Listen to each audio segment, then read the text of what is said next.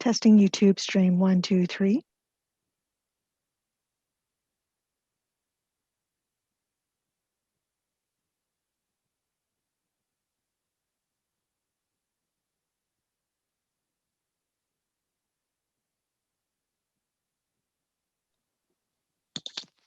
The YouTube stream is now live.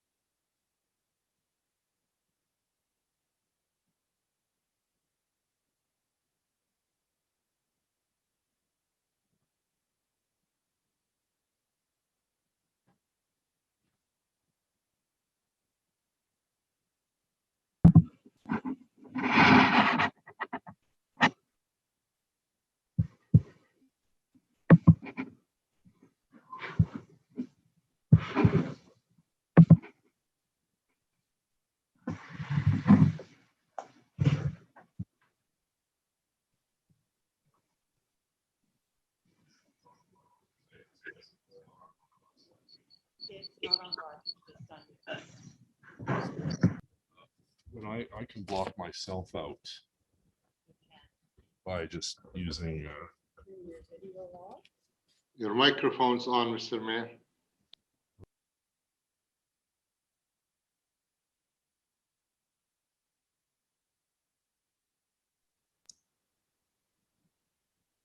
Oh, you're muted. Okay. All right. Yeah.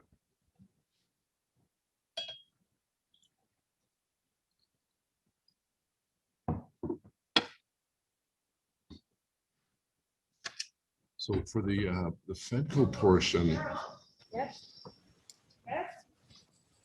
You're not on mute, Mr. Mayor. why does someone keep changing? They shouldn't be. You're still not on mute, Mr. Mayor. All right. Oh, I did it.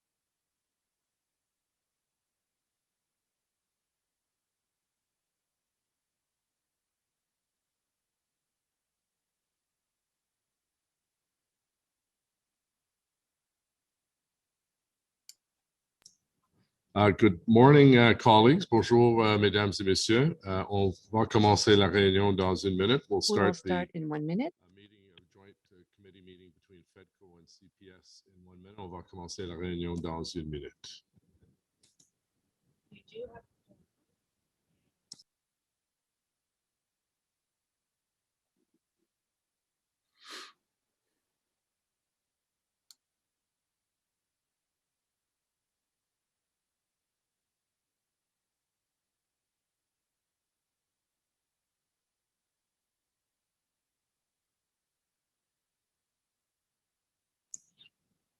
Good morning, colleagues, and welcome to the special joint meeting of the Finance and Economic Development Committee, as well as the Community and Protective Services Committee. Bienvenue à la réunion pour le 2 mars 2021.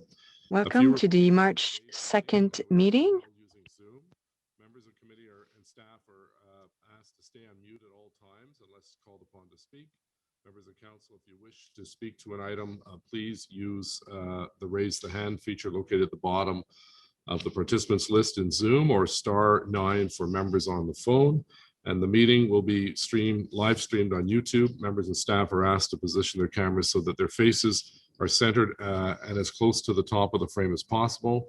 And phone-in participants, please do not put the phone on hold. Simultaneous translation is available for this meeting. Before we proceed, I'll do a quick roll call of members. Councillor Cloutier.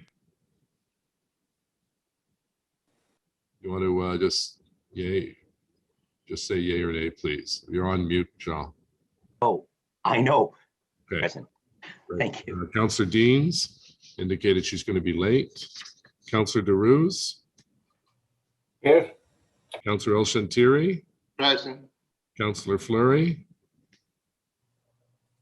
You see, Councillor Gower. Here. Councillor Harder. Councillor Hubley. Here. Councillor Kavanaugh. Here. Councillor Kitts. EC. Councillor McKenney. Here. Councillor Meehan. Here. Councillor Moffat. Councillor Suds. Here. Councillor Tierney. Present. Councillor Dudas. Councillor Eglai. Here. Chair Luloff. Présent. And myself. Declaration of interest, déclaration de conflit d'intérêt. Okay, so colleagues, as this is a joint committee meeting, I'm going to chair the first item, which is the Housing Services Long Range Financial Plan. We'll deal with that first, and then staff will be giving a presentation on the plan as well as the work plan. And then we'll deal with motions and then public delegations. And then we'll ask questions of staff. And then Chair Luloff will take over when we go to the 10-year housing and homelessness work plan. And we will then deal with motions, table those, then public delegations. And we have a long list of public delegations. And then we will go on to the third item, which is Tabor Apartments. And we have a long list of 19 people that would like to speak to us on that item. Then we'll take a 10-minute break and reconvene as FEDCO items, and I'll take over the chair at that point. So we'll begin with a presentation on items 1 and 2. The presenters are Wendy Stephenson, Chief Financial Officer, Isabel Jasmine, Deputy City Treasurer, Donna Gray, General Manager, Community and Social Services, and Syed Saya, Director of Housing. And as I mentioned, we'll ask for motions at the end of the presentation so that members of the public have an idea of what the motions are. And then we'll go on to delegations from the public. We have 4 speakers to the first item. And then we'll ask questions of staff and have a debate on this item. And then we'll go over to number 2. And then Chair Luloff will take over. And I thank him for that. So without further ado, we'll have the staff presentation now on items 1 and 2 because they're interconnected. Thank you very much, Mr. Mayor. And just while Kettle pulls up the presentation, thank you again, Mr. Mayor, Chair Luloff, and the committee members. This morning, the Community and Social Services Department and the Finance Department team have prepared a joint presentation that will walk you through the update on the 10-year housing and homelessness work plan, followed by the long-range financial plan details. And as noted by the mayor, staff available for the presentation and questions today are Donna Gray, the General Manager of Community and Social Services, Syed Zaya, the Acting Director of Housing, Shelley Van Buskirk, the Associate General Manager of Recreation, Culture and Facility Services, Isabel Jasmine, our Deputy Treasurer of Corporate Finance, and myself. I'm going to hand it over to Donna, who's going to start with some opening remarks. Thank you very much. Thank you, Wendy. So today, as Wendy stated, the Community and Social Services Department and the finance team at the city are presenting two critical foundational reports that together create the roadmap and the sustainable financing for the achievement of the targets established in the refresh of the 10-year housing and homelessness plan that was approved by Council in July 2020. The 10-year plan provides specific goals, targets, and actions the city and community partners will undertake to improve the system of housing and support services in our community through new construction, improving affordability, enhanced system coordination, and investing in support services to help people find and keep their homes. The work plan presented today provides council and committee a clear line of sight to the policy programs and system changes that will be completed over the next 2 years to achieve the 10-year targets set out in the plan. The work plan commits to annual reporting against the activities and targets. Wendy and Isabel will provide in detail how the city will support the goals of the plan through a sustainable, flexible funding strategy. The completion of the work plan and the funding planning strategy today is a significant milestone for the city, and especially within the context of COVID and our enhanced emergency presence.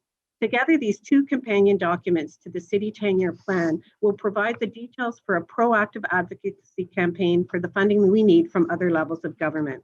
I would like to acknowledge first the collective efforts of all city staff from both the planning, economic and development and infrastructure team, our finance team today, and the housing team that will be presenting from Community and Social Services, and over 100 of community partners and housing sector colleagues who have contributed some way to this focused, ambitious work plan and the housing long-range financial plan being presented jointly to FEDC and CPS. I would also like to take a moment to acknowledge and thank the housing services and community and social services staff and city staff who are currently redeployed in our housing and who are relentlessly, during this very challenging time, continuing to ensure that no one is left unsheltered or unable to isolate safely. They are seeing firsthand the disproportionate impact that COVID is having on our most vulnerable. This plan helps build the plan for the future to support these families in need. I will now hand over the presentation to Syed Zaya, the Acting Director of Housing, to present the details of the work plan. Syed? Thank you, Donna. Next slide, please. Okay. Yeah. Mayor, Chair, and committee members, I'd like to focus on the foundational pieces of the plan that also tie into the LRFP and relate to some of the work that you are familiar with. Next slide, please. So the plan does 4 things. It prioritizes, builds, advances, and ensures. What we mean by prioritize is that it does prioritize the most important initiatives and maximizes council investments to achieve the targets approved in July 2020 by council in the 10-year housing and homelessness plan. Secondly, it continues to build on successes of previous years. It mitigates risks. My apology, I didn't realize my camera was not on. There we go. Secondly, the plan builds on our successes of previous years and it mitigates risks. It's financially sustainable, responsible, and scalable as we see fluctuations in funding from provincial and federal governments in the future. It also advances critical policy requirements approved by council. What this means is that we'll continue to enhance supports and increase affordable and supportive housing options to both individuals and families. And lastly, it ensures that we'll have a pipeline of a range of new and affordable housing options that continue to be in pre-development and under construction now and in the near future. Next slide, please. So before I get into some of the specifics of the work plan, I'd like to outline some of the achievements of this particular council to date from 2019 up until the end of last year. What's notable is that to date, we've housed over 4,489 households with providing them access to permanent and supportive housing services. We've done this partly with the existing resources that we have, but also by the addition of 967 new housing subsidies created to date, exceeding last term of council subsidies by 214. What this has meant in absolute terms is that we've removed 2,409 households from the centralized waiting list. 471 Housing First clients have been moved into permanent housing. 1,083 households have been moved from family shelters into permanent housing. And 487 families exiting homelessness and have been provided with Families First supports. We've also seen an increase in affordable housing units completed this term of council by an average of 23 units per year. So since 2019, that's equated to 262 affordable housing units, with over 1,262 units currently in development. And we've been able to leverage significant resources from both the provincial and federal governments, primarily $60 million in funding through programs such as the RHI, the National Housing Co-Investment Fund, and the Social Services Relief Fund, and working with our partners such as OCH, CCOC, and many others in the sector to leverage over $195 million in financing to help support the development of new affordable housing in our communities. Next slide, please. So in order to continue to build on this success, we're primarily looking to increase the range of affordable housing options and improve affordability to households, low income and moderate income households in the city of Ottawa. And this is done through a number of strategies. After my presentation, you will hear from Wendy and Isabel on the long range financial plan. However, we're going to continue to support small, medium, and large housing providers so that they can develop their projects over the long run. Some examples of these include Nepean Housing in Councillor Eagle Eye's ward. They should be ready for construction next year. And we're working with other providers such as CCOC to see some of their social housing stock redeveloped in the near future as well. In addition to this, we do recognize the importance of Ottawa community housing, and we will be continuing to support them in the development of their 10-year plan to build more affordable housing in our communities. And again, we recently had the announcement of Gladstone Village, and that's an example of the type of work that we continue to support. Within this context, we are advancing development and pre-development funding to support strategic acquisitions with both the charitable and not-for-profit sectors. The city is also working on a consolidated land strategy. Previously, we had our interdepartmental task force on affordable housing along the LRT. We continue to advance this initiative to build housing near transit as much as possible. Enhancing supportive housing across the city is also very important. We are adding 100+ units currently of supportive housing with various partners. Some are John Howard Society, Shepherds of Good Hope, and Ottawa Community Housing, for example. And this is again because we're able to leverage and utilize funding from both the city, but also the federal and provincial governments through the RHI and the SSRF. We'll work with the sector to continually increase the range and choice of housing options, again, often by matching the affordable housing that we're funding through this program to subsidies that are provided through housing allowance and rent supplements with operating revenue that we also receive from upper levels of government. And then we can't forget the private sector. The private sector by far drives the vast majority of housing and housing growth within the city. And we are looking to explore a private market incentive package with the private sector as well before the end of this term of council. Next slide, please. So to start at the beginning of the housing continuum, our work plan looks at reducing homelessness and improving coordination among all the support agencies. Our targets, as you may recall, are to eliminate unsheltered, chronic, and veteran homelessness, including Indigenous homelessness, by an overall of 25%, and to reduce Indigenous homelessness overall by 25% as well. So some of the key work plan strategies that we're looking at in order to accomplish this are that we'll be conducting a review of the family shelter services, looking at access, length of stay, local rules, and head leasing, for example. Coordinated access expansion of our homelessness coordinated access expansion, including homelessness and broader access to housing programs for individuals within the housing and support service network. Exploration of integration opportunities. We'll be conducting a fidelity assessment review of the Housing First program. And we'll be working with the Indigenous community to develop a 10-year housing and homelessness plan as well that fits within our overall strategy. Also within this, we will be conducting a variety of equity work around a youth strategy, women and gender equity strategy, and also the anti-racism secretariat. Next slide, please. So one aspect that's sometimes overlooked is the preservation of our current affordable housing assets. We have over 17,000 units of community housing. This is what most of you know as social housing within the city. And it's very important that we continue to focus on maintenance of this vital social housing or community housing infrastructure, and ensure that we continue to repair and maintain these over the long term.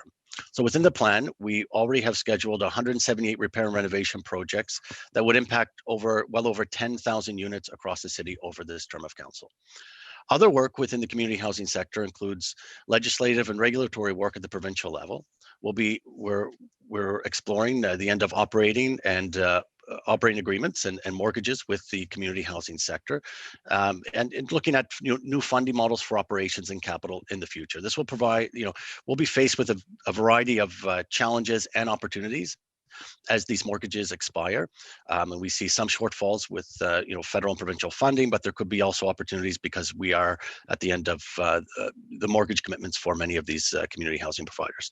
We'll also be exploring service level standards and access standards across the social housing system.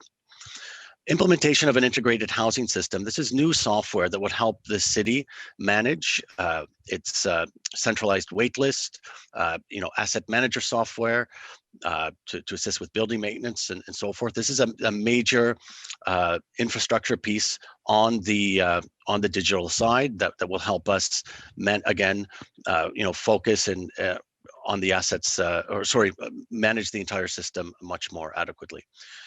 We're also looking to build capacity and encourage mergers and acquisitions within the social housing sector.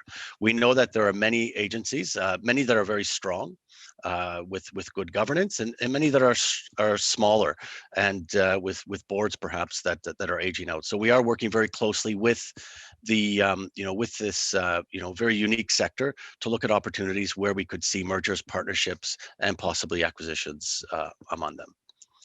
And then with housing providers themselves, we'll continue to look at self-assessment, visioning exercises for economies of scale, and so forth, to make sure that this part of the sector remains resilient in the future. And where appropriate, we do help them not only maintain their assets but also grow. Next slide, please. Now, I'd like to stress that we're not doing this alone. We're working closely with many other departments within the city. As you see today, where finance is playing an integral role to assisting us with bringing or advancing the targets of the plan through the long-range financial plan. But other significant work is underway and will be brought to various committees and council later this year and next year. Examples of this include inclusionary zoning, which involves providing affordable housing along major transit stations, where we could see better transit-oriented development and affordable housing, again, close to transit where it's most needed. We're looking at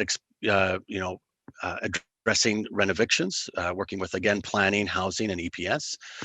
Community benefits agreements are being explored as well with the planning department. The city's also looking at or looking at possibly creating a community land trust with the sector. We're working closely with a local group of organizations that have made some headway there as well. A vacant homes tax, which is underway with finance. The community safety and well-being plan, where housing is a major component.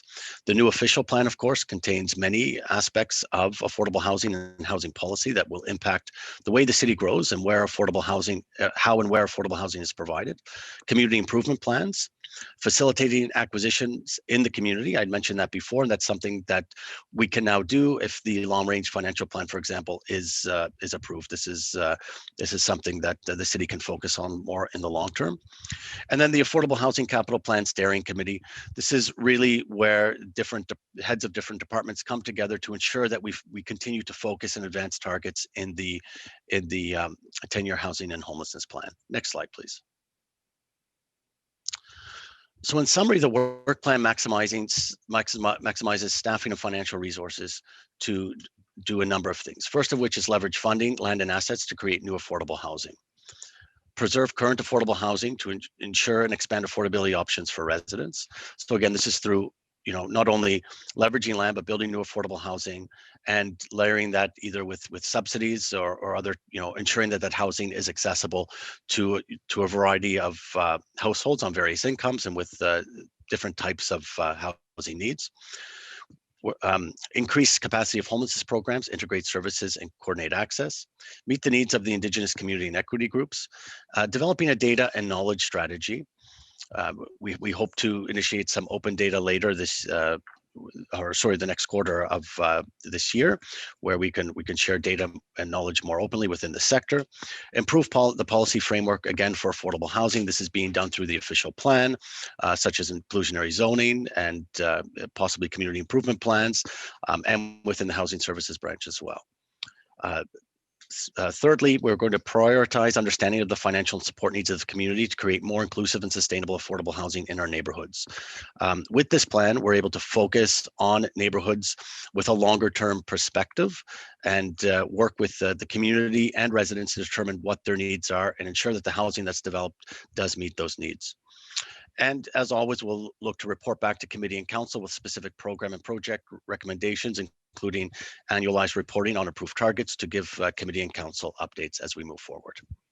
And thank you. That brings me to the end of this presentation. And I'll hand it back to Wendy now.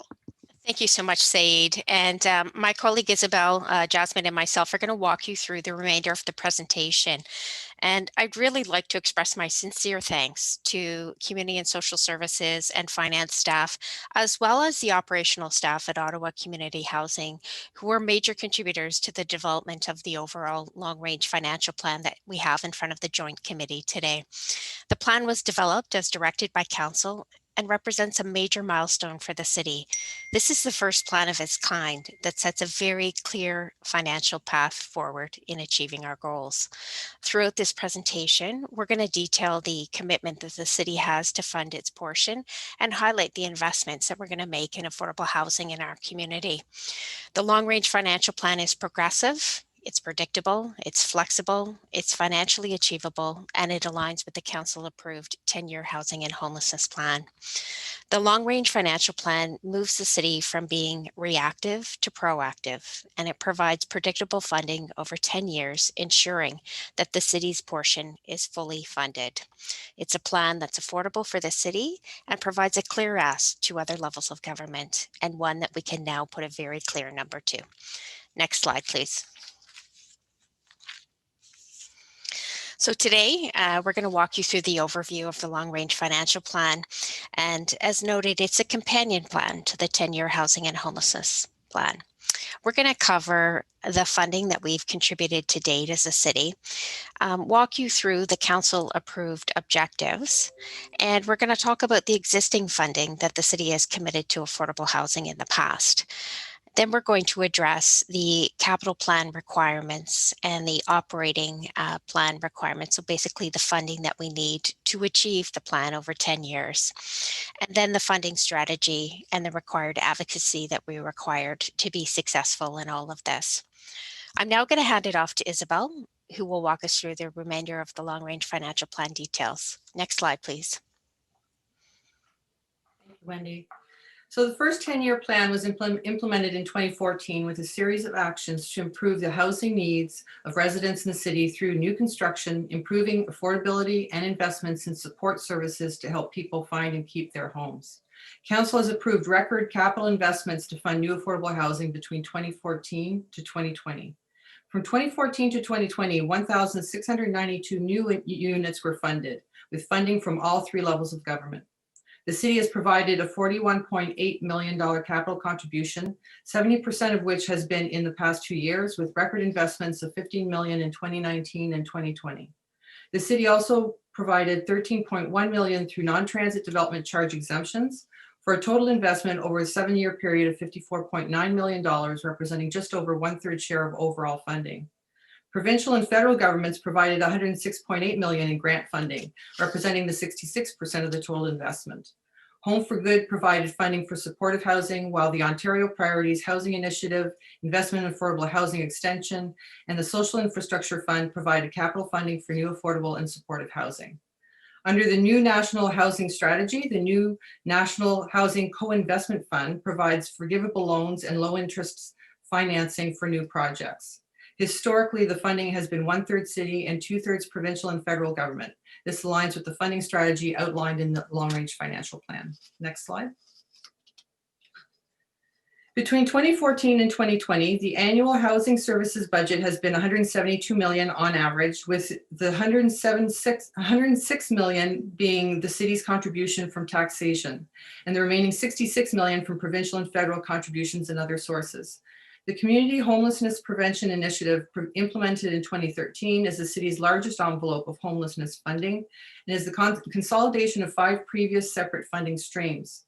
When transferred in 2013, it provided more autonomy and flexibility for the city to respond to local needs. However, the funding was capped and reduced at the time of transfer. Annual funding has increased from $33 million in 2014 to $38.4 million in 2020. In terms of operating funding contributed by the province and federal governments, to date, we've had an annual ongoing operating funding of $4.7 million through the Provincial Home for Good program, a homelessness supports program. The city's previous federal homelessness funding, the Homelessness Partnering Strategy, was replaced with the Reaching Home Strategy in 2019. The city received an additional allocation of $5.6 million from 2019 to 2024, on top of the $7 million base funding. This funding is used to support the city's Housing First program and is invested in outreach services and operating funding for supportive housing. Through provincial and federal funded capital repair programs, $54.5 million was allocated to community housing providers in 2014 to 2020. The impact of this funding and capital repairs will be addressed in upcoming housing reports. Next slide. The updated 10-year Housing and Homelessness Plan 2020 to 2030 was adopted by Council on July 15, 2020. The long-range financial plan, cost estimates, and funding strategy before you today aligns with these Council-approved goals and objectives, which also assumes that capital funding will be divided evenly between the 3 levels of government. The plan approved in July approved a range of 350 to 570 new affordable housing units per year. And this long-range financial plan assumes a stretch target of 500 new units per year as the basis for the funding target. The long-range financial plan also assumes 700 new housing subsidies each year that, when combined with the 500 new units per year, will achieve the plan for the 8,500 affordable housing options approved by Council. Le plan approuvé en juillet prévoit une gamme de The plan approved in July allows for 570 new affordable housing units per year. The long-term financial plan has some objective of 5 new 100 units per year. We do have an objective, and this is a predictable financing.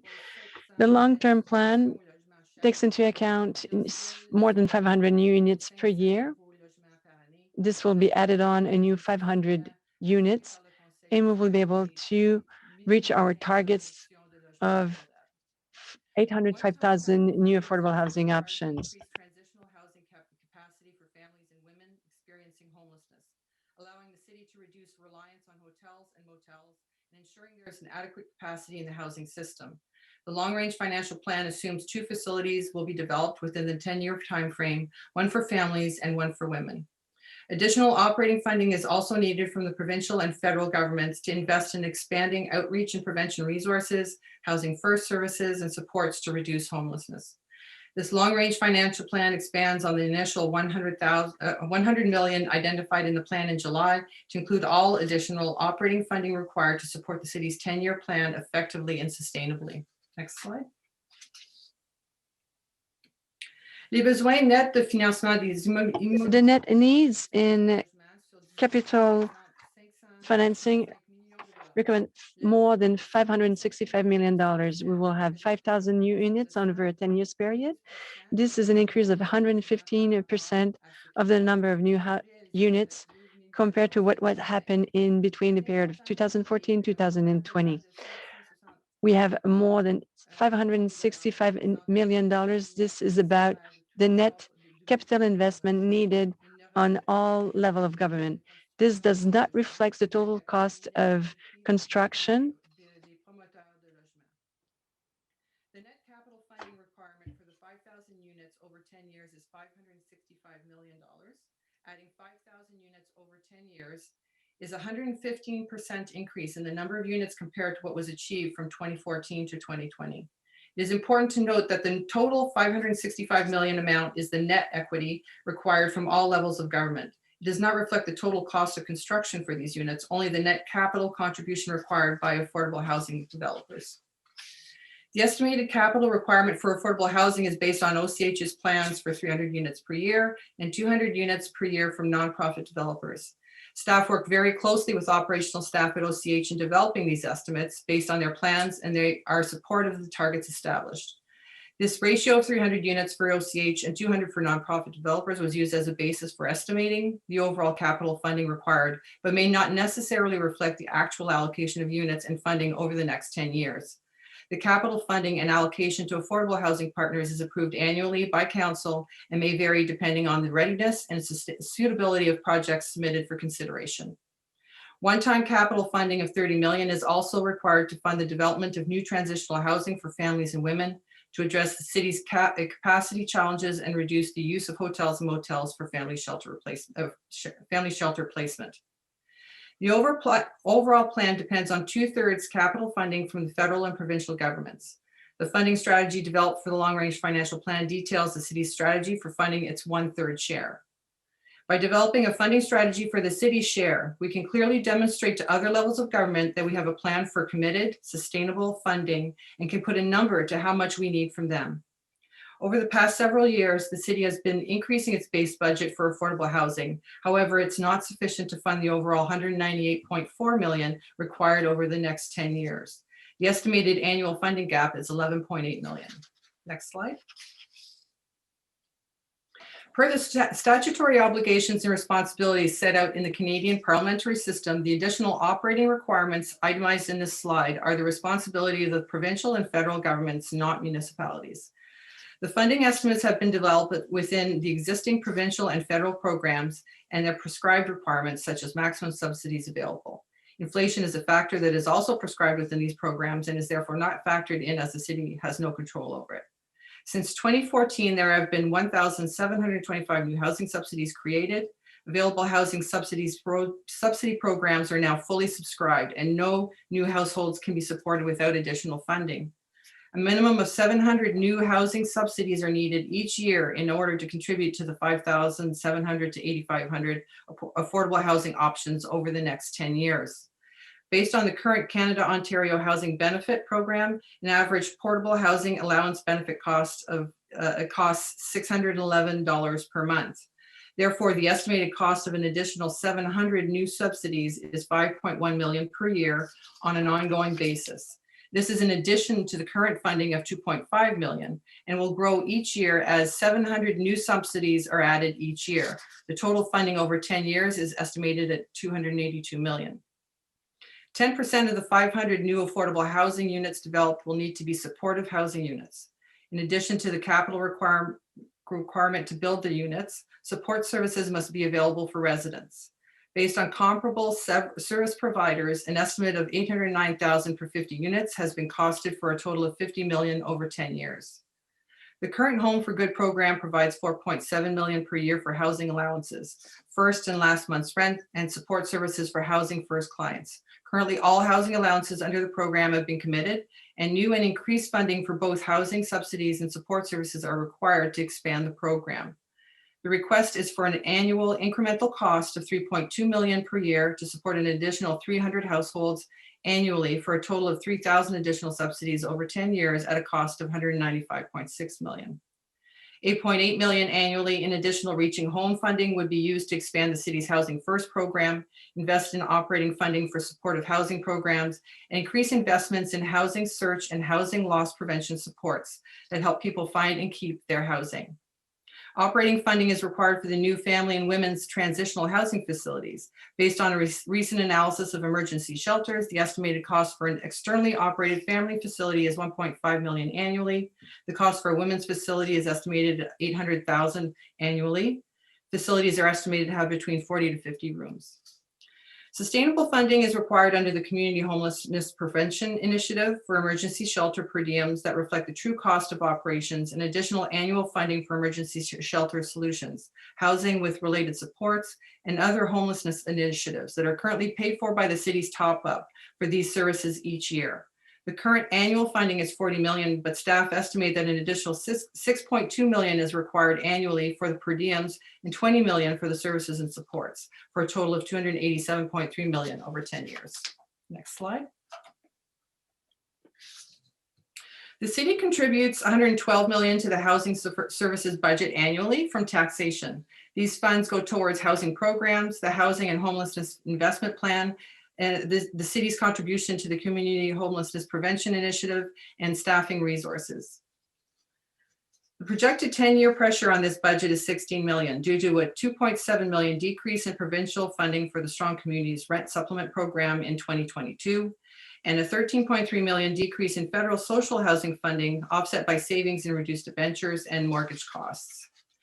Staff will continue to advocate for the provincial and federal government to sustain their funding at current levels to eliminate this pressure from the municipal taxpayers. To address the objectives of the 10-year plan and increase program funding requirements, a new strategic initiatives branch is recommended at a cost of 600,000 per year with up to 5 new staff. There are increasing federal and provincial expectations, additional reporting requirements for new funding programs, and related processes and contract management demand for new services. This new branch would support all service areas in order to facilitate existing staff to focus on their core functions. The branch would also support the implementation of mandated and strategic service initiatives such as the 10-year plan. The estimated annual operating budget funding gap for the city is 2.1 million annually. This budget pressure can be addressed gradually over the next 4 years, adding 525,000 to the budget each year as part of the annual budgeting process. Next slide. As mentioned earlier, there is currently $11.8 million annual funding gap to fund the city's portion of the capital investment of 5,000 units over 10 years in the transitional housing facilities.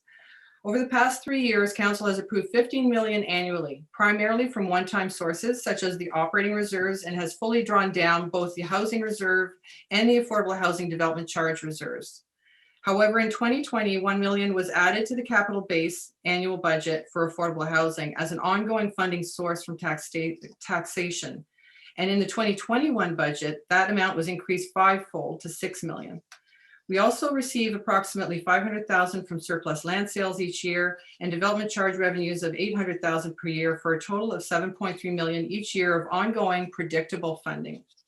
It is also important to note that the city's contribution to development charge exemptions provided to affordable housing developers, which must be reimbursed within the city's annual budget to ensure overall DC revenues are not reduced. At our current levels of development, we are contributing roughly 1.5 million per year. To fund the city's 198.4 million share of the capital requirement over 10 years, the annual contribution to the affordable housing capital program of 7.3 million will need to increase to 14.6 million, and DC exemptions from 1.5 million to 6 million. Le personnel recommande que la contribution de... recommends that base funding from taxes be increased from $6 to $10 million over the next 4 years, and that the budget provided by increased by $500,000. Contribution to capital from taxation be increased from 6 million to 10 million over the next 4 years, and that the DC exemption budget be increased by 500,000 each year for the next 9 years. The current development charge fees for affordable housing are based on historical levels of affordable housing development, which have significantly increased in the last 3 years, and this is expected to continue for the next 10 years. There's an opportunity in the next development charge background study to increase these service levels to better reflect Council's commitment to fund the 1/3 share of the capital requirement of the 10-year plan and increase annual revenues to 2.6 million annually by 2030. Nous incluons également d'autres sources potentielles de revenus. We're also including other potential sources of revenue, taxes on vacant land, for a total of $1.5 million in extra funding per year. Sources of annual revenue, such as the community benefit charge, the vacant homes tax, and other confirmed sources, which average out to an additional 1.5 million per year. Although it will take at least 4 years for the base budget to attain the annual funding level required, Council will need to commit the full 14.6 million every year to meet the city's commitment to the plan, and debt funding will be used to supplement the funding required each year. Debt will only be required for cash flow management purposes. The debt requirement identified in the LRFP will only be required as construction costs are incurred, which will occur in phases and will fluctuate year over year. But the city's annual commitment and budget authority will be the same each year. It is also important to note that here that debt can only be used as capital funding strategy and cannot be used for operating. Next slide. This slide provides an overview of the funding strategy for capital investments and how it changes from our current funding level. In 2022, there will be more reliance on debt funding, and that will be eliminated by 2030. The city's base operating contribution will increase from 6 million to 10 million, and in purple is the increase from to the DC revenues and the DC exemption budget. The 2/3 share of funding from other levels of government will need to start in 2022. The forgivable portion of the CMHC loan is included in the federal government's contribution. This amount is estimated at 6 million annually, but there's an additional 28.3 million that will be required each year from the federal and provincial governments. They have demonstrated this commitment in the past and will need to continue to do so in the future. Next slide. The funding strategy for operating relies primarily on additional funding of 93 million annually on average from the provincial and federal government. The city's share of the overall operating budget would decrease from the current 62% to 44% of total operating costs for housing services. This assumes that senior levels of government pay for an additional 700 housing subsidies, which has ongoing cost implications as 700 new subsidies are added each year, in addition to 300 new subsidies annually under the Home for Good program. It is not within the mandate of municipalities to pay for these supports, and the recommended funding strategy for ongoing operating costs assumes that 100% of these requirements are paid for by the provincial and federal governments. Next slide, Wendy. Thank you so much, Isabel. Ontario is the only province in Canada that has downloaded housing to municipalities, and this has created a significant budget pressure, particularly as the federal and provincial operating funding has also been decreasing year over year. The 10-year plan cannot be achieved without significant new and enhanced and continued support from our federal and provincial partners. The city requires $283 million from both of these levels of government to fund their 2/3 of the capital requirement over 10 years and $93.4 million annually to add new housing subsidies, to provide enhanced support services, increase emergency shelter funding, and provide operating funding for new and supportive and transitional housing. There are existing funding programs that provide core funding for a variety of housing and homelessness support services and programs. These programs include the Provincial Community Housing Prevention Initiative and the Home for Good programs and the Federal Reaching Home program.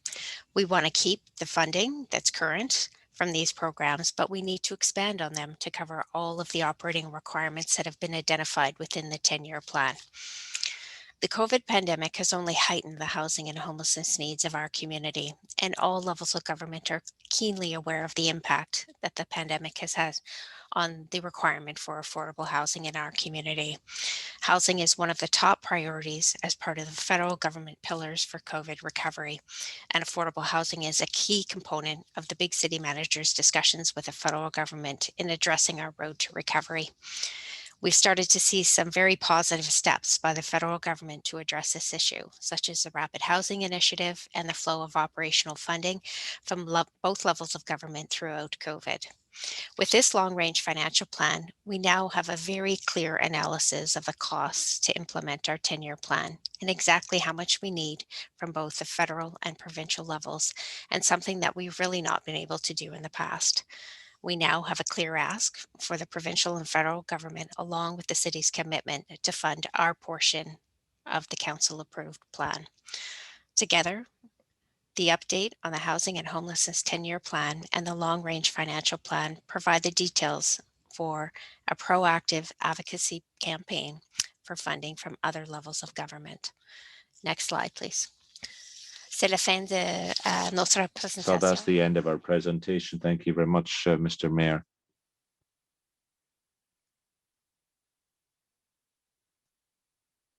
Well, thank you very much to the team. That's an excellent presentation, a great overview of the funding challenges and responsibilities of different orders of government. So I have three motions by Councillor Fleury. Does anyone else have any motions on the the long-range financial plan before we introduce Councillor Fleury's motions and then go to public delegations? Est-ce qu'il y a des autres motions? Any other motions? Councillor Fleury, if you just introduce, you don't have to go into detail, but just introduce them so members of the public know what's before them. Glad to, Mr. Mayor. Is it possible to have them on the screen, Carole or Mark? Oui. Just un moment.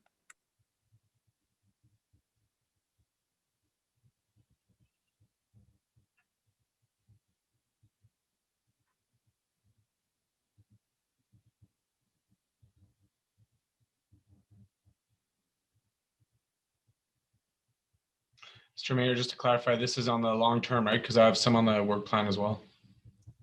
Yes, just on the long-range financial plan. Yeah. Adam was just getting those up now.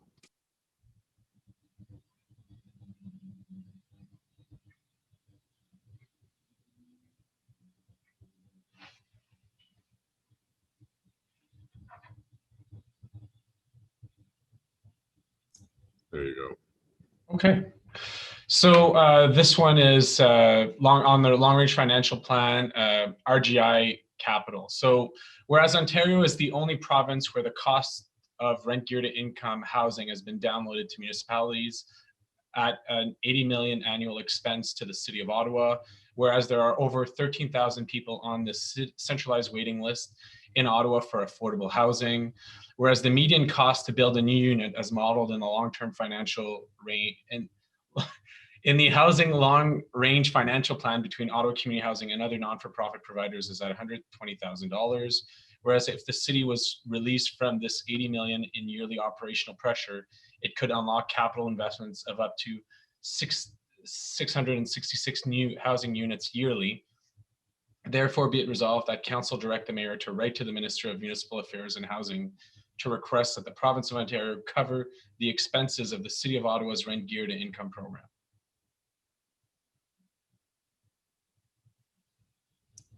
Yeah, we don't seem to have a copy of that. Do you have four motions, Councillor? Because I have three here and that was not one of them. Yeah, no, that is certainly one of them. The other one is the reporting, Mr. Mayor, so I can read it here. Well, what I have is updates to council is one. That's right. And then the second is long-range financial, where it starts off, whereas there are 13,000 people on the centralized waiting list. Yeah, that's the second one. Then I have updates. Oh, I have two updates to council. All right, so we're gonna have to find the first one, but go on with the second. Okay. So long-range financial plan, this is on reporting, whereas there are over 13,000 people on the centralized waiting list in Ottawa for affordable housing, whereas the city contributes $112 million to the housing services budget annually, whereas the long-range financial plan supports financial planning to support the city's 10-year housing and homelessness plan refresh objectives, whereas the long-range financial plan is a high-level plan and not an executable strategy, whereas the numbers compiled in the long-range financial plan do not allow for an easy understanding of examination of all expenses, investments, and funding identified to respond to City of Ottawa housing goals and needs, whereas it is unclear how these large spending objectives will have an impact on reducing the centralized waiting list, whereas it is imperative that council and the community at large be able to easily identify how the planned and requested funding lead to a reduction to the centralized waiting list and achievements of the goals outlined in the plan. Therefore, be it resolved that prior to April 15, 2021, Community and Protective Service Committee meeting, staff create a summary chart that clearly outlines how each funding strategy proposed in the long-range financial plan, operational capital, advances a new and permanent affordable housing solution and reduces the centralized waiting list. And then the other one is a direction, I believe, Mr. Mayor. Yeah, is that the one that says updates to council? Updates to council, that's right, Mr. Mayor. Yeah. It's listed as a motion. Oh, it was a direction, I believe, but sure, Well, anyways, just go ahead, Mr. Mayor. No, just read that out. Because you see it says moved by yourself, so it's a motion. As the city's housing long-range financial plan identifies updates being provided to council on a yearly basis to reflect new information that staff, as part of these updates, for ease of understanding and consistency, create a chart outlining the following key elements. 1, centralized waiting list total for that year. 2, total number of singles and families in shelter system for that year. 3, total yearly operational spending broken down between homelessness services programs and permanent affordable housing units created. 4, total yearly capital spending with project specific numbers. And 5, cost per unit built in the previous year. Okay, so we've got those 3 motions on the floor, and we have 4 members of the public who'd like to speak. And we're just speaking now to the long-range financial plan. So I'd ask members of the public to stick to this item. I know some of you who have signed up for this item are speaking on other items. So we're just dealing right now with the long-range financial plan. And our first speaker is Salma El Shihabi. Is Salma El Shihabi there? Good morning. Good morning. How are you? Good. How are you? Well, fine. Thank you. So you have 5 minutes. The floor is yours. Yeah, I believe there's a presentation file that I shared with the department. Okay, I think we're going to put that up. There we go. Cool. So I Are you with a specific organization? No, I'm just a concerned citizen. Okay, go And ahead. I've been investigating this for more than 2 years, so I can give you some data from there. So first of all, thanks for all the work that the city staff and everyone has been putting into this, but we really need to get our numbers right. I've tried to go through the long-range financial plan, and the numbers just don't add up. If we go into the first table in the plan, it highlights a summary of some sort, and then the numbers, like I said, they don't add up. We're asking for 93.4 million annually from the federal and provincial government, yet when we are adding these up, we are short already just by looking at these numbers. So I would like to have someone correct me or go through this again, because if we just go through operational and capital budgets, we are already short. We haven't started the plan yet. Next, please. So one of the items in there is fixing the shelter funding. And I think we can do better than this. If we compare the life of a homeless person on the streets living in a shelter versus a homeless person who is being given monthly allowance, we can see much of a difference in the quality of life and in terms of cost to the city. Per night, if we are giving the shelter per bed as recommended by this report, we're going to be spending $1,800 per month on one bed.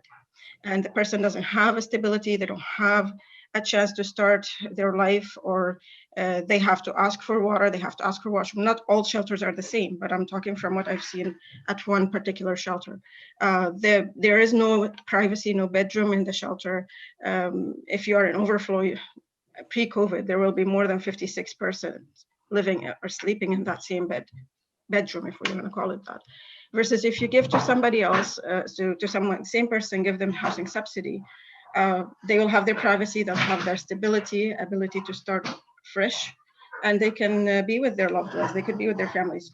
So if we go with the 93.4 million recommended yearly, you know, if we give people 500 per month, we're going to be supporting at least 15,000 households to stay out of homelessness. And which one would be the better option? We really need to think of a cost-benefit analysis for this before we actually commit to it. And we have to consider the human cost that's associated with homelessness. And we also need to put conditions on the participating shelters. Maybe we have to review them yearly. We should not be committing to this on a long-term basis.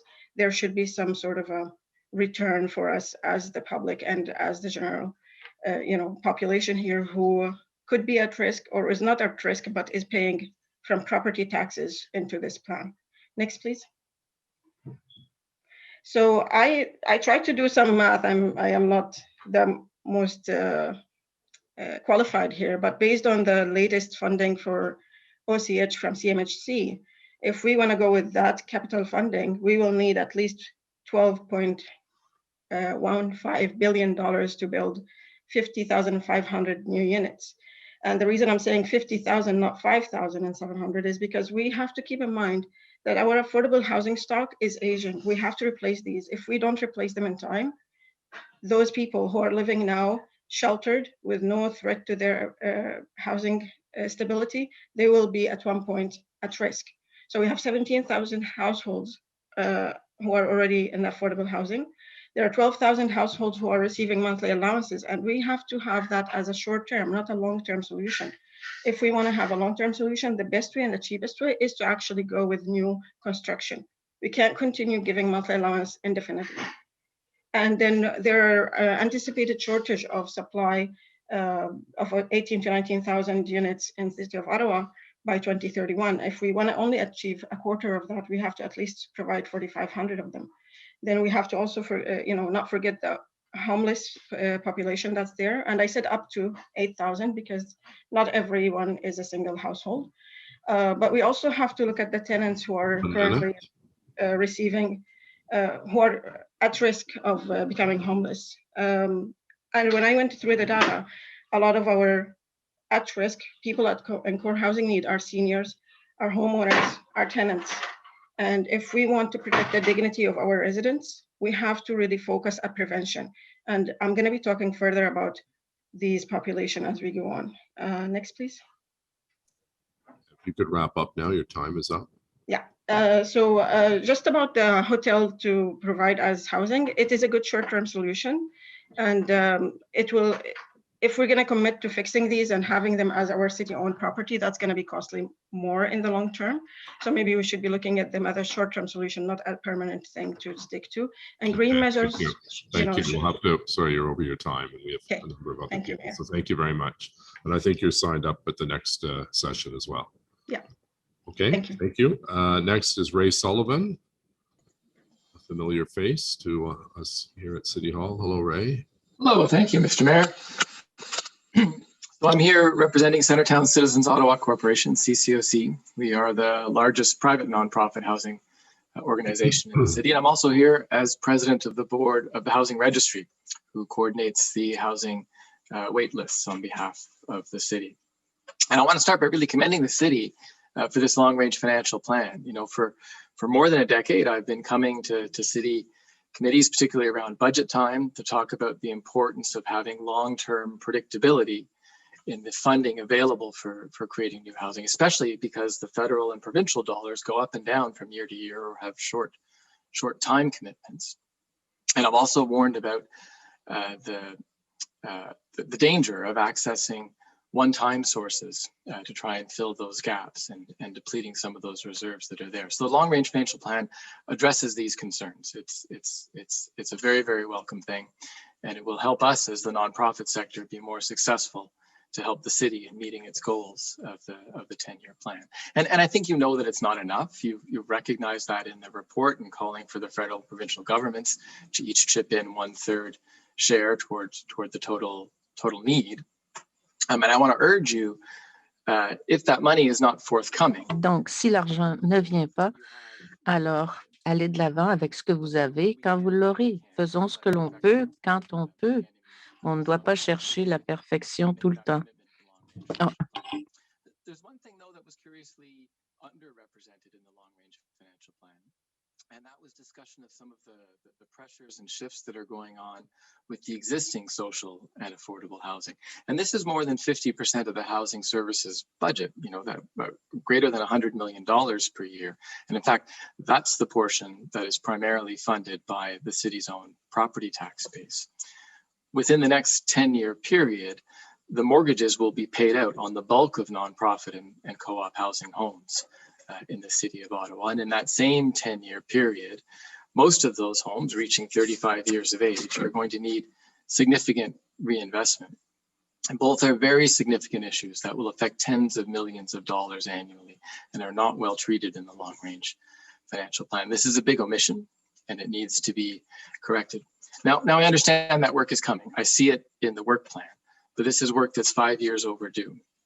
When I bring a long-range financial plan to my board of directors, I can't tell them what's going to happen to 45% of the homes that we rent after 2022, because I don't know whether those rent subsidies will continue to be funded. So I urge you to focus on this work and perhaps next year come back filling in that gap. There are some things in the work plan that I want to encourage as well. There's a strong emphasis on working with the nonprofit sector, a reference to the Ottawa Community Land Trust, which we just incorporated last January, and working actively to create that as a vehicle for both preserving and creating new affordable housing in the city. The idea of a community-led community action board is welcome as well. The commitment to pre-development funding, which helps build capacity and help the city see the pipeline that's coming from the nonprofit and co-op sector. There was language in the previous 10-year plan that gave many of us concern that the city wasn't committed to our current province-wide best practice system of managing wait lists for affordable housing. 1 minute. The current work plan language emphasizes consultation, working with community agencies, and that is great to hear as well. Lastly, just a comment on addressing family homelessness. It was only about 5 years ago that we thought we were heading toward Hotel Zero, that we wouldn't have any families in surplus spaces in hotels. Now there are 10 times as many families in the homelessness system funded by the city. The ground has shifted, so the strategy has to shift as well. There is a better way of doing this with better outcomes and more cost efficiency.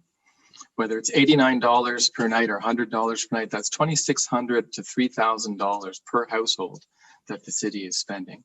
The average market rent, as published just a month ago from CMHC, for 3+ bedroom apartments is only $1,850. 144% of that is what you're spending right now per household for poorer quality housing. And half of those 3+ bedroom apartments actually rent for less than $1,600. You're going to wrap up, right? Thank you. I'm here, as are many other community agencies, ready to help the city meet these goals. And we look forward to working with you on both the long-term financial plan and the work plan. Thank you. Thank you very much. We have a couple of questions. Councillor Leeper. Thanks, Mayor. Good morning, Ray. Thanks for coming out. It's always good to see you. One of the things that staff talked about, and I was glad to see it in this report, is a land trust to help build housing. I think you've been at least tangentially involved with the group, if not fully involved with the group that is trying to achieve that. Can you give me a bit of a preview of how those discussions are going and what the city needs to do to make sure that we get something underway? Yeah, thank you very much, Councillor. As I mentioned in my comments, is that coming from me? Sorry about that. As I mentioned in my comments, the Ottawa Community Land Trust was incorporated just last month, and we've already got a couple of projects that we're looking forward to. This is going to be a way, to help preserve existing affordable housing by allowing smaller co-ops and nonprofits to collaborate, to combine their resources and their energies with a stable base platform that will be the Community Land Trust that ensures that this housing remains in the nonprofit and co-op sector, but also as a vehicle for new development, whether it be acquisition. And we're working with the City of Ottawa and some other partners right now on the possibility of acquiring some rooming houses that would otherwise have been sold in the private sector and lost to the rental market. So the Community Land Trust is able to consolidate those if we're lucky to see it through, and keep them in the nonprofit and affordable housing range. We've seen in Vancouver, where a Community Land Trust was created several years ago, that it's been a fantastic partner for the City of Vancouver to develop more co-op and affordable housing, and we hope to be able to do the same here in Ottawa. Is the city providing enough help at this point? Are you pleased with the city's involvement? Yeah, the city has been really encouraging and supportive, and I said I'm glad to see it in the work plan. We're working with Saeed and staff right now to connect to a vendor of rooming houses, and we hope to make that connection very, very soon, perhaps this week. Oh, well, okay. Fantastic. That's good news. And I'm looking forward to continuing to see what you do on that front. I am hoping the CSED sector may also become involved with the land trust. There's a clear need for space for some of those social enterprises who can't afford market rates. But obviously your focus is on housing, and that's where it needs to be. Mayor, thank you very much. Thanks, Ray. Great. Thank you, Councillor. Councillor Conseiller Fleury, s'il vous plaît. Yes, Mr. Mayor. Good morning, Ray. I have a number of questions for you. There's a number of points in the report that I'd love to hear specifics from your perspective. Can you maybe speak to some of the in the staff presentation? They talk about the smaller providers and the larger providers. Obviously, both CCOC and OCH are key partners in building more affordable units. How do you see the conversation with smaller providers when we're talking about increasing the amount of units that are built in our city? Yeah, thank you, Councillor Fleury. And I didn't mention, I chair the board of CADCO, which is our nonprofit development corporation. And through CADCO, we act as the development consultant, basically extending the resources, the expertise, and the capacity of our own internal development department to the broader nonprofit sector, not just in Ottawa, but in fact across Ontario. We have more than a dozen local clients, so nonprofits that are eager to develop, and many of them who are actively developing right now, often with support from the city. This includes the Mission, Ottawa Salas, Multi-Faith Housing Initiative, and a number of others.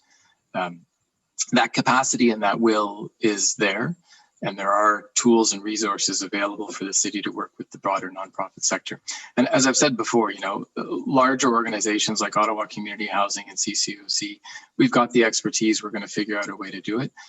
CADCO is our model for making sure that the rest of the sector that wants to build and contribute to that has the resources available to them as well. And then in the report, staff do make the point of the risk of the end of the agreements. Can I just hear from you what you see as ultimate risk? Because is it 10,000 units that outside of OCH and CCOC who are obviously recommitted to affordability, but other providers there with the end of the mortgages. Can you maybe clarify what you see as a risk in the financial plan?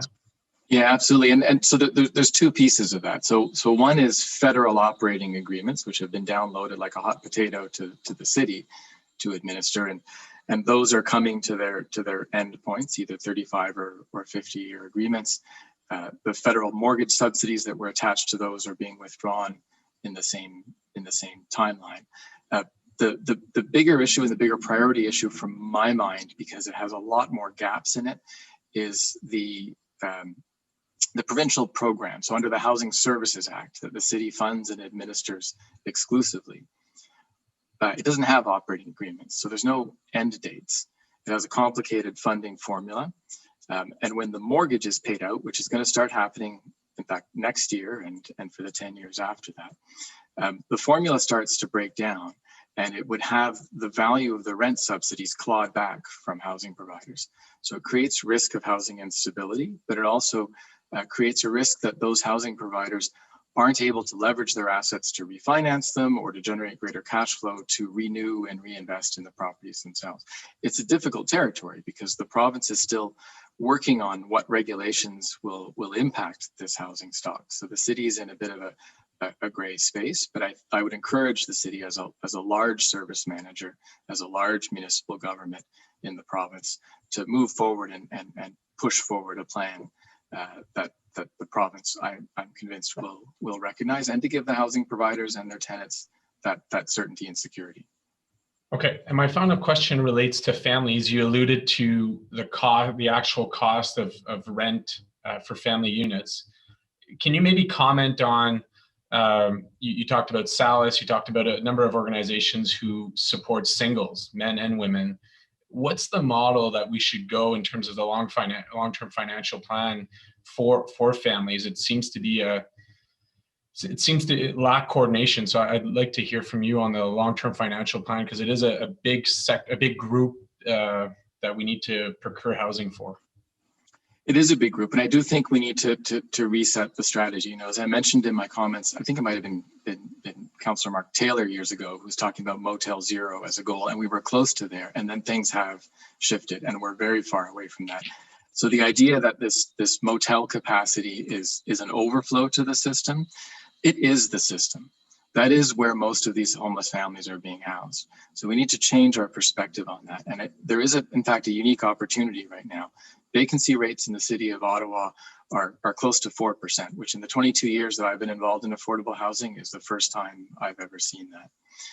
And the average market rents, while higher and going up every year, are considerably lower than the cost of hoteling families, have the advantage of giving these households tenancy protections under the Residential Tenancies Act, and the possibility of, when they are on their feet and able to be more financially independent, that they can keep those homes, you know, as permanent homes. These are kids we're talking about, going to schools, growing up, making friends, and shouldn't be subjected to the kind of instability that is part of the motel. So I would encourage the city, in fact, I've been talking to a number of people about this concept of working with the community sector to facilitate creating a new charitable nonprofit that will take on family homelessness and partner with the city, leverage charitable giving, leverage volunteer hours, go farther with the current resources. Great, thank you. Councillor Menard. Thanks very much, Mayor, and thanks so much for being here. Mr. Sullivan, we've worked together a lot over the years, mostly on the federal side of affordable housing, and I was glad that you responded to Councillor Fleury's question around the operating agreements, which we've obviously worked on together. I did want to go into some of the capital cost for new affordable housing units that we're talking about in the long-range financial plan, and just get your perspective over the next 10 years. We want to fund 500 in year one, and there's a line in the staff report that talks about the funding requirement to get that 500 unit development plan underway, and it goes through and it says that the 500 unit development plan is approximately $65,000 for an Ottawa community housing unit, OCH unit, at 300 units per year, and $175,000 for a supportive housing or not-for-profit and charitable sector development unit at 200 units per year. So I would love to get your perspective on the difference in funding that we're outlining here, and where you fall on that one. Yeah, and of course, it's important to recognize that the cost to the city in creating this housing is not the entire cost of creating this housing. You know, what we do as nonprofit developers is we use that grant as a starting point, leverage that to get financing from, you know, luckily from CMHC at very low interest rates, but also from private lenders. Typically, that could be, you know, about 40% of the cost of the new home coming from the city of Ottawa. That just provides cost for the new home. And that's why the cost for providing supportive housing has to go beyond just the physical infrastructure and include the staffing. You know, for supportive housing to be successful, there has to be operating dollars for case management workers, for social workers, for support workers. That's a really important element. And you know, that ought not to be on the city's dime. That ought to be something that's funded by the province under healthcare and community supports. But it's there and it's needed anyway. So it's important that the city is able to contribute that. I want to also emphasize that keep in mind that the current programs that the city administers are not designed by the federal and provincial government to address the affordable housing waiting list. You know, there's 12.5 thousand households on the waiting list right now, all waiting for rent geared to income housing. That's not the kind of housing that this builds. Okay, that's very helpful. And then my last question is just around our current long-range financial plan and the funding that we're allocating. Is it enough? What you've read the report. Is what we're putting forward here enough to meet the outcomes that we're trying to achieve in our 10-year housing and homelessness plan? No, it's not enough. Certainly when it comes to new development, if that's matched by another third from the province and another third from the feds, we might get there. But I would encourage you to also not overlook the importance of preserving the existing affordable nonprofit and co-op housing supply, because it is cheaper to maintain what we've got than it is to create something new. We need to do both, but the funding commitment to maintain what we've got is equally important. Thanks very much.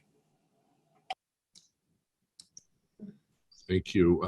Councillor Meehan, please. Thank you, Mr. Mayor.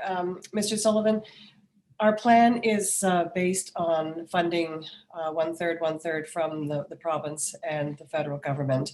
And we know that they are committed to housing help. But you mentioned in your remarks that we should continue on our funding model, even though that we may not get the money from the two other levels of government. That concerns me because I'm not sure how that would work. Can you explain how you see that happening? Yeah, it means the city would only do a third of what you would otherwise do, but that's better than doing zero. And you know, I bring this up because I remember 20 years ago when housing was passed on to the city like a hot potato that the province didn't want anymore. The city was reluctant to step up with what resources that it had, and it took a while to come to this point. So that's why I say don't let perfect be the enemy of good. Don't hold back the city money until the federal provincial money is forthcoming, because we can't afford to wait 2-3 years for those things to come forward. Okay. For an average person who's just sort of dropping into this meeting and they're looking at the amount of money that we're talking about on the surface, I mean, this is significant. You know, we're talking millions and well, hundreds of billions of dollars. And we have been talking about this for quite some time, and it seems like our rolls of our homeless rolls continue to increase. So just explain to people what we are looking at, and in 10 years, our numbers may not be any different. With housing and homelessness it's a long range problem, and people need to understand exactly why this is happening when we are, you know, we continue to struggle to, you know, to improve the lot of people without housing. So just you're in the system, you understand it really well. Why do we continue to look at this? It's an important question, you know, and for all of us, for most of us, our homes is the biggest investment and the biggest cost for us on a month-to-month basis. It's no different for low-income people. So it is a big cost to address these issues. And I really think this is why I emphasize the importance of community collaboration that I see in the work plan. I really think it's important for the city and the community sector to step back together, to move from administering programs to planning and organizing a strategic system to address this. It's challenging because you've been handed, you know, siloed pots of money from the province, for example. But again, I would encourage you, the city of Ottawa has a lot of influence to step back, think strategically about how we can organize a system rather than a collection of projects, and we will make incremental progress. But where are the people who would need housing, and why are the number of people homeless? Why does it we don't seem to be making a dent? I guess that's what I'm saying. Well, we are making a dent, but we're still putting a lot of money towards it. So where are these people coming from, and why do we continue to look at this, considering what we're trying to do? I don't have an answer for you that this morning, but I would welcome the opportunity to sit down with a lot of my colleagues who do have those kinds of answers and work this out with the city. Okay. Thank you very much. Thank you. Excuse me, Councillor McKenney, please. Thank you, Mr. Mayor. Thanks, Ray, for coming out to present today. Yeah, I struggle with the plan. I agree with you that having certainty from the city in terms of capital funding certainly has helped us over the last 2 years, helped us to help the sector to grow over the last 2 years.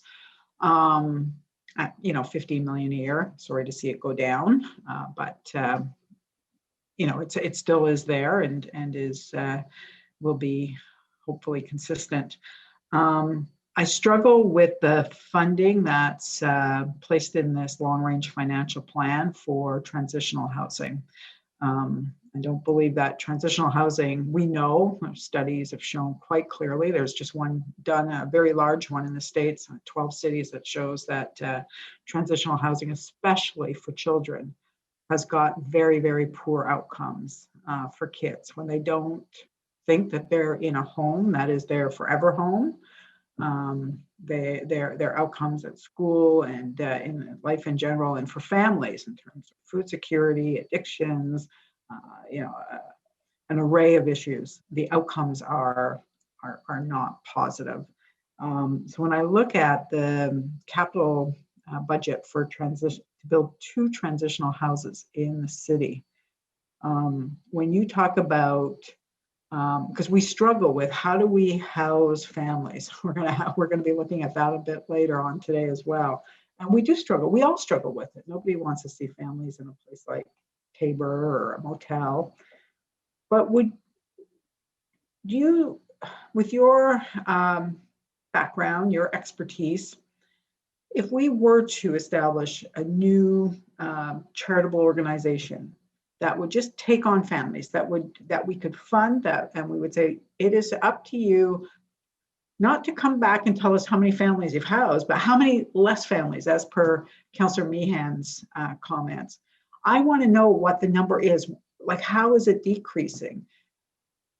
Do you feel confident that the 30 million that we're going to could invest in transitional housing and 2 transitional homes could be put to better use to actually house families permanently? I do think so, and this is the mixed income model that CCOC works under. That your home is your home, your subsidy is different from that. So the idea of stability is very important and core to what we do. And look, I've said this before to the Community Protective Services Committee. I know a whole lot of people working inside the city, working in the community, who are smart, dedicated, and are doing great work. But when we look at the system isn't working. So we have to step back, reset, and replan that system. And I think this is a missing element to it. We have to step back and look at how we're handling family homelessness and recognize that it's not working despite our best efforts, despite our best intentions. So we've got to do something differently. Okay, thank you. Thanks, Mr. Mayor. Thanks, Councillor. Councillor Kavanaugh, please. Thank you very much, Mr. Sullivan. I'm very interested in this idea of helping families that are in transitional homes, because it is just something that is the toughest issue here. I think we're hearing, and this idea of it being handled by an agency. How would that work with the city? What about an OCH or a CCOC? Is that possible to work on making sure that families are not left in motels, in shelters? That this is something that's quite a concern to all of us. I think there are a number of organizations who would have an interest in this, and CCOC and OCH are among them. But I do think that a dedicated agency that focuses on these solutions without being attached to one model. It's not an agency that would run a shelter. It's not an agency that would run transitional housing. It's an agency whose goal would be to find stable housing for those children, for those mothers, for those families. That's a different emphasis than the existing organizations in the city. Okay, but if there's 10,000 or whatever, the number keeps changing, 13,000 on the waiting list, how do they jump ahead? That's what I'm wondering. I think that's always been the thing that makes us scratch our head. How does that work? And that's where we'd have to look at solutions beyond access to rent geared to income social housing, because yes, that system is already flooded and under capacity to serve the need that's there already with 12,500 households on that waiting list. Things like housing allowances, things like portable rent subsidies that can be deployed in the community. I saw John Dickey's face representing our colleagues in the private sector, landlord somewhere on the call as well, and I know that he would also support that approach. The point is to be flexible to suit the needs of that family, to be a family-centered solution, not an infrastructure-centered solution. Well, it sounds like a great idea, and I think we should explore it more. So perhaps we should have more conversations on this in terms of our whole plan and what the cost is to our city, and hopefully it's actually a savings because, as we know, the motels cost us quite a bit, and it's just not a great outcome. I have families that are writing to me and begging me to help them find something. They're in motels right now. So I'm all ears. So thank you for this. Thank you. Ray, thank you. You mentioned the issue of housing families, and we've seen over the years the family size in many instances is getting bigger, so you need more than 2 bedrooms. What is CCOC doing? What percentage of your units are 3 or 4 plus bedrooms, and what are your plans for your next build to include more larger apartments? Yeah, and you know, as a primarily downtown housing operator, most of our stock is oriented toward smaller households, singles and 2 bedrooms. But we are very fortunate to be working with the city right now to redevelop the former Forward Avenue Family Shelter, and to honor the legacy and the past role of that building. We've been pushing as many 3-bedroom apartments into there as we can, so we can house larger households the way the site did previously. Thank you. Thank you for your time. Our next is John Dickey. I saw Mr. Dickey, I think, in the weight room. Yes. So I just heard him briefly. Thank you, Mr. Mayor. I appreciate that. 5 minutes. Welcome. Yes, welcome. Thank you. Greetings to all of you. And I did submit a written submission, but there's no need for it to be put on screen. In fact, I submitted 2, one on the LRFP and one on the work plan. So I'll speak to the LRFP now. And just by way of introduction, the Eastern Ontario Landlord Organization is the voice of Ottawa's residential landlords. We have been since 1990, and I've been coming to city council, city committees, and working with city staff for all that time. Along with many nonprofit and housing support providers, I sit on the Housing System Working Group. So a key thing that people have to keep in mind in dealing with the affordable housing question is that low-income people pay a disproportionately high percentage of their income on rent. That is a function of the fact that when you have a low income, you put more of your money into necessities, and rent housing is the biggest of those necessities. So inevitably, people would be paying high percentages of their income on rent. Some people manage it okay because of their circumstances. For decades, for example, seniors have often paid 40 or 50% of their income on their rent without notable struggles because so many of their other expenses are not as significant. They don't buy a lot of new clothes. Their eating is modest, their entertainment is modest, et cetera, et cetera. But certainly paying a high percentage of income on rent is a problem for many people. And that problem is aggravated because rents vary rent levels vary a great deal across Ontario. Rents in Toronto might be 3 times rents in Carleton Place. Rents in Ottawa, 2.5 times rents in Carleton Place or other smaller communities. And then you take that together with the fact that the provincial social assistance shelter allowance maximum does not vary across Ontario. So the shelter allowance, which is adequate in the small towns or in rural areas, is dodgy in mid-sized cities and grossly inadequate in places like Ottawa and Toronto. And that is not the fault of landlords, that we do not have market power. Rents for various types of housing are set based on the market. That means supply and demand. And because a lot of people want to live in Ottawa, there's a lot of demand for housing and other things in Ottawa that occupy land. And there is only so much supply. So that's the key, I think, a key factor to recall. Now, turning to the second page of my submission, I have long been, and Eolo has long been an advocate for affordable housing benefits. And I should say, I very much support this plan. I have a few comments for other things I'd like to see in it, but very much support this plan.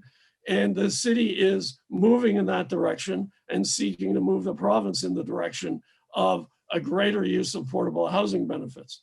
And that is something that Ray's predecessor, Ray Sullivan's predecessor 30 years ago and 25 years ago opposed vehemently.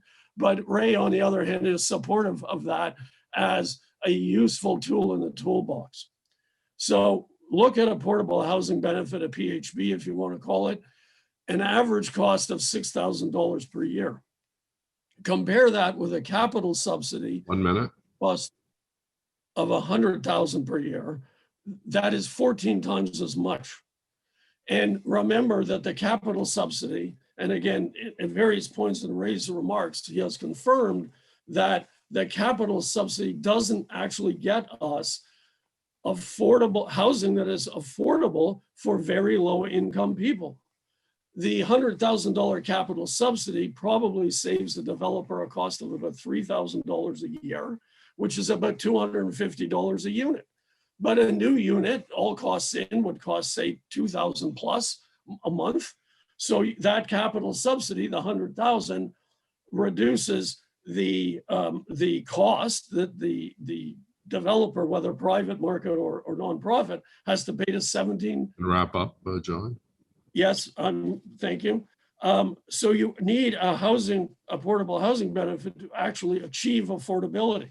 So all that said, Eolo very much supports the plan, but would urge the city to do whatever it can to put additional money into portable housing benefits to actually achieve.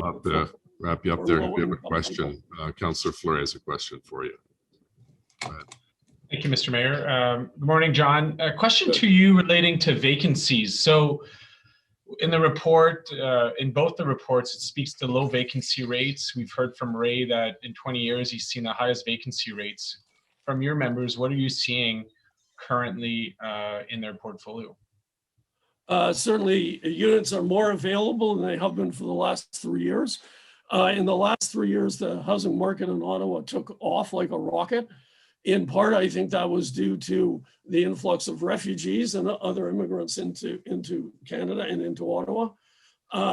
But certainly because of COVID-19, the housing demand has fallen. Young people have moved back in with their parents. People aren't so eager to live downtown to work because they can work from their houses, and they like to live in the suburbs in many cases. So yes, there are more units available. The work plan suggests looking at head leases. I'm a little concerned there that it doesn't look at head leases fast enough because the opportunity is there now. It will probably be there for 6 months, but 12 months from now, these units will be being taken up again. They will not be available. So that's something that should be considered under the work plan. Thank you for clarifying that. I'm curious to hear on both fronts. One is on the head leases, but the first one is on the specifics of subsidies. So We know that the cap right now is at $611, and that was decided in 2014. What are you seeing? The market's shifted obviously since 2014. What's the best way to ensure that our subsidies continues to meet and respect the market values, so that, as you said, the housing benefit really reflect the needs of those on the waiting list? Well, the 611 is not a cap, it's an average, which reflects a variety of family circumstances and family sizes. For smaller groups, smaller households, it's less. For bigger households, it's probably more. Having said that, very large households receive considerable money under the Canada Child Benefit. In fact, the province doesn't pay any social assistance for children because the Canada Child Benefit is enough for the added children. So the question of how to align these benefits, again, in the work plan, there's a plan to review that, to align the city's housing allowance program, which is a very simple structure, which was all the province would allow 3 or 4 or 5 years ago, better with the plans. The other way to make the plans work better is to be more flexible around not insisting that people reach 30% affordability. Because as I said in my remarks, households don't absolutely need to reach 30% affordability. In many cases, they can work at 35% or 40% of income and be well housed and in good financial shape. And to insist that we give someone enough money to go down to 30% of their income means we're helping fewer people, and it means that people or the people involved can't access as much housing that might be better for them. But I mean, that's a long discussion that needs to happen through the work plan. But certainly there are plenty of things that can be done to make the portable housing benefit money, the city's housing allowance money, more effective, help more people at the same cost to the city and to the taxpayer. Okay, and I'm just cognizant of time here, but a quick response on your head lease. So what's the urgency from the market perspective and from your perspective?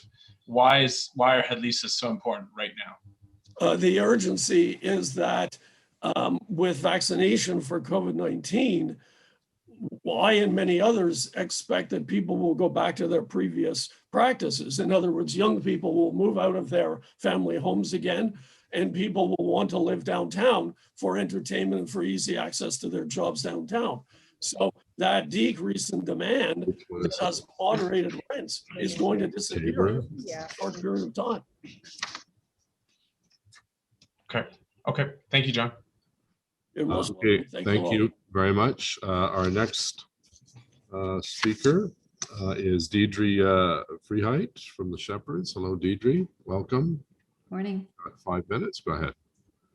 Well, thank you, Mr. Mayor and councillors and Chair Luloff. It's a pleasure to speak with you today. And my remarks are going to focus on the work that organizations like ours at Shepherds of Good Hope are doing to end chronic homelessness in Ottawa and why those investments are so important. And the bottom line is that if we don't address the housing crisis in an urgent and a tangible way, then the need for emergency shelters will remain. So I want to start by thanking Council for allocating stable funding in the form of $14.6 million annually in the long-range plan. And the only way out of crowded emergency shelters is to add affordable and supportive housing to the stock across the city.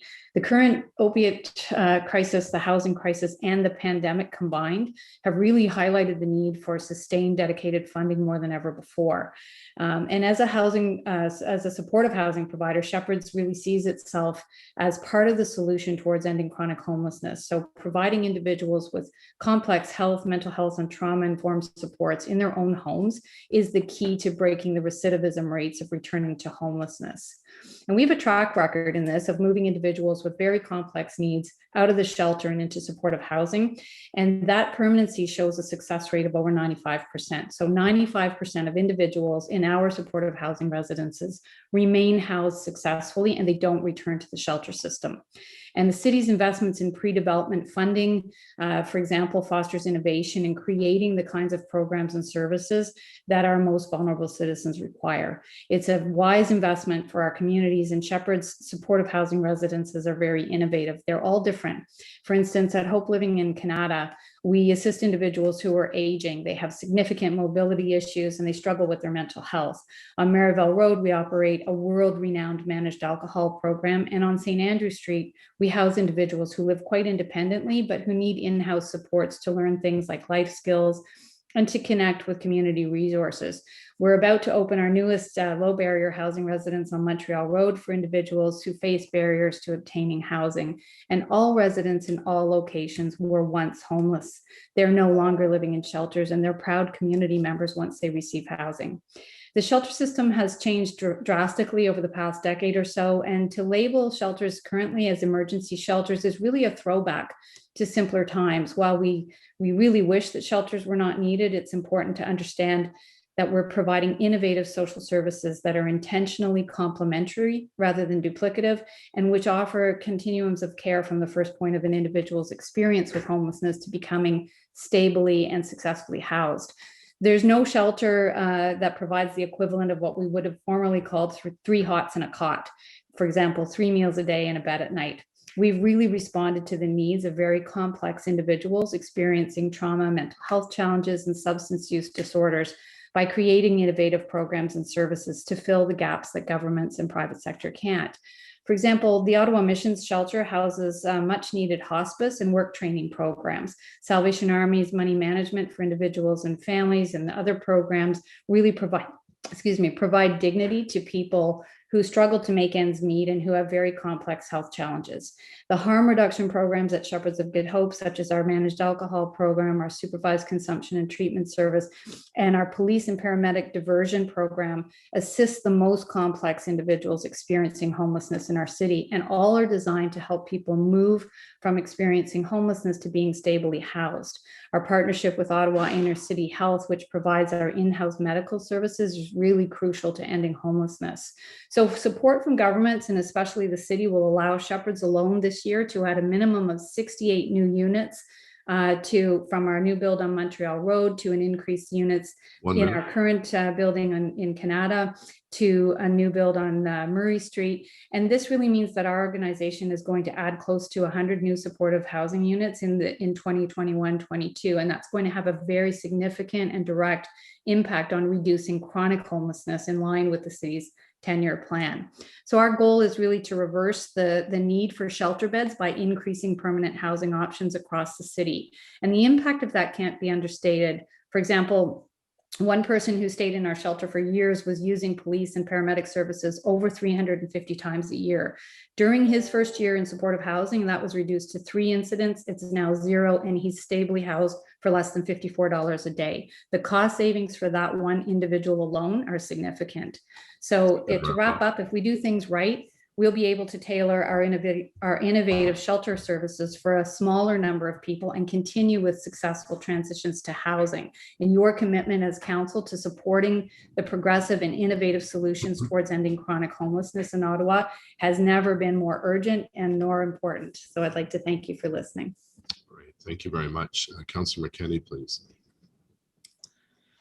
Thank you, Mr. Mayor.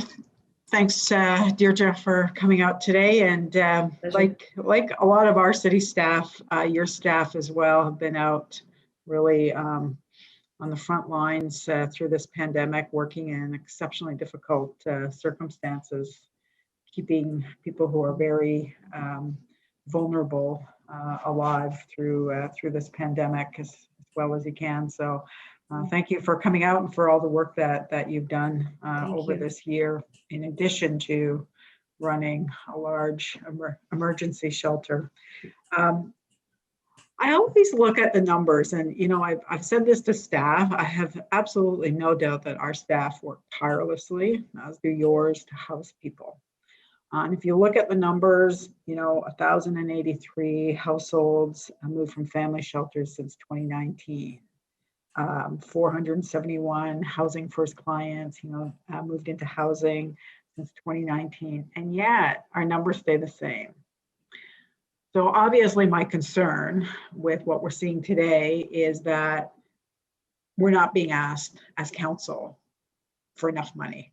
It just doesn't seem to me that we're going to reduce the numbers. We're going to tread water. And that's not a function of staff not working hard to increase housing, to increase subsidies, to, you know, do what they can to get people housed with supports.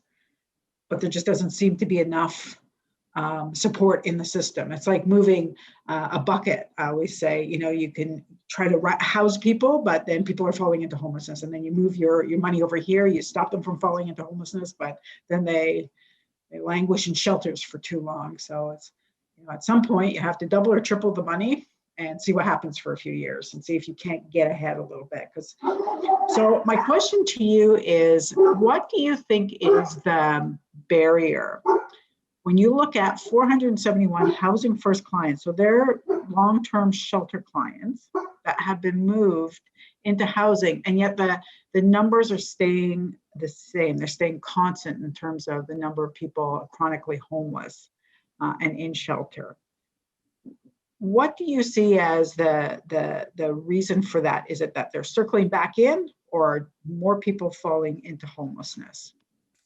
I think we're playing catch up. We've had years of having people who are in shelters who have been chronically homeless. So people who have not had the supports, the wraparound supports that they require to become stabilized when they you know, first experience homelessness, and then to move into other opportunities like supportive housing. And we see that for the people we've had people who, you know, I arrived at Shepherd's in 2014, and at that time there were individuals in the shelter who had been there for 10 plus years. In some cases, there were a few that were 20.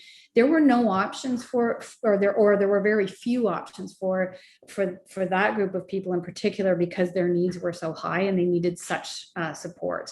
I'll just give you an example. You know, I pointed one out in my presentation, but another example of a person who stayed with Shepherd's for a very long time, like probably 2 decades on the streets, and she was deemed not to be able to be housed. This person was just not, just needed so much support. She had the city funded her 24/7 supports. She had to have a person with her for 24 hours a day. This is a person who was moved into hotels and motels repeatedly and just was not able to be successful anywhere. We were able to work with that individual, and she's now at the Oaks on Maryville Road in our managed alcohol program. And she does not require the level of service.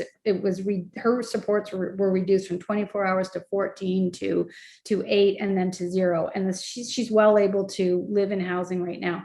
That's one person, if you think how many years it took to get her to that. But I guess my point is that we're playing catch up, and we need to have supportive housing for that complex group of chronically homeless individuals, because moving the dial on that group, which we're doing this year, I think this year is going to show a significant decrease in chronic homelessness because of the funding that's coming from all levels of government. So government's actually coming together, particularly through the pandemic, to put some significant resources together to housing the most chronically homeless people, and that's supportive housing for that group.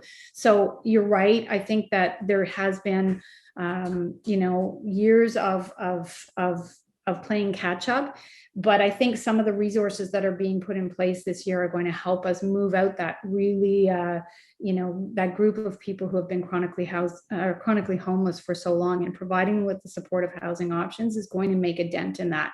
Will it solve all the problems of people who are migrating to Ottawa? I think that's our other issue. We have a lot of people who migrate to Ottawa for health supports. We have people who just want to live in the capital city, come in the summertime, don't stay. I think that all adds to it. But I think the significant investments that are happening this year will at least put a dent in that. And maybe next year we can take a look and see where we are with that and how much funding needs to go to continue that progress. It shouldn't be a one-off. It can't be an annual 1 year, or it can't be a 1 year plan.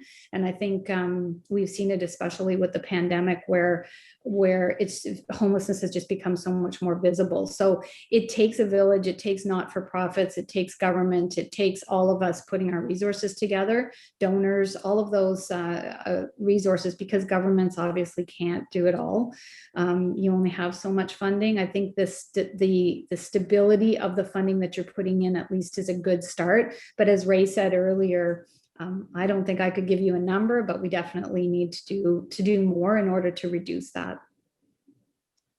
Thank you. I don't know that I share your optimism that I'm a lot I'm of funding is optimist. coming. 109 new units through rapid housing is better than none.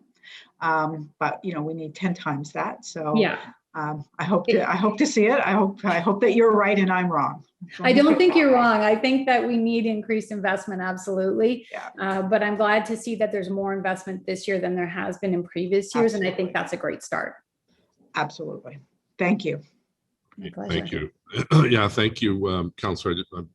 I wrote down, Deidre, just the 4 projects that you had talked about to commend you on being an innovative leader in dealing with homelessness and lack of affordable housing. The Montreal Road project, which I think opens this year.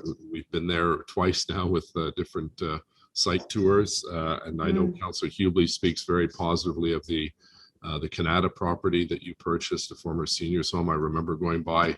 That's part of the route of the Canada Santa Parade, and all the residents out waving and having a great time. And then the Oaks, which you rightfully pointed out as an international success story of the managed alcohol program. And I remember going to a town hall meeting with former Councillor McCrae. Lots of neighbors very upset about that, and we stood our ground and said this is going to work really well, and it did, and it has. There have been no complaints to the best of my knowledge in that area. And of course, the Murray Street project, which was just announced and approved a little while ago. I know there's been some NIMBYism on that project, but you have my full support and that of the city. So thank you very much for being a great innovator in the community. Appreciate it. Thank you so much.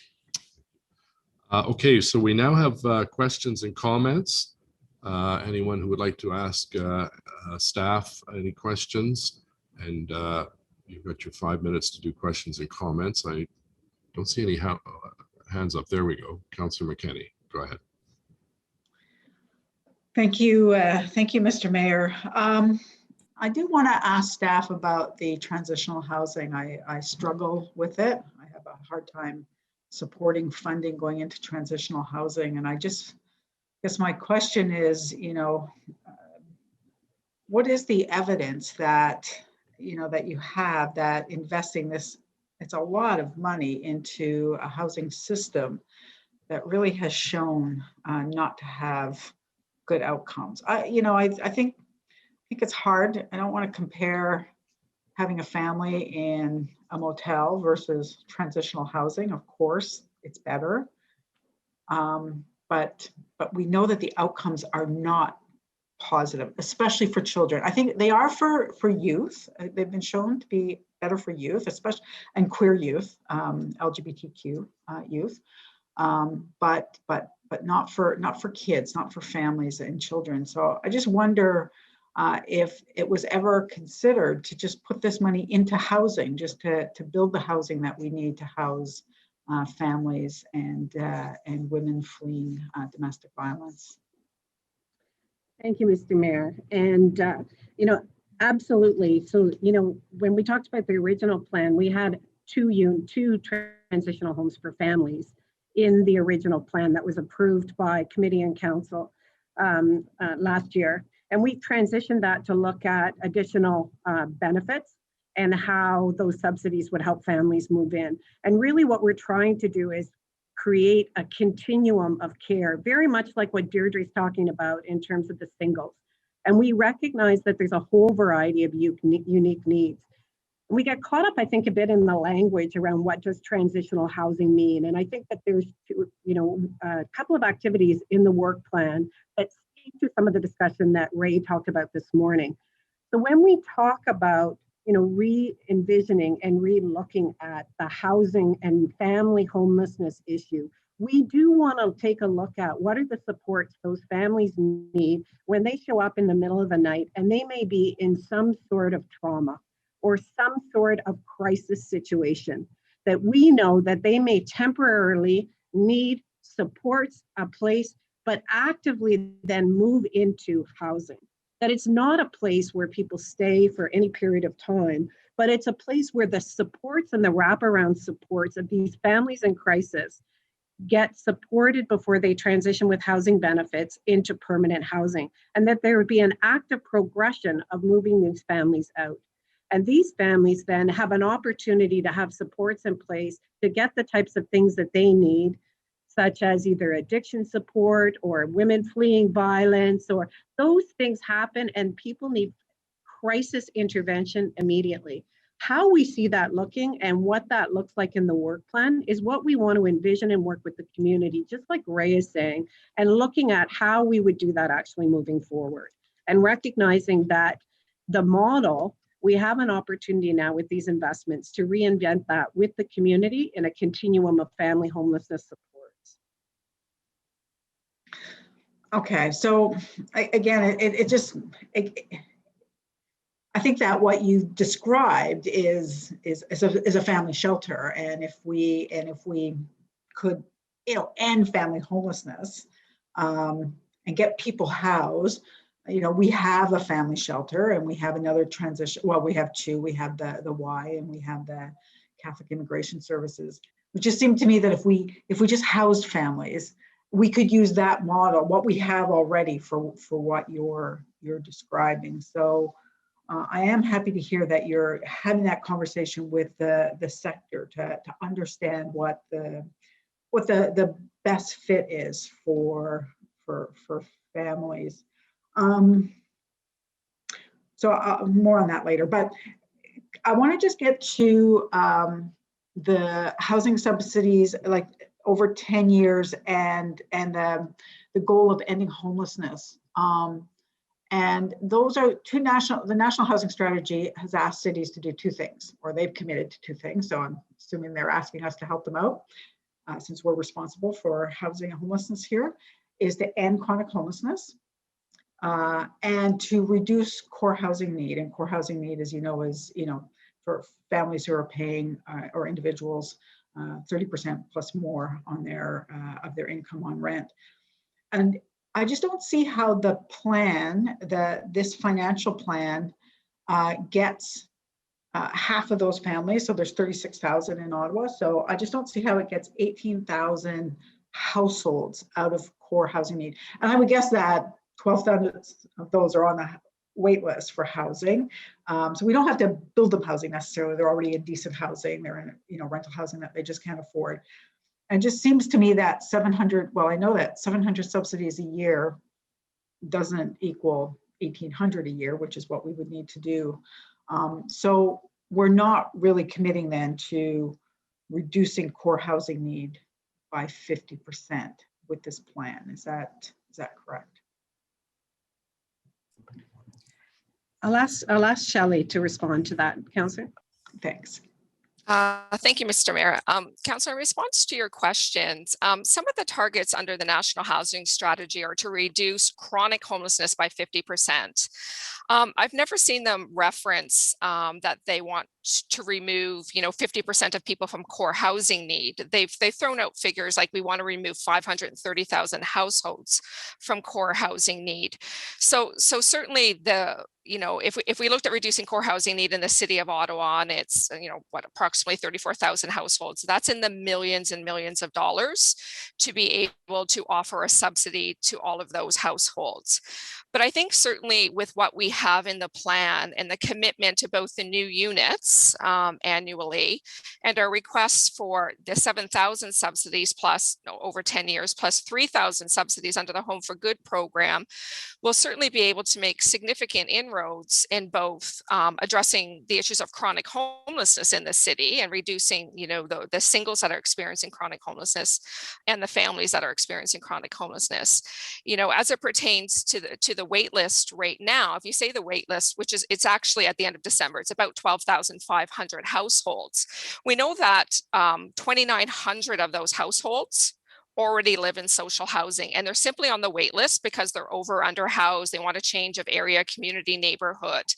We know that on the wait list right now, there's about in and around 1,100 households that are absolutely homeless, that have a homeless status on the wait list. I think that number is probably an underestimation. We know that many people don't put their name on the wait list, and it probably is not accounting for hidden homelessness. So now all of a sudden our wait list of 12,500 households is in and around the 8,000 some area. So I certainly think, and we know that many of these people already live, somewhere in the city right now, and they simply need assistance with affordability where they're living now. So I think through the ask of the other levels of government for the subsidies, we'll be able to reach out and, through households on the wait list to determine what is it that they actually need right now to, have security in their rental housing, to have food security, like what do they need to be able to stay where they are? So I certainly think the ask for housing subsidies will address, key households, obviously, or many households on the centralized wait list, while also helping us eliminate chronic and unsheltered homelessness. Yeah, I don't actually like to concentrate on the numbers on the wait list. I think that a better marker is to look at how many households we have living in core housing need. And we do know that 19,000 households in the city spend 50, 60, and 70% of their income on rent. So I think that's the number that I think that we have to focus on. But two more quick questions. I just want to understand, so the base capital budget, put DCs aside because we always waive DC, so I'm not sure I would suggest including those in our number, but we're going to invest $14.6 million annually as our contribution towards the base capital budget. So last year we did 15 million, the year before we did 15 million. The 6 million that's existing today, was it within that 15 million for the past 2 years, or was it on top of that 15 million the past 2 years? Thank you, Councillor, for the question. The $6 million was actually added incrementally. So I'm going to go back 2 years. So in 2019, we added 1 million to the base funding for capital. And in 2020, we added an additional $5 million, bringing that base up to $6 million. So that was a huge step for us in terms of moving the needle forward to fund this plan. But I'd also like to say too that I think it is important to talk about the DC contribution, because that is a key component in terms of us achieving this overall financial plan. It's a cost that we do have to bear because we have to cover that cost when we're giving those exemptions. So our true contribution to affordable housing over the 10 years is $20.6 million. No, I don't disagree with that. It's just we've always waived DC charges. What I'm trying to figure out is what is new money. So if that 14.6, the 6 million, is it embedded in that? It's embedded in that 14.6, but was it part of, so the 5 million last year that we added was part of the 15, right? So we had 15, so 5 became part of the base capital budget. Is that correct? That's correct, yes. Okay. And then my last question then is, I guess in terms of the units per year, the 500 units per year, and the annual capital ask that we're making of the federal and provincial government. So it's over 10 years, 566 million. So over 10 years, so 56 million a year. What is the difference between what we are spending now and what we are asking for? Let's say we get what we're asking for. I just want to understand. So we've been putting in 15 million, now we're putting in 14.6, so pretty close to what we've done in the past 2 years. If we get 56 million a year for capital contribution from the feds and the province, and if we get our annual operating contribution, how does that look last year, 2019, 2020, and moving forward? I just want to know, is it the same, or is it a bit more, or is it like a whole lot more? I'm happy to start, and I see that Saeed has also put his video on, so I'll probably add.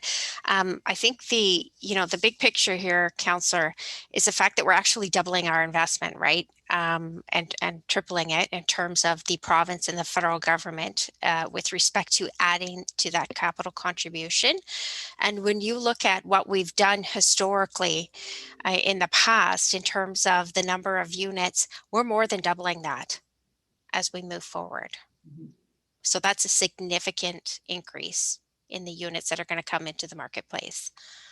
And I'll just ask, I'll see if Saeed has anything to add. If I could just Counselor, get a number on that. Sorry, Yeah. you get back on the list because you're waiting for time. So I'll go back on the list. Okay, and just Wendy, a question to you. The councillor just indicated we're only contributing 14.6. The fact is we're contributing more than the 15 million we did this year, next year. Is that correct? That's correct, Councillor. So it's a total contribution every year of $20.6 million in terms of making that investment over the 10 years.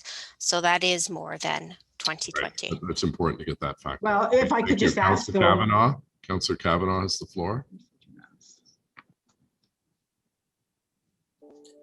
Thank you, Mr. Mayor.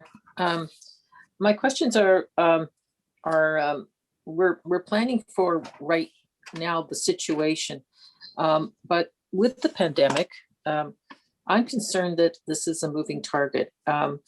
Mr. Sullivan earlier talked about how they at one time thought we were going to have 0 motels, and then things changed and we definitely didn't.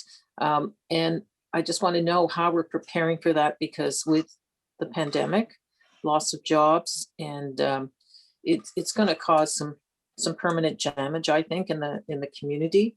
Currently, we're not, we don't know what the fallout is, and how are we preparing for those moving targets that can happen in the future. Thank you, Mr. Mayor. I can, speak to, the housing and the homelessness plan, absolutely contemplated the level of investment that we need to kind of move in the homelessness situation. But we're also looking at as well, planning for, as we come out of COVID and in the social services sector, what is going to be the impact of the transition of people out of the current EI system into some other form of income or into Ontario Works. And part of those discussions have been happening around the employment and social services modernization, which are some of the changes that the provincial government is putting in place, anticipating both the volume of need and what that need is going to look like in the future. And we are looking at planning for, as we move into our community funding framework into next year, and looking at those core elements that we have been investing this year to support families, primarily has been around food and social supports. What does that look like moving forward? As well as right now advocating to the other levels of government to continue to invest in some transition funding or continuation of the Social Services Relief Fund to continue to fund past March of this year to ensure that that social service safety net is still in place while families and our communities transition and hopefully normalize coming out of COVID. Okay, thank you. I'd like to focus in on women's homelessness. Now, my understanding is from our stakeholder working group that the data is for numbers of women in homeless shelters, which is city funded, but there's also data for women in violence against women shelters, which is provincially funded. These numbers are collected separately. Are we working together? What is a real amount of women who are homeless right now? Do we have a grasp of that? I'll ask Shelley to answer that because we have been quite concerned with the increase in homelessness we've seen, particularly through COVID, and the significant impact that women are facing disproportionately in the impact through COVID. But I'll have her speak to the specific numbers and working together with the sector. Thank you, Mr. Mayor. So Councillor, in response to your question, we work very, very closely with the violence against women sector. So certainly the family shelter system has always acted as overflow for the violence against women sector when they've been at capacity. And certainly we worked and continue to work collaboratively through COVID as they've had to reduce the number of spaces they've had available to promote physical distancing or had to have women isolate in situ. So we've also made sure that, any isolation spaces that we opened for families were available for women who are fleeing violence. We have very preliminary data. So when we look at our data, so let me go back. Historically, we have actually, in looking at our data, seen a decline in women's homelessness since the start of the 10-year housing and homelessness plan. Annually, we roll up our data. So in April, we'll be providing data about what has happened in 2020 as it relates to homelessness across, shelter users, men's sector, women's sector, youth sector, and with families. But early indications from the data is that homelessness is actually down in all categories, even though we've been in the midst of a pandemic. And this could be due to a variety of different factors. Certainly we saw, in the single shelter system, we saw less demand for single shelter. More people actually slept unsheltered due to fear of contracting COVID. For instance, we also know that people had access to, the Canada Emergency Response benefits. So there's a number of factors that may be, contributing to the data we're seeing now. But early indicators are that if we look at a 2020 snapshot, the numbers across the sector are actually down. Okay, so are we working with the province on the data collection? Because there is these two pockets of information. And I think we're aware that COVID is affecting the violence against women numbers, and I considered like an iceberg. We really don't know how much is out there because it's hidden, and it's something that we should have to look at for the future. So I just want to know how we're dealing with the looking at those actual real numbers. I think it's going to be bigger myself. So as you're aware, the violence against women sector is a provincial responsibility. So the data that we've been able to collect is really the data where we are providing the supports to the household that's fleeing violence. So we don't have a great handle on what's happening, within the VAW sector themselves. I think this is certainly, when we look at, some of the work that's going to happen under the Women and Gender Equity Strategy, that we can look at this as another action to really get a comprehensive view of the entire data picture for women's, to reflect the women's needs in the community. So we need to reach out and build some bridges there to get the real data. Yes, we do have those connections and those relationships. Like I mentioned, we work very, very closely. So I don't think, accessing the data is going to be an issue. I think we just need to comprehensively, put together that broader data picture as part of our data strategy also, which is an underpinning of the work plan. It's a really foundational piece of the work plan as a data strategy. Okay.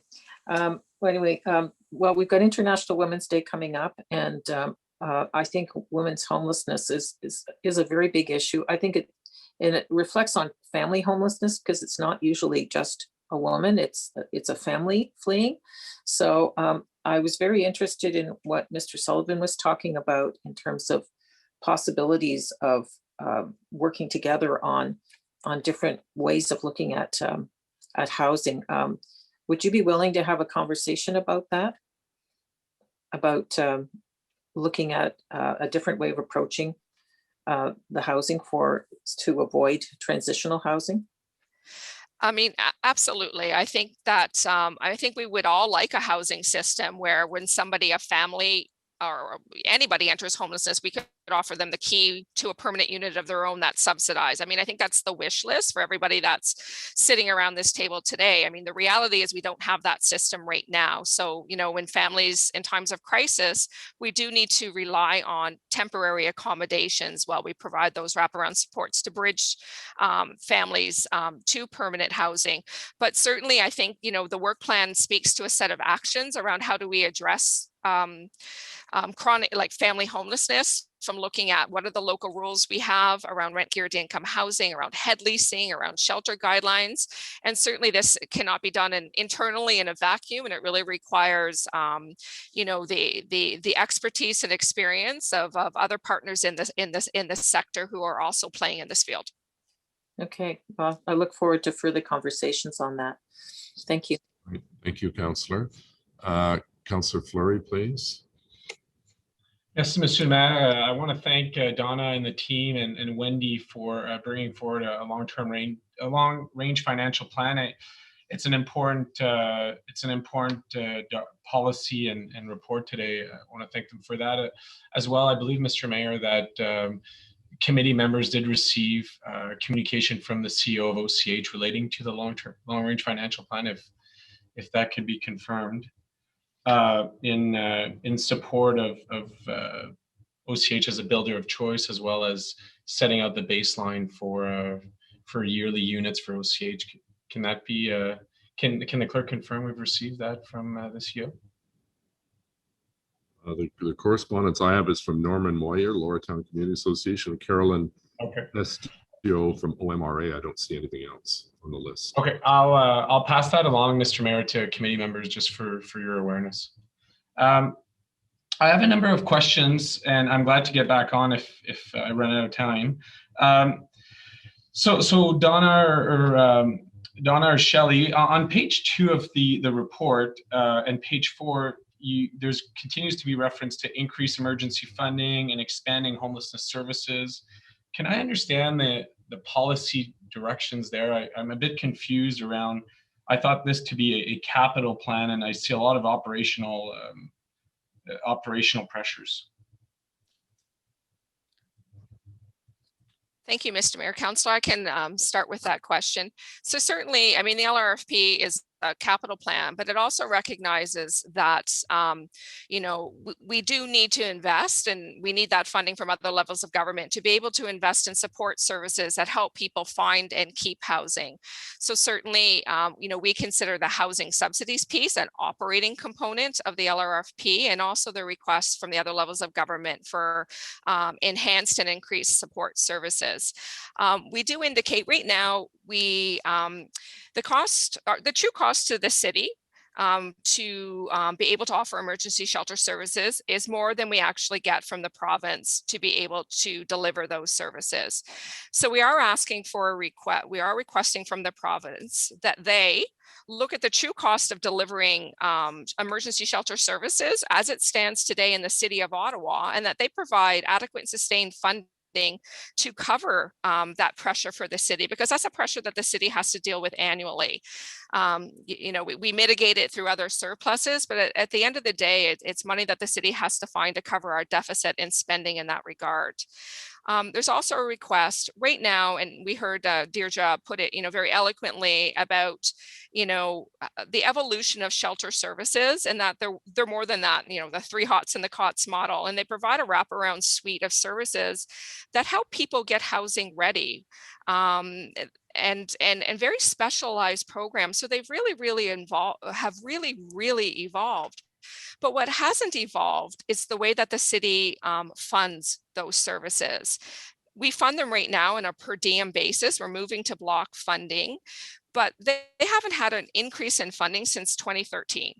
So there is a request that's built in the operating funding to increase the funding that we have for emergency shelter services so that they can do the work that they need to do to get people ready to be housed. And I think that certainly, you know, as emergency shelter use reduces over time, we can take that money and we can reprofile it to invest in longer term solutions. But right now we fund all of our other homelessness serving agencies up to an adequate level, but we don't fund it here, and they really are the gateway into the system. So I think it's incumbent that we have a look at you know, the funding that they receive now and resource them adequately so they can deliver that suite of services. Okay. Thank you. Can you clarify? Because I think the province in 2012 signalized the opposite, which was it capped us, all municipalities in Ontario, and said, spend less money on shelters, house people. So I don't understand what's changed and why we're going back to the province with that goal. So the Community Homelessness Prevention Initiative was the consolidation of 5 separate funding streams in 2013. So it was cut and capped when it was transferred to us. The province did not signal at that point in time to reduce your spending on shelters. That wasn't what occurred there. They did provide the funding to us to invest and have more local flexibility and autonomy in the services that we invest in. What happened previous to 2013 was the province used to cost share the cost of emergency shelter services. It was an 80-20 cost share. So when they consolidated this funding, they said, we're not going to cost share anymore. So they said, here's your bucket, spend your bucket. And so the bucket's never been responsive to emerging shelter demand. So we're asking them, you need to fix our bucket and provide more funding so that we can afford to, you know, and not have it be, you know, borne on the backs of the city. We can afford that suite of services right now. Okay. What's a fair ratio? And that might be more of a Wendy question. Like, what's a fair ratio capital to operational programming dollar? Because my perspective is it should really weigh heavy on capital. Like, we should spend the majority of our funds on capital. So I don't understand right now when I see the ratios in the 10-year, it's 100 million for 100 million in support for 600 million in capital. So one in 6. How is that ratio established? Councillor, thanks for the question. I'm going to start off, and then I'm going to ask Donna and her staff to supplement my answer. And I think what is very important here is in terms of the strategy that we're taking. And our financial strategy directly aligns to the council approved work plan objectives. So in those objectives, we're to find 5,700 to 8,500 housing options. And so what we have put forward is really a plan that addresses both the capital pieces and what the city's contribution is to that, as well as the associated operating pieces. And it's really a mix of the two that will get us to meeting those plan objectives. And I think Donna's staff can speak a little bit more eloquently in terms of the overall objectives as to what that is highlighted in the plan, because that's how we have driven our LRFP. It's basically aligning with that. So we're making that capital contribution as well as the operating piece, which is going to help us, right, in terms of the deliverables in the plan. So maybe I'll start and then I can hand it over to staff just in more detail, because I think what we're, when we approved the plan in July last year, what we really approved was a range of options that provided housing options to a range of individuals in our community with unique needs. And each one of these strategies, whether it's a capital build or a subsidy, an operating subsidy, or a supportive environment, or some kind of interim transition environment, all of these work collectively together to look at the unique needs of families, individuals that are homeless, or to prevent people, the inflow into the system, to prevent homelessness, which is the preventative component. So what we've done in the long-range financial plan is we've taken all of the funding envelopes that we know the government has provided us. We've looked at the need and where there's gaps, and we've looked at what is the capital component that we think is required to meet that need, and tied that all into a financial plan that gives us the predictability and the plan to fund and put squarely what we believe is the responsibility of levels of government where that responsibility, the programs exist. So the long-range financial plan really does tie back to the housing and homelessness plan that we debated back in July, where we looked at where are the components and the needs in the community.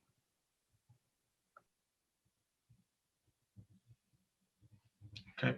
I have a number of questions on for the report. So on page 10 of the report, it makes a reference to the 2014-2020 of just under $55 million of capital investments. And it refers also to a number of units. So 1,692. What was the per unit cost of what we achieved for that period?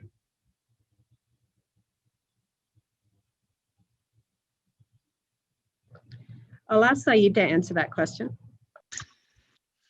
Thank you for the counselor. The per unit contribution was approximately around $130,000 per unit during that time period. Now we have to realize that that funding, supported many different types of housing, a lot of supportive housing where the rents would have been very low at an ODSP maximum shelter allowance rate, for example, that's going to be just under $500 a month, often inclusive of utilities. And it also funded larger projects, like typical apartment buildings that would, house a variety of families with different household incomes, and the rents would range from, units with low rents or deeper subsidies to more average market rent units. But our contribution would have been about $130,000. The cost varied considerably because this would have included things like acquisitions as well as new construction, wood frame versus reinforced concrete. So the cost varies, but our contribution was approximately on average that. Another thing to note was during this time frame, the province had asked us to keep the contribution around an average of $120,000 per unit as well. And we were working under those guidelines. We have different guidelines now. The average contribution is higher, partly because the cost to build is considerably higher, but that was the context then. So I'm confused because I did quick math as you were speaking. So if I take 54.9 million divided by 130, I get 422 units. But we're reporting 1,692 units. So where's the discrepancy? Is it in total amount? If I may, you have to also include the federal provincial contribution of 106 million.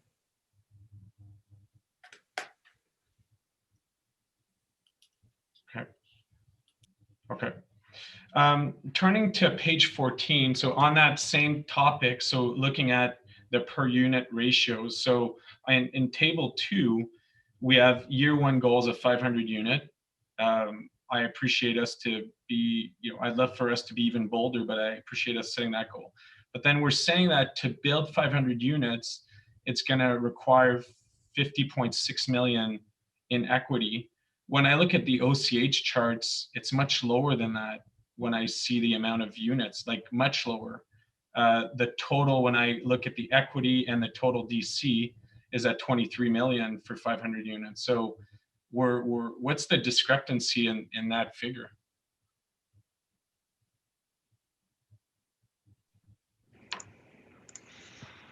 Through you, Mayor and Chair. Councillor, could you just clarify your question a little bit? When you talk about discrepancy, are you just talking about the amount of capital funding per unit and that OCH could deliver it at a lower cost, perhaps? Or are you suggesting that?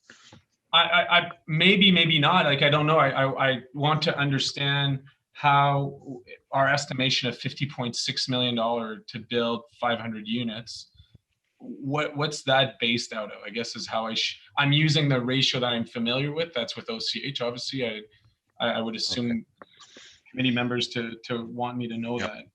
I could say OCH's plan, its baseline is different than the city's plan. So we incorporate units with deeper affordability. So OCHC's plan, has units around the average market rent to 80% of the average market rent, I believe.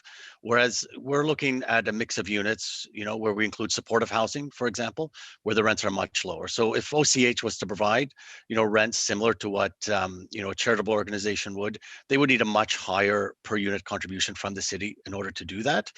Or if we wanted them to have deeper affordability than what they're currently, proposing, they would also require another, an increase to their capital contribution. So it's not necessarily apples for apples. What it does for us through the LRFP and through OCH's plan, it gives us a baseline to work with. But as we start looking at these, on a project by project basis, the funding is going to vary, as we're going to want to try to achieve deeper affordability in some units and projects over others. Right? This is so that we can have mixed income, flexibility, and a variety of choice in the housing portfolio. So okay, so I'm following your thought and appreciate the clarification. So if I assume OCH picks up 300 of those units, which is the baseline there, and I remove what would be the OCH portion, which is 23 million, then we're left with 200 units for 27 million. So is that your calculation? Just so I follow your thoughts here.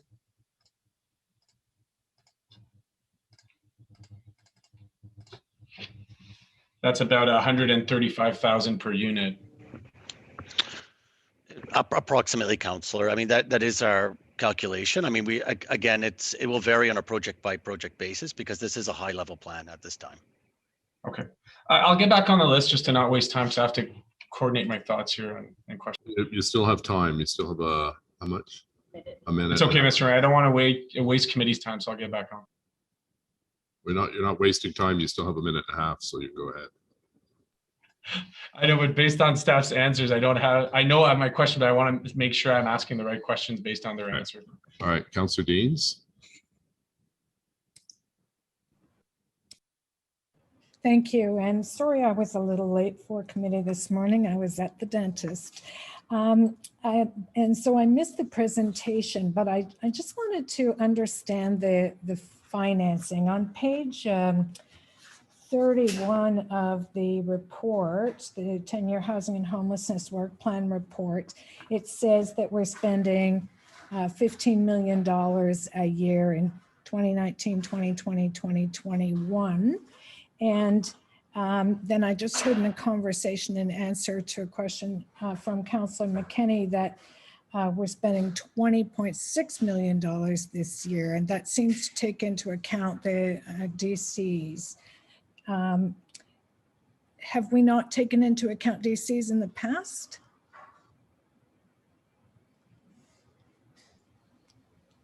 Councillor Deans, yes, but what I think you have to recognize here is that we're actually amping up production, right, in a sense. So our units are increasing significantly. So what you're seeing in our long-range financial plan is that budget for DCs also has to go up at the same time. Yeah, no, I'm seeing in future years that it's going to continue to go up, but I'm just trying to get an apples to apples comparison, because I heard an answer that said we're spending $5 million more this year, thereabouts, but I don't think that's correct. It seems like, if anything, we're spending 14.6 this year instead of 15 that we spent last year. Is that correct? So there's two pieces, and I'm going to ask Isabel to step in and correct me if I get my number wrong here. But historically, when you look at our contributions, right, over the last couple of years, it's been 15 million, and our DC contribution, I believe, has been about 1.4. As we move to the future, our contribution for capital and our total contribution is 20.6, right? And so that's our capital contribution of 14.6, including our DC contribution of over 4 million. That's at 2030. Is that at 2030? As we move through. So we're going to change that budget incrementally. And I believe the DC piece is actually 6. Yeah, so in the briefing note from February 18th, it says at 2030, it's at 6. Is that correct? So we're moving our targets incrementally over the 10 years. And we're doing that in terms of the city's ability to make this affordable. So we can't move to the top end immediately. We have to make incremental steps to get there over a number of years. So how much in 2021 are we spending? So if I can clarify, the 2021 budget, we've already approved it. It's the 15 million. This is 2022 going forward. Right, okay. Okay, and 2022 would be? We're adding $1 million to the base Okay. and a 500,000 to the DC exemptions. Right, okay, so nowhere near the 20.6 we just heard in answer to a question a little while ago. Just wanted to be really clear about that because it was a bit confusing. I also want to talk about the 10-year plan targets. Have any changes been made to the outcomes and targets since the adoption of the 10-year plan? For example, some of the outcomes in the 10-year plan seem to be missing from the reported work plan. New inflows into homelessness are reduced, returns to homelessness are reduced, client experience and accountability are improved, and the systems work more efficiently for clients, frontline staff, and administrators? Or will actions working toward these outcomes be taken into subsequent years? Thank you, Mr. Mayor. So no, none of the targets in the 10-year housing and homelessness plan have changed. In the report, we just highlighted some of the key ones, but all the other ones you mentioned around improving, system responsiveness and coordination of the system, and reducing the inflow to homelessness, they all continue to exist as current targets, and we'll be able to report on those targets when we bring the 10-year plan progress update in a couple of months to community and protective services. So you're going to bring an update on the reporting? Correct. Okay, because I do think that a clear reporting of the plan's progress would be helpful. And let me just ask, will that include measures or indicators, baseline values, targets, data source, and frequency for the reporting? Correct. Okay. And will the reporting be annual? I mean, I saw in here, some of the targets said they would be reported on annually. It didn't say that in all of them. So is that selective, or will they all be reported on annually? Correct. We will bring a measurement framework with the progress report that will bring, and we have an obligation with the province to report out publicly on the progress of the 10-year plan annually. Annually. Okay. Yeah, because I think, we need to understand actions to outcomes. Correct. And so we need that. Okay. And then on item number 2, the preserve current affordable housing assets. I know you recently completed work on that. What's the timeline for reporting that back to council?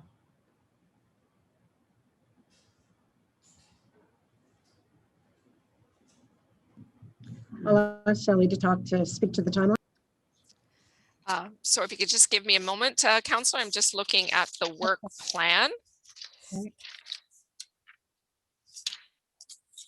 So one of the pieces, I believe it's towards the end of 2022, because what we're looking at in terms of preserving affordable housing assets is really the strategy around how do we leverage what's going to happen at end of operating and end of mortgage agreements. What does that look like? There's a lot of provincial and regulatory work going underway right now, but the city's commitment to what happens at the end of operating agreements really also leads to dialogue around how do we leverage the funding that the city currently provides to invest in capital repair opportunities for the current social housing stock. So it's all going to be bundled together, the end of operating, end of mortgage recommendations, and how that will help us save our current community and save and improve our current community housing stock.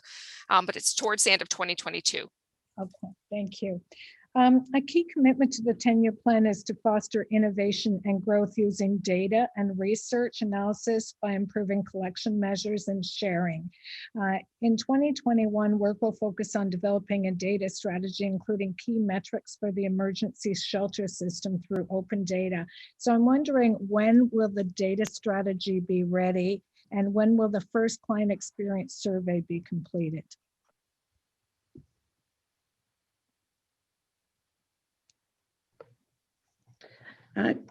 Councillor, so the data strategy is an important piece of a really important piece of the homelessness plan moving forward. It's what helps us inform the target, and it's what helps us kind of keep on track in real time. And we're really excited this year to be able to move our first data sets to open data in the first quarter of this year. I think we're looking at April. And that will be the first move to be able to put data out that the sector and that we can in order to be able to move that plan. And a lot of that work was generated from, you know, the recommendation of Councillor Fleury, who has been a strong advocate in terms of the data and the data work that we have moving forward. There has been there is a group assembled now. So as you know, I have a data analytics and research and social policy group. They have combined now with the housing data group, also to be working with the Alliance to End Homelessness to start to build that data strategy. And I'll ask Shelley just if she can grab the timeline around when she thinks that data strategy would be completed.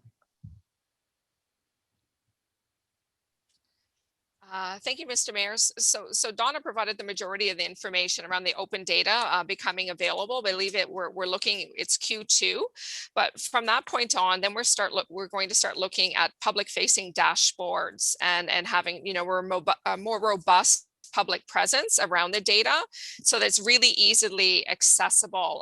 So I think we're looking towards the end of the year on that, on the public facing dashboard side. Okay, and then the first client experience survey, because I think it's really important to hear from the clients, their personal perspectives. When will we see that? So at this point in time, we haven't added that as a key deliverable in the next 2 years under the work plan. I mean, I think we will, you know, obviously start work towards developing, you know, in consultation with community partners, what that could look like, but I think we're looking, you know, into the beginning of Q1 2022, of 2023 for that particular survey. We potentially could get it out earlier, but at that point we didn't identify it as a key deliverable in the work plan. I think that's an important consideration. I think hearing from the clients and you know, people experiencing homelessness, what they require is important. So, you know, if we could move that up, I think it would be worth doing. Thank you. Noted. Thank you.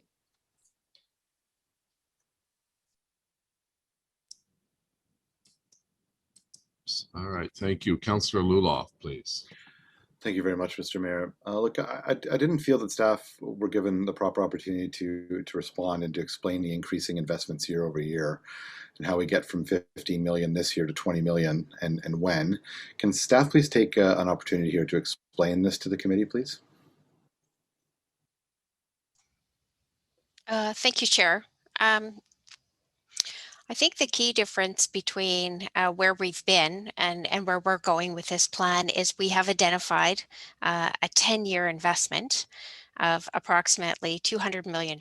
And so our annual investment that we're making is going to be $20.6 million, where over the last couple of years, we've invested $15 million, and the majority of the funding that has come into that $15 million bucket has not been sustainable. It's been one-time money. We've been leveraging reserves, which are now depleted.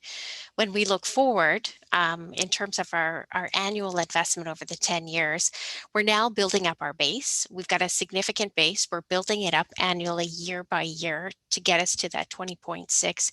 But the key piece, and I didn't mention this earlier, is that to get to that 20.6, we will be leveraging debt each year. So where we can't meet it with our incremental changes to our budget, we will leverage debt to be able to fill that gap.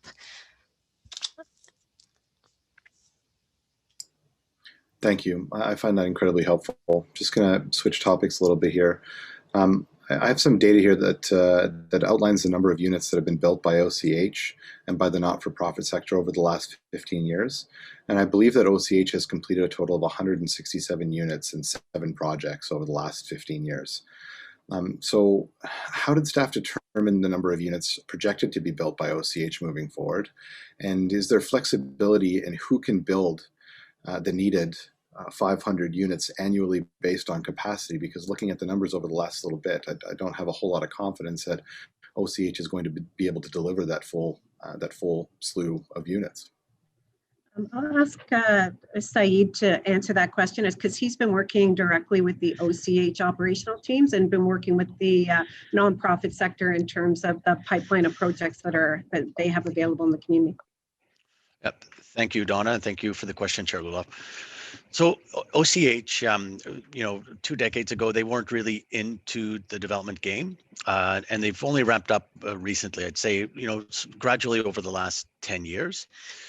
As time's gone on, we've been able to work much more strategically with Ottawa Community Housing, realizing that they do own larger parcels of land and they have a lot of in-house expertise to deliver these units. More recently, they have projects such as Rochester Heights under construction. That's phase 1 story of Rochester Heights, which is 140 units. And because of their size, we're able to, partner with them to acquire lands. Gladstone Village is an example there.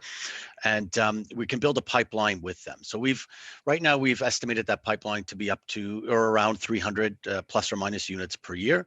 I think, through Councillor Fleury, they would like maybe to be higher some years. And again, this is an average. It doesn't mean that we're stuck at 300 a year with OCH. Some years it could be higher, some years it could be less, depending on the construction timelines and project rollouts, because through the planning process alone, it could take a number of years to see projects realized and construction started on many of these. So we want to build up gradually and see how that progresses. Yeah.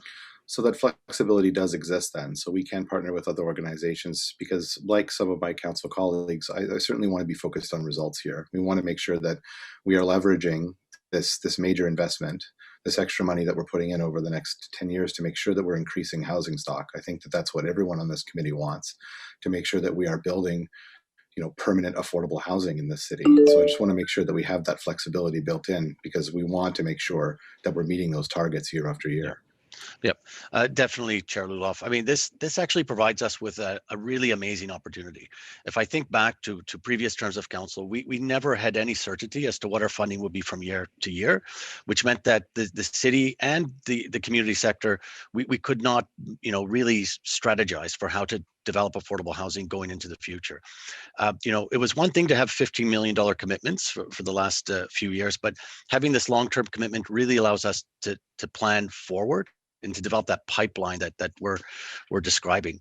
And we do have a lot of strength within the sector as well. So if we look at some of the more recent developments, especially on the supportive housing side, we have Youth Services Bureau, Shepherds of Good Hope, we've heard from today. John Howard Society is, I believe, the largest John Howard Society in the country, right here in Ottawa. And they serve a variety of different types of individuals with varying needs as well. We also have groups like Multi-Faith Housing Initiative that do give the city very good value for money when it comes to developing affordable housing for families and individuals, plus the social housing sector at large. I mean, we work very closely with them so that they could rationalize their portfolio and their communities and redevelop, and sort of, and manage things accordingly. I gave an example of Nepean Housing Corporation, for example. So there, we're looking at maybe providing smaller units so that they could transition people, who are overhoused in larger, townhomes that are subsidized into smaller units, which frees up stock. So we can actually start to build an overall strategy across the city. This is probably the most exciting time to work in affordable housing within the city, just knowing that we do have a commitment at the city level. And I always used to say that funds from the city are worth much more than funds from provincial and federal governments, because we decide how they're spent and where they're spent. When we receive capital funds from our other levels of government, we're kind of stuck with formulas and their priorities and targets, and we don't always get to sort of guide them in the direction that we want. But with city funding, we can actually do that, and we could work with the sector, including OCH, to get projects construction ready. And then it helps us advocate also for more funding in the future, being in this position. Thank you. And I don't mean to slag OCH. I just want to make sure that we're getting the most bang for our buck, that we're building these supportive housing units. I've been incredibly impressed with what Multi-Faith Housing Initiative has been able to accomplish at Veterans House and some of the other projects that you mentioned. That supportive housing is just so important, and really appreciate your efforts on this. And thank you to the finance staff for clarifying that. I really appreciate it. Thank you, Mr. Mayor. Thank you, Councillor. Next, Councillor McKenney's back on the list. Councillor McKenney, please. Thank you, Mr. Mayor. So I just want to go back. I asked the question before. We've established that, you know, what our contribution is, the 14.6 plus the waivers of BCs. But again, I want to ask the question, what is the change year to year in terms of what we've been getting from the federal and provincial governments for capital contributions and for operating costs, and what we are asking for going forward? I just a clear 3 numbers is all I'm looking for. Mr. Mayor, I can respond. So for the capital, we're asking for an extra 28.3 million per year. And for operating, we're on average, we're asking for an extra 93.4 million per year. Okay, so that's from both or from each? Is that 93 each and 28 each, or is it total? Total. So 14 million from the feds, 14 million from the province for capital. Is that right? Additional to, so what did we get in capital, say in 2018? I guess what I need is I need a spreadsheet. I need to understand. I think we all need to understand. And I don't disagree with Saeed. The money that we put in absolutely can be leveraged, and housing partners can do a lot with that and build more. I don't disagree with what I've heard today that, you know, yeah, we're building supportive housing, but I'm looking at numbers here, and we house since 2019, 1,083 households from family shelters. And we have the same number of households and family shelters today. We house 471 Housing First clients from shelters. And yet we had 2,000 people sleeping in shelters last night. The numbers are not changing. So what I want to know is, you know, what are we asking for that is going to make that shift? What are we doing extra that is going to stop people from falling into homelessness? Because that's what's happening, because the migration has stopped. So we need to stop talking about the migration. It has stopped. People are no longer coming from the States through Montreal to Ottawa. That was happening since 2017 to 2019, but it has stopped. So we have people falling into homelessness as we are trying to house people. Or we stop them from falling into homelessness, but they stay in shelter for too long. So with what we have been doing, we've been treading water. And this is not a criticism of our staff, of our housing branch. I want to understand what is going to make a difference here. How are we going to house 1,083 more families, but not have that many come back into homelessness? And I don't see that an additional $28 million a year from 2 levels of government for capital funding is going to do that. It will not build enough supportive housing to take people out of chronic homelessness, and operating as well. I mean, so I'm not sure if I can get before council a spreadsheet that shows us, you know, here's the capital contributions we had, here's the operating dollars we had, here's what we were able to do with them, and not how many people we house and how many families we house, but what was the reduction in the number? Because in the end, if you're out there today and you're homeless, you don't care that 5 other people got housed. You only care that there are 5 less people tomorrow that are homeless, and hopefully you're one of them. So I wonder if staff are just able, because I need to know going into council before I make a final decision on whether I accept this plan or not as being aggressive enough, if it's going to actually reduce the number of people in this city, families and individuals who are homeless, or families and individuals who, sorry, Mr. Mayor, I'm speaking, who are spending 50, 60, 70% of their income on rent and not being able to feed their children and clothe their children well enough. So I guess I'm asking if I'm able to get that ahead of council, if that could be made available to us. Councillor, maybe, and Mr. Mayor, maybe I could just start, and I think, you know, we could definitely create that table for you go forward. But I think when you look at the plan from the last term of council, we had 1,692 affordable housing units funded. We're going to, from 2020 to 2030 to 5,000 units that will actually be developed. And when you look at our total city investment, which is about 54.9, we're going to 198.4. When we look at the total investment, we're going from about 161 that we spent in the last term of council, roughly, to about $595 million over the next term of council. So you can see that really what we're talking about and what we're seeing now, and I think it's what Deirdre talked about, we're in catch up. But what this plan does is very quickly, aggressively give us that first now push to start to consistently and aggressively year over year over year, start to have a commitment to build to move forward. So the intent is that that would make a significant difference over the term of council. And if we were to double what we're going to give you, if we were to double it to 30 million, what could you do? I think the issue, Councillor, that we have through Mr. Mayor is that if we were to double it, we also have to look at who's going to build it and how are we actually going to build those units.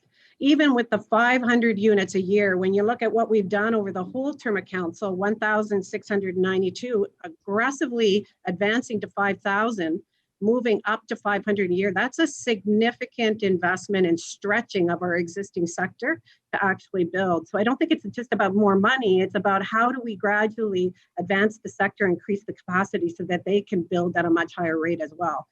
Somebody's got to build it.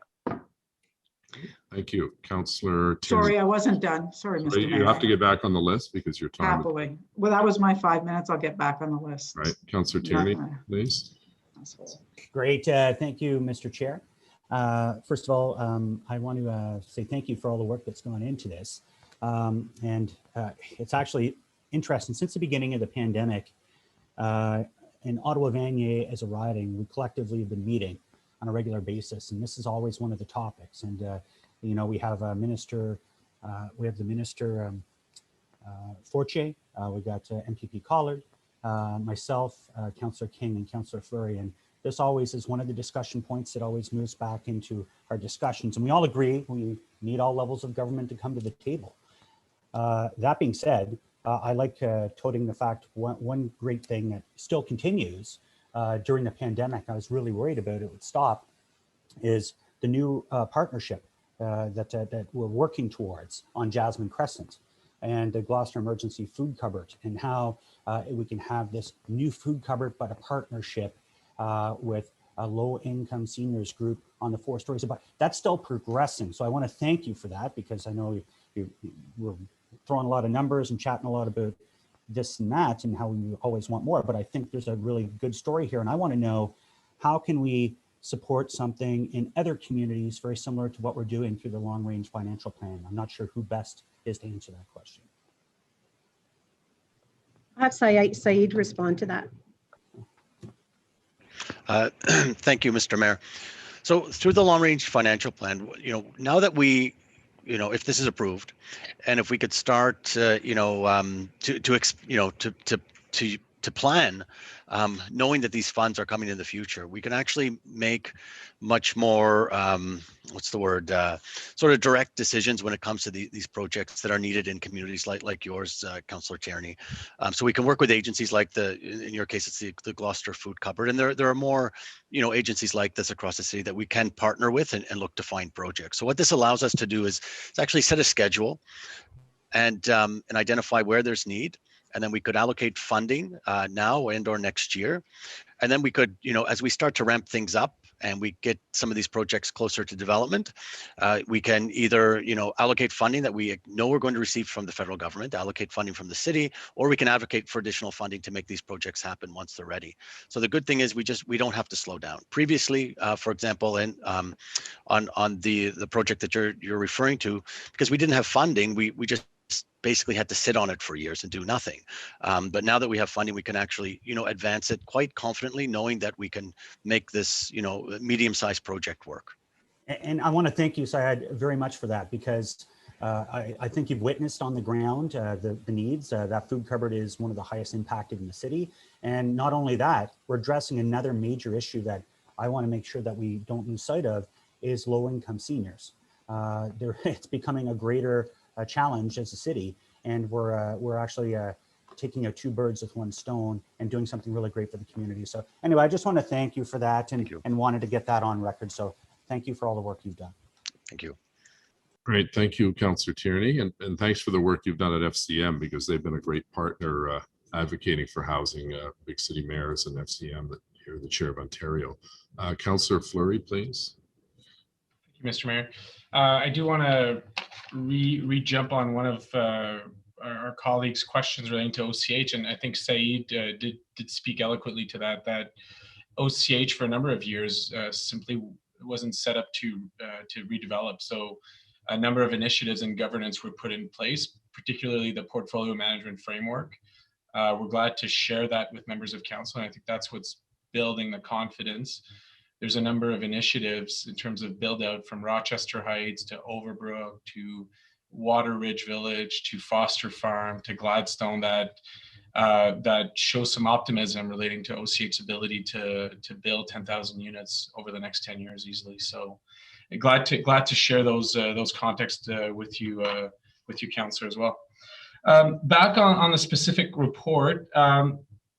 So maybe taking a broader question, and I have a number of questions of how we fund this, but so we have 13,000 people on a wait list for housing today. With the approval of this financial plan, where do we plan to be in 10 years? What are our estimates in terms of growth to the pressure of that list and the actual amounts of units we can build, and where we'll find ourselves 10 years from now? Thank you, Mr. Mayor, for the question. I'll start, and then perhaps Don or Shelley may have something to add. What this plan is doing that it hasn't done before, the first thing we talk about increasing the supply of affordable housing. And this is really significant. If we think about the city, especially since amalgamation, some years there was almost like zero to a nominal amount of purpose-built rental housing built in the city.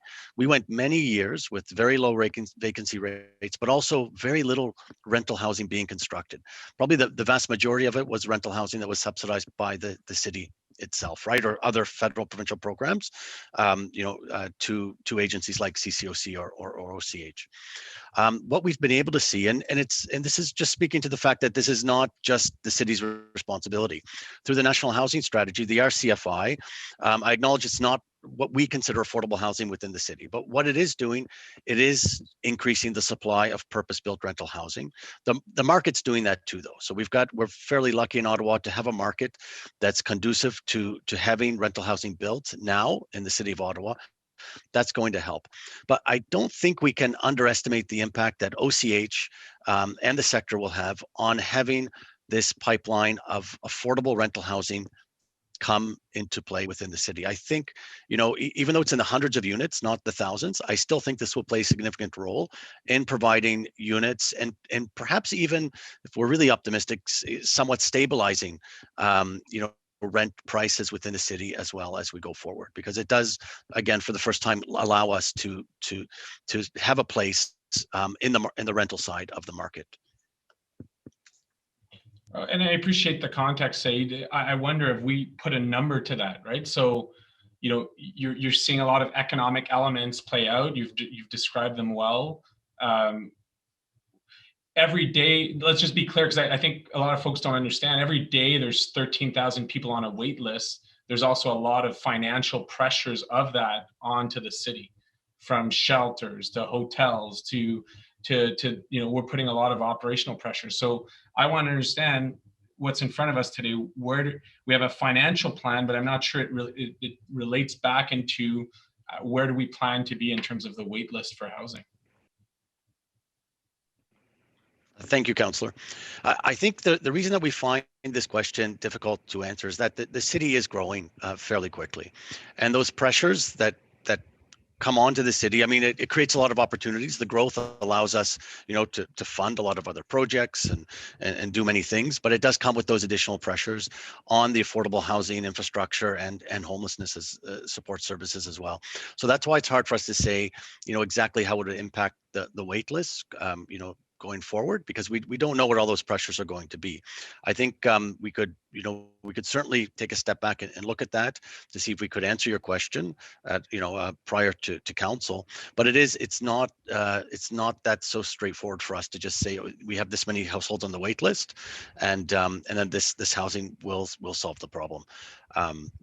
We do rely on the federal and provincial governments to address problems in other cities as well.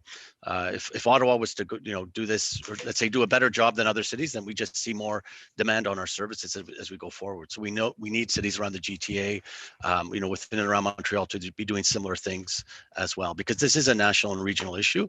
So it is hard for us to just isolate it to the city. Yeah, I'd love I know this is pie in the sky, but if we're going to bring public dollar and coordination to that public dollar, we should also establish a key objective relating to that wait list. From my perspective, it's an important indicator. Okay, moving on to something else. In the report, it speaks to waiting for support dollars to be in place before funding the capital for supportive housing. And I want to understand the reflection on that as it relates to the latest RHI. The latest RHI funding, the 32 million for 109 units here locally, didn't have some support dollars yet. We're going with the build out. So I'm curious as to why we would wait. Thank you, Ms. Mayor. Councillor, in response to your question, in regards to the RHI funding and the supportive housing that we funded, we did that knowingly with the eye to that, yes, we absolutely 100% need operating dollars to make that supportive housing successful. They go hand in hand. So we already reached out to the provincial government and indicated our need for that funding, and the mayor sent a letter to Minister Clark, asking for that operating funding. And we also know that the federal government has announced that our base funding with the federal homelessness funding reaching home will be increased. We don't know when that will happen and when we'll get news. It will be this year, and we don't know what the amount of our increase will be. So though we turn to the province to ask for that operating funding, we're quite confident that through the increase to reaching home we do receive, we'll be able to fund the supports in those projects. I think it speaks to, though, moving forward, how often can you take that risk, however, to be able to continue to invest in supportive housing without that guarantee that the operating supports will be there? So I think it's just reminding us to be cautious, I guess, to make sure that we have the operating funding when we are building supportive housing. Okay. My final bracket of question is maybe on the debt financing part of it. So I understand that we're only able to pick up debt for capital related expenses, from roads to recreation centers to, in this case, housing. So I want to understand, knowing that housing is a safe investment and that the cost of building housing has continued to increase, why not go and get large sums of money to build out faster, right? So our goal is 8,700 units in 10 years, but why did we establish that 15 million a year with matching contributions from the feds and province capital would be sufficient? Why don't we issue more debt to release some of the operational pressures we're seeing? Thank you, Councillor, for the question. The plan that you have in front of you is a long-range financial plan. And the long-range part of it is really the ability for the city to address this need over a long period of time. So we've put 10 years to this. And so what we've built is what's affordable for the city in terms of making these key investments in our community. So we've done this very incrementally over the 10 years. We are supplementing in the beginning period with small amounts of debt. And the approach that we're taking is affordable for the city in terms of our ability to do it. The other key piece to this is the conversations that we've had with our partners who are going to be the construction, engineers and all of this, and their ability also to deliver on this. So we looked at those 500 units over 10 years. And when we speak to our partners, that is a piece that is achievable from their perspective. If we were to issue debt right now, in terms of covering everything, it's kind of like putting a mortgage on your house before you actually own it. It doesn't make financial sense for us to do that. So what we are proposing is a very clear path, a financial path that is incremental and sustainable, and one that we can afford. Mr. Mayor, how much time do I have? I'd love to make comments on the report. 1.5 minutes. Okay, thank you for that. And I'll be speaking as a local councillor. So I certainly see the importance of today's public policy decisions and want to thank staff for the report and the considerations. I would have loved for simplified numbers in terms of understanding what comes with it, and hopefully with some of the motions and some of the commitments from Said in my last intervention, we can continue to get clarity on those objectives. I do remain very concerned around operational pressure increases and increase in shelter spending and transitional housing goals here. I think the real focus needs to really significantly increase in capital. And I've been consistent on that, Mr. Mayor, and committee members on, we need to see the same level of capital spending that we're putting operationally in shelters and motels. And last year that was $38 million. So I will continue to hold a line from my perspective on that, in the importance of seeing a real shift in our housing sector and on some of the operational pressures. Great, thank you. Merci. Councillor Menard, please. Thanks very much, Mayor. And actually, one suggestion I would have for maybe our staff is just if we were able to get a timer or something up as a separate computer that's just a timer on the Zoom screen so people know how much they have and don't, that would be super helpful. So then we don't have to interrupt folks when they're speaking, or people can just know how much time they have left. So I don't know if it's a very challenging thing to do or not, but it'd be great to get a timer up here on the old Zoom screen. My questions are focused on a few things. One of them is the actual capital contribution. I think we got clarity for that, but I have a few questions. What is the development charge? How does the development charge exemption budget work? We're ramping up to 6 million eventually, but what's the process for that? We're going to be adding a certain percentage to our development charges fees. If staff could just let us know. Councillor, I'll start, and then I'm going to ask Isabel just to supplement the answer. As I explained earlier, as we ramp up production, and so as we incrementally invest in units year over year over the 10 years, that means our DC exemption budget needs to grow with that. So then what we have proposed in the long range financial plan is it grow incrementally at approximately, I think it's $500,000 per year over a certain number of years to get to that. And I'll just turn to Isabel. I see she's got her camera on. She can just supplement the answer as well.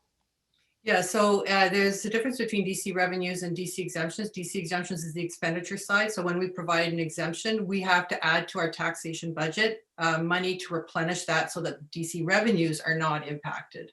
And so there is a DC exemption budget. It's approximately 4.1 million per year, and 1.5 million of that historically we've used for affordable housing. So and to Wendy's point, as we start to increase the number of units, we need to increase that budget because we're going to be giving out a lot more exemptions, and we expect that by 2030, it's not going to happen overnight. By 2030, we'll have to be at a $6 million level. Okay, that's very helpful context. Thank you for that. And in reading the report, I think it's on page 26 of the report. Yes, page 26. So that chart that actually shows our city capital contribution. So just to be clear, because we're kind of parsing these numbers here about 20 or 15 or 14.6. It shows clearly in that chart that our actual city capital contribution is moving down from what we're currently funding at 15 million annually to 14.6 million, if you can just confirm that.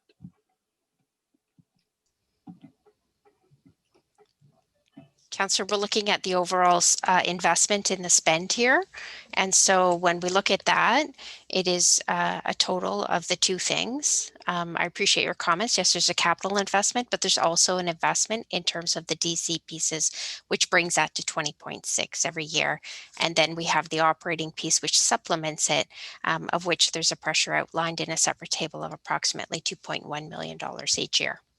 Yes, I see that there, and that's why I asked the question about the DC exemptions first, but I don't understand why just to confirm that our city contribution to our city capital contribution in that chart was 15 million and is moving to 14.6 million for the next 10 years of this plan. I just need someone to confirm that is the case. I get the DC exemption portion, but our actual capital contribution last couple of years and this year is more than what we're saying it will be in the next 10 years annually.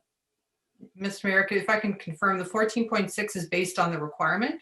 So we've estimated how much we need, and that's the average over those years.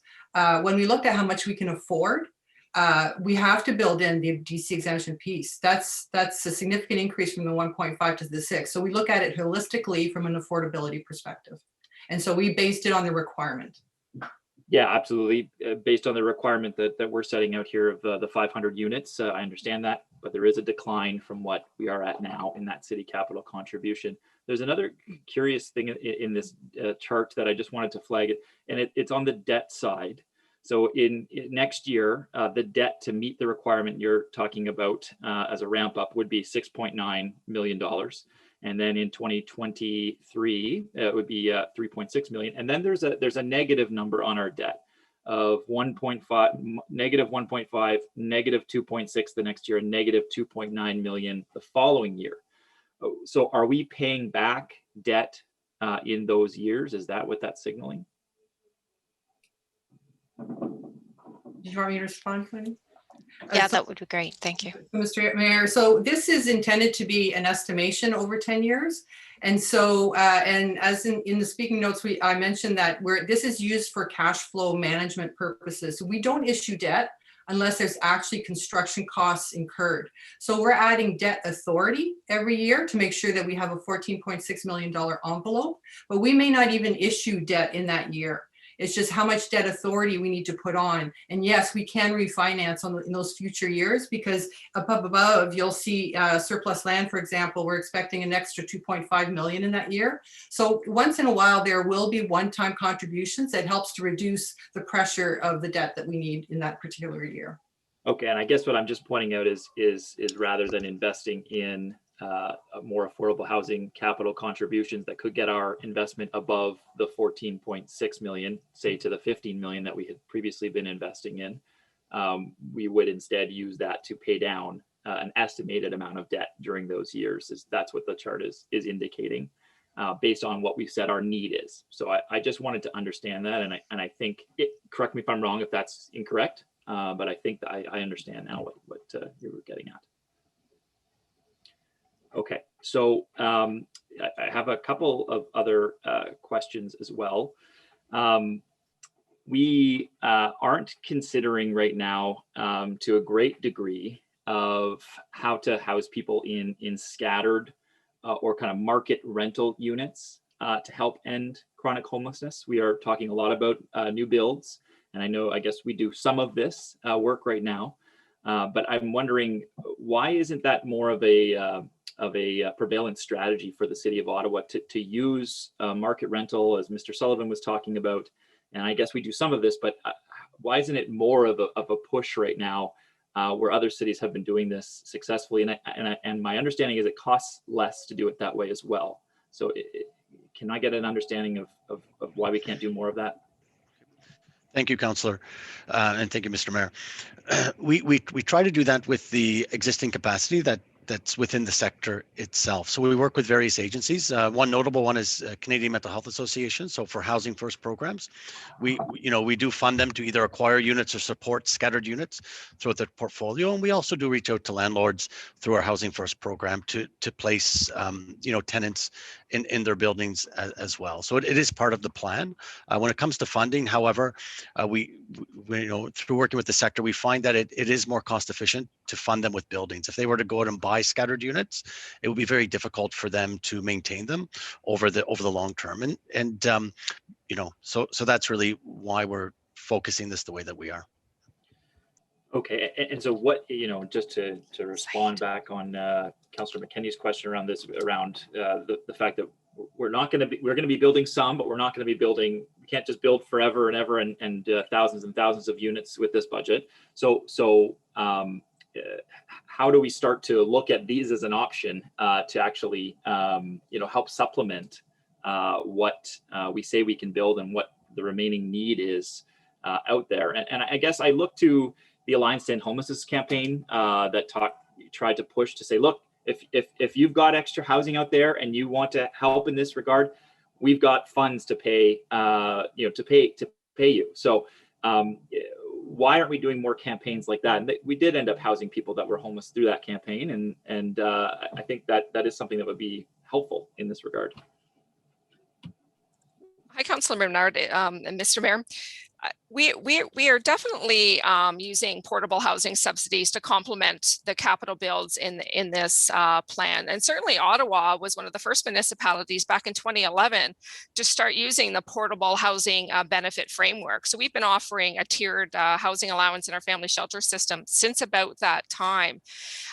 So we roll out housing subsidies through the Home for Good program. Now it's recently been the Canada Ontario Housing Benefits. So you can see that, you know, through the plan with the focus on, yes, you know, new units, we also are asking for significant new and enhanced funding to continue to invest in subsidies to be able to take advantage of what's out there in the private market, and to be able to run these campaigns, these housing blitzes, and know that we can actually take advantage of what's in the private market, and then provide the affordability for people to get housed. Okay, thank you for that. 40 seconds. Thank you. Yeah, that's where the timer comes in. Thank you, Mr. Mayor. I guess just the last 20 seconds of comment is that, you know, in this plan, I'm not sure that we're going to achieve the goals of getting down to 100% of reduction in our homeless population in Ottawa, chronic homelessness.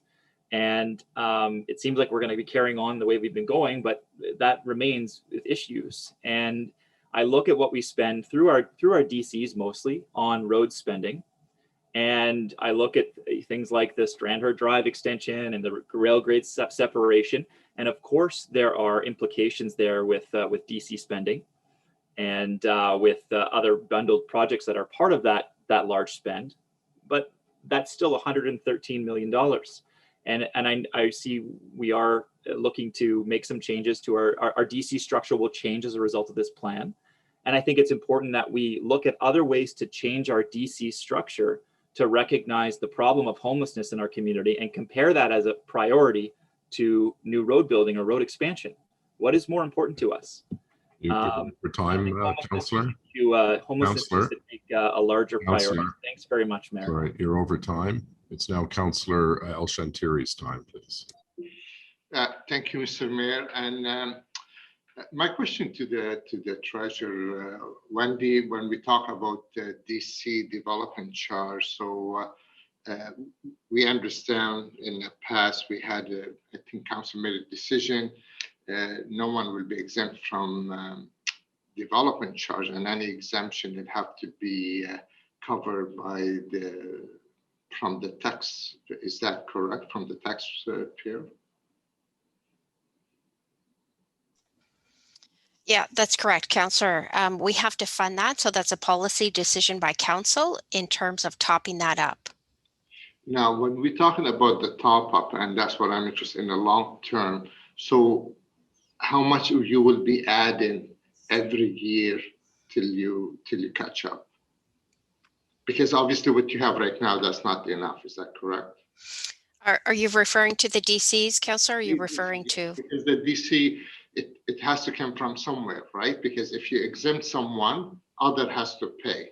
I'd like to know with that exemption, the top up, how much is going to be annual and for how long? Yeah, So you're correct. With the policy in place, we do have to top that up. And so what we have done in the long range financial plan is we have set a path to incrementally increase that budget over time. So we're funding that from a city perspective, and that funding is around $500,000 each of the years to get it up to the level that it needs to be at. So every year you will be adding about $500,000. Is that correct? That's correct, until we get to the number that we need. Mm-hmm. Okay, thank you very much. Because it's important to understand this exemption is going to come from somewhere, because that's the policy, correct? And that's what we made a conscious decision. If we any exemption, it has to be offset by from the taxpayer. That's correct. To keep the reserves healthy, it's important that we do that. Okay, thank you very much. Thank you, Mr. Mayor. Right. Thank you, Councillor. Councillor Luloff, please. Sorry that I have to come back on here and have to clarify this, because I'm not comfortable with the narrative that's being built here. Can you walk us through this, please, Wendy? What were our historical investments on average prior to this term of council on affordable housing? What have we spent over the last 2 years on affordable housing? And what will we be spending in future years with this long-range financial plan? Thank you, Chair, for that question. So if we look back, and we specifically reference this in the report, I think it's on page 10, I believe. The historical investments over a 7-year period were just over $41 million. So if we look at that average investment over the 7 years, it's around $5.9 million. In the last 2 years, we have invested $15 million each of the years in affordable housing. And going forward, the investment will be $200 million, rounded up, with an average annual contribution of $20.6 million. The key difference between what we're proposing in our long-range financial plan is predictable funding. We've got clear identified sources of it and a plan to get us to fulfilling that plan. When we look back over the last 2 years, we really just cobbled together our $15 million. There wasn't a clear plan for us to be able to deliver on that. We used some of our base funding, we built some of that base funding up, but we also leveraged our reserves to the point that there's really nothing left in them. So on that look forward ahead, in terms of delivering on the long-range financial plan, we've got a very clear path that goes forward to make that annual investment, and one that we know that we can afford, and it's very predictable. Thank you. So to be clear, we have made historic investments in affordable housing this term of council, and we are going to be ramping up spending on affordable housing over the course of the next 10 years. There is not a reduction in the amount of money through this long-range financial plan on affordable housing. That's my view, Councillor. Okay. Correct. Thank you very much.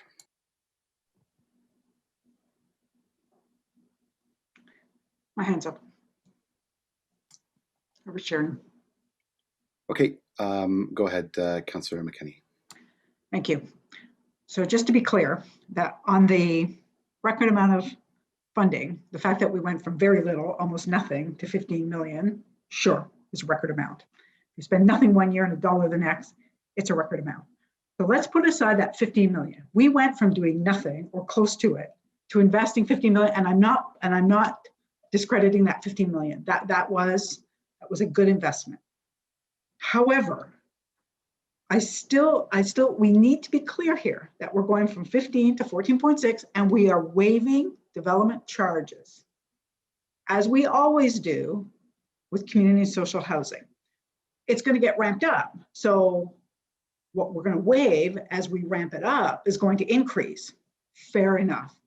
But the capital, the tax-supported capital contribution to housing is going to be $14.6 million. Is that correct?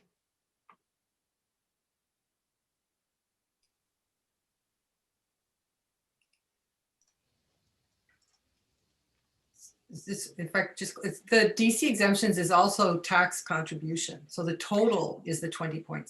Okay, yeah, but And next year. So Councillor, if I may. Next year compared to last year, let's put it that way, or this year compared to next year. Give me those two numbers. So this year it's 15 million plus what are we waiving in development charges this year? Next year it's 14.6 plus what are we waiving in development charges next year? Or what are we putting into reserves for that? Those are the two numbers I want, 4 numbers. 15, 14.6 plus what are the 2 development charge numbers? This year, next year. So we're increasing the DC exemptions by 500,000 next year, and we're increasing the base by an extra $1 million. And so it'll be the 14.6 plus 2 million DC exemptions is 16.6 versus what we have this year, which is 7.3 in base, but 7.7 in one-time now depleted funds plus the 1.5. But my question was a bit different than that. Last year we contributed $15 million to the base to capital funding for housing. What did we waive in development charges for this year? What did we waive in this year's budget? That's all I want to know compared to what we're going to waive next year. Not what we're planning for. What did we waive this year, next year? I just want a clear number. So on average, we've been waiving $1 million, and we're estimating because we don't know this year so DC exemptions aren't incurred until there's actually a building.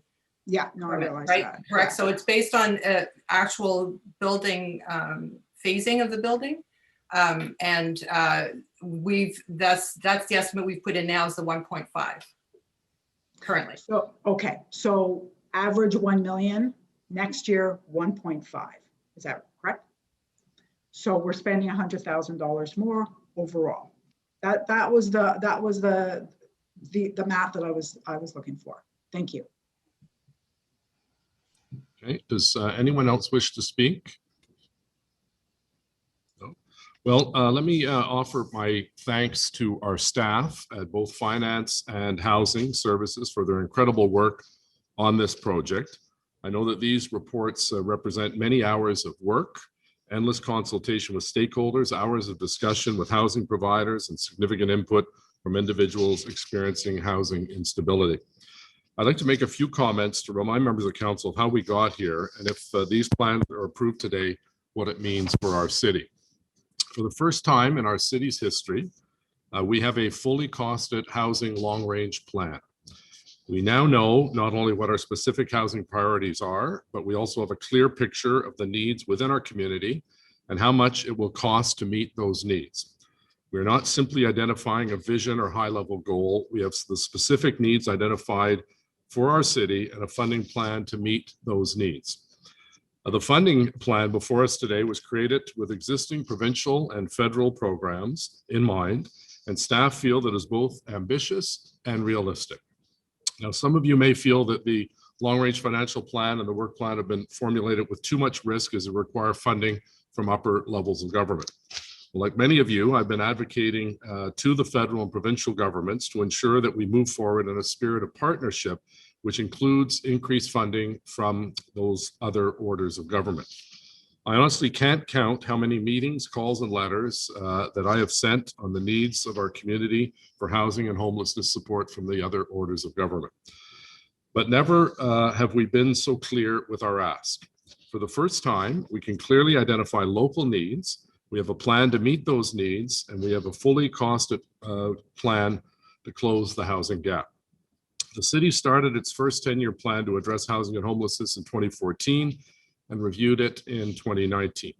In 2020, council approved an updated 10-year plan with new targets to, number one, create 5,700 to 8,500 new affordable housing options by 2030, with 10% of the units for supportive housing and 10% for accessible housing. Number two was preserve the existing number of affordable housing units and subsidies. Number three is eliminate unsheltered veteran and chronic homelessness by 2013. And I want to thank in particular Councillor Minnick, our veterans liaison, because later this year we will be opening the beautiful new veterans home, Veterans Place in the east end of the city to house, I believe, over 40 homeless veterans. Number My name's four. Bluff, but that's okay, Mr. Mayor. What's that? My name is Luloff, but that's okay, Mr. What did I say? Middick. Oh, sorry. Sorry, Matt. Reduce overall Indigenous homelessness by 25% by 2030. Reduce the number of new people becoming homeless and returning to homelessness by 25% by 2030. And 6, improve the client experience and the efficiency of the housing and homelessness system. I'm pleased to say that the city has made progress during this term of council. We have completed 231 new affordable housing units with another 1,262 in various stages of development for a total of 1,493. Offered 967 new housing subsidies, repaired over 10,000 affordable housing units, offered housing to 2,409 households on the centralized waiting list, moved 1,083 families and 471 individuals to permanent housing, and provided almost 60,000 households with general housing assistance. The long-range financial plan for housing services before you today outlines the city's funding strategy to pay its share to meet the council-approved objectives of the 10-year housing and homelessness plan, and this is a major milestone for our city. Every year, we have scrambled to pull together city funding to help leverage federal and provincial funding programs that seem to change requirements and expectations with every change of government. The long-range financial plan gives predictability to the city's contribution, which will help the sector plan and build over the next 10 years. And we're also deciding to put a significant increase in City of Ottawa funding behind the plan. So I'm glad that Councillor Luloff brought the clarity, as did the Treasurer, that we are spending more than the $15 million in the following years, goes up to 16.6. And this whole notion that we don't count the DCs is ridiculous. That's like saying my income is zero as long as you don't count my salary. Well, you have to include development charges because we now as a council made the policy decision that we don't just simply waive the fees and it goes off to Never Never Land.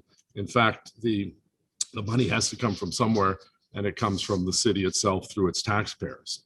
So since 2014, record capital investments totaling $54.9 million have been made to fund new affordable housing, including $15 million in capital funding in both 2019 and 2020. This funded 1,692 new units at average $7.84 million per year over the last 7 years, or 242 units per year. The city's share of the capital funding through the long-range financial plan is close to $200 million over 10 years. This is 2.5 times more funding than the previous average and doubling the amount of new units. This is very good news for those people looking for affordable housing in our community.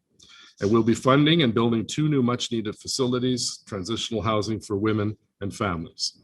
Now, in order to fund the entire $200 million over 10 years, Council will need to commit the funding every year to the Affordable Housing Capital Program over the next 9 years, starting in 2022, and increasing the annual development charge exemption budget to $6 million by 2030.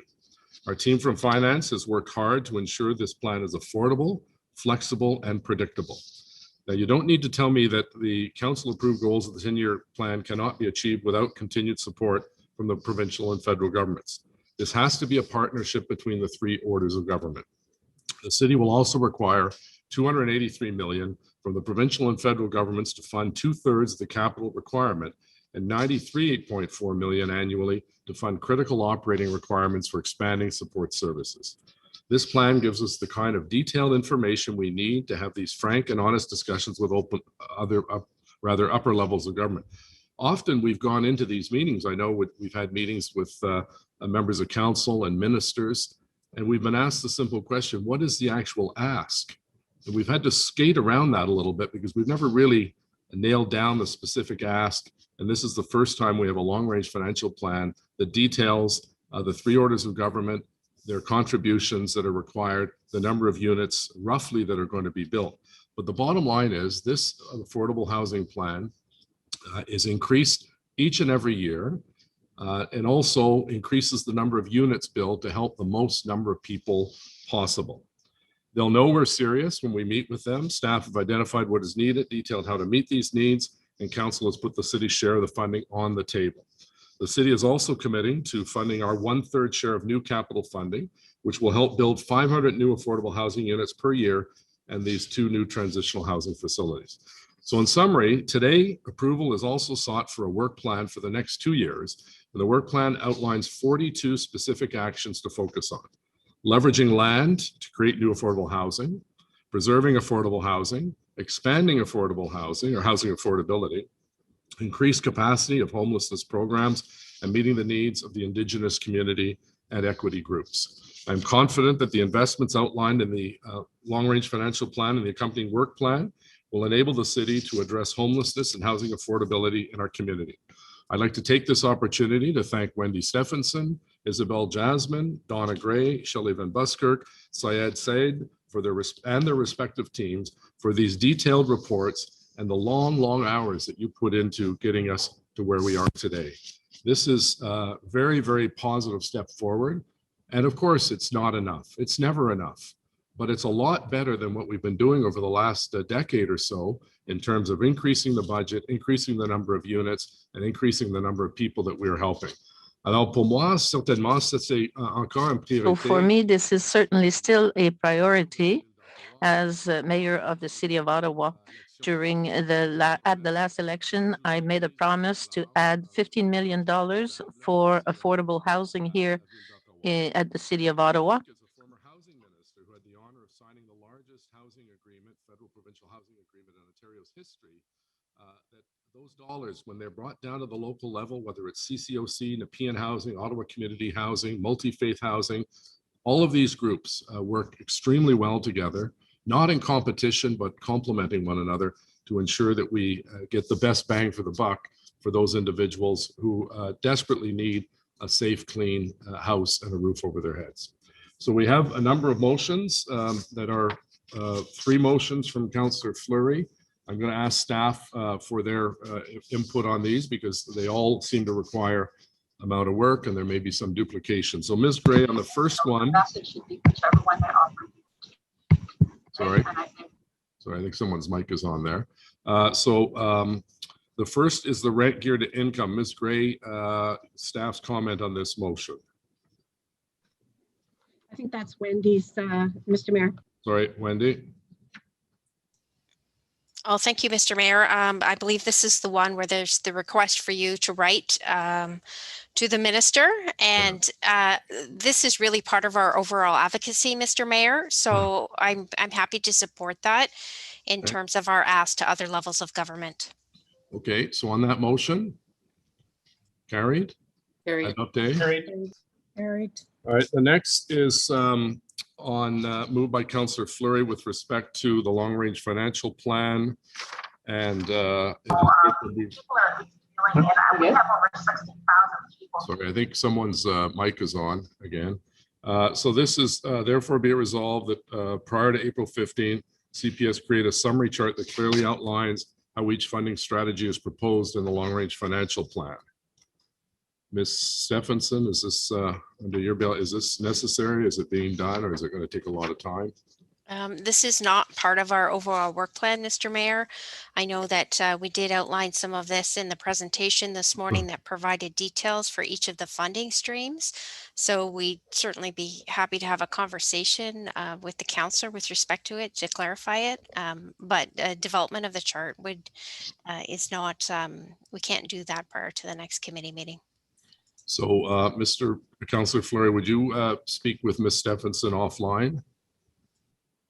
Yeah, I'm glad to move to a different period, Mr. Mayor, but I do think for public reporting that data coalesced on a chart is important. So I'm glad to take it offline with Wendy ahead of council. Is that your recommendation? Well, I'm prepared to put it forward. I'm not sure what kind of support it is. I would suggest you might want to have an offline discussion with Ms. Stephenson to see what information is available, so we're not duplicating efforts.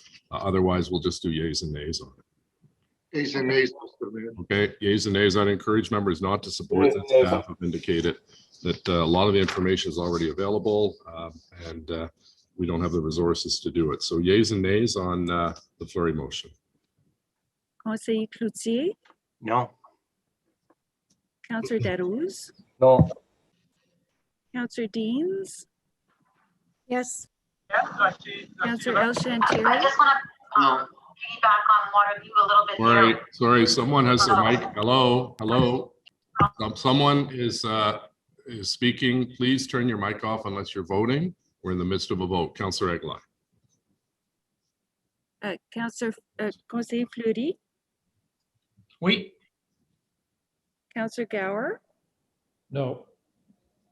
Councillor Harder, No. Councillor Hubley, No. Councillor Kavanaugh, Yes. Councillor Kitts, No. Councillor McKenney, Yes. Councillor Meehan, Yes. Councillor Moffat, No. Councillor Sudds, No. Councillor Tierney, No. Vice Chair Eglai, No. Vice Chair Dudas, No. Conseiller Luloff, No. Mayor Watson, Nope. 5 yeas, 14 nays. Okay. Excuse me. Next is a motion also by Councillor Fleury with respect to a whole list of requirements. Ms. Gray, can you give us your comment on this, please? Yes, so Mr. Mayor, this is the list of the requirements that for reporting purposes as well. Staff are not supportive of this. We will be coming forward with an annualized report that will look at the long-range financial plan. Okay, so this is already being done in essence on an annual basis. So Councillor Fleury, do you wish to withdraw that, or we'll go to yeas and nays? Mr. Mayor, since it's my motion, I do have questions to staff on what was just said. Yeah, go ahead. Donna, I'm just looking for clarity. So the points that I'm raising, you're saying will all be contemplated in the yearly yearly submission back to council? Yes, that is correct. Okay, so I'm not seeing a need for the issue now that it's been confirmed. Okay, For so points, we're so I'm withdrawing glad that. to withdraw. Okay, thank you. So now we have the report as amended. Yeas and nays. Conseiller Cloutier, Oui. Councillor Darouz, Yes. Councillor Deans, No. Councillor El Shantiri, Yes. Conseiller Fleury, No. Councillor Gower, Yes. Councillor Harder, Yes. Councillor Hubley, Yes. Councillor Kavanaugh, No. Conseiller Kitts, Oui. Councillor McKenney, No. Councillor Meehan, Yes. Councillor Moffat, Yes. Councillor Sudds, Yes. Councillor Tierney, Yes. Vice Chair Eglai. Yes. Did you say yes? Sorry. You said yes. Sorry, did you say yes? Keith? Sorry, I'm having trouble with my mute button. Yes, I said yes. Thank you. Vice Chair Dudas, Yes. President Luloff, Oui. Mayor Watson, Yes. 15 yeas, 4 nays. Okay, so I'll now hand the chair over to Councillor Luloff, who will bring us through the 10-year housing and homelessness work plan for 21-22. We don't have a staff presentation because they already gave us that, and we have a number of delegates and some motions. So Councillor Luloff, the chair is yours. Thank you very much, Mr. Mayor. So we'll begin with a technical amendment. Vice Chair Dudas, please, if you want to introduce your motion. Certainly. Whereas the report, 10-year Housing and Homelessness Work Plan 2021-2022, the report was referred by the Community and Protective Services Committee for consideration at the joint meeting of FEDCO. and CPSC committee. Whereas the publication of the report, staff has identified 2 places where there is incorrect data in the report that require updating by way of a technical amending motion. Therefore, be it resolved that the figures in the 3rd row of table 5 on page 10 of the report be replaced with the following amended figures. The table is there before you. And be it further resolved that the figures contained in the 4th paragraph on page 18 of the report be replaced with the following amended figures. In 2019, 555 family households, 1,147 people were transitioned out of shelter to permanent housing. And in 2020, 528 family households, 1,139 people moved to housing. Thank you very much. This motion has been circulated. So we have a number of directions and a motion also from Councillor Fleury. Councillor Fleury, if you'd like to introduce your first motion on head leasing, please. Yes, are we able to get them on the screen, Mr. Chair?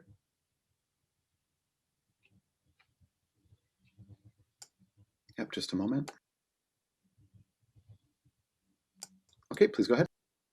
Okay, so this is direction to head leases, and there is a reference to it in the work plan. So as the city's 10-year housing and homelessness work plan identifies a review and recommendation of the feasibility of the city's establishing head leases, that city staff be directed to make recommendations on the feasibility of a city or designate organization taking a head lease on a long-term basis. This review should also include analysis of other municipalities, including community organizations using head leases. Examples are City of London and CMHA Ottawa, to name a few. That staff be directed to complete this review and provide recommendations prior to the 4th quarter of this year to ensure any financial implications can be considered as part of the 2022 budget process. Thank you very much. May you now please introduce your direction on rapid housing? Rapid housing phase 1 was recently approved as the city's 10-year housing and homelessness work plan anticipates that there will be a 2nd round of federal rapid housing initiative funding issued, that staff be directed to proactively identify development opportunities with non-for-profit housing providers, taking into consideration all city lands and projects in all neighborhoods in Ottawa. Further, that staff also be directed to prioritize family-friendly developments to assist in housing the 390 households currently in the family shelter system. Thank you very much. And now on subsidies, please.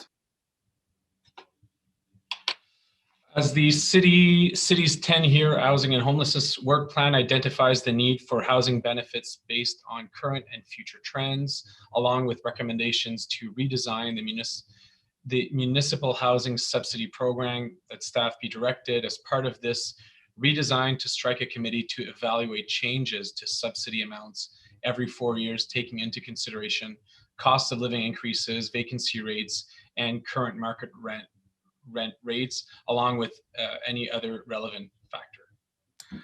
Thank you very much. And finally, your motion on pre-development funding. Oh, direction? I believe that's a direction. Oh, that's a motion. Okay, yeah. Please go ahead. Whereas the city's housing, 10-year housing and homelessness work plan identifies creating and maintaining an inventory of opportunities available for development by issuing strategic requests of information, REOI and RFPs, including for pre-development funding. Therefore, be it resolved that staff add an item to the work plan that includes a visioning exercise to plan for the allocation of pre-development funding. This visioning exercise should include elements such as, but not limited to, timeline for construction completion, cost per unit, numbers of units, and targeted housing groups. Be it further resolved that this visioning exercise must also identify a specific link to how the development will lead to achieving the goals outlined in the Housing and Homelessness Plan Refresh. Be it further resolved to account for this additional workload, that staff remove item 21 from the work plan and replace it with the above visioning exercise. Thank you very much. We'll have an opportunity to discuss these directions and this motion following hearing from delegation. So we'll begin our delegation period now with Kate Burkholder-Harris, please. The floor is yours for 5 minutes. Thank you very much, Councillor Luloff, and good afternoon, everyone. My name is Katie Burkholder-Harris, and I'm the Executive Director of the Ottawa Alliance to End Homelessness. Communities are reducing homelessness all over this country and showing that it can be done. Just 2 weeks ago, London, Ontario ended veterans' homelessness. Ottawa City Council declared a housing and homelessness emergency last year in January, and while many of the key ingredients to reduce homelessness are outlined in the work plan, there is not enough urgency. Many of the work plan items use language such as analyze, review, consider, explore. We need more terms that start with implement, do, develop, create. We have all of the data, examples, and models needed to prevent, reduce, and end homelessness in Canada because other communities are already doing it. Ottawa is behind the rest of the country in reducing homelessness, and there's no reason that we should be. We have the same resources, talent, and skills as communities seeing reductions. We lack urgency. I'd like to outline 3 key recommendations to move forward with immediate action for reducing homelessness that builds on the steps named in the work plan. Recommendation number 1, invest in long-term solutions now.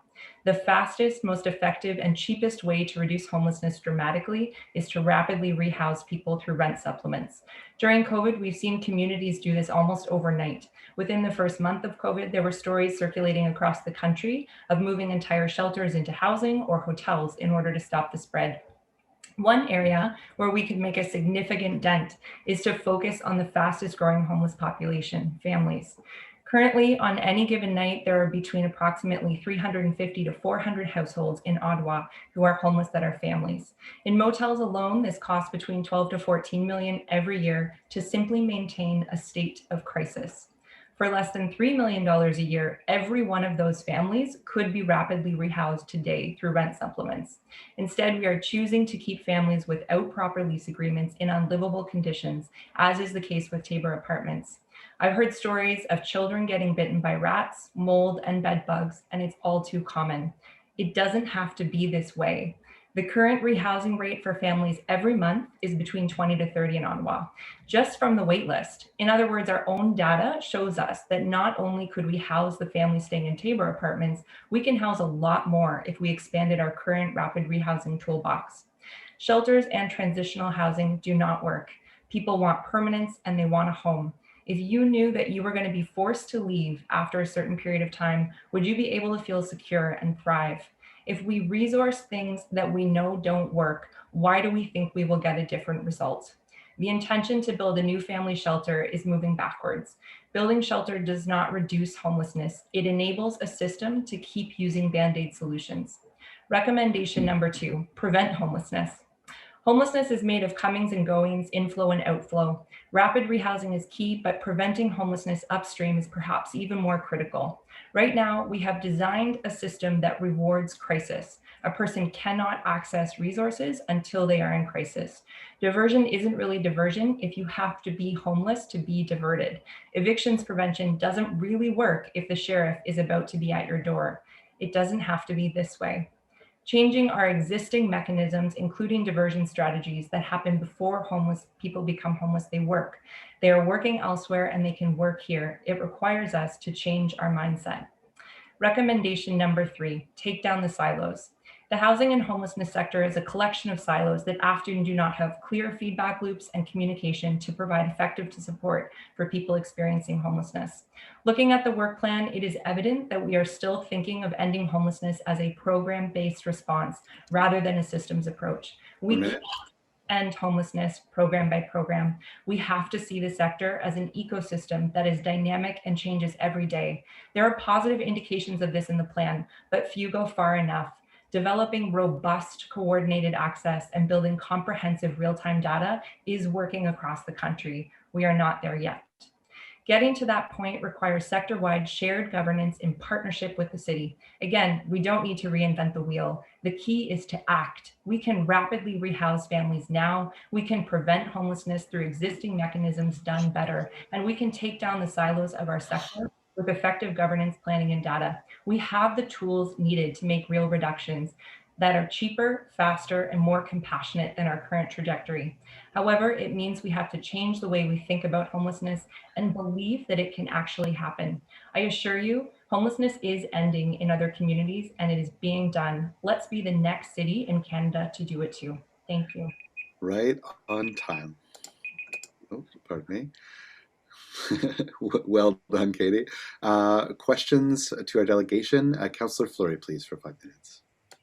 Thank you, Katie, and thank you for the great work you do in our community. It's refreshing to hear from the Alliance, specifically on some of the more systems issues and where we can and should be going.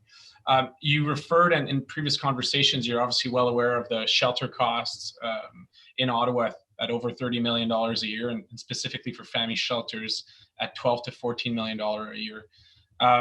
You said the cost of rapidly rehousing families would take just under $3 million. Can you give us a little more insights on how do you come to that number, and how do you see that potential particularly?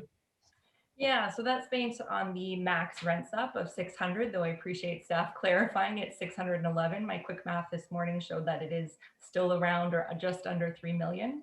And that's maximizing it at 400 families currently. That does not account for inflow. I totally understand that piece. That being said, the inflow piece is the other chunk that we can focus on using existing mechanisms. Eviction prevention is a big piece, and that's actually an underused city resource.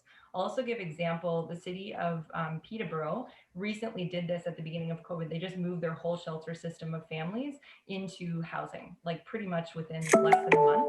And the way that they did that was create a new rent subsidy that was municipal. And I think Saeed pointed to that earlier. The flexibility of a municipal kind of funding stream is much greater than obviously when it comes with provincial or federal regulations. So I think there are creative ways that we can use the existing resources to be more strategic as to how we do the work. Okay, no, I appreciate the clarification there with the 600 element clarification. Existing rent supplements have a certain number of provincial regulations around them and barriers as to how they're used. How do you see? How do you propose we enable that? Because there's some limitations that I've showed some challenge there.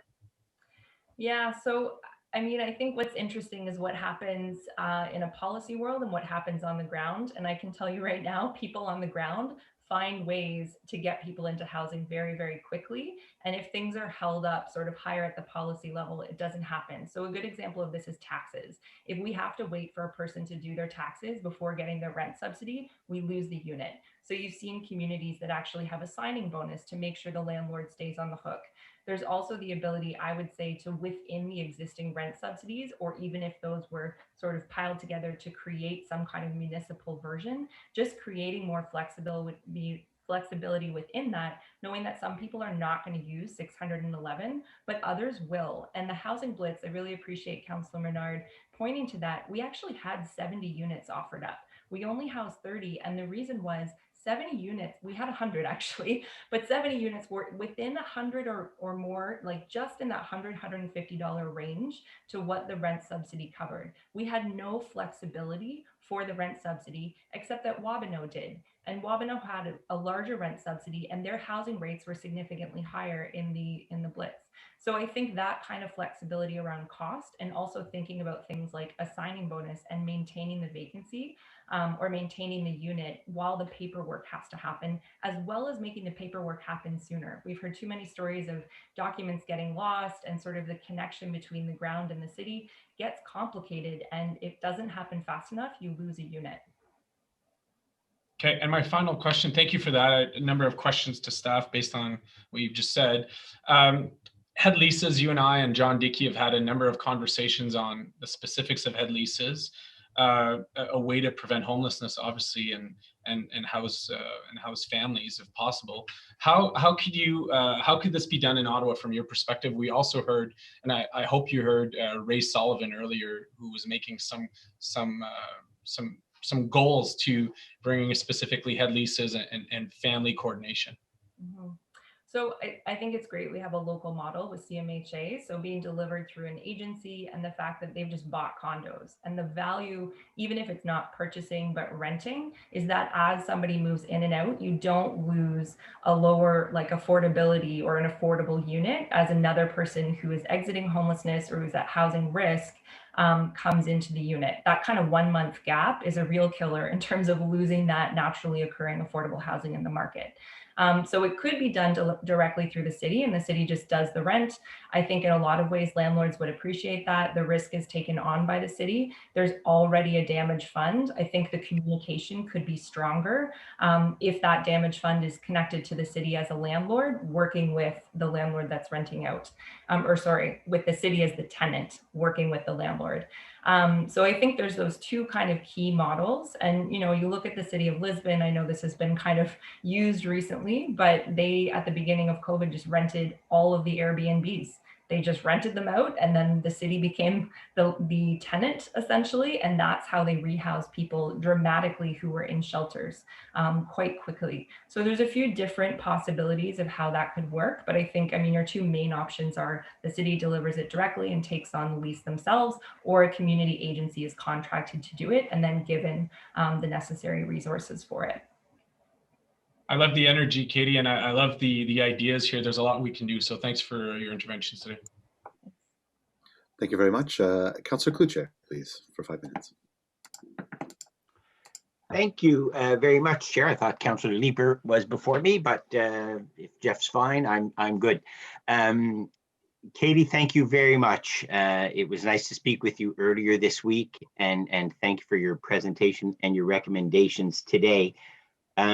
Just one quick question. You mentioned in recommendation number 3, the programs-based approach versus a systems-based approach. And I just wanted you to elaborate on that, please, so that I have a clear understanding of what you mean and how one would be better than the other. Yeah, thank you so much for that question. And I think a lot of what is fairly common and potentially in all sectors, but we don't think like a collective set of resources. We think like there's a need, let's fill it with a program. There's another need, let's fill it with a program. One client could have 3 workers who are maybe have special skills for different parts of the things they're dealing with. So maybe one's mental health, maybe one's housing, but they could all be working on housing. Right? We're not using our resources effectively in that sort of situation. And in order to have that effective system-wide approach versus looking at programs only, we need to have real-time data. I really appreciated the city staff's naming the data dashboard, and that kind of level of how are we doing as a whole city over the course of time and having that yearly. But what we also need is that real-time data on the ground. And actually, Councillor Kavanaugh made a really good point in the distinction between the violence against women shelter numbers and the rest of the shelters. Women don't care what kind of shelter it is. They go to a shelter as they need services and supports. We do not measure it that way. And frankly, it's irrelevant if one funding stream is provincial and one is municipal. Humans don't work that way. So we need to design a system that responds to how people function. And actually the VAW shelters, I work quite closely with them. They are really frustrated by the lack of data. They don't have HIFIS, so they don't have a database that allows them to sort of understand the collective numbers, and they don't have the ability to share that information. This is a solvable thing that's happened in a lot of other communities. And for agencies to be able to speak to each other across a database is a really key piece to thinking and acting like a system. So I hope that answers your question, but I really appreciate it. It does, and thank you very much. So noted, and your last point, so different levels speaking to each other, absolutely. So what would the governance of that systems-based approach be? What would it look like? Are there examples in other jurisdictions or in other organizations that we could rely on to get better outcomes and the value and the outcomes that the residents of our city need? Yeah. That's a great question. There's a lot of different models across the country. And I think what we have here right now is the Community Advisory Board, which only advises for funding on federal money, which is a fairly small pocket in homelessness services. What we don't have is sort of a cohesive sense of governance across the rest of the funding pots and the sector, sort of that ability to stand back and strategically look at what we have.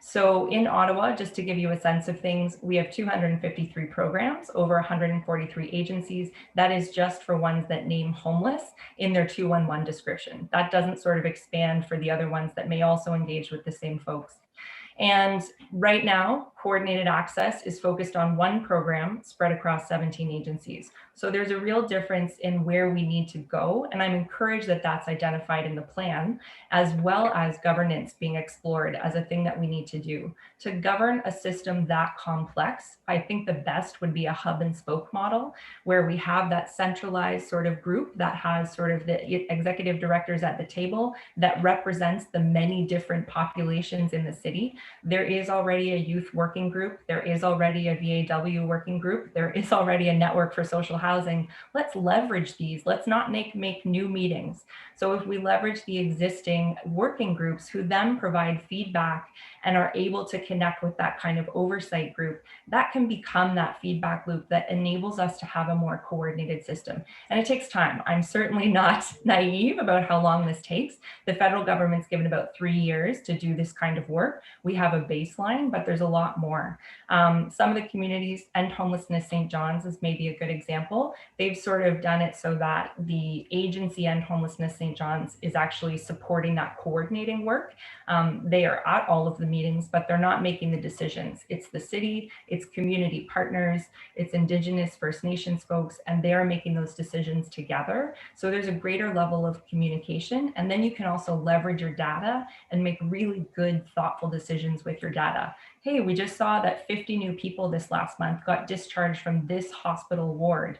Maybe we can do something about that and speak with that hospital social worker. So it gets really practical, but we can't make those decisions strategically without good governance. Certainly, the report does speak to the usage of that data and the collective knowledge to make, I think it's evidence-based decisions, and that is what you were saying.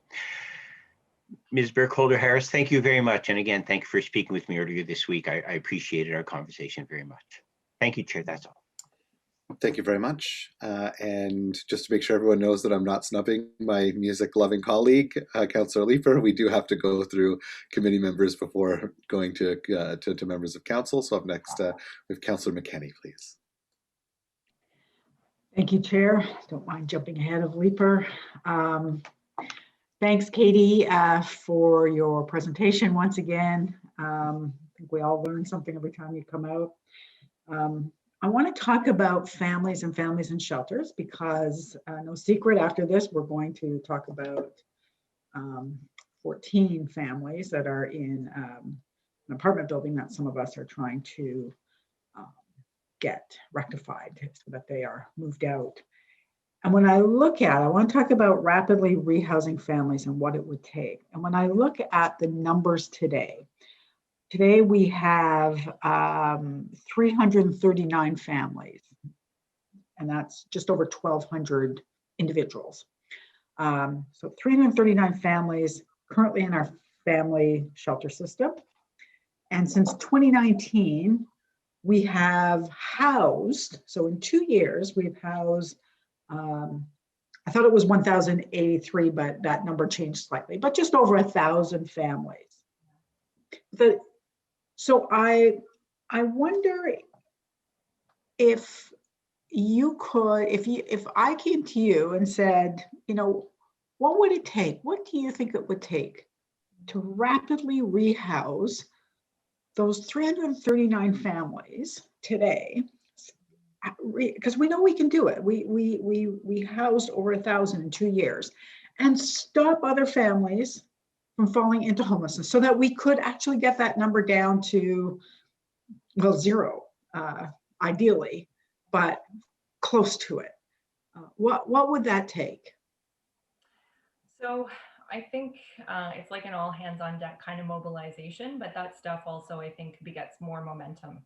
So when I look at that number right now, one of the first pieces is better partnership. What currently does not exist, I think, is a strong set of clear policy and protocol and communication between the family motels and the shelter staff that work there and the rest of the community agencies that want to work there. In fact, there are significant barriers. My agency represents over 75 agencies. I work with a lot more agencies on a regular basis. This is an ongoing concern with the hotels, the family hotels and agencies, and the communication is not there. And further, I think on both sides, there's confusion. There's not clarity as to what the path is to get people the support they need. So that would be the first big piece that we really need to change that dynamic. And I think, speaking to Councillor Cloutier's point, that's a governance piece as a starting point. Clarity around who's saying what, how we're doing things, that needs to happen. And there's not an ability to have a difficult conversation right now about that. I think a lot of people are trying, and I really feel the city's frustration because there's a lot of misunderstanding. And so I think there's a lot that we can do in that piece. In terms of rapidly rehousing, like, I know it's a smaller community, but per capita would be about the same.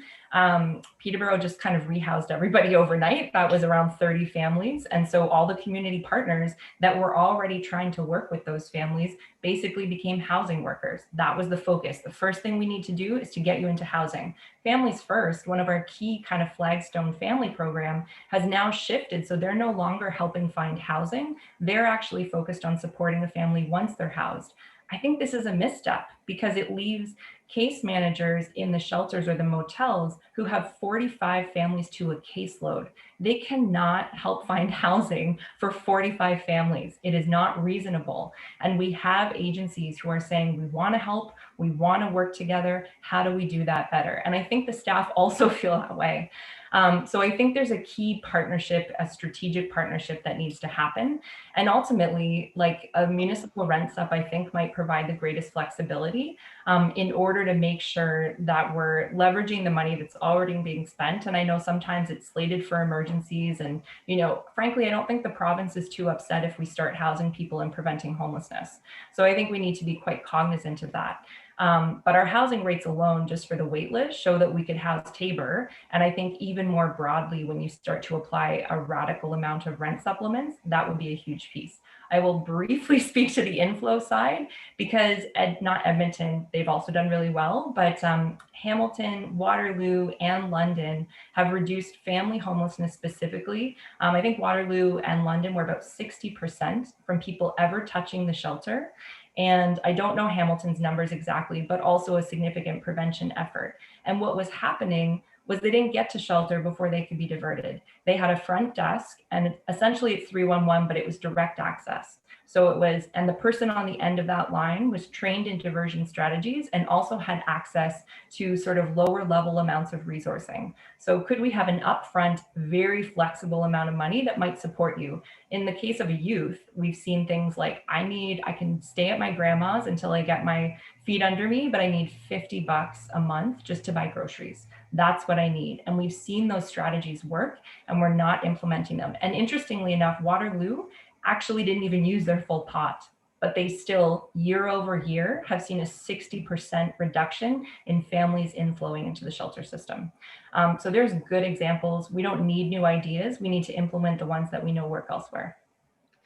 And just, you answered my question about Tabor, but just in terms of costs, it has to cost a fraction of the amount that it does when we put somebody into a family into a shelter. And right now is quite salient because of the evictions crisis that's looming. The existing program with the existing money that's been provided was underused. And so that's something that I think, let's use what we've got. Like, we have an opportunity to use what we've got to prevent people falling into homelessness. And especially when we can see it coming, there's a real opportunity to be proactive. Thank you. Appreciate it. Thanks, Chair. Thank you very much, Councillor. Councillor Kavanagh, please. Thank you very much, Chair. And thank you, Katie, for giving us a lot of information and a lot of examples from other places. One thing I'm hearing is that the issue of silos, that part of the problem is we work as a city, and I know we have great staff, and there's partners out there that are working, but we're sort of missing things. How can we do a better job on that? I know there's some effort, but how can we do it more systematically so that we don't miss, so we can get people in housing quicker? Yeah. So, and I always come back to this, but governance is actually the first step. And I think we don't have a communications infrastructure in our community between agencies in the city and even across agencies that will enable us to A, have real data, and to B, make strategic decisions. We just don't have it. Sorry, were you gonna ask another piece, Kevin? Sorry. No, I was listening, sorry. My cat was just jumping at me, so I got distracted.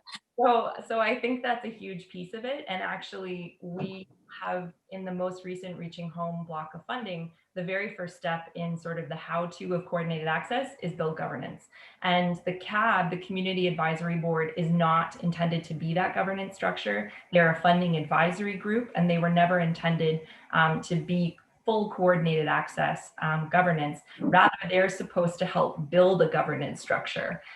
So I think those are really key pieces. And right now, if we don't think of homelessness as sort of an ecosystem that touches pretty much everywhere in the social service health world, then we're not kind of getting it right. And in my opinion, why wouldn't we stop? Why would we try and limit how we think about this, right? I think we like to think coordinated access is quite narrow. Let's build the Cadillac. Why would we bother doing a poor version of something when we're starting to be able to build the best? And I think that's something in terms of Indigenous engagement, that holistic approach can be baked into it from the beginning, an equity lens from the very beginning. So I think a lot of the plan I struggle with because it's a lot of pieces, but it's pieces that under an umbrella should be happening. And right now there's not a sense that it's happening under a strategic umbrella or a governance that could help drive that. Okay, I think we have a lot to learn yet. I appreciate you talking about the coordination between violence against women versus the homelessness. This was brought to light to me by my staff member, who's a former executive director of Cornerstone. So, and that's something that concerned her. How can we do better on that? Mm-hmm. Absolutely. And she's in a great position because she saw both sides, right? Like she absolutely was seeing how that was happening. So I've spoken with a number of the VAW shelters, and just to give you an example too, I think the scope of what we think of as the shelter system or the homelessness system is quite narrow. And during COVID, we've seen real communication gaps as we've struggled with very real challenges when there's been outbreaks. So predominantly kind of those core agencies have been informed and are working very closely with the city and health. But there's a whole lot of outlier agencies that didn't have enough information to make good decisions or safe decisions when some of these things have happened. That's been rectified. There's been a lot of good feedback on how to make that better, but I think it speaks to the danger of bad coordination. And where it's gone with the VAW sector, I think the starting point again is that there should be a VAW, the chair of the VAW existing network should be sitting at that kind of hub and spoke, that centralized table, who can then help to bring that work back to the VAW table that already exists and work on those kind of policy communication pieces with other shelters and agencies. I think this is really important, especially with COVID and the increase in violence against women that we're likely to see more, I expect. I don't think it's over. So I appreciate all the work you're doing and for putting that out there. Thank you.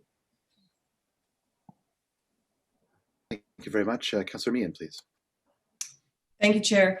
And thank you, Katie. I have to say, after listening to you speak, I feel a sense of optimism that I did not feel after the presentation on the long-range financial planning for the homeless. In citing some of the examples of doing things differently, are these cities who are really making a difference in terms of homelessness and rehousing people, are they spending the type of money that we're spending here? I mean, we saw what our commitment is going to be financially wise. Are they spending that kind of money as well? Or is a different model more financially efficient? So I think cost savings is always a tricky conversation because anytime you save money on hospital and EMS, it's not like the hospital says, here's a check, right? We know that's the challenge of this discussion. I think that other cities have shifted where the money goes, and rather than managing crisis, which ultimately does reduce those EMS costs, that kind of higher proportion, it's shifting the money towards prevention so that we don't have a sector that is burnt out like beyond all belief, that we have people who are healthy and connected and can actually thrive. In terms of the actual dollars, I mean, certainly on the prevention side, you do start to see some cost reduction, but in the long term, we know we just need more nonprofit housing, desperately need more nonprofit housing. So I don't think we can get away from that piece of the money just needs to be spent to do that work. At the same time, in the short term, people do start to see reductions in cost. I'm not sure how long that lasts, to be honest, especially as you're then putting more into infrastructure and more into prevention. But it is a reality, and it's also something to think about. If 12% of our community are in core housing need, think about what that would mean if they were only paying 30% of their income on housing. They would have 70% of their income to reinvest in a local economy, into our community, to be full participants, to not feel like they're scraping by. And I'm not sure the economic side of this is often argued from that point of view, certainly on cost savings in terms of housing first, but also people being able to participate with local business. That's a good thing for our whole community with local tourism. So I'm just going to put that there, and I'm giving you a very complicated roundabout answer, Councillor Meehan, so I apologize. I think ultimately it probably levels out in the long run, but I do think in a very, very long term, you would start to see cost reduction because it's a lot cheaper to prevent or visit a person in their own home than visiting them when they're in a shelter that takes up physical space and operating costs. Well, I think it's important that you're speaking to us here today as a group, number one, because I think we all are dedicated and really want to see a solution to our homeless problem. So I'll ask you, if it were up to you today, what's the first thing that we can do as a collective, as a council, to change the model so that we can actually see the results that we all want to see? What's that one thing that we can start doing right now? So I think we actually need a system planner that's in the community. And the Alliance has asked to be that system planner that partners with all the community partners in the city. And the first big step would be governance. We currently, I think, have not a space where we can all come to the table equally. People with lived experience need to be part of that conversation. We've actually hired a team of people with lived experience, and we're training them in policy.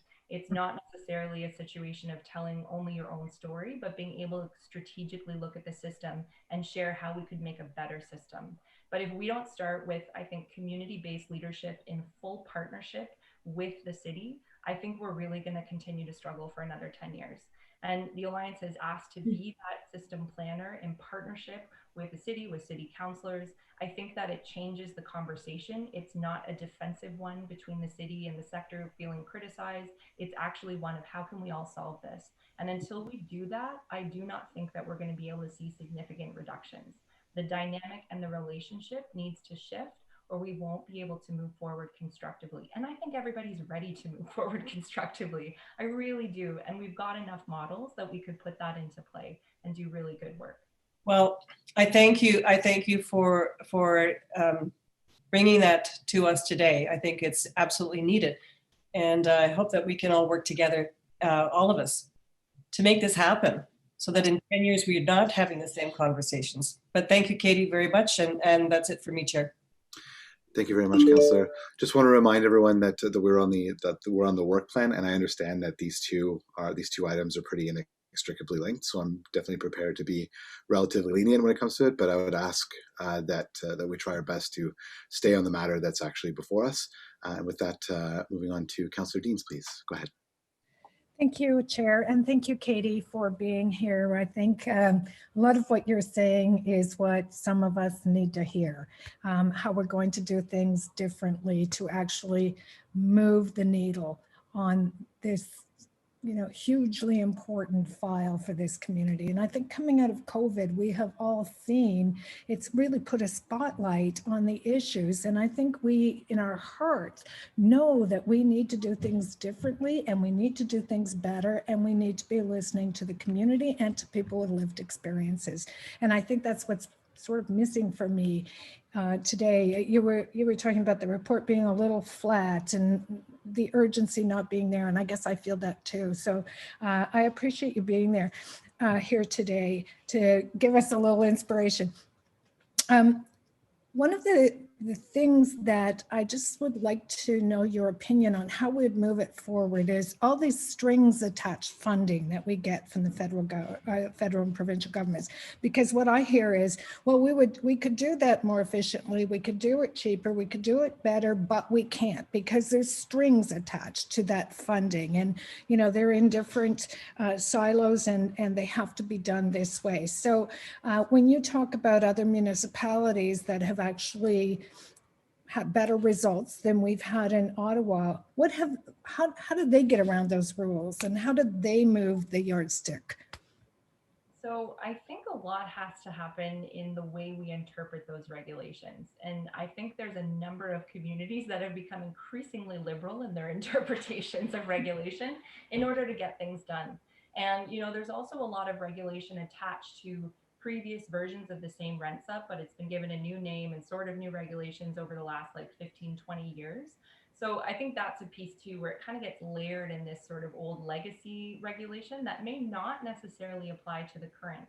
And I think more and more funders are willing to accept a level of that sort of taking some artistic license in how we navigate the interpretation. And frankly, again, I just don't think other levels of government are going to be upset if we're reducing homelessness. Like they just aren't. So maybe we take the risk and we live with it. And I think that's also why having the community as an equal partner with the city takes the risk pressure and the blame off the city, right? If the province wants to come to the community and a community governance structure says, we're interpreting these in a way that is functional for people, I don't think that the city's going to take that blame. They also are at the table with a whole lot of partners that say, this is what we as a community need to do. Well, listen, Katie, for my part, I entirely understand what you're saying about a systems planner. I think back to when we were doing stage 1 LRT, and there were a whole bunch of people down in that tunnel, and there was no system planner for a long time, and we saw how that all turned out, right? And to me, you need somebody to be bringing all these parts together and making, you know, you can have 100 parts for a car, but if you don't get them all working together, the car is not going to move forward. And I think it's kind of like that. That's why we need a systems planner. And I think you make such an incredibly good point. So I'm just wondering, have you had these conversations with city staff? And what was the reaction? And why isn't that in the report? Well, I think actually, I mean, they have put it in the report, right? The city has engaged and said, you know, we do need to look at new governance. We do need to look at co-design and what that would look like. I think encouragingly, the city said we want to make sure that people with lived experience are part of it. So we just went ahead and hired people. And we think that if we can actually achieve that milestone early on, it only helps to build the good work that the city is wanting to do and needs to do. And I think it's also identified with the system inventory that we're partnering on with the city. So I think that piece is, those pieces are sort of in there. And my encouragement would be, let's do it faster. We can start having this discussion now. And actually the Alliance has done a lot of that discussion in terms of just sharing what coordinated access can look like in other places, how we could expand and build on what we have, and what real-time data could be useful for. And 50% of doing this kind of change work is just talking through what the heck it is, right? Like working with all the community agencies and figuring out what this might look like. So I think those pieces are tentatively in there. We have certainly had meetings with staff. That's been really positive. I think there's interest in furthering the discussion, but I'm going to be quite bold to council today and say, I think this is a thing that needs to happen for us to be able to move forward in a way that is just equalizing the partnerships and helping us all be at the table with one goal. So we just need to light a fire. Kind of, yeah. Yeah.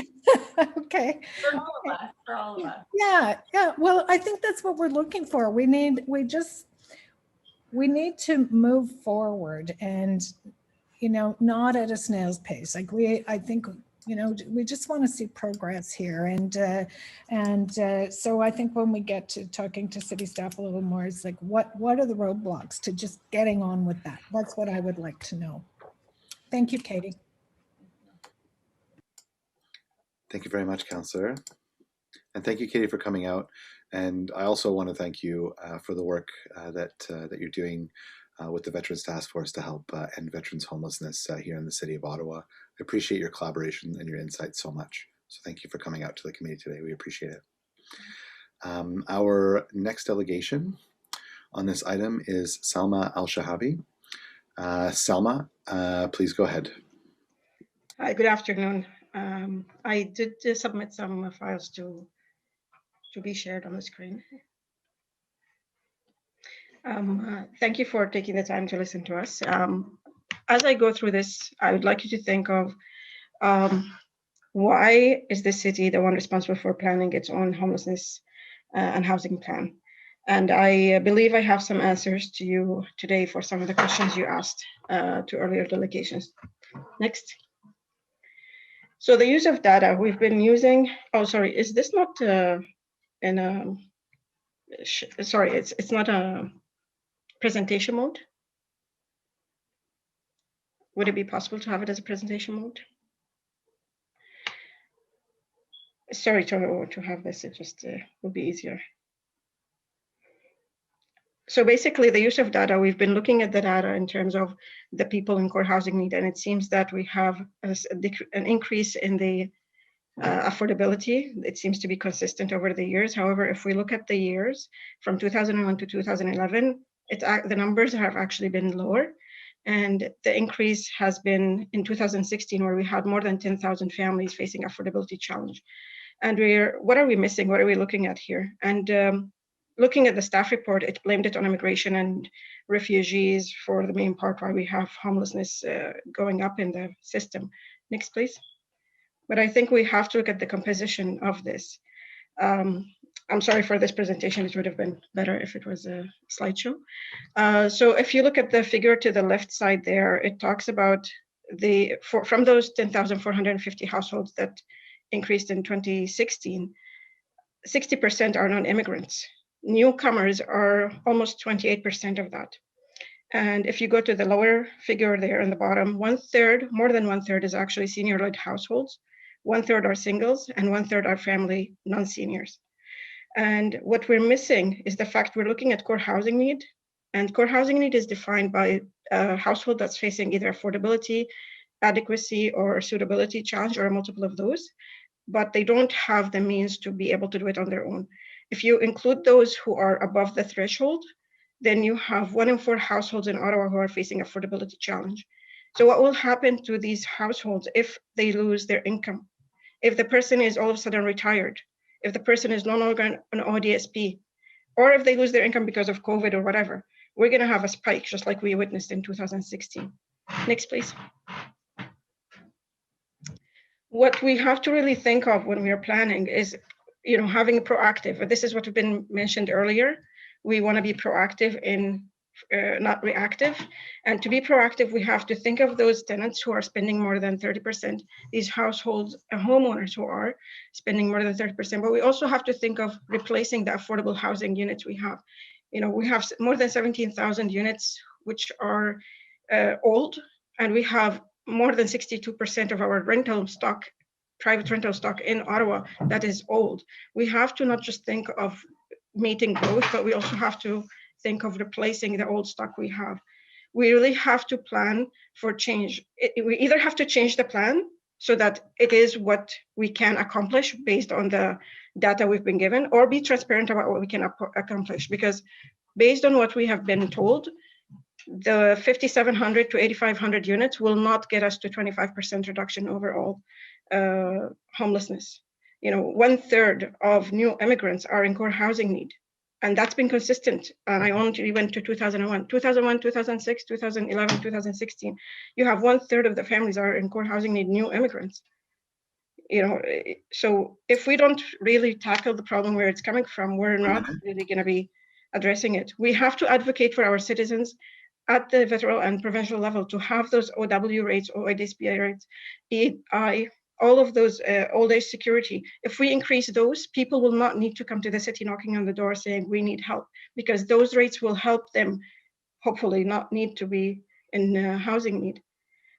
We really need to look at long-term solutions rather than short-term solution. Providing monthly allowance is a great short-term solution, but it should also be accompanied by building enough housing for those who are receiving it. We're already told that all subsidies have been subscribed to, and without further funding, those who are receiving it, 12,000 families, are at risk if no further funding is committed by the province by March 2022. So we really need to do all of these to get the right thing. Thank you. Thank you very much. You're right on time. Do we have any questions for the delegation? Seeing none, thank you very much for coming again. We really do appreciate it. Oh, go ahead, please. Thank you. I just want to say that I'm willing to work with the city to actually solve this problem. I have been investigating for more than 2 years now. And I think if we work together as city, it's not just housing, it's not just homelessness, it's the whole city altogether that needs to be planned to be able to address this. Thank you. Thank you very much, and we appreciate your passion on this subject. Up next, we have Laura Shantz. Laura, please go ahead for 5 minutes. Oh, thank you. You can hear me okay? Okay, perfect. So I'm here today because I've extensively studied homelessness, social inclusion, and the pathways into and out of homelessness here in Ottawa. I did my PhD on this topic, in fact. And I'm a bit dismayed by this plan. The city's 10-year housing and homeless strategy is described in this report as being ambitious. However, the pace of new unit construction and onboarding to the rent supplement programs are unlikely to appear ambitious as we move forward, considering outside factors. And from the perspective of individuals needing affordable housing, it likely feels like very little. So we know that average rents for small units have increased by an average of 5% year over year for the past 5 years, according to the CMHC. Rent increases above guidelines are being frequently approved right now. The planned minimum wage increase was canceled. OW and ODSP rates have been frozen since 2018. And the pandemic has led to highly unequal losses of income, with lower income, BIPOC folks, and young people facing the most hardship. This ongoing increased housing pressure needs to be considered and planned for now. I'm concerned that I don't see more discussion of it in your plan. Let's think about disabled people in our community who rely on ODSP for a minute. Their housing allowance is $497. We know that as of October 2020, the average rent for a bachelor apartment in Ottawa was $1,000. If we want to give them a bit more comfort, the average for a one-bedroom apartment was $1,244. In the latter case, this is something, a lot of people with disabilities do need a bit bigger place, especially if we're looking at accessible places. So if we have a provincial rent supplement of $250, we'd end up with $175 left at the end of the month to cover food, transportation, clothing, communications, and PPE. It's simply not enough. We need to be thinking about the gaps that our system's leaving as it is right now. When it comes to housing, we know that Housing First has been proven here in Ottawa and across Canada as the best strategy to get people into housing and to keep them there, and to do so with dignity and compassion. Yet our plan appears to be doubling down on continuing with the use of shelters and the transitional housing system, which we know are more costly and which do not offer any improvements in results in most cases. If we want to be ambitious, we're going to need to shift toward housing at a higher rate than we have. This applies to the previous agenda item, so I'm not going to go into it in detail, but easily doubling the proposed spending would be what I would suggest. And of course, that will require a lot of advocacy, borrowing, but these decisions pay big dividends for the people involved.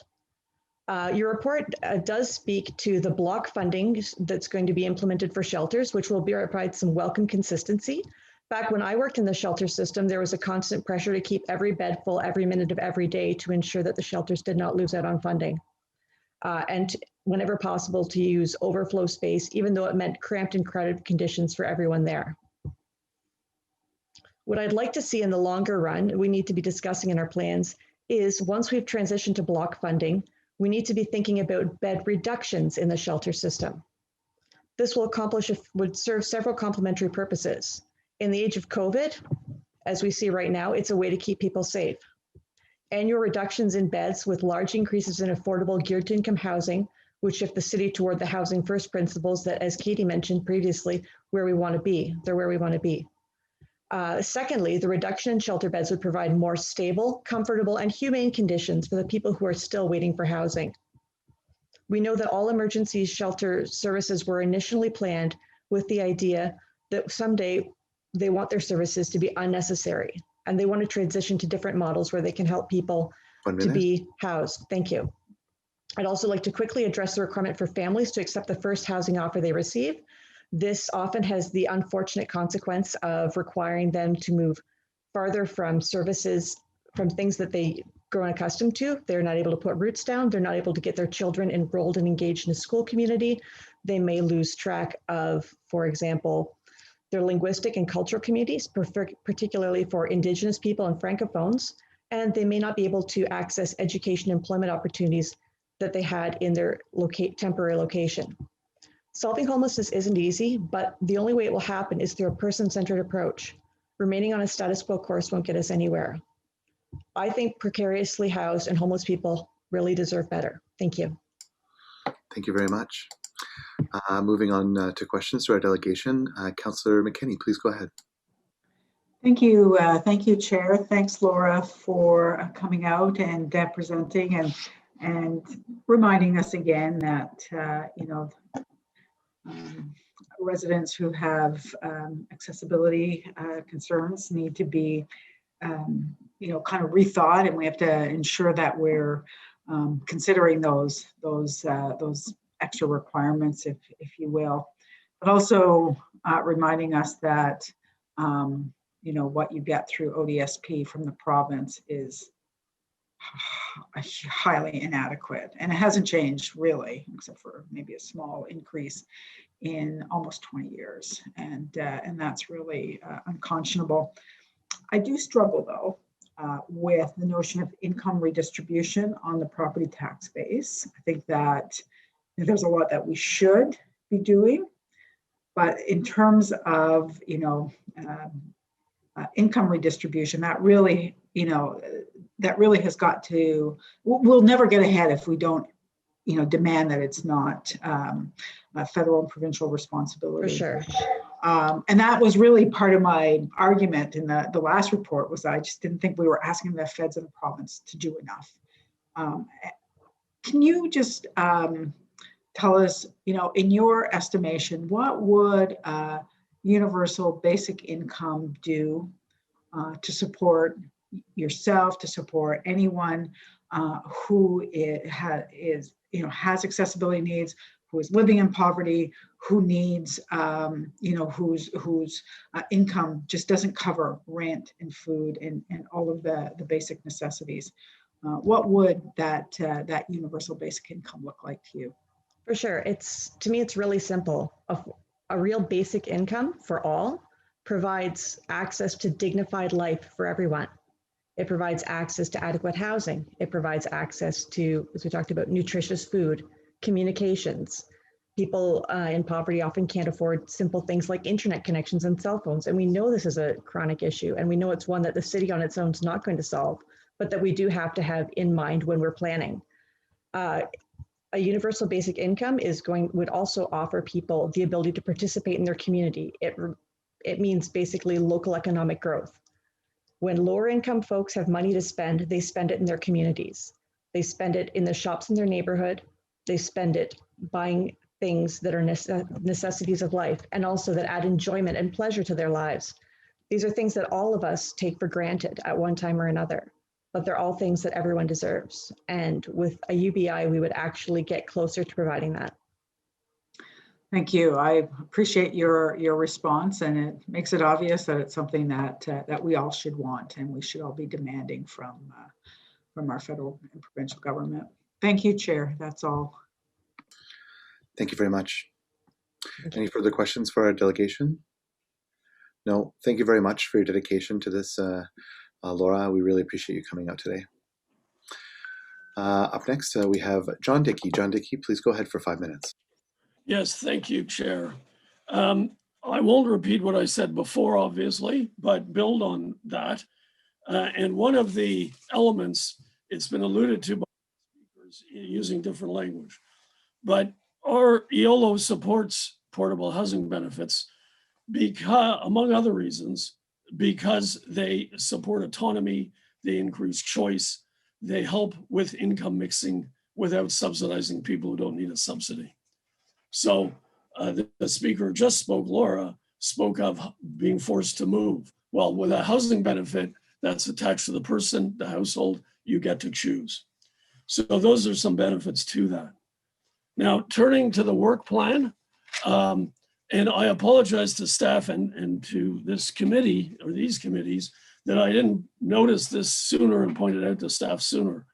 But the timeline for studying head leases, point number 8 in the work plan, is, to my mind, really too slow, too delayed. And even the timeline suggested by Councillor Fleury in his amending motion is too slow. The availability of units, the lack of pressure on rents, in fact, rent pressure has declined significantly over the last 4 or 6 months. To capture that dip, really the staff in the city need to look at head leases over the next 3 months, not over the next year, and not for the 2022 budget. If you leave it that late, you will miss the window. But there it is, and better Councillor Fleury's timeline than the one that's in the report now. I would also, I realize I'm to speak to the report, but if I could look at the other Fleury motion, Councillor Fleury motion, around the evaluation of subsidy amounts, a committee to evaluate that every 4 years.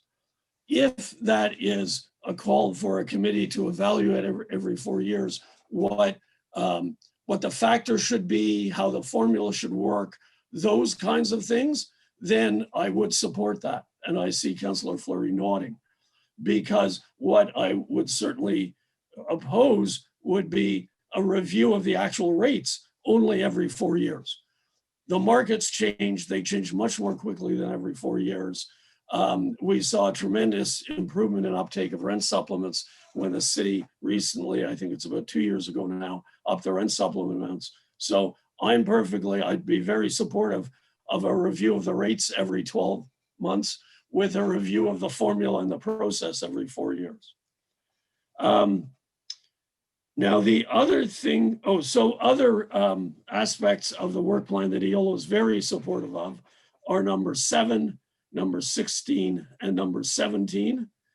We think those are key issues. They primarily have to do with this rent subsidy, housing benefit issue, how to make this work with the province. And as you know, that's one of the things we focus on, because the private sector can provide housing, decent housing, but we don't control the cost of it. The cost is what it costs us to do this.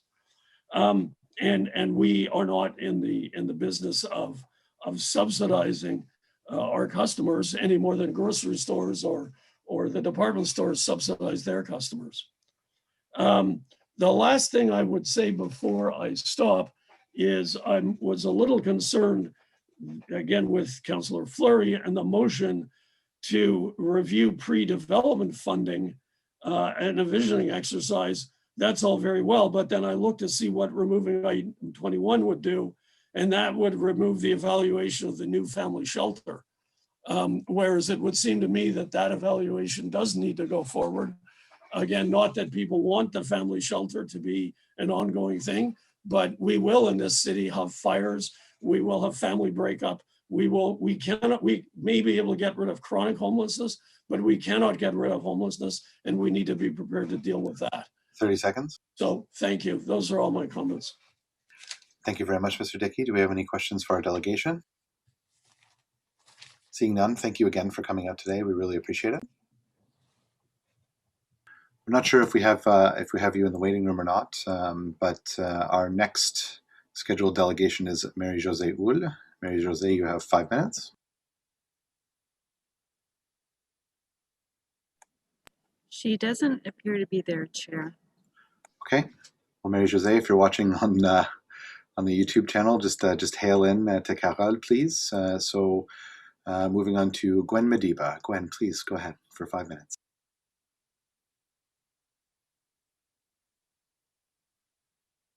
Good afternoon. Thank you very much for giving me the space to share with you all today. Before I begin, I would like to acknowledge that I am going to share the struggles of my people on unceded Algonquin territory. I'm a bit shaken right now because I'm going to share with you some of the things that I've seen. I'm the president of Equal Chance, an organization that works here in Ottawa with Black families. We push to provide equal opportunities for the Black community in Canada, specifically right here in Ottawa. Over the past years, we've worked with many homeless families in the city of Ottawa. We provide various services, which include a culturally appropriate food hamper service that is served in 17 different languages. We also offer mental health specialists to members of the community who need it most. And a lot of the folks who use these services are homeless Black families. We offer employment services to help them find employment as well.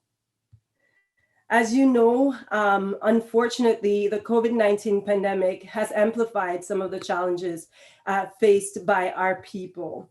Black people in Canada are, as Sisters in Sync was saying, among the most vulnerable groups who are impacted by the COVID-19 pandemic.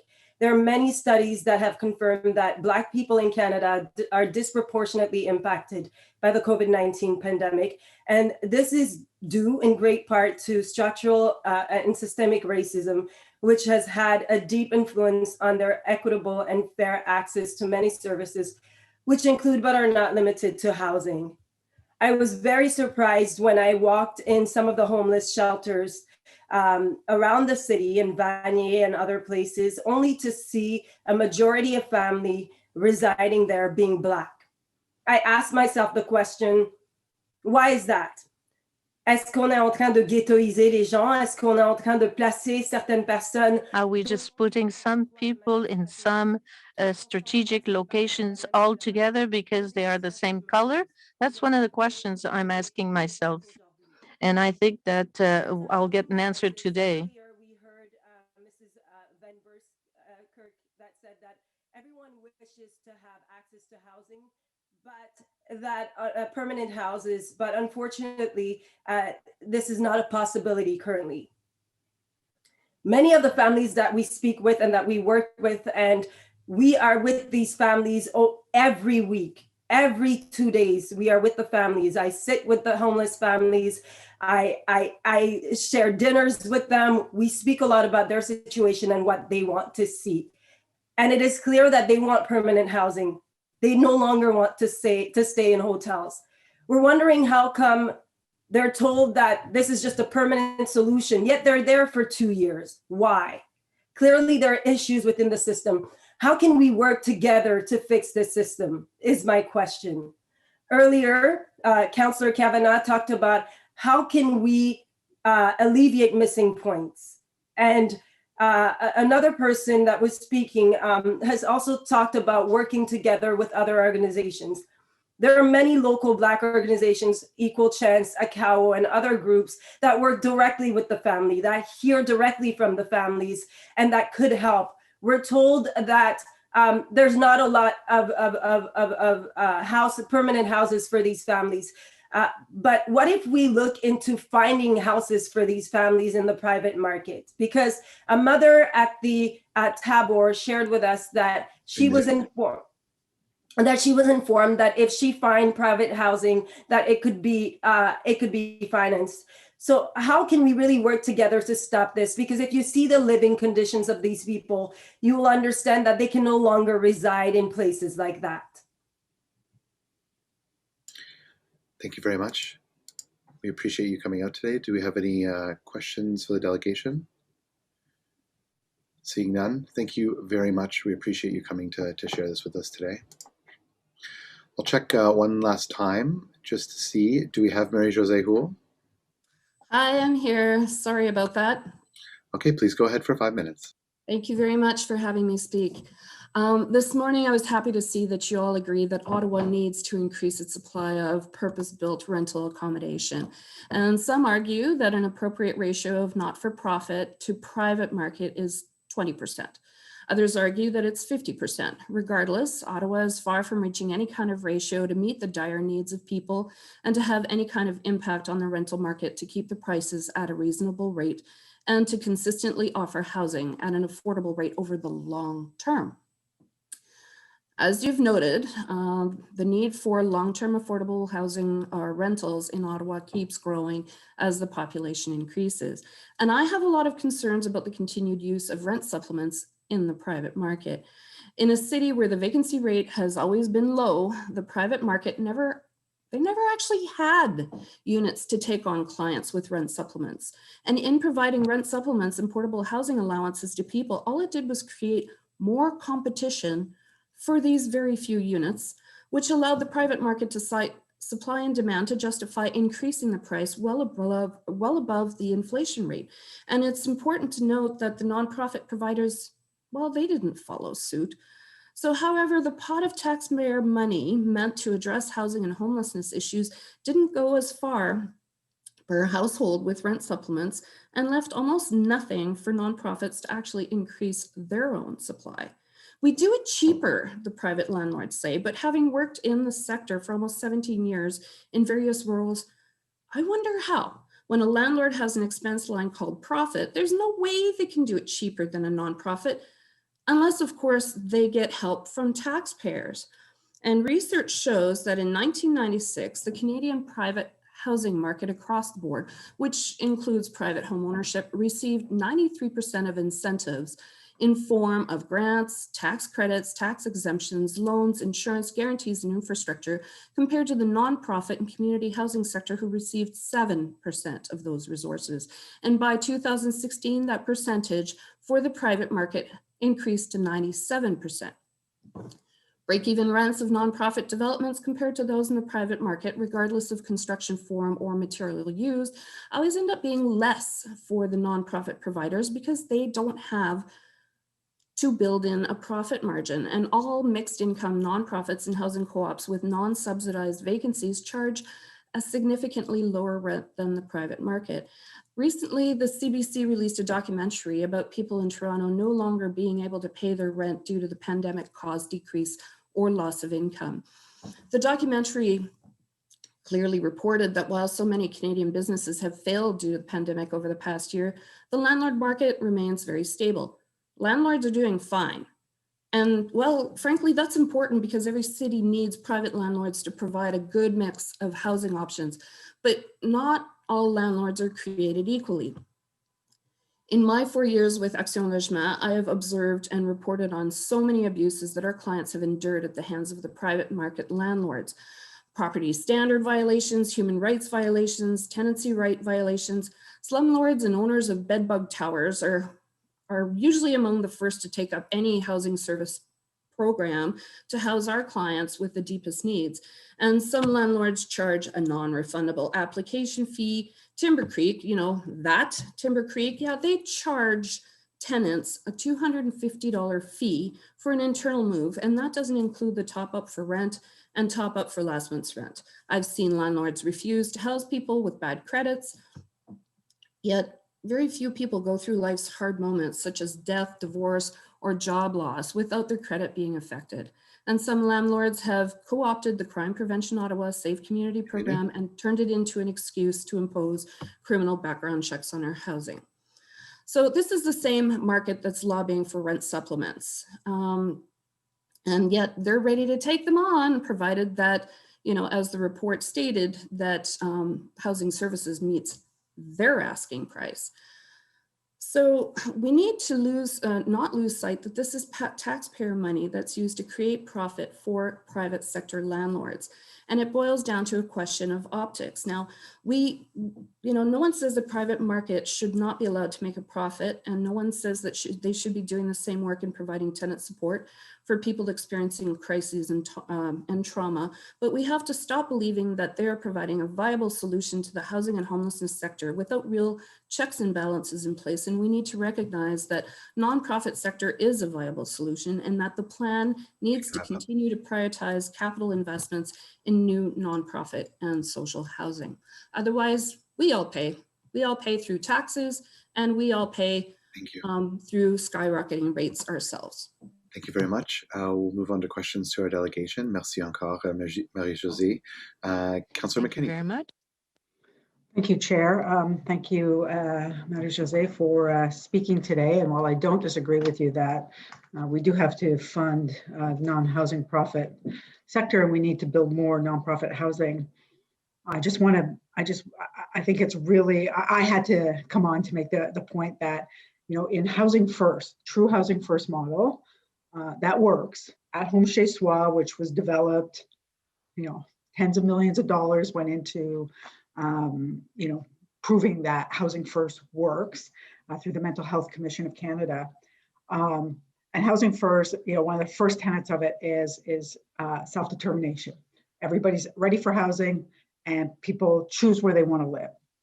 And if that happens to be in the private rental market, and we happen to provide housing supports and wraparound support so that people can come out of homelessness, eventually they don't need either. Eventually they will move on beyond those supports and likely beyond the housing allowance as well. So I just wanted to be clear from my perspective that while I agree with you, we need to build affordable housing stock, we need to do much more. We cannot discount the fact that Housing First across this country has worked. It's worked in communities and it works here. We have many models here. CMHA is a great model, and we fund people out in scattered units in the private market as well. And it does work and it saves money. So I'm not arguing with you on rent supplements, but I just wanted to make it clear that I strongly support Housing First and that funding going into scattered units. Thank you, but thanks for coming out to speak. Okay, well, Chair Luloff, may I speak to that a little bit? Please go ahead. Okay, thank you. Thank you, Councillor McKinney. I agree with you fully, and I've seen the success of it, and it's really important to have that. I think it's about, really attaining a proper ratio of nonprofits to the private market, and also making sure that these rent supplements are used in appropriate housing. I've seen a lot of people housed through Housing First in slums. And so that needs to be controlled. And also for me, it's seeing the rent supplements as a driver for increasing the rate. And like I said, this is something that we all pay for. Anyone who rents, anyone who supports someone who rents, who can't get out of the rental market to get into the mortgage market, and that puts pressure everywhere. So we really need to be mindful of that as well. So it's about finding a balance, but choice-based, absolutely, but we need a better mix of choice. And scattered sites across the city, absolutely, because we can't be building ghettos either. So. Thank you very much. Thank you. Tellement. Merci beaucoup. Merci. Okay, moving on to questions to staff and discussion on the direction and motions before us. Does anyone have questions to staff on item number 2? Please use the raise hand function. Councillor Fleury for 5, please go ahead. Merci, Monsieur le Président. Thank you very much. That were raised. So we've heard from both the Alliance and John Dickey, who represents the private landlords, about head leases. I'd love to hear from staff on my motion particularly, and the even more firm urgency from private landlords. Thank you, Mr. Mayor. I'll take that question. So, Councillor, as you're aware, we do have head leasing on the plan because we're going to bring it as part of a comprehensive review at how do we create quicker transitions to housing for families. And that's, a bit broader than just the head leasing concept. It looks at local rules, it looks at shelter guidelines. We are, looking right now at our work plan to see if there's anything else we can move off the work plan to be able to accommodate that particular initiative. So we'll need a little bit of time to do that. I think, there could be value in head leasing. There's London, Ontario is dabbling in it. I've spoken with them. They've shared their approach. They've shared their documents with me already. They're doing it on a very, very small scale. When I last spoke to them, it was 2 units above a grocery store, I believe. It's also a very, very expensive model, because when the city's assuming the lease, you need to, the amount of subsidy you have to pay does increase. It's much more expensive than providing a housing allowance of $600 to a household, because the city assumes all the costs. So it is a very expensive model, but certainly we did commit through the work plan to look at it. Okay. And then tying in the transitional housing, and I recognize what you were saying for the last element, but we got a formal, or I believe Tim Aubry wanted to speak today, and he shared with me and a number of colleagues a research out of the States, and I'll read one of the submissions here, which is in recently completed large study in 12 cities in the United States, transitional housing was no more effective in the long term than usual services in ending homelessness. On the other hand, the provision of long-term housing subsidies proved to be much more effective in ending homelessness, in addition to producing other benefits that included improved food securities and well-being for adult and child family members. And that's quoted by Gubitz and Associates 2018. So I'm glad to share that with you. Are you familiar with that research, and how does it amend our plan? I'm curious to see how best practices are implemented. So, Mr. Mayor, I go back to the fact that, the items that we're talking about today were included in the work plan, or in the housing and homelessness plan. And, I think when we developed the housing and homelessness plan, we looked at all the range of options that this community actually needs, and research and best practices. And it's the difference, I think, between when and the timing of how we implement, the affordability of the different options that we have, and the needs of this local community. And through the development of that plan, we really saw that there was a gap between the immediate emergency situation and the longer term period that still people need wraparound supports, that is dependent and different in different models in different cities, depending on the capacity of your sector to wrap around, the supports and the levels of government and the funding of those wraparound services, and what's the best, most prudent and efficient way to move that forward with the current resources that you have. And although it may not be ideal to the end, model of research, and I think we would value the effectiveness, and part of the plan is to work with the community to define what exactly does that mid-model look like? What is that we need in this community, and who should run it? And how does it support this local community? But this plan and that item addresses what the entire sector is saying on the list of things that we need to do is a priority to do to move forward to fill the gaps. Okay. Yeah, I mean, I'll continue to be very concerned, because I think ultimately every dollar we spend, we need to spend to the resolution, not to a temporary solution. Going to page 7 of the report, there is a reference to 967 subsidies that are fully utilized.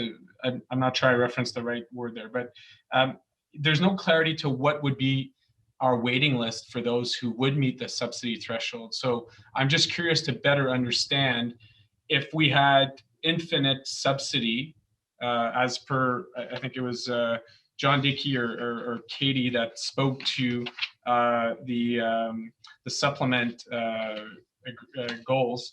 I wonder how many would be participant to that on our waiting list. Thank you, Mr. Mayor.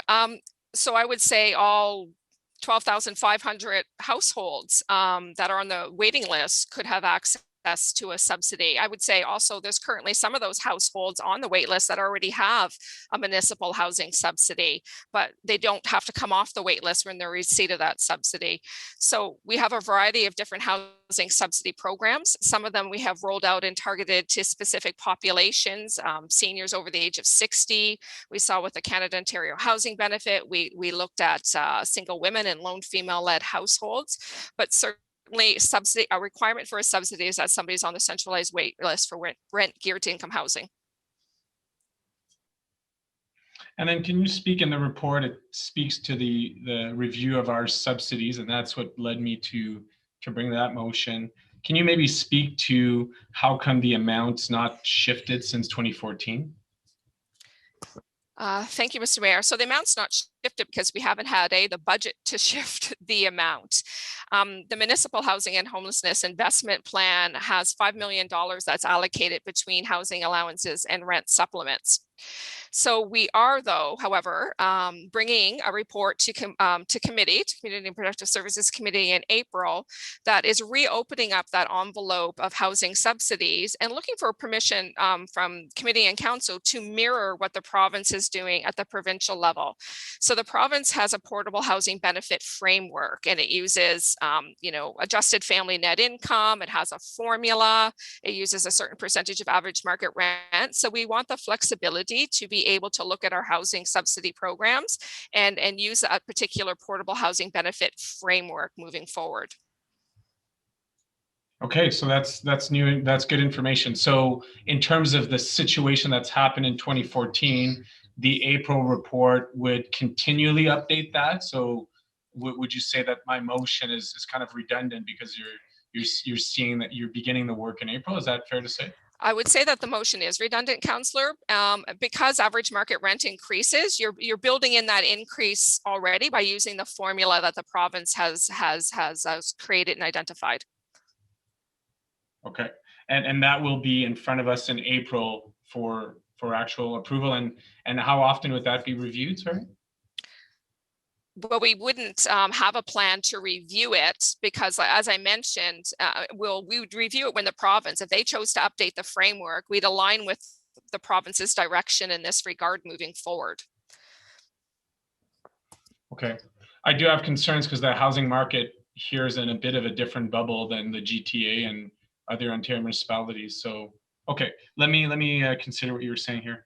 Mr. Chair, I'll get back on because I don't want to steal time and I have to regroup all my questions here. Okay, thank you very much, Councillor Fleury. Moving on to Councillor Cloutier, please. Merci, Monsieur le Président. Thank you very much.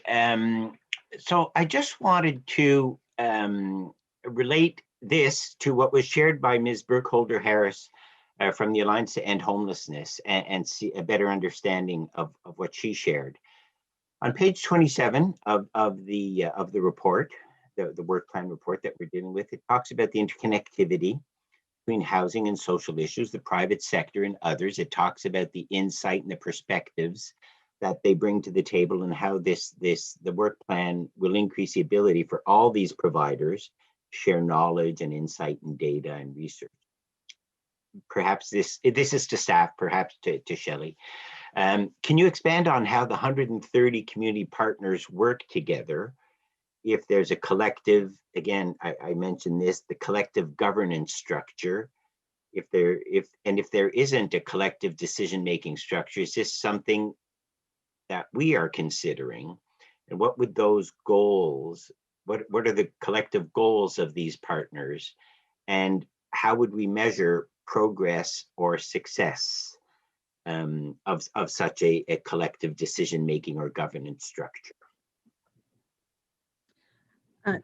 Thank you, Mr. Mayor, and I'll start and then have Shelley kind of augment it, because I think the piece when we look at that, when we look at the housing and homelessness plan, it really is bringing together all the components of building housing, the homelessness sector, and the ongoing supports that need to wrap around in the community.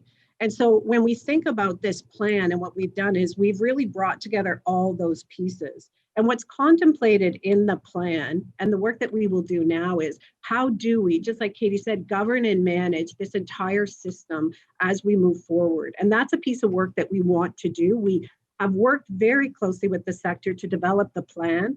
All of the items that you have heard the speakers like Katie and others speak to are components that have been built into the plan.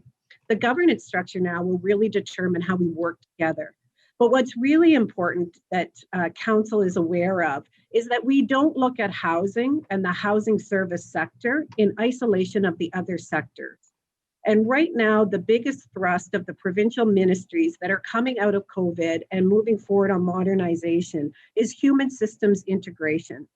And that is the integration, not just of the housing component, but it is of child welfare, it is in employment and social services, and it is with health. Looking at how do all of those components from assistance governance and an implementation and modernization actually get addressed. So while we want to do both things, we want to work on this term, how does that governance model govern the plan and the actions and the work that we're doing and the services in our local community and improve that? And there's a number of actions. We also want to tie that to the broader human services integration, with which the community and social services has a role to play as a service sector system manager for all of those systems in the community. And myself and Clara Ferrer both sit at respective tables at the ministries to be able to guide some of that work as we move forward. And that will inform not just the housing governance, but the governance we have on each table that deals with childcare, employment and social services, housing. And it will be the first time we will really start to have a truly integrated system, including services, data, programs, and we're hoping legislation. And maybe I'll talk to Shelley in terms of the granularity, if she has anything to add in terms of the services. Thank you, Councillor, Mr. Mayor. So certainly we've had a group that has guided the 10-year housing and homelessness plan since, well, it was formed actually even in 2011 to guide the development of the housing and homelessness investment plan, and then segued into the supporting the iteration of the first iteration of the 10-year plan. So it's a housing system working group, and it has representation from the Social Housing Registry, from the Ottawa Social Housing Network, the LIN, John Dickey from ELO sits on it. It has shelter providers, supportive housing providers, social housing providers. So it's really provided support and guidance around system issues. It's been a group that the city could come to talk about different initiatives that we'd like to do and what's the best approach. Certainly we've just met and are talking about how to augment the representation there, making sure we have a rep from the VAW sector, the developmental services sector, having a justice representative. So it's a group that currently exists. And then we do have, as Katie mentioned, have other sector groups. The Community Advisory Board, which is a requirement of federal homelessness funding, but actually provides advice and guidance on the broader homelessness service system. So as Donna mentioned, I mean, the Housing System Working Group, and we've committed in here to looking at how, you know, as one piece of the broader approach that Donna discussed, how we look at the governance of the 10-year housing and homelessness plan. Thank you, Ms. Van Buskirk and Ms. Gray. And Ms. Van Buskirk, you said we have a group, and the first ones you mentioned, they were all housing. And I recognize we were talking about the 10-year housing and homelessness plan and the long-range financial plan. Got it. But I think we are pretty clear, and the report speaks to this, that it is an interconnectivity between housing and all the other social services. And in your answer, Shelley, you referred to justice and other components. Ms. Gray talked about the structure that takes into account all the components, and that we need to look at all the components, and I appreciate that. I am just not certain how that model will govern the plan, and I want to make sure that it's effective, that it's efficient. So what is being contemplated as an improved model? Because I'm not going to say it has not worked to date, but there are gaps. I think that's what we could say. There are gaps. What is being contemplated? How can we councillors and those who are involved and want to improve the situation can assist? How will we hear about the new model? How will it report and inform next iterations, and again, benchmarking and progress and success measurement? So Councillor, there's a couple of components. The first for us was getting a plan, getting targets, getting measurements, getting outcomes. The second piece was getting a financial model aligned to that we have the funding now to be able to reach those targets and move forward. The next piece is the measurement strategy that helps us then communicate that back to council, clearly articulated outcomes towards those objectives. The next piece is to take through the consultation and the development of the plan. There were a number of recommendations from the committee and the community around how the new plan needs to be governed and managed. And so the intent is to take the housing system working group as a starting point, to take a look at how would we start to look at those broader sector integration points and build a governance structure that manages and oversees that. So we would be coming back to council with a clear plan that articulates roles and responsibilities and structures as they relate to the outcomes of the plan and to the service system. At the same time, we are building through the Employment and Social Services a new model with the province of social service delivery, where social service caseworkers become the integrated management of services for life stabilization in the community. We're hoping that at that point, as that model progresses over the next 2 years, by the end of term of council, those two components are going to come together for a really effective model in terms of how services are delivered in an integrated way and how our plans and services are governed and managed in this city. Une minute, mon ami. Merci, Monsieur le Président. Thank you. Thank you very much. Appreciate that. So the Housing Systems Working Group will be the basis. And again, we want to integrate all those other services. And we will get a report back to committee and council, most likely CPSC, of the roles, responsibilities, and structure. And we should get that before the end of this term. Is that what I understand? That is correct. Thank you very much for your work on, and if I could wrap up on this report and for your work on this issue. Merci, Monsieur le Président. J'ai pas d'autres questions. Thank you very much. I do not have any other questions. Vice Chair Eglai that he can avail himself of massage services if his back is hurting him. We have a pretty good medical plan at the city. Moving on to Councillor Tierney. Great, thank you. Thank you, Councillor Luloff. First of all, sitting on FCM for many years, I always like to hear how much municipalities spend on housing and homelessness in general. And based on some of the conversations that took place with their delegations, I always felt we were in a pretty good zone. I mean, you can always spend more, and we always do want to spend more. And we always advocate for more from our federal partners for sure. But in reference to St. John's, Waterloo, other municipalities similar to that as brought up in conversations, how do we rank? Are we like, but if you heard some of the conversations today, you'd think we're in the bottom of the barrel. And I don't think that's actually correct. Maybe it's Sade that answers this, or is it Donna? I'm not quite sure. Forgive me. Mr. Mayor, thank you. And, you know, I always run across this when I work with my 47 municipal colleagues across the province, because we have very different systems and very different realities. And, you know, whether you're a mid-sized or a large city. And I think when we look at some of the examples that today, when we look at St. John's, you know, it's a population of about 14,000 people as compared to the city. Same with London, as, you know, under about 400,000, and Waterloo about 113,000. Those are very, you know, very small municipalities, and the issues and challenges that, you know, those municipalities face are very different. When we look at just even the rapid housing components, you know, that some of those initiatives have, very small amounts that they actually had in terms of the scope and scale of the city and the types of units and programs that we're putting out. So it's difficult for us to, you know, to compare the budgets, because in many of these smaller municipalities, the budget lines are really hard to determine. But they would be what's considered across the province as kind of smaller scale municipalities, small scale municipalities that would not be in the mid and large range, and also would not be, you know, in the same situation in the last year in terms of managing a COVID response and the scope and magnitude of that response on the operations of the housing services and departments as well. Okay. Can we give Mr. Saya an opportunity as well? It looked like he wanted to chime in there. Oh, thank you, Chair. Yes, if I could just add to what Donna had said, just to echo that, yes, the population differences are considerable. And given Ottawa's geographic location, again, we have our own specific challenges that we must deal with.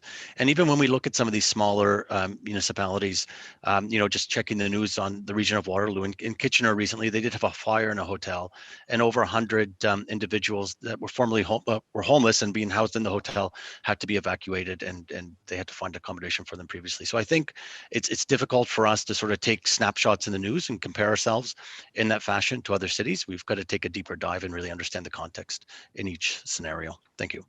Yeah, and I think that's a lot of the challenges we're facing here. It's I look at how much we keep increasing on a regular basis, and how we're always looking for more engagement from our federal partners, and this federal government seems to be looking to be part of the solution.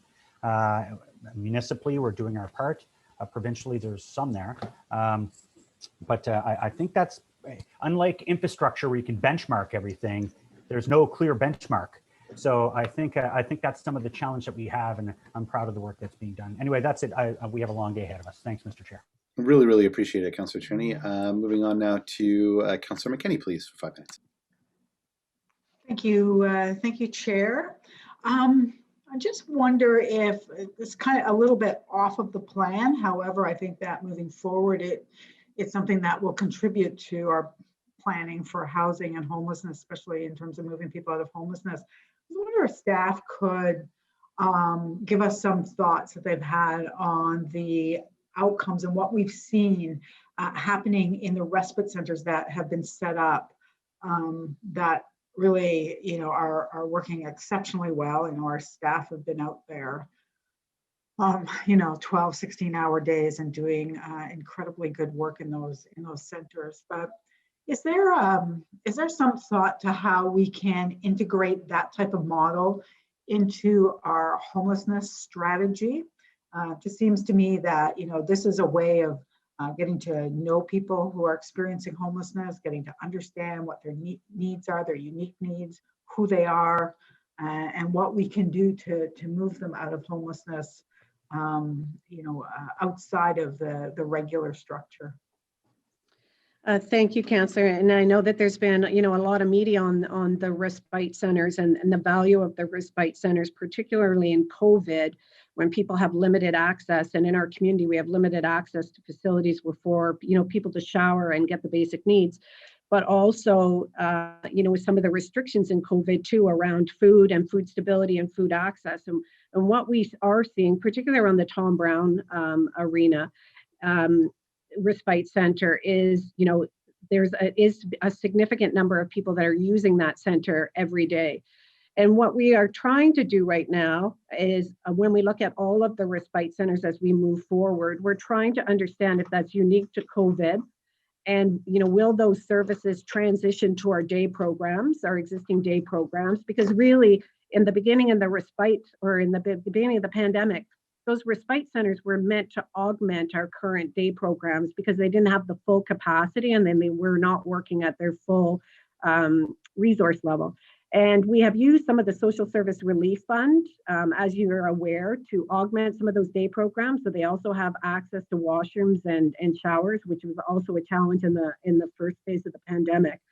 But we are seeing that, just like the day programs, when people have an opportunity to build relationships and build trust, and we have the ability to wrap around services in an integrated service delivery model, very much with our social services partners, our mobile workers, with our community organizations, and our mental health and our harm reduction services. We're seeing that integrated model as very, very effective in moving people and connecting people to resources and moving them to homelessness. Mm-hmm. We are testing that as the model, as I said, as we move into this new role of lifestyle stabilization. We are starting to talk about how does that wraparound service and that model, how does that get addressed for our housing and homelessness people, people living in housing and homelessness right now, and how do we transition or consider the continued need for that as we move forward. And we will be doing that work this year as we start to see if there is changes, as people start to get vaccinated and have the ability to access other services in the community, or go back to accessing the services that these respite centers were filling the gap on during COVID. Thanks, Donna. I appreciate that. And I appreciate that you're thinking, thinking that. I was sent a video, people who use the respite centers actually call it the respect center. They feel well respected. They feel that the staff there really contribute to their well-being. I actually was sent a video of a Friday late afternoon as they were shutting down. They were all doing YMCA, not the Trump version, the good version. It's not something you see anywhere, right? And it's just such a compliment to our staff and to what's happening in those centers. It just it's really quite something. Just going back to the report, I just noted on page 15, I want to go back to housing allowances, and I note that the Home for Good subsidy is $250 for head of a household and $50 for each member of a household. And then there's on top of that, there's also the Canada Ontario Housing Benefit, the COB. That benefit is for individuals. Is that correct? The Canada Ontario Housing Benefit? Thank you, Mr. Mayor, Councillor, and Chair. I just blanked on the question. The Canada Ontario Housing Benefit, I'm sorry. Okay. No, it can be for single households and or families. And we used it for single women and lone female-led households when we rolled it out. Okay.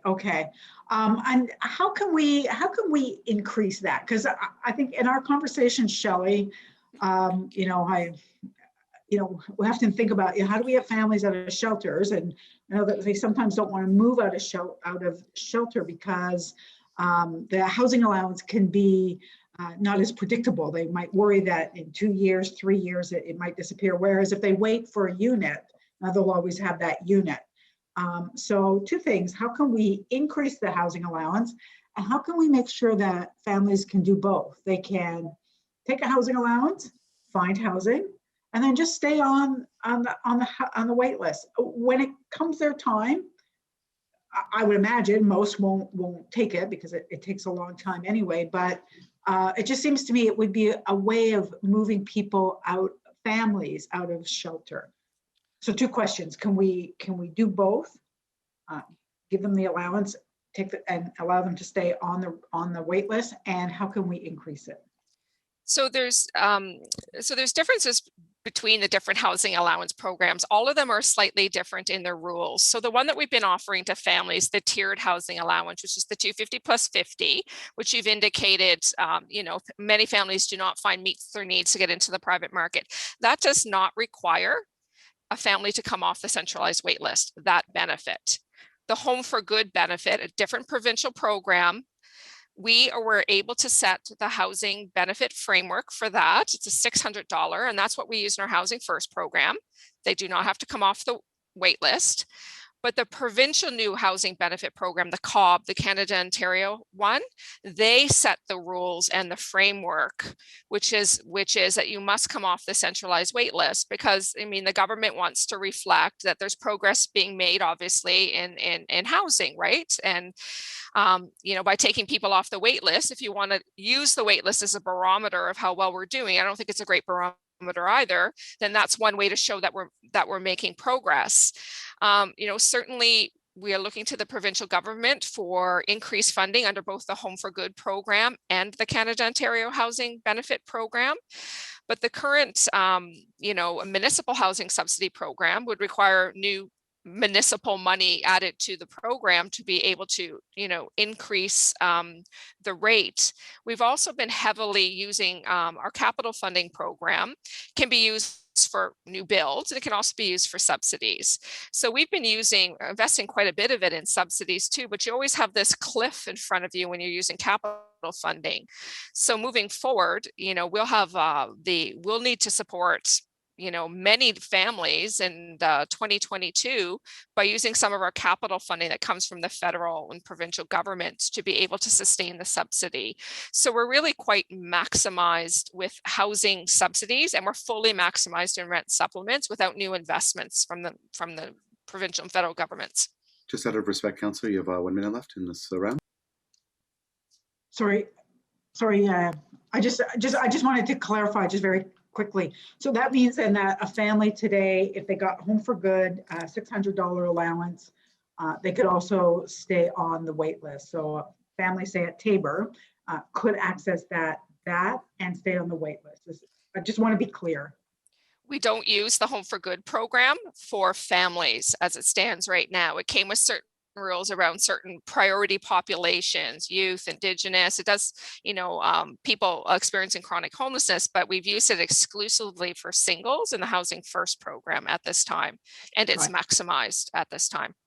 So for families, it's just the tiered subsidy, the 250 Correct. plus 50. Okay. Thank you, Chair. You still have 30 seconds if you'd like, Councillor. No, I'll give it up. Okay, fair enough. Vice Chair Eckley, please. Yes, thank you, Mr. Chair. So first of all, Donna, just on both reports, I want to thank you and your team. An awful lot of hard work has gone into both of these reports, and I want to thank your team for that. I had a couple of very quick questions around one of the earlier delegations. Mr. Dickey raised an issue around the head lease study, if you will, and concerns about we were going to miss out on an opportunity if we didn't do it sooner rather than later. Do you share those same concerns?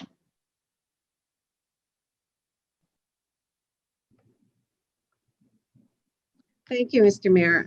I think the challenge that we have in terms of the head leasing is we do not have a head leasing program.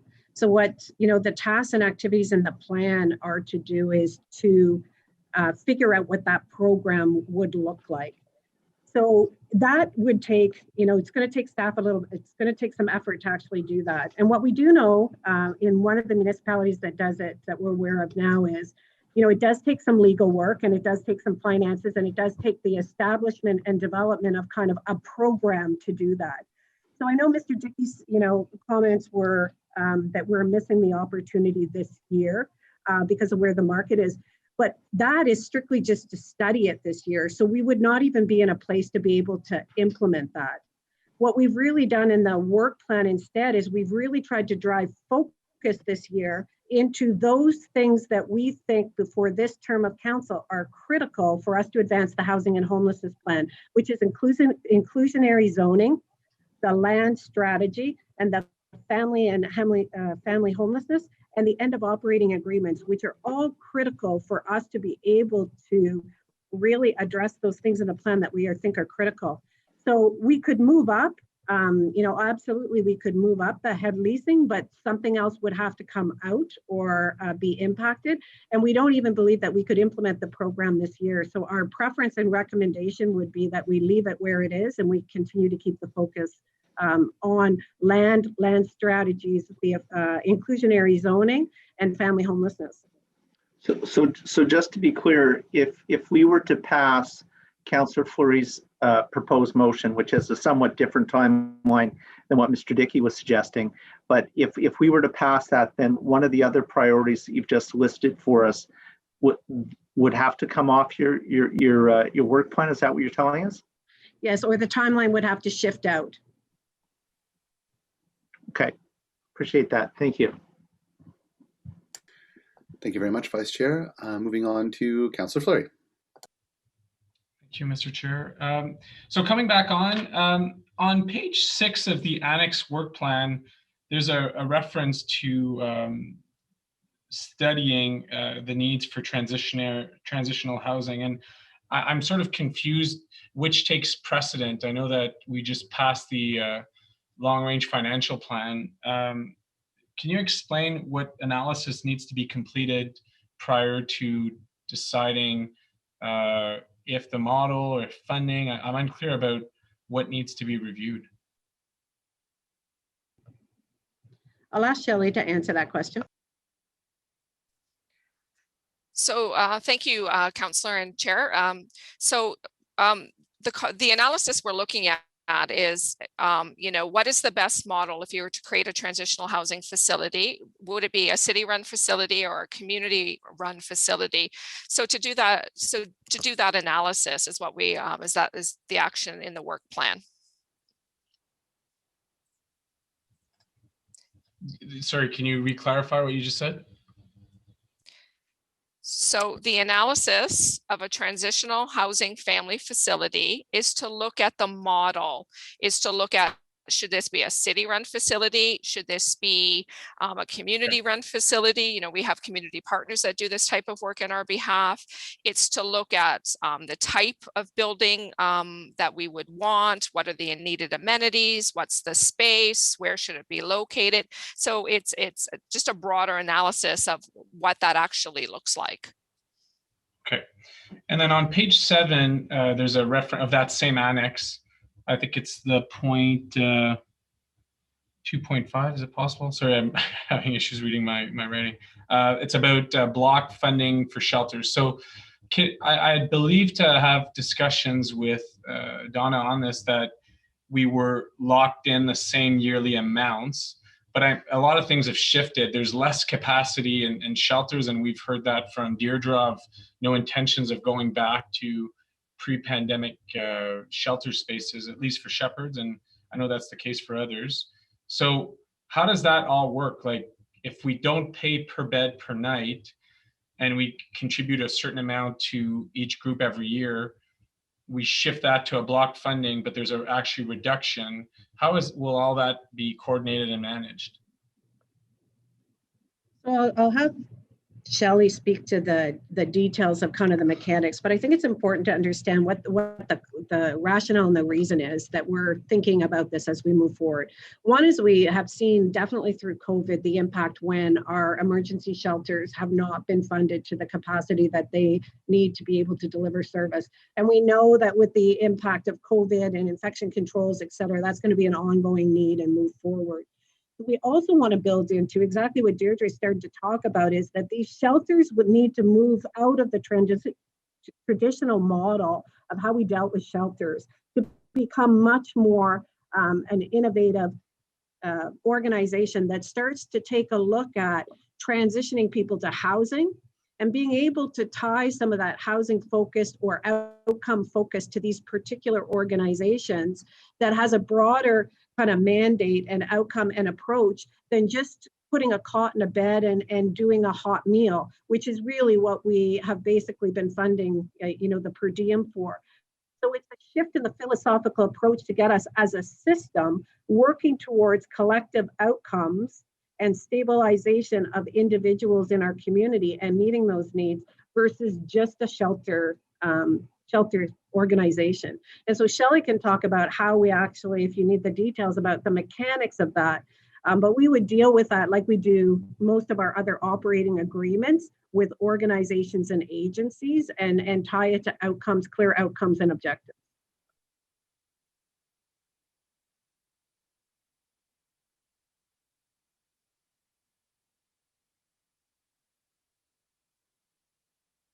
Councillor? Hi, Councillor. Did you need additional details on what that would look like? Yeah, like I thought you were going to answer the specifics of funding there. Oh, sorry about that. So we know that historically they've been funded on a per diem basis, so a head in a bed, each night. So we know that no matter whether there's, 10 more heads one night and 12 less heads another night, we know that shelters all have the same fixed costs. Although those costs vary by shelter. So they all have staffing, they have admin, they have maintenance, they have cleaning, they have security, they have the need to provide the meals and the linens and the laundry, all of those fixed expenses. So what we're looking at is we don't have the model set yet, but we were looking at, if we look at what that we traditionally paid in a per diem rate, that would be the starting point. And then we would build in a threshold. If you go under, it's okay. If you go under by a certain percentage, and if you go over, it's okay by a certain percentage. So that's what we're looking at, but it's really just providing the predictability for them in their funding. And, we're at the stage now where we'll be going back to the shelter providers and getting, their feedback on what that actual model will look like. So just to follow up to that, how do we secure what is our, I'll say, capped amount, right? Because part of this is bringing predictability of funding, but at the same time, there's some financial considerations here. Well, certainly we made it very clear that this exercise that we're doing was not meant to increase their funding. So, you know, we've built some pieces into the long range financial plan that, you know, should we, you know, get provincial funding, we could increase their funding, but it's really just to provide that predictability and sustainability. But it was not to fund, was at this stage, it's not to fund them at any increased rate. Okay. I have two questions just going back to the head lease and pre-development directions and motions there. So how do we advance pre-development funding? So I saw the scramble of the first round of the RHI, and you know, obviously Shelley and the team just had to really work really hard to get that started. I understand the goals of pre-development funding, but how do we merge both together to prepare the sector and at the same time enable delivery? Because I see, you know, a big challenge of going project per project, where every time there's a bit of money for a project, then you get 5 providers looking for land, looking for consultants for development, and then you just create so much money stuck in the sector rather than going into actual building new units. So I understand the goal of pre-development, but how can we prepare? How can we prepare that and fast tracking those objectives through pre-development? So, Councillor, I'll have Saeed add more detail, but we really feel like we have done that through the RHI and the work that we've done to date and the work that we've done in the pre-development.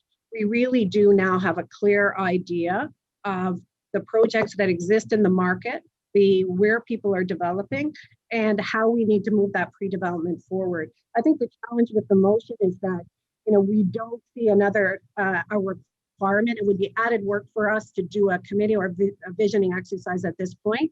We really want to get on with spending the capital dollars and advancing the housing and homelessness plan.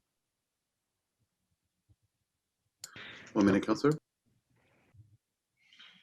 Okay, and then so how do we make that happen? Because, you know, I saw, for example, OCH really focused on Gladstone and Rochester, and then being kind of surprised by the third building in Nikinak and the Jockvale. So I can only speak to OCH, and you know, I've seen the Shepherd's proposal. I know there's a number of others, but how do we make sure that we know there's a second round coming? We know there's pre-development funding.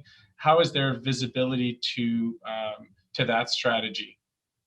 And can we prioritize families for both of those RHI and pre-development efforts?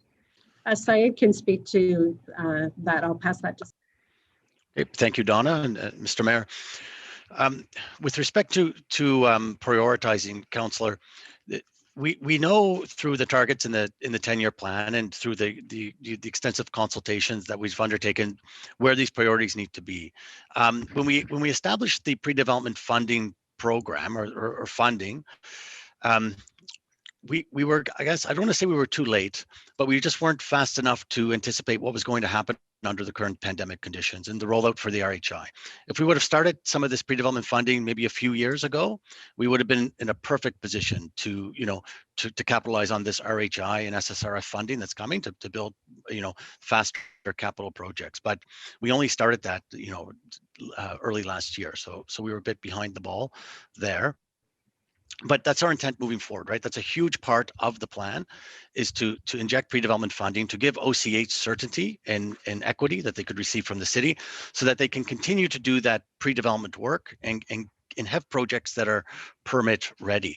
I mean, you know, ideally, our worst case scenario would be that we've got building permits ready to be issued, but we don't have funding or financing for our project yet. We've never been in that situation, but that's where we'd like to be, right? We want to have projects actually construction ready, and this will get us there.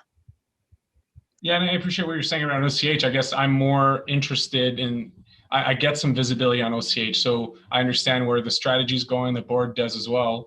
I'm more focused on the other providers. So can you speak Yes, to that? yes, Councillor. No, and this really does help the other providers quite a bit. So you know, I had mentioned Nepean Housing, for example. They'll be construction ready within the year. We're working with CCOC. We're working with some long-term care facilities as well. So you know, and we expect to extend this program again this year. So this actually does help those providers, you know, with resources so they can undertake their pre-development in a fairly expeditious manner. I mean, if you're asking me, will this help us with this round of RHI? Not really, because the timelines under the RHI are extremely fast. We need to have projects completed by the end of the year, and we're working very closely with the planning and development approvals to see how we can do that. Okay, and then my final question, it relates back to Councillor Aguilar's points there. So I don't know who's best to answer, but it's around head leases. So staff had it on its work plan. I'm trying to fast track it based on what I'm hearing from the private sector. Donna, you've come back and said, look, the work plan wouldn't create the head leases. So how do we get there? What's needed? I'm fine to amend the motion. Ultimately, what we want is for a turnkey model for private sector and vacancy in the private sector, and for families to take advantage of that.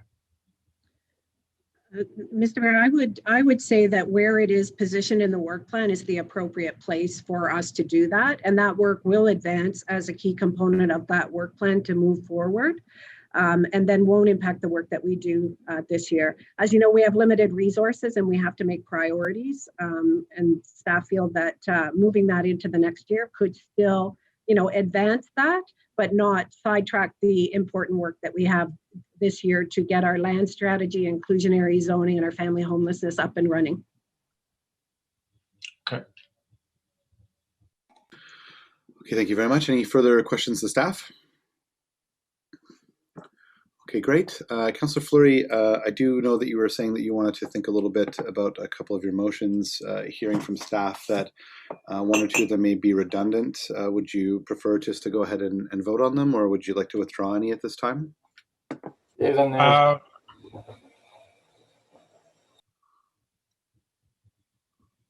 Councillor? Sorry, Mr. Chair, someone spoke, I didn't hear. No, go ahead, Councillor, you're fine. Okay, if they could be put on the screen, because I think the one on the head leases is more of a committee discussion.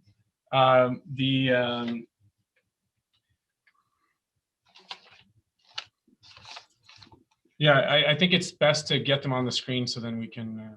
Sure.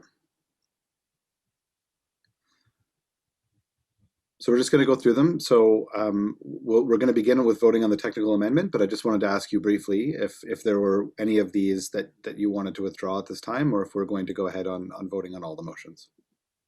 Yeah, let's go ahead, and if I can, if I feel it's best to pull it, I'm fine as well.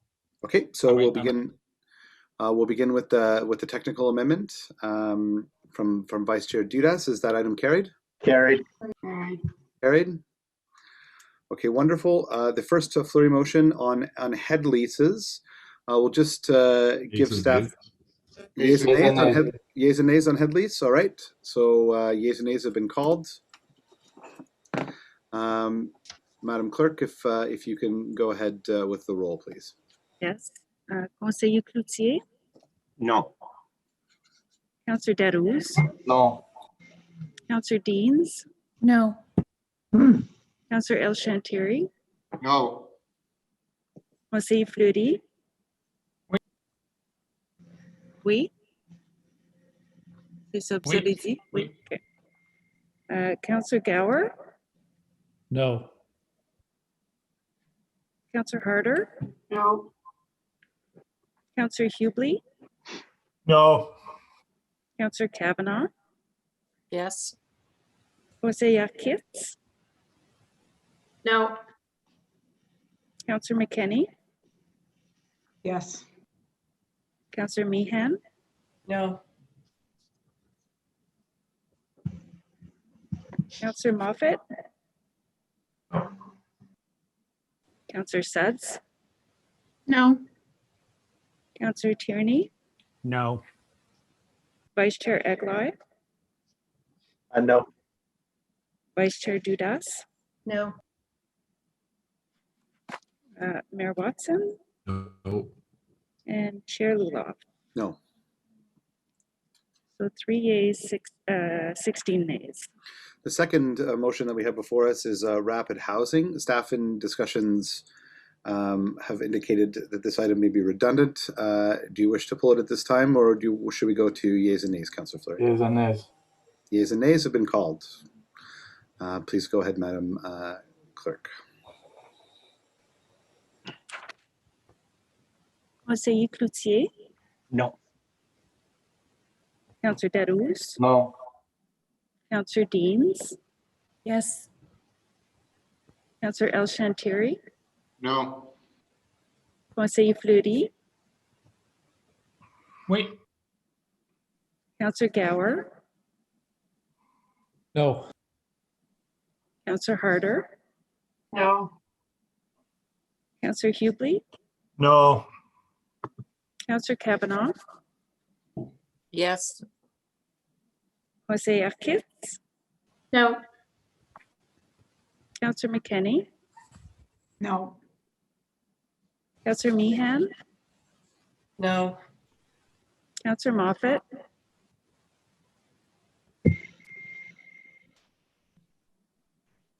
Councillor Moffat. No.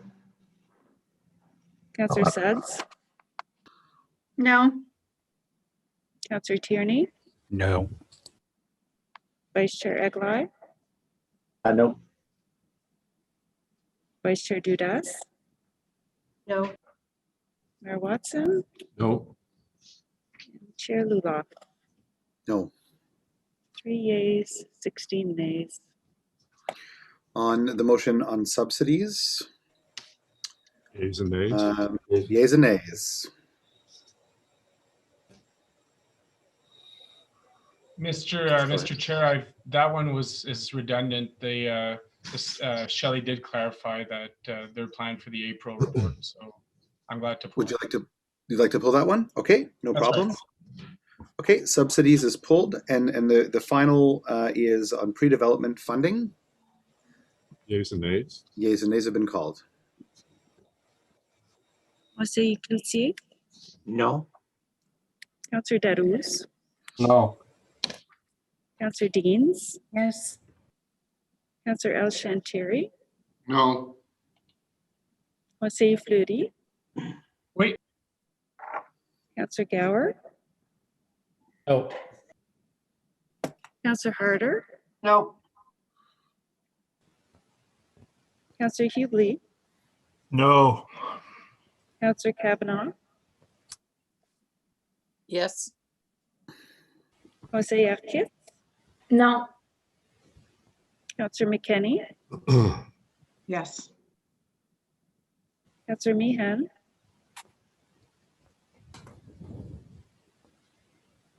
Councillor Meehan. No. Thank you. Councillor Moffat. No. Councillor Suds. No. Councillor Tierney. No. Vice Chair Eglai. No. Vice Chair Dudas. No. Mayor Watson. No. Chair Luloff. No. 4 yeas, 15 nays. And one last time, yeas and nays on the report as amended.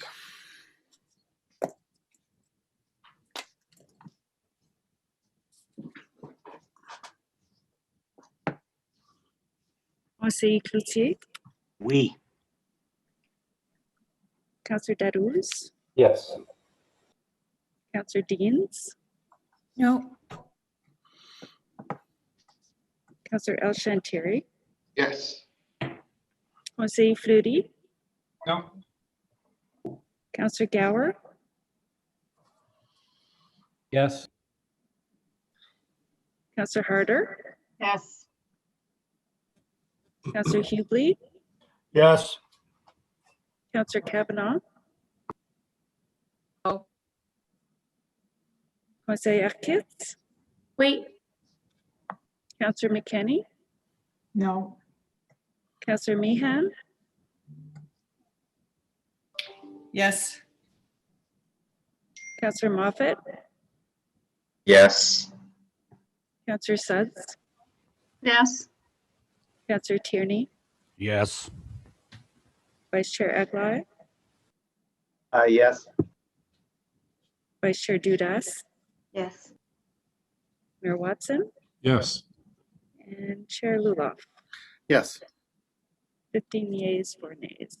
That item is carried. We're moving on to item number 3, Tabor Apartments to rehouse 24 families and cease their per diem.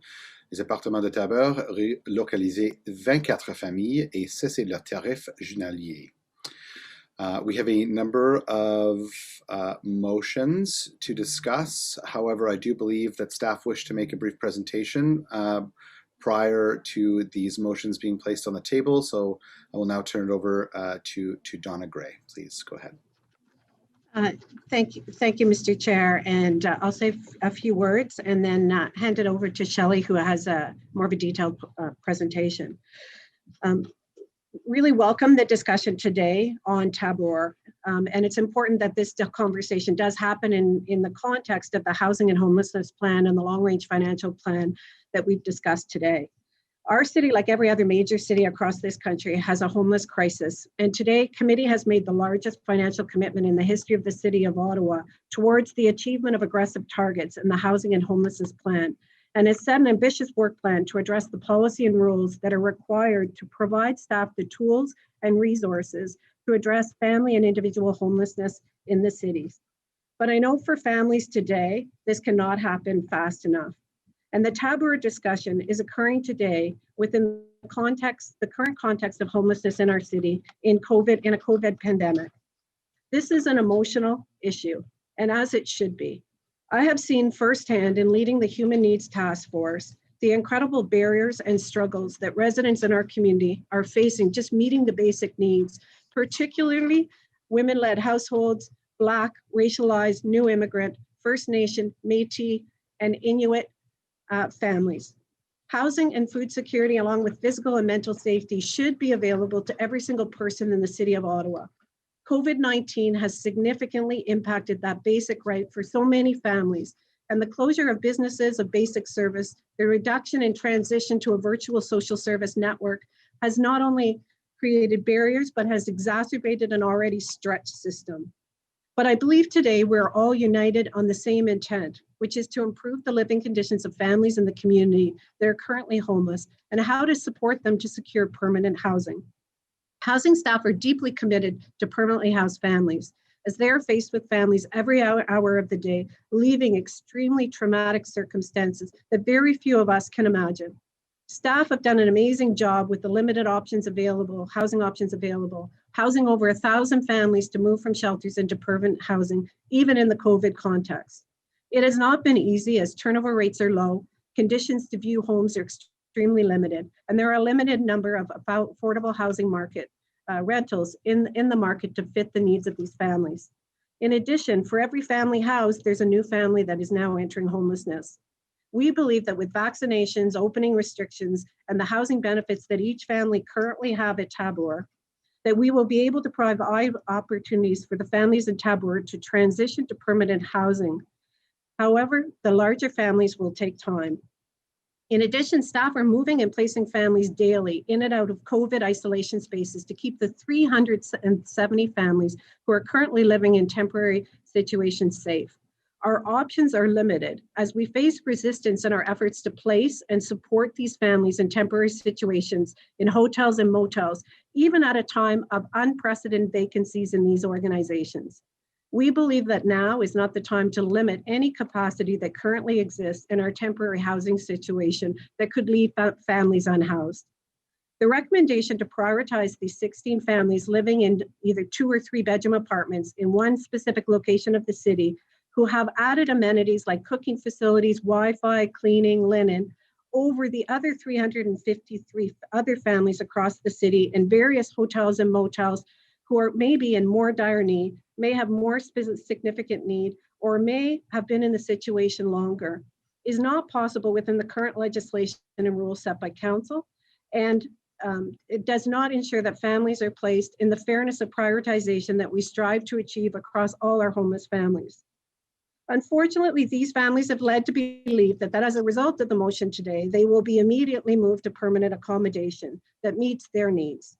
This is not possible within the current funding and legislative framework. Staff will outline in the presentation that follows why that is the case. And while staff will work to continue to increase efforts to secure permanent rental units affordable to these families, the only current option immediately available is to move to our existing hotel and motel situation. This will increase the risk to these families' health and will disrupt their current family situation and cause extreme risk to those families who are struggling to keep their children in school in mid-year through the school year. Shelley will describe how the zoning rules, procurement processes, rights and supports of tenants have not created any enhanced risks for these families. The conditions of the housing options across our city have been impacted by COVID, and many organizations and rental organizations have deteriorated. But the conditions of the apartments have been inspected by bylaw and Ottawa Public Health and have been found to be in compliance with all requirements. That is the standard with which we must evaluate these residents, and it is the standard with which we evaluate all housing in the City of Ottawa. That being said, this is an ongoing management process, and we recognize and are committed to that. And we're committed to continue to work with the property owner to address any issues urgently as they are addressed, and to work with our colleagues in Ottawa Public Health and bylaw to ensure that compliance is achieved. Pest infestations and rodents, when they are evidenced, must be addressed immediately. And any ongoing pest management and rodent management practices must be adhered to, particularly in temporary sheltering units. We are committed to ensure that that happens. And affordable housing at the rate of between 800 to 1,100 is the solution to this problem. And we intend to do more to solicit interest and draw landlords to come and help and work in partnership with us to house these families in affordable housings. All families are currently providing a housing benefit, and the city will work with all of the clients to find permanent housing. But housing that is affordable, particularly for large families, particularly over 7, 8, 9, that will take time. And staff will continue to ensure that the dignity, respect, and control of these families' choices for their family are respected. Any family that chooses to leave or wants to leave, we will work with immediately with them to action their preferred option. Arbitrarily setting a time frame and reducing available options will put these families at higher risk of food, housing, insecurity, income insecurity, and social disruption of their already fragile families. The investment and targets approved today by committee set the longer-term pathway for long-term sustainable options for affordable housing for our families. We will work continually to ensure that these families are supported in their choices. Thank you. I'll hand it over to Shelley to talk about the details. Thank you. Just building on Donna's opening comments, nobody is denying that family homelessness is a crisis in our community. In 2015, and Ray mentioned today, we spoke of Hotel Zero. We were almost at the point when we had no families and had to utilize hotel rooms. But the rise we have seen in family homelessness really began to start in 2017 and was fueled by an increase in refugee claimants from the United States moving to our capital, increased immigration, and increased movement across the country from other cities and provinces. And our system has struggled to respond. We've been forced to continue to expand our reach to find temporary accommodation solutions annually. We have annually reached out to find hotels and motels that would work with us to provide this service. Some years we have come up empty. This business is not for everybody. We've been able to add some new capacity over COVID as hotels and motels have tried to keep up a revenue stream, but we are doubtful that some of these relationships will exist post-pandemic. And the lack of capacity in previous years has resulted in the city having to keep a wait list for families who needed to access temporary accommodation. And the families that were most impacted by this wait list and needed to wait the longest were the large families. Next slide, please.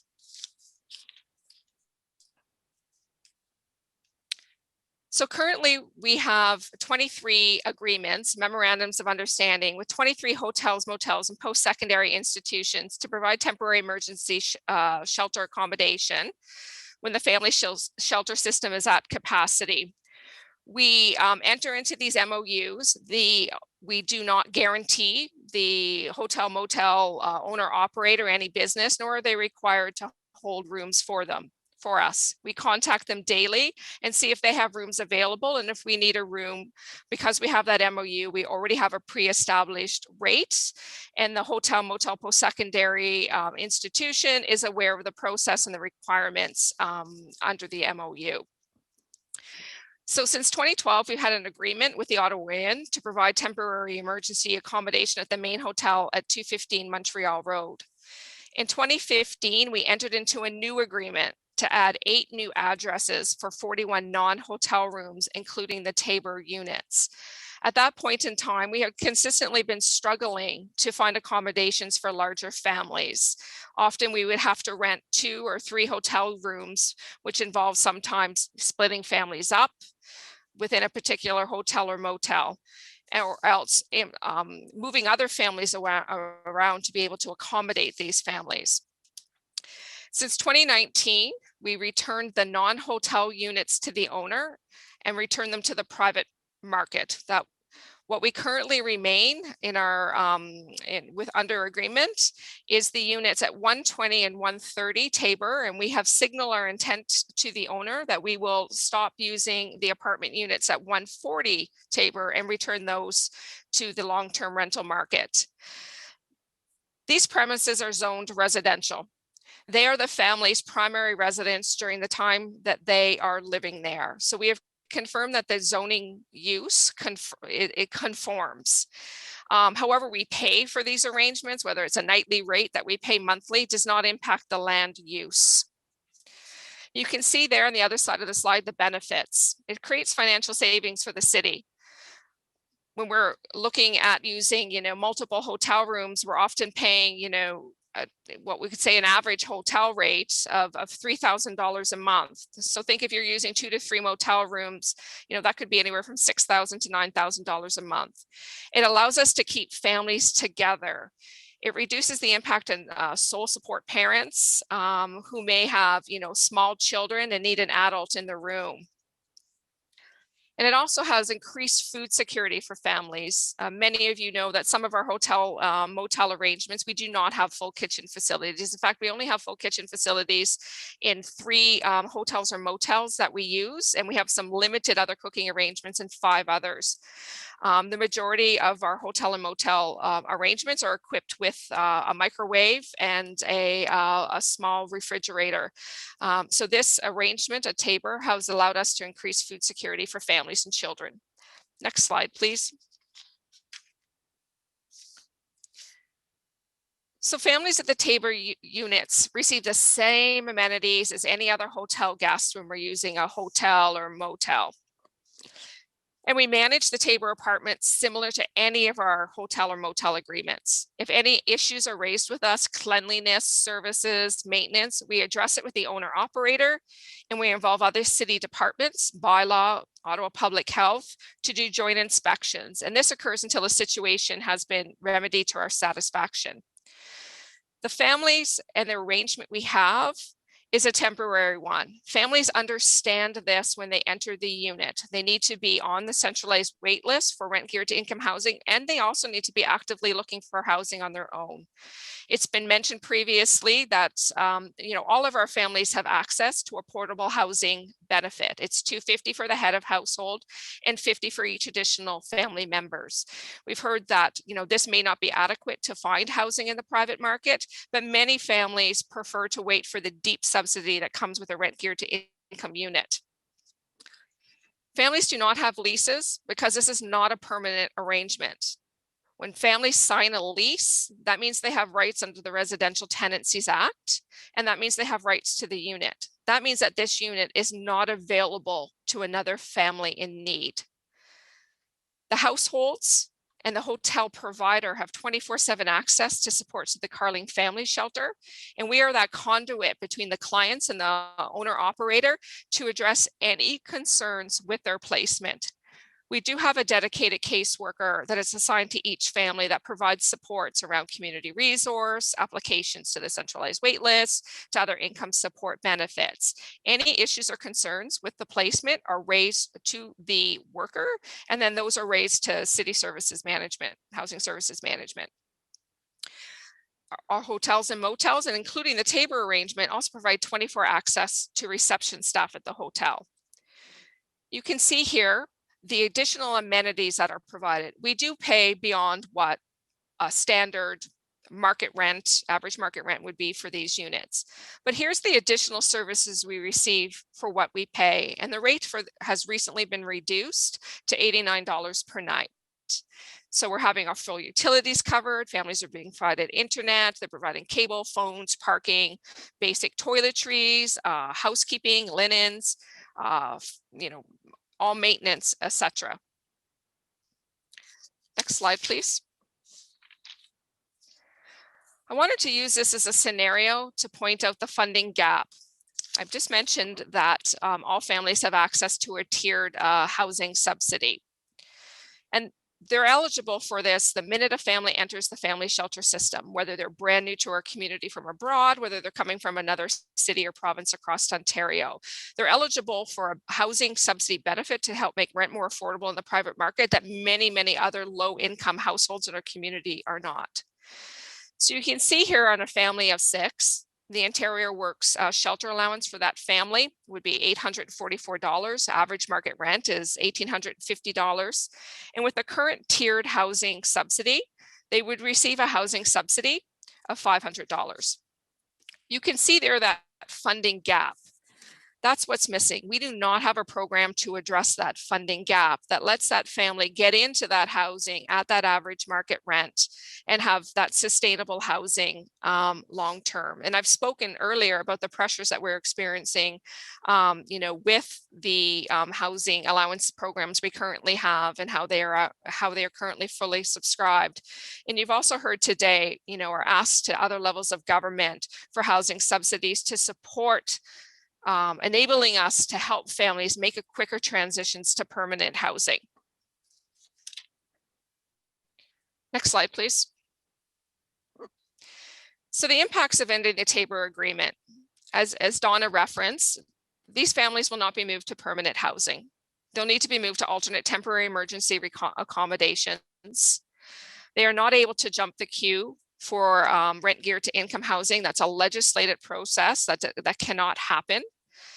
Will increase the cost to the city. We risk families being separated across multiple hotel rooms. And again, I've spoken earlier, the challenges that presents for lone parent families, as young children may require an adult in each room. The loss of established community resources, children having to change schools, and the loss of amenities that many families in the hotel or motel system, the other families do not have: full kitchen, dining area, and up to 2 bedrooms. And the relocation does not respect the choice of families. We have spoken to all of the families back when the initial complaints came to our attention around our use of the Tabor Apartments. And at that point in time, we worked with bylaw and OPH, and we had 5 different visits to inspect the units, to come up with a list of any deficiencies, and all of those units were remedied to the satisfaction of both OPH, bylaw, and the city at that point in time. And Donna also mentioned, we're in the midst of a pandemic. We've been moving families around to support physical distancing, outbreak management, and we need to continue to have all options at our disposal. I think we can all agree that no one in this community, or no one in this room, our virtual room, wants to see a family spend one extra day experiencing homelessness in our community. But the reality is that we do have restrictions on our current housing system. We do not have a system, nor does any other city across Canada that I know of, where we can offer the key to a permanent, fully subsidized unit when a family enters homelessness. We only have so much, deeply subsidized bricks and mortar housing, and we cannot count on that turnover in units in the community housing stock anymore. People are staying longer and paying market rent due to rental market forces, increasing rents. And even though the vacancy rate has increased recently, it hasn't been that way over the last number of years. Families that are choosing to wait for that option need to understand the reality and that wait can be very long. And we do not want families waiting in these temporary arrangements. There's also financial realities. We've heard today from people who say, well, just increase your rent supplement budget, just, add more money for housing allowances. There are financial realities. The city is the largest contributor to housing and homelessness amongst any level of government, $112 million in our budget. 80 million of that funds about over 16,300 units of rent geared to income housing. So we need to look to the other levels of government, the province, the federal government. They've made promises and commitments under the National Housing Strategy, and the provincial government has programs to reduce homelessness. The families living at Tabor and the desire to be housed permanently is shared by all other families experiencing homelessness in the family shelter system. These 15 families and our response cannot be done in isolation to the needs of other families in the system. Our response needs to be fair, transparent, and accessible for all families. Thank you. Thank you very much. So we have 3 motions. We're in a very odd position where we have the original report motions, we have a replacement motion, and then we have a third replacement motion. So I'll turn the floor over very briefly to Councillor Fleury to introduce the 2 recommendations that come out of his report. Please go ahead, Councillor. If they could be put on the screen, Mr. Chair, I'd appreciate it.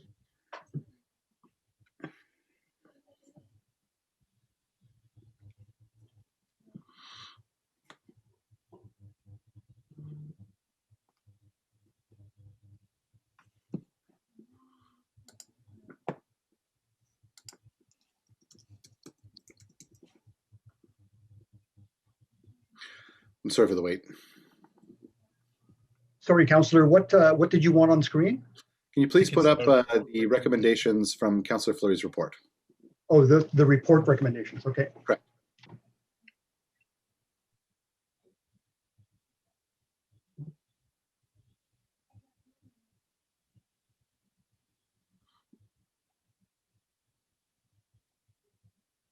And just so you're prepared, Mr. Clerk, following that, we will have the replacement recommendations or motion from Councillor Deans, and then following that, Councillor Dudas.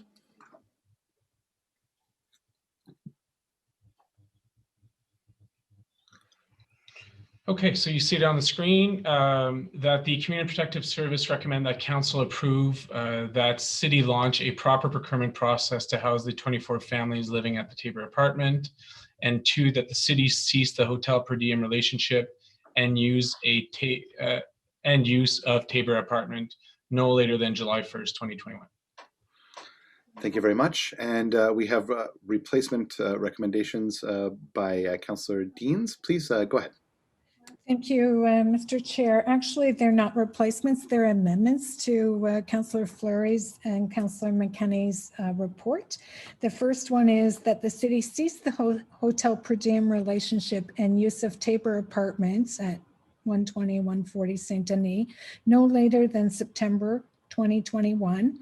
And if this date is unachievable, that the general manager report back in advance of September 2021 with the rationale for why the deadline cannot be met and a plan for rehousing all of the families. And 2, that when current tenants are relocated to permanent housing, no new families are placed at the Tabor Apartments, 120-140 Saint Denis, as part of the city's hotel per diem relationship. Do the authors of the report find that these amendments are friendly? Yes. Yes, we do. Okay. So we'll deal with that as one item following delegations. And we do have a replacement motion from Councillor Dudas or Vice Chair Dudas, if you wish to introduce that at this time, please. Yes, thank you, Chair. Whereas the report Tabor Apartments, oh, actually, can I have it up on the screen as well, please, so everyone can see it? And if it has not been circulated already, can we ensure that the clerk circulates this? Thank you. Whereas the report Tabor Apartments rehoused 24 families and ceased the per diem, the report seeks to terminate the use of the Tabor Apartments at 120-140 Saint Denis for the purpose of temporary emergency accommodations by July 31st, 2021, when the family shelter is at a capacity and hotels, motels are not suitable for larger families. And whereas due to the COVID-19 pandemic, there's a decreased capacity in the family shelter and the transitional housing system to a point where facilities must operate at less than half of their occupancy to meet public health standards. And whereas staff continue to provide temporary emergency accommodations for the more than 370 households on a daily basis in the family shelter, transitional housing, and overflow locations such as hotels, motels, and isolation spaces. And whereas staff indicate in the report that the health and safety concerns with the Tabor Apartments continue to be actively monitored, and immediate remediation of issues required by the landlord through bylaw services and Ottawa Public Health, and that the city's use of the apartments for temporary emergency accommodations is preferable for larger families since they do not require multiple hotel rooms. And whereas households who wish to be accommodated in a hotel motel instead of the Tabor Apartments are moved upon request. And whereas the pandemic has created some potential vacancies in the private market that otherwise may not have been available during the previous request for offers for the hotel, motel, and any other forms of temporary accommodation conducted in 2019. And whereas permanent housing should be the first option for any family and temporary accommodations should only be necessary to help families experiencing homelessness to transition to safe, permanent, affordable housing. Therefore, be it resolved, the City Council direct Housing Services to 1, conduct a housing blitz with community partners such as Refugee 613 and the Eastern Ontario Landlords Association to identify permanent housing that is affordable and available for the homeless families currently in the shelter system. 2, conduct a new request for offers to seek additional temporary accommodations across the city to provide greater options for homeless families while they wait to secure permanent housing. And 3, direct staff to report back to the Community and Protective Services Committee and Council on the outcome of this process, including any changes to the approved work plan to accommodate the directions outlined in this motion. Just a point of order, Mr. Chair. Yes, please go ahead. You suggested that this was a replacement motion. I don't see how it's a replacement. I think it's maybe a complementary motion, but not a replacement motion, because they're two different things. I'd like to request some advice from the clerk as to to answer Councillor Deans' question, please.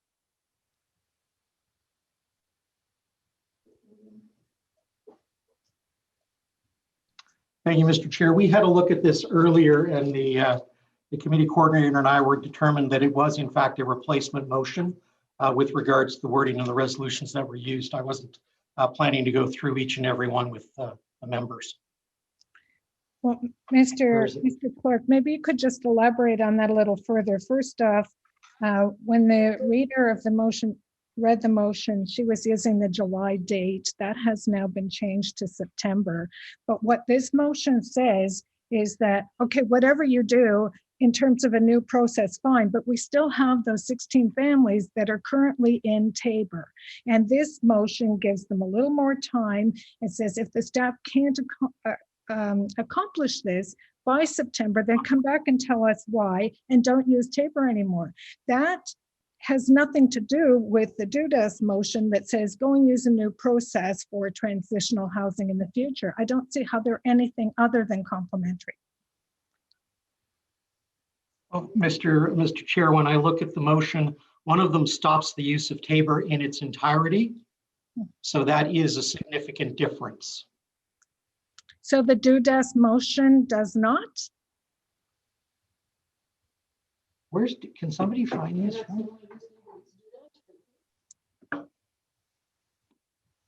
Because my reading of the Dudas motion is that she's suggesting a new process going through an RFO to find new transitional housing. I don't see how they're other than complementary.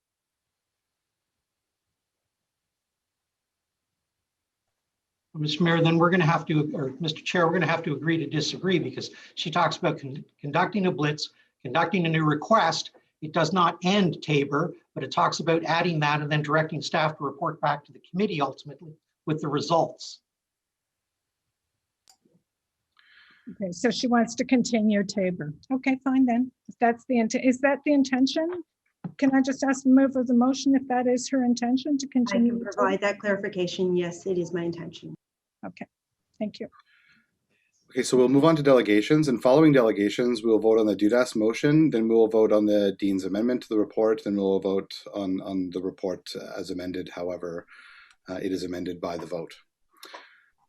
So starting off our delegations, we have Robin Brown. Mr. Brown, please, you have 5 minutes. Go ahead.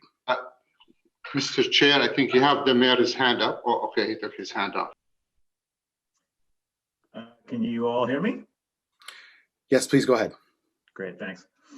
Hi, I'm here on behalf of the 613-819 Black Hub to urge you all to take specific actions to solve the housing crisis in the short term and the long term. In the short term, we urge the committee members today to support Councillor Fleury and McKinney's motion that the city launch a proper procurement process to house the 15 families currently housed at Tabor, and work to move all families from shelters to permanent housing by implementing some of the great ideas shared by Katie Burkholder-Harris of the Alliance to End Homelessness earlier. In the long term, we urge councillors at council to adopt all the recommendations in Acorn Canada's 2019 report, The State of Affordable Housing in Ottawa, including approving the use of inclusionary zoning powers recommended in the city's 10-year housing and homelessness plan and its official plan to obtain long-term, deeply affordable housing from all new developments. We also call on the city to start collecting race-based data on who is in the city's emergency shelters and use its influence to get Ottawa Community Housing to start collecting race-based data on who lives in and works with Ottawa Community Housing. I visited families at the Tabor Apartments on the weekend, and although all the ones I spoke to are happy to have a roof over their head, they all said they need more space. We've discussed this today. This is not just a matter of inconvenience. I met a single mom living with her 4 kids in a one-bedroom apartment. She has 3 boys, 11 and under, and an 11-year-old daughter. The kids all sleep in the bedroom. The only other room in the apartment serves as the mom's bedroom, the living room, and where the kids do their homework. And I was watching one of the kids do their homework, and I could imagine how difficult it would be to get your work done there. I also met a woman living with her husband and their 7 kids in a 3-bedroom apartment. All the families I met were Black, and all the women I met who were working on the COVID front lines as personal support workers. One mother working as a PSW said she had qualified for a rent allowance to move to a better place, and she was all excited. But when her son got a job, and she got herself a job, and then their son got a job, city workers told her she was no longer eligible for the rent subsidy because of her and her son's combined income. In the report on Councillor Fleury and Council McKinney's motion, city staff provide convincing arguments against the short-term option of moving the families to motels or hotels. However, they also say, quote, many of the units have 2 bedrooms and can accommodate up to 10 family members, unquote, as if this is a good thing. It isn't. No one should be living with 10 people in 2 bedrooms for extended periods of time, or for any time that matter. This will have a long-term negative impact on the children's education, mental health, and lives, and that will impact us all. The staff report says the city's housing system does not have the financial resources or current housing capacity to offer families in the shelter system a rental unit. It says temporary accommodation is provided to respond to the immediate need for shelter while families secure longer-term housing. As an alternative to waiting for subsidized housing, each family entering the family shelter system is offered the option of a housing allowance, like I mentioned, to make housing in the private market more affordable. That's great, except for, again, the example of the woman I met who was eligible for that allowance and then lost it when she got a job and her son did, right? So we need to change that so people can get out, but we also need to have more places for them to go. The city's 10-year housing and homelessness plan and its official plan propose one tool councillors can use to solve the long-term problem: inclusionary zoning. We urge them to approve and use inclusionary zoning to the full extent that provincial legislation allows to obtain long-term, deeply affordable housing for all new developments. We also urge councillors to start collecting the race-based data they need to understand and address the disproportionate impact on Black Ottawa residents. You all say that Black Lives Matter. We urge you to show you really mean it. Thank you. Thank you very much. Do we have any questions to this delegation? Seeing none, we appreciate you coming out today, Mr. Brown. Thank you very much. Our next delegation is Tony Miller. Tony Miller, please, you have 5 minutes. Go ahead. Hey everybody, great to be here with you. By way of background, my name is Tony Miller, and I am the founder of the Ottawa Small Landlord Association. OSLA is the voice for small residential landlords and some mid-sized landlords in the Ottawa area. We support landlords through our educational and advocacy efforts, and our current membership sits at about 1,400 members today. I won't take up much of your time. I have a very narrow focus in what I want to touch on. I'm here to voice OSLA's support for the city to launch a proper procurement process, as mentioned in the report. A sole source contract or agreement implies that there is only one company that can provide the services needed, and that any attempt to obtain bids would only result in one company being available to meet the need. We do not know if this is the case here because an open procurement process has not been held yet for privately owned rental units. An open and transparent competition process would be good for the city's taxpayers, and it would build public trust. It would open the door and provide an opportunity for other private landlords, perhaps small and mid-sized landlords, to bid on the contract should they decide to do so. I would be very happy to provide input on the bidding requirements using a small landlord's lens, should this be approved. That's all I have to say. Thank you. Thank you very much. Moving on to questions from the delegation. First up, we have Councillor McKenney. Please go ahead, Councillor. Thank you, Chair. Thanks, Tony, for coming out and speaking to us. Ideally, we would just house people, right? We wouldn't go out and pay twice the market rent for apartments, units for these families.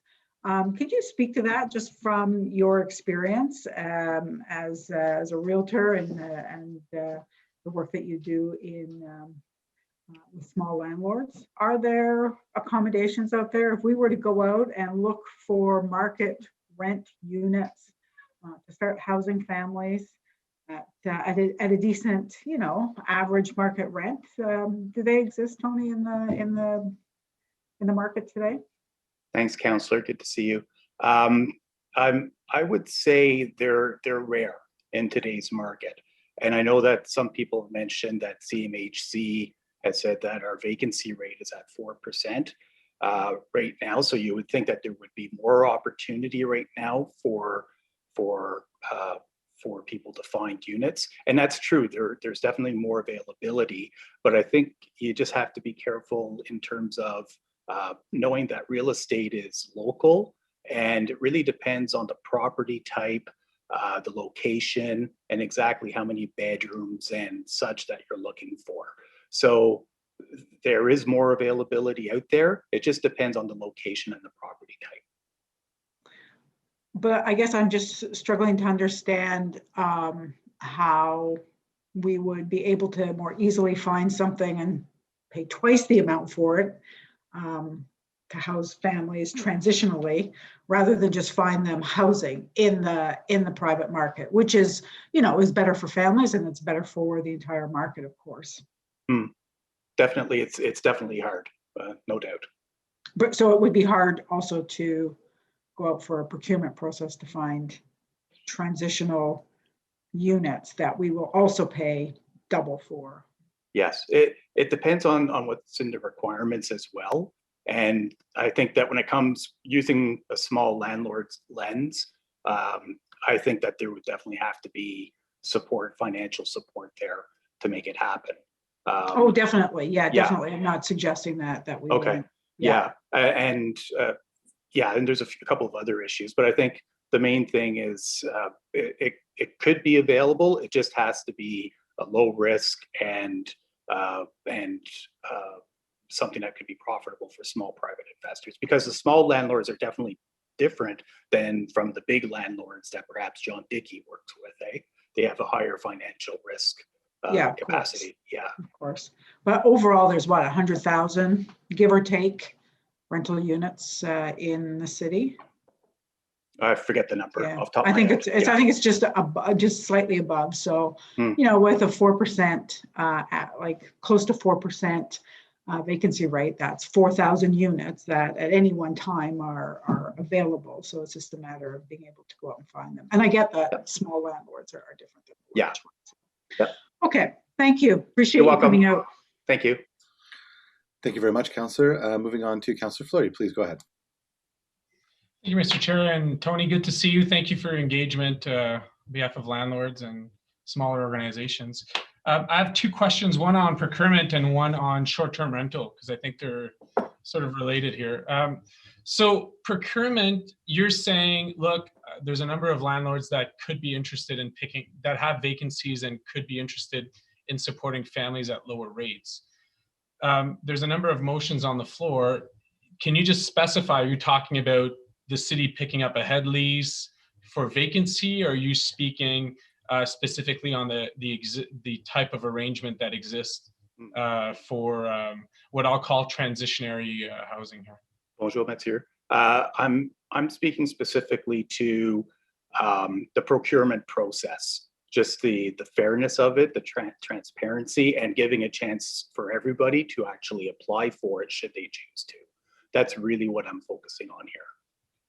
Okay, and then I imagine you heard staff presentation relating to zoning. You have been quite engaged with your members on short-term rental, and I understand we're not necessarily in agreement on that, but do you feel that there's different standards here? Like, would this appear to be a loophole to short-term rental from the city perspective of renting per diems in residential units? Well, it all depends on how the city approaches it. I think someone mentioned earlier that you have a lot of legal aspects to look after, to consider how the leases would be structured with the tenants, whether it's a head lease or not. By the way, the short-term rentals, we actually supported the motion from the consultants. I remember that, but it was. But yeah, it's.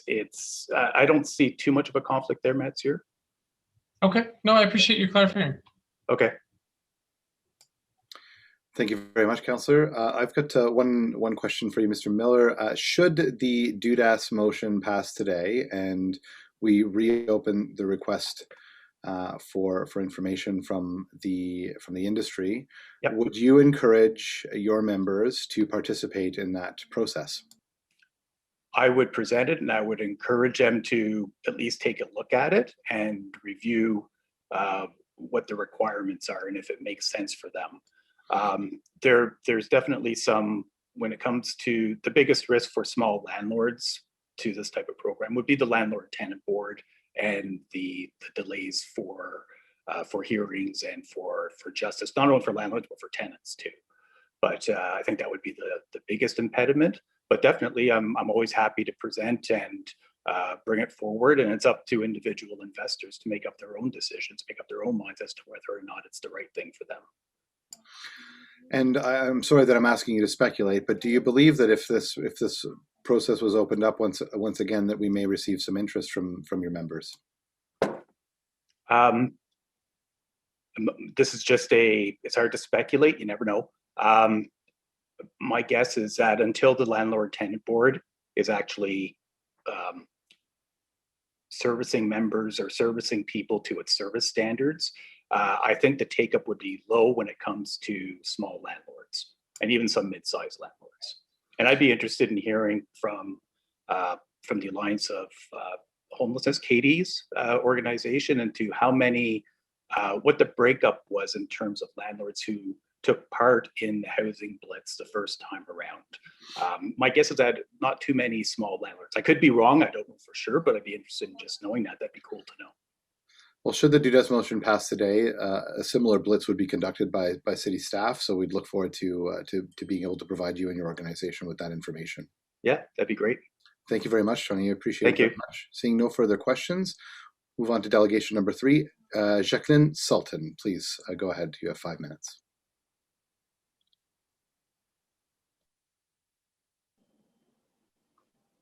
Good day, everyone. I'm sorry for the technology.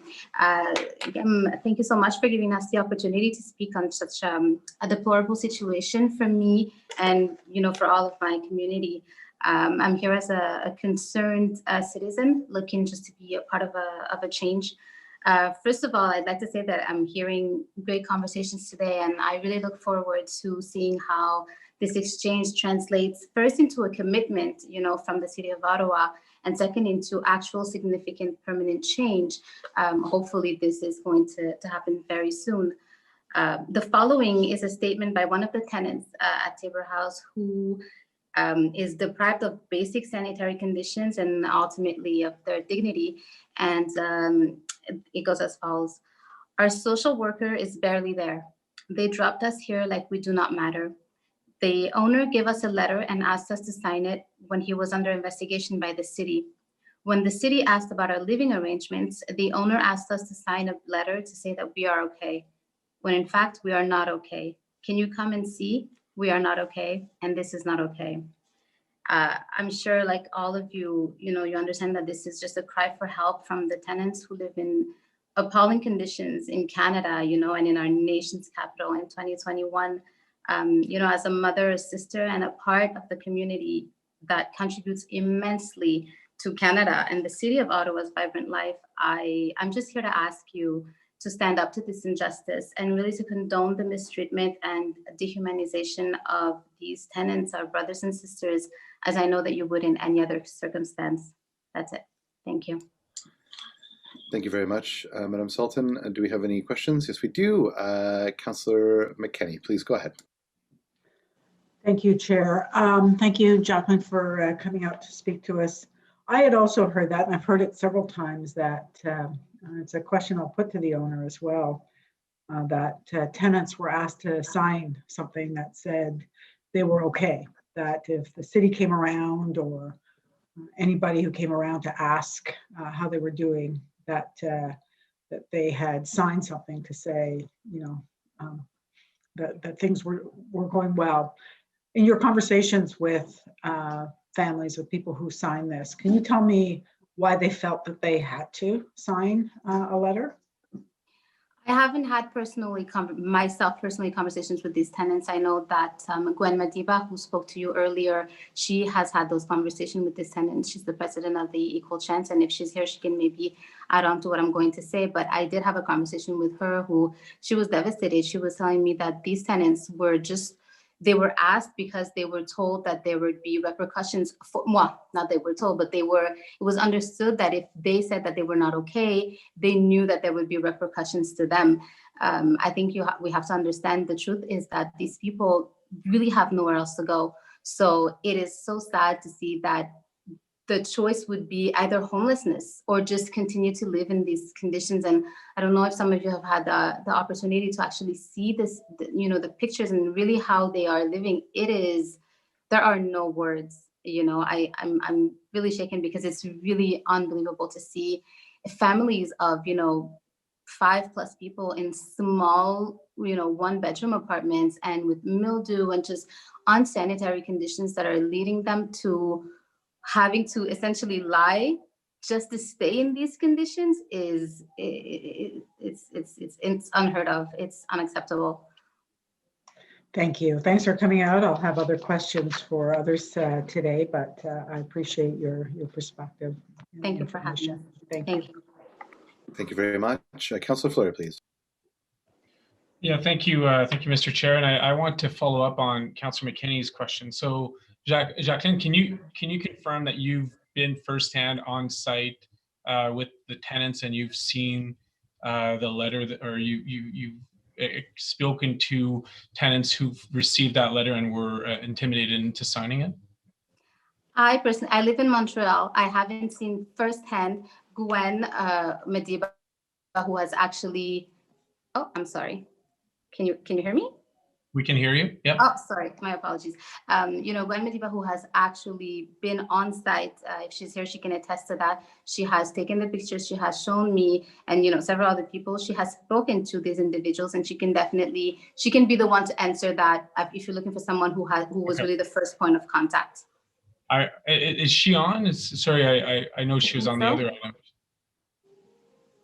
We will hear from that witness in spot number 12, Councillor. Okay. Thank you, Jacqueline. Thank you. Thank you. Merci à vous. Merci beaucoup encore. Up next, we have John Ideafa. John, you have 5 minutes. Please go ahead. Thank you, councillors and chair, for the opportunity to speak to this committee. Sorry, Chair. Chair, there is a question from Councillor Meehan. Oh, pardon me. Please, Councillor Meehan, do we still have Jacqueline? Jacqueline's still there? Yes, I'm here. Hi. Okay, please go ahead, Councillor. Sorry about that. Sorry. Jacqueline, you've been at the Tabor Apartments, you said. You've met some of the tenants? No, I've said that I haven't been. Oh, you have. I said that. You have not been there. I have not been there. I have seen the pictures. Gwen Madiba, who has just been mentioned, will be speaking. That's, I think it's spot number 12, has been there. She can fully attest to that. I have seen the pictures. I'm part of the advocacy work, so I'm definitely involved in that, and I've seen the pictures firsthand, and I've heard some of the commentary from the tenants. And the families gave me the right to read these the letters as well. Okay, so from your understanding of the conditions of the Tabor Apartments, how do you react when you find out the City of Ottawa wants to keep these apartments open? I'm appalled. I'm appalled. I want to know the reason why. I want to know the motive why. Why would the City of Ottawa want to keep these apartments open? And I want to hope that it's because they understand that people need to have housing, but that they are not aware of the conditions under which these people are living. I am hoping that this is the case, because I think we can all agree, even yourself, that if the City of Ottawa knows and is fully aware of the conditions that these tenants are in, and they are yet still willing to keep it open, there is an issue. Thank you. I appreciate your comments on that. Thank you. That's it for me. You're welcome. Thank you very much, Councillor. My sincerest apologies, Mr. Adeafa. Please go ahead. Thank you, Chair. My name is John Adeafa. I'm the president of the African Canadian Association in Ottawa. ACAO is the largest African descent organization in Canada, serving over 65,000 people right here in the National Capital Region. We care. We are speaking regarding the homeless, the refugees seeking a safe place for their family in our community right here in Ottawa. We urge you, councillors, to please support this motion tabled. We also have recommendations. Just before Christmas, several of our community leaders came out providing Christmas hamper, groceries, gifts, and masks for families and children living in Tabor Apartments and neighboring areas. They told us a lot, some horrible, but we noticed and we were surprised that the building is housing mainly people of African descent. We are here to advocate for a lasting solution to homelessness in Ottawa, because 13,000 people on affordable housing waiting list is unacceptable. Our recommendation are as follows. More affordable housings are needed to reduce the waiting list. Developers should be engaged in building more affordable housing wherever they are building sprawling condos and townhouses. And also we feel that engagement of more non-profit organizations to build and run affordable housing with combined subsidized and market rent. We heard earlier about CCOC. Ray spoke on this issue. And also we have the multi-faith housing to provide housing units and maybe others as well. The city should consider developing inventory of private homes ready to take people and move people from hotels into these private market residents, holding private landlords who take advantage of the tenant accountable. Also by creating accessible avenue for affected tenant to seek redress, it's important. Safety and repair standard should be enforced as regards to emergency housing. Finally, we are recommending creating an open, visible, transparent data information initiative with online dashboard portal on housing, homeless, and shelter in Ottawa by putting data analytics to use for evidence-based decision-making in solving this homeless issue. Our community is open and we are ready to help out any way possible to solve this issue with action now. Thank you for your effort in seeking solution and making policies to close the gap and reduce homelessness in Ottawa. Thank you for listening. Thank you very much, Mr. Adayafa. Do we have any questions for this delegation? Seeing none, delegation number 5, Letizia Kabundi, please go ahead.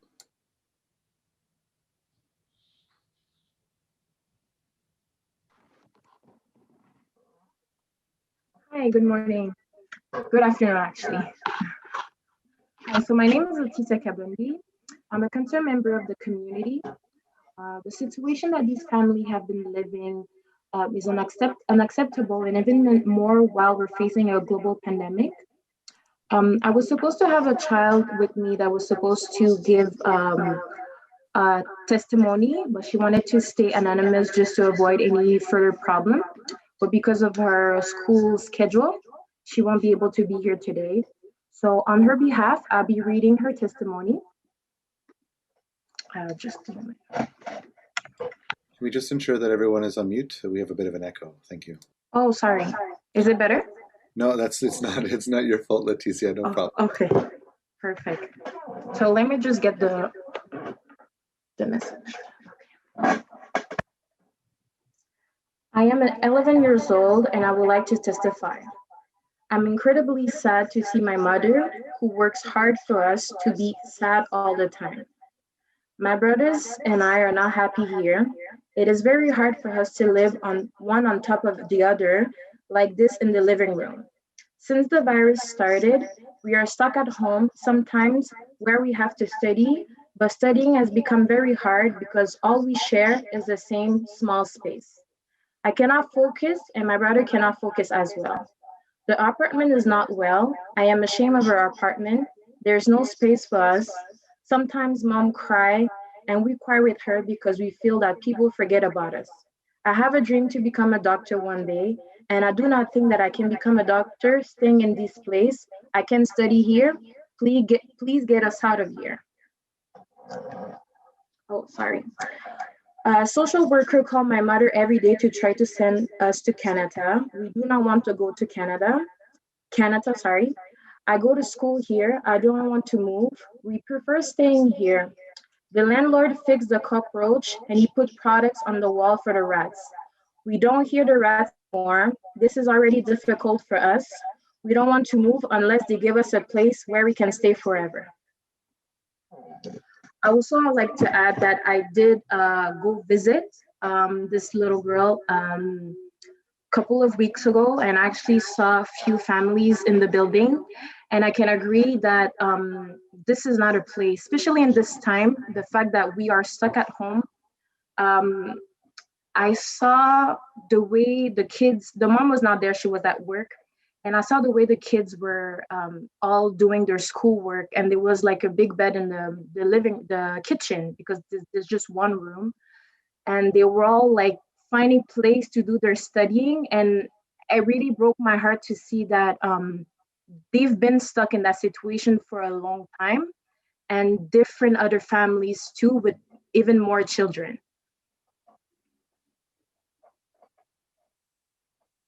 So yeah, that's my part on this. Thank you very much. Councillor Fleury, please. Merci, Laetitia. Merci pour l'intervention. Tu parles français? Thank you very much for your intervention. You speak French? Yes, you hear it? You heard it? Now I just imagine that you spoke French. So I would like to understand a little bit better. So you visited the family. There are many children.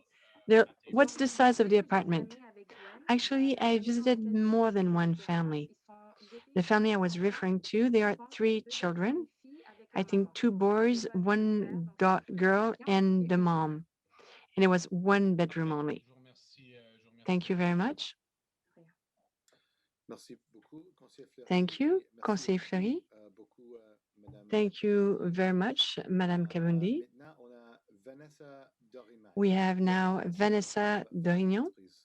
You have 5 minutes. Go ahead.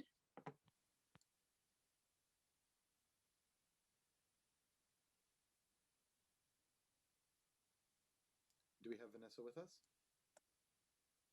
Mr. Chair, I believe you have Ahmed Saeed, who's next on the list. Oh, pardon me, Madam Clerk. We have Ahmed Syed.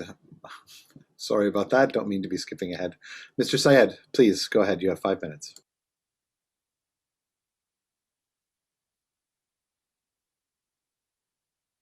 You are on mute, Mr. Syed, so you have to remove yourself from mute, please.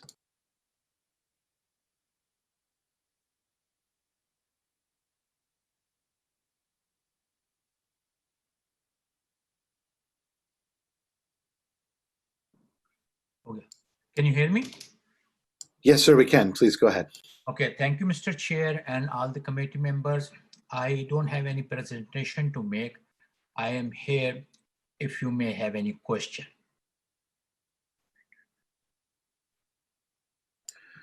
Okay, Mr. Syed is the owner and the operator of Tabor Apartments. If any members of the committee wish to ask Mr. Syed any questions, please use the raised hand function. I see Councillor Fleury. Please go ahead. You have 5 minutes. Thank you, Mr. Chair. Thank you, Mr. Syed, for coming into an open forum and answer questions. I do have a number of them. We've heard from earlier speakers of a letter that you have requested from those living at Tabor Apartments relating to their comfort of living at the apartment. Can you maybe speak to the letter that you requested from the residents and what was the intent behind it? Sure. Unfortunately, in this Tabor building, whatever we're hearing, he said, she said, is no residents come forward to talk. And now the lady talking about the letter, she lives in Montreal and she's saying somebody have told her. I hear this, he said, she said. But the reality is we have maintenance, weekly maintenance plan on effect. And my manager goes every week, Monday, from 11 o'clock till 7 o'clock at night. And she have a list, checklist. They ask your fridge is working, your water is working, your every single appliance has to work. And my employee by themselves, they open the cover of the beds, they check everything thoroughly. Then is a kind of checklist there, and they say, okay, can you tell me is there any problem you have? Then they sit down and they say your fridge is working, your microwave is working, everything, or your toilet is properly, is a detail. And then we request them to sign. And the only reason is this to get signed, because sometime previously we have the situation, we are doing weekly checkup and then city worker getting mad on us, the fridge is not working for 3 months. They just, I was there last week. So avoiding that problem, we have to make everybody sign. And we share this list with the city worker. So they're talking about that checklist, which is every Monday we go and do that. So maintenance, weekly maintenance program is there.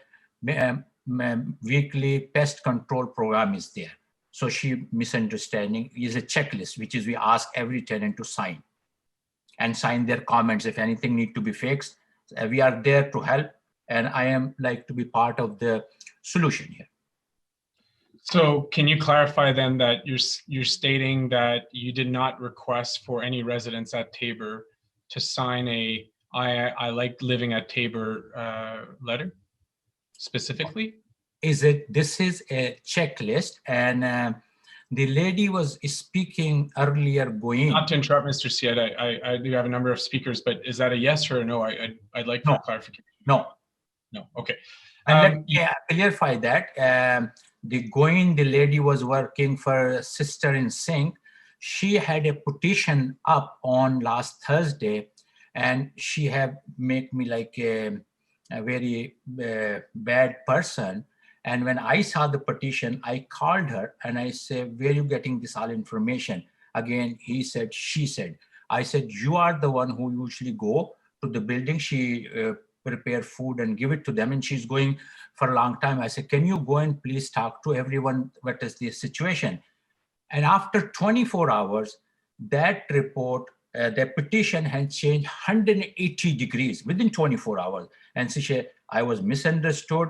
And I talked to everyone. You are doing in your capacity much more than anybody can do. So it was a huge difference within 24 hours. Is the same landlord? Mr. Chair, I'll let you moderate, but my question was, I just want to make sure that we stick to the question to respect colleagues. And I understand, Mr. Syed, you seem to have a lot to say. So I want to make sure that I'm respectful of your intervention as well. So I'll ask the chair to moderate, if possible, the answers here. In terms of agreements with the city, you had other residential units in Vanier that you were using for the same per diem purposes.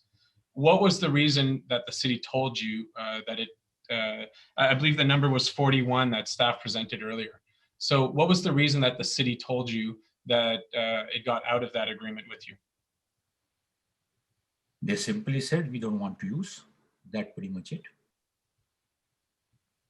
Okay.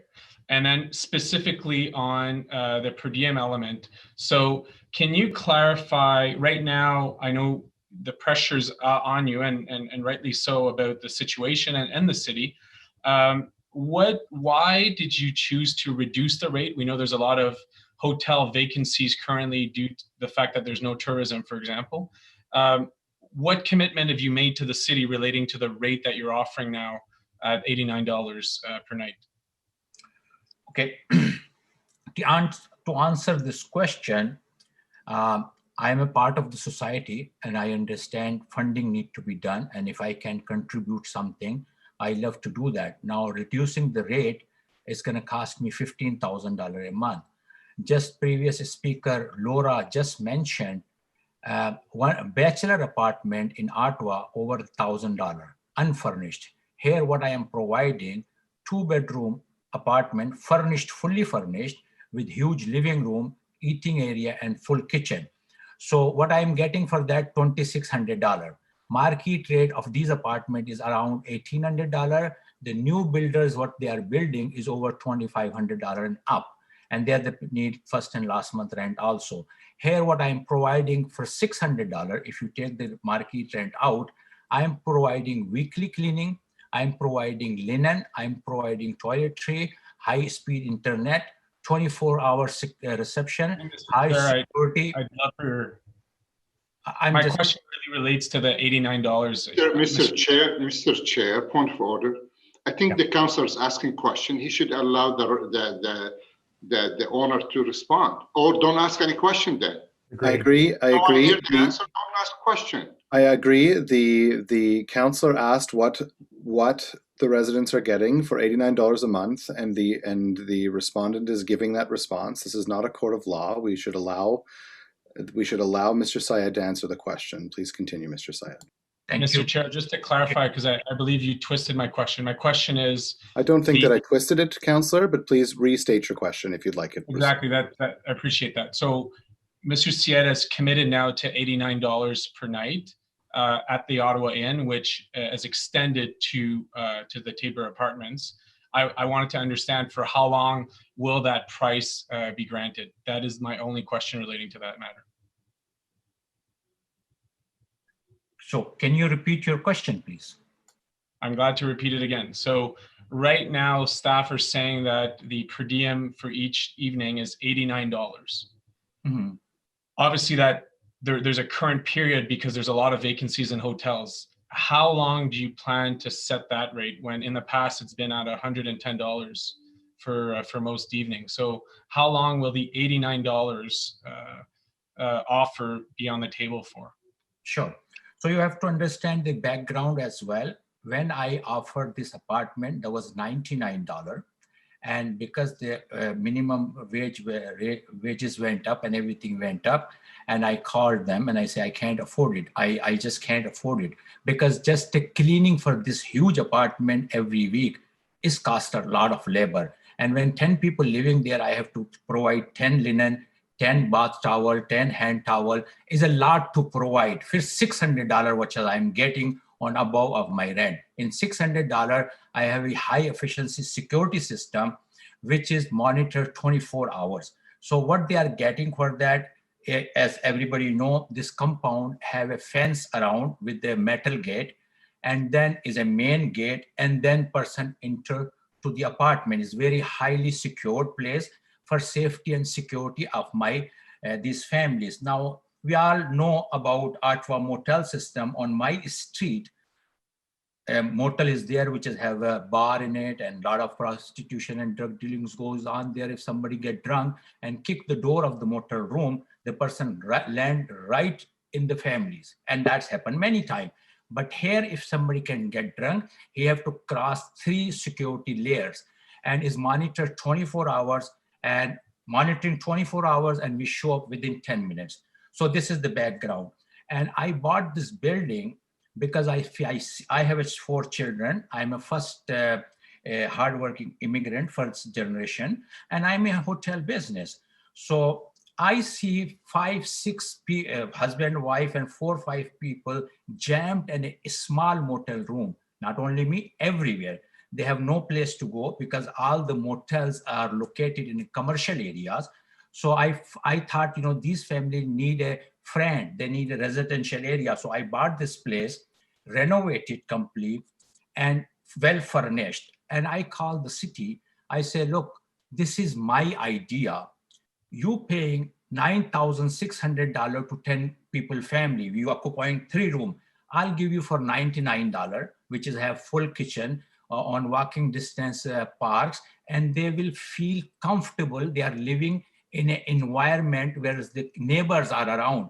The commercial motels, they have no neighbors around. If I go there on my compound, all kids are playing. All kids are playing in a compound, and they make friends around the area. This is not opportunity on a commercial motels.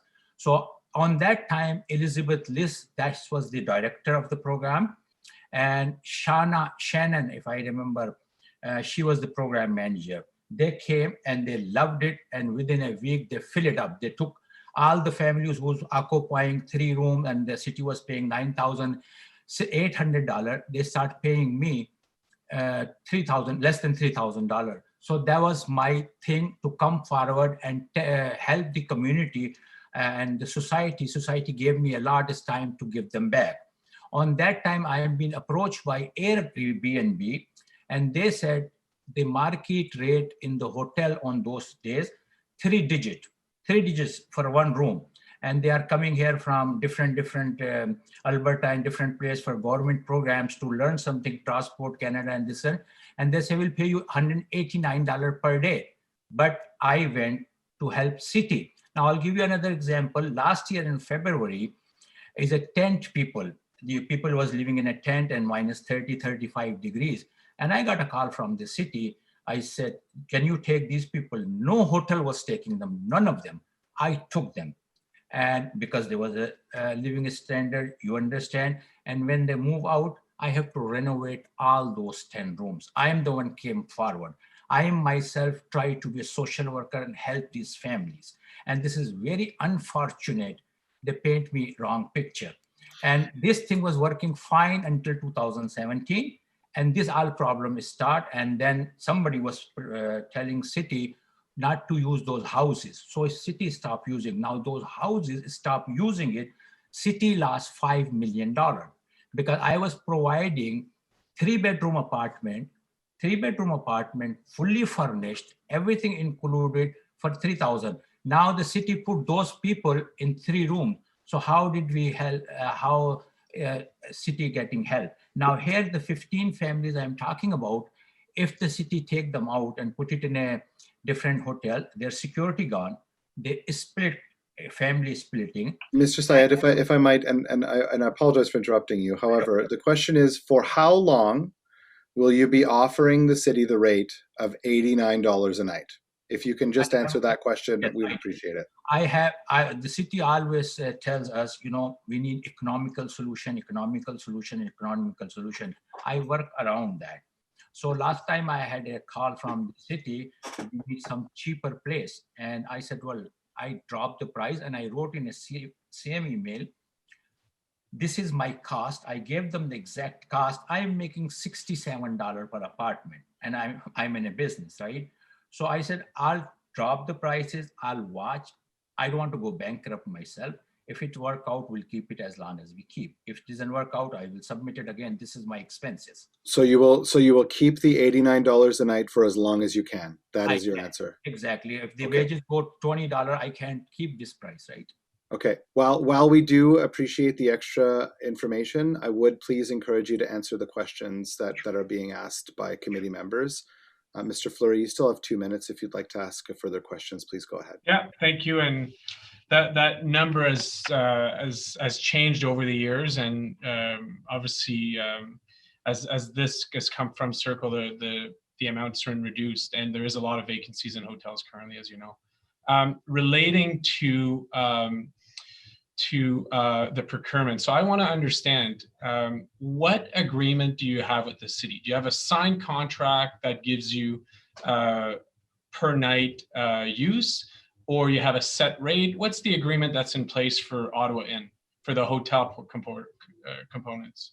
Same, it's called OPF. Every hotel have signed this, and we're signing for years, and is everything arranged. But the important thing is, this might be some committee members wonder why I am doing nightly rental for apartment building, why other landlords not jumping in.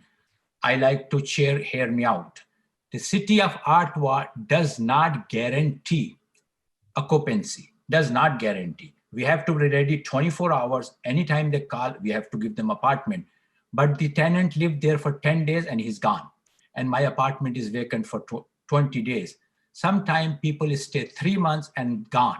And our apartment is vacant for 9 months. That's why a regular landlord does not want to get in this kind of agreement, because they want their 12-month checks and they don't want to wait. So here, because of my thought and because I like to help this family, 6-7 months, my 8 apartments was empty. I could making minimum $16,000. And I said, I'm going to wait till the committee, and whatever committee decide, I am here to help. And this is the only reason a lot of time people does not get into this kind of agreement, because city does not guarantee the occupancy. So can I clarify, do you have a contract? So do you have a contract with the city that says you will have X amount of dollars or X amount of unit use or X amount of hotel use? What gives you that access to the city funds? We have an agreement with the city for a long time, and every year this agreement change and price change and conditions change. Yes, we do have an agreement, and you can gladly take it from your staff, Shelley and Donna. So that agreement expires when? Every year, after 12 months. And that agreement sets a number of units, or sets a, what does that agreement stipulate? Is a long agreement, and they specify what our duties are. We have to provide linen, cleaning, internet, what everything we are providing. City does not ask for kitchen, living area, compound, fence, and neighborhood, which is I come forward to provide them. It's a long list they ask for. Do you have a separate agreement for Ottawa Inn and the Tabor Apartments? Yes, I do. Okay, I'll ask for clarification from staff. Thank you. Thank you. Thank you very much, Councillor Fleury. Appreciate it. And thank you for answering the questions, Mr. Syed. Moving on to Councillor McKenney. Please go ahead. You have 5 minutes. Thank you, Chair. Thank you, Mr. Sayed, for coming out and responding to the questions that we have today. What was the impetus for you to go in and fix up the units? I believe people when they tell me that there were rodents and that it was pretty run down and they were frightened sometimes by your behavior and certainly by the condition of the apartment. So what was the impetus for you to go in and start to fix up the appliances and paint and do some of the work that you did? Thank you so much for your question. And we signed an agreement with the city, and whenever the tenant complain, city call us and email us, this is a problem, go take a look at it. Now, again, he said, she said is not go, oh, she told me, he told me. So the procedure is this. We get a complaint from the city, this is need to be fixed. And then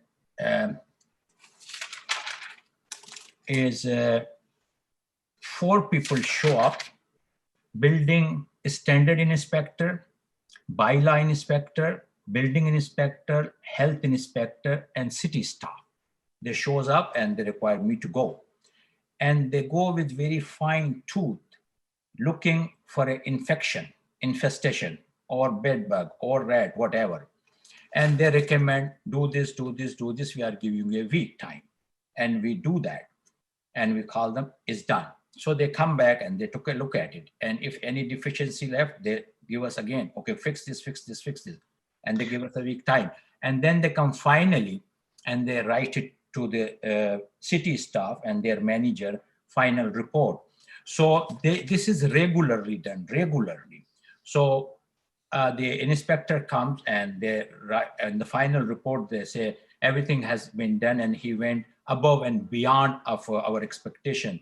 So because it's a old building, so I decided to renovate completely building because it was because COVID-19, and for 2-3 months, social distancing, people not letting us in, kind of thing. So it's slack off a little bit for 3 months. But what I did, I went in and renovate complete the building, putting in new flooring, new furniture, new bathtubs. So, and then an inspector came, and this is his wording. The health inspector, he said, you went above and beyond. We didn't ask for it, but I like to serve this family as my family. So I guess that my question was, what was the impetus? So I guess the impetus was many, many complaints, staff, public health, building code. Everybody went in, said, you know what, this is a mess. These residents are living in deplorable conditions, essentially, and you fixed it up. So good to know that it's fixed up today, but that was my question.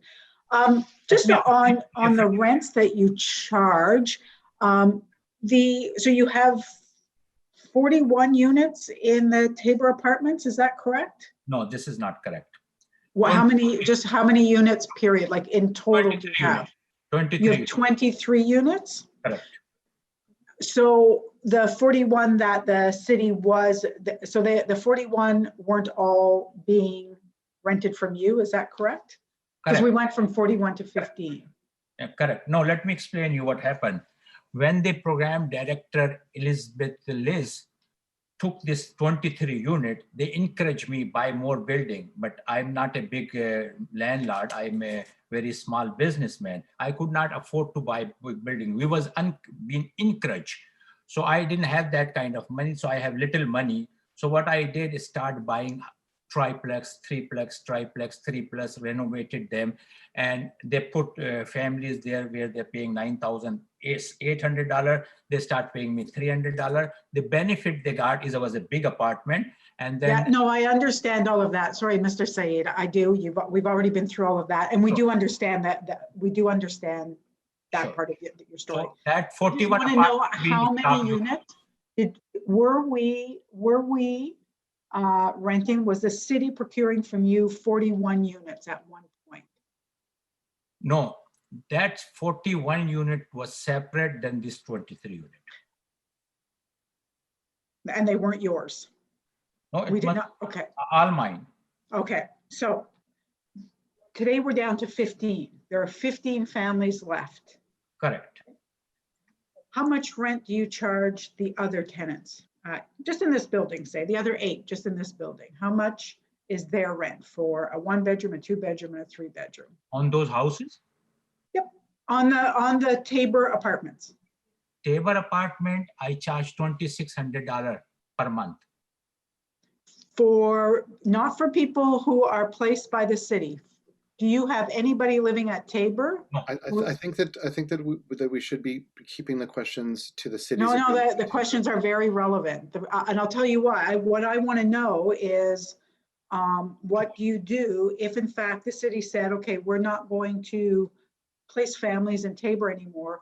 Would you just divest yourself of that, or would you put those on the rental market? Do you have any of these units on the rental market? No, I don't. The normal? No, I don't. Okay. So those 8 units are sitting empty. Correct. So there's only 15. So if we were to exit out of the agreement with you, I mean, I guess you could do whatever you want, but you're not actually renting those units out to anyone else at $2,600 a month is my question. No. Okay, that's it. Okay, I appreciate that. Thank you. Thank you, Mr. Chair. Thank you very much. Councillor Cherney, please.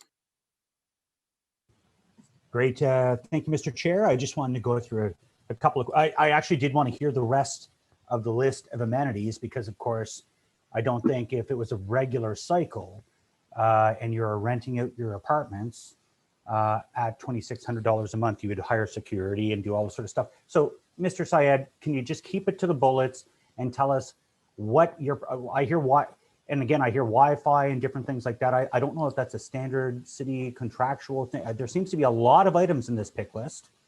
So can you quickly go through the items that are offered for the $89 a night? Hydro, heat, water, weekly cleaning, linen, towels, toiletries, microwave, 67 channel TV, cable, high security, and free parking, high-speed internet, and 24-hour service. Okay, thank you for that. So there's quite a few amenities there. Sounds a little more above than others. Now, in previous delegations, we heard, to your point on he said, she said, I will put the question, if it's okay with you, Mr. Chair, only because the delegation is here. Maybe I'll get Donna or someone else to comment this form to ensure, and I understand if you want to, and I see a couple of my colleagues online that are going, okay, this form about did the fridge work? Did the microwave work? Did all these different items, did the city actually receive any of these forms whatsoever? Yes, Councillor, through Mr. Mayor. They were, though, just my understanding from staff is that they really were Mr. Saeed's management tool to be working with his residents to keep on track and make sure that there was documented around what the needs are.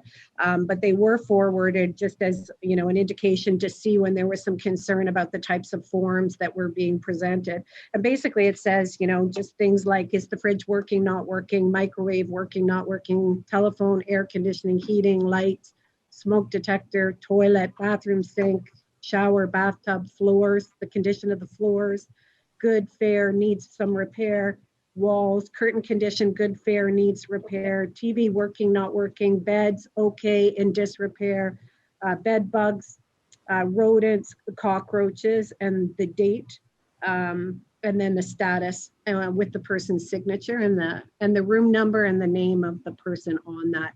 But again, those were, you know, Mr. Saeed's, my understanding is his management with his tenants to make sure that those things got action.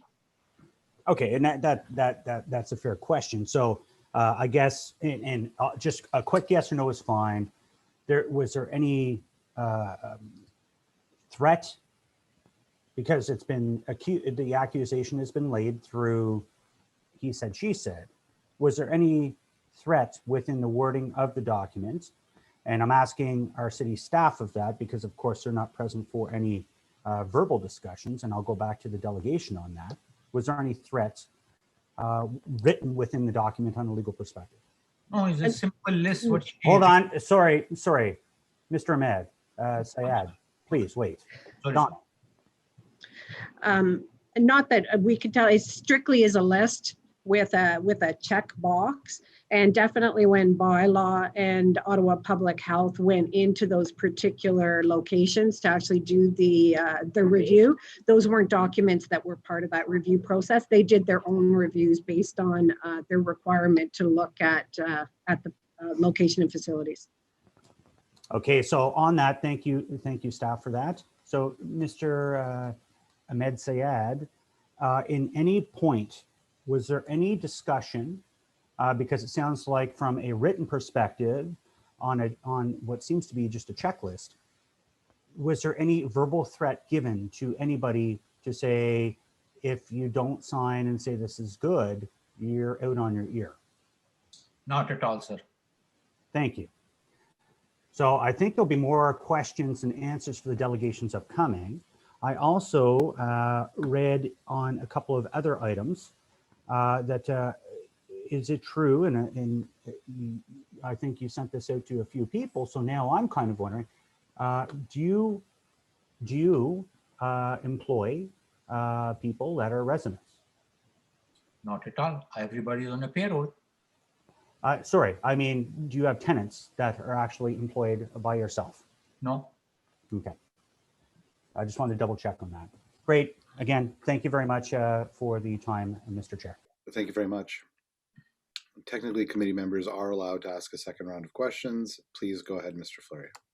Mr. Chair, I do have a process question. So I have a number of follow-ups to city staff as Councillor Tierney did. So how are we addressing that? Because I have questions on the agreement. I have questions on procurement that relate to Mr. Syed's intervention. So are you taking those now as you've done for Councillor Tierney? That's questions for staff. That would be questions for staff, Mr. Chair. So we will be taking questions to staff at the round for questions to staff. We have several other delegations to get through. I think can I just clarify though, just from a process point of view, what did Councillor Tierney do here? Was he allowed to ask? Why was he able to ask questions to staff on the delegation questions? From what I understood, we didn't know that he was doing so, and this was a clarification question. So, I mean, I will allow a clarification question at this point in time, but I would prefer to keep questions to staff to the period for questions to staff. No, I will respect the process. I just want to make sure we clarify it going forward. Thank you. Thank you very much. No further questions for this delegation. We are moving on now to Yvette Yende Ashiri.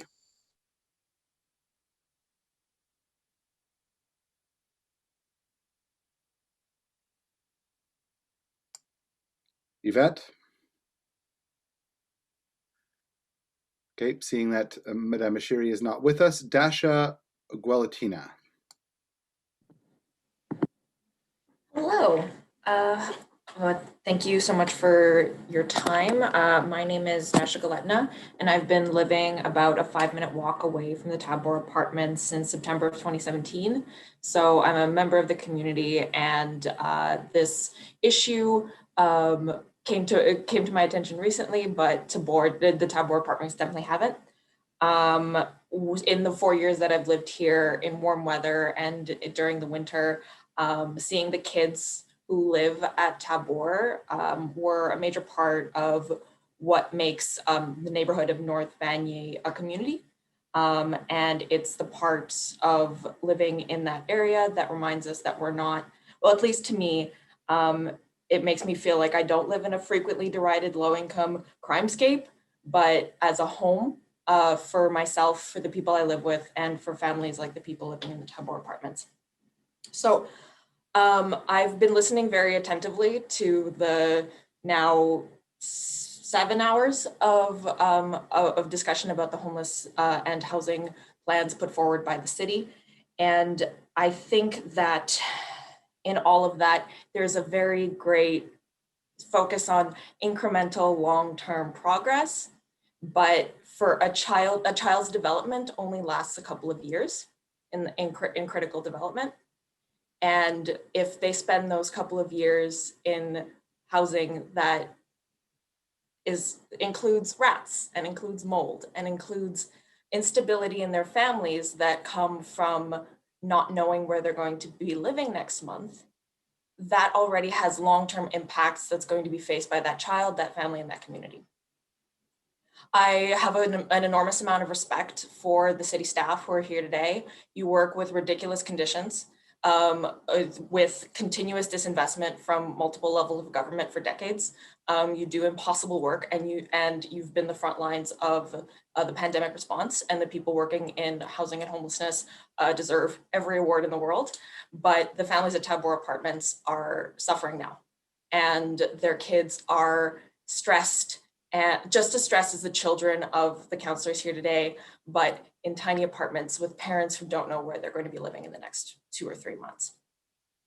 All of this is to say that Councillor McKenney's motion gives the council here today the opportunity to actually exercise political will and to show that as a council, as council people, you can take this opportunity to demand better and to demand faster action on an issue that hasn't taken 10 years to, has taken more than 10 years to develop. And it's not going to get fixed in 10 years. It's, as several councillors have noted, the plan to implement the change doesn't take into account the other massive pressures being put on the housing market that I experience every day as a member of the community.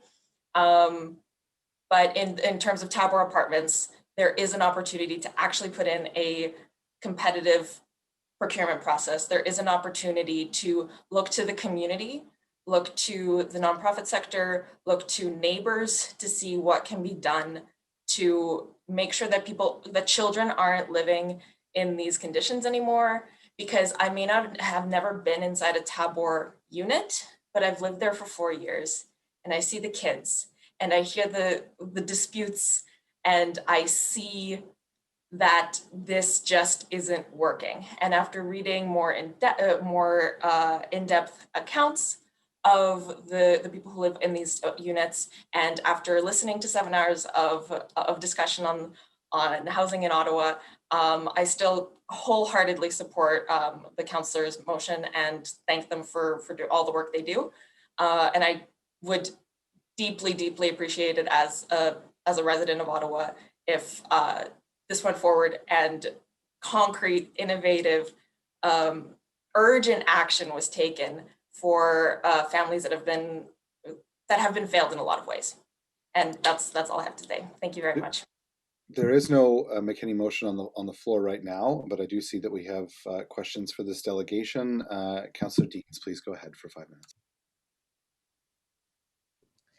Okay, I'm going to need a little clarification on that point, Mr. Chair, because my impression was the McKinney-Fleury motion, as amended by my motion, is on the floor, and that there is a motion, but it hasn't been voted on yet, to substitute it with the Dudas motion. Have I got that wrong? No, you have it correct, except in reverse, that it is the Fleury-McKinney report. My apologies. Please go ahead with your questions. Okay, and that just to be clear, all three motions are on the floor, Councillor. Please go ahead with your questions to the delegation. Yeah, I'm just looking for a little bit more clarification. So which will you be taking first, the McKinney-Fleury or the Dudas? The last one that was presented was the Dudas motion, and that motion will be voted on first. Okay, and mine was accepted as friendly, so it's already embedded in the McKinney-Fleury motion. But because the Dudas motion is a replacement motion, it will be voted on first. Yes, I understand. Thank you to the delegation. I appreciate you being here today and your comments. I just wanted to get your opinion on the Dudas motion. I don't see why it's being taken separately. I think that the components that are outside of whether or not to maintain or revoke the agreement with Tabor Apartments can be added on. And I don't understand why it isn't being taken altogether. because I think that that would make the proposal stronger. And I think that that would actually probably find housing for people, and rather than taking this or that approach to a problem that is affecting the entire city and may serve as an example for how to do this in the future, give opportunities to collect data and give opportunities to improve processes across the city. It doesn't make sense to me. And honestly, I was really confused when all of that was going on. Okay, thank you. So you talked about the substandard living conditions at Tabor.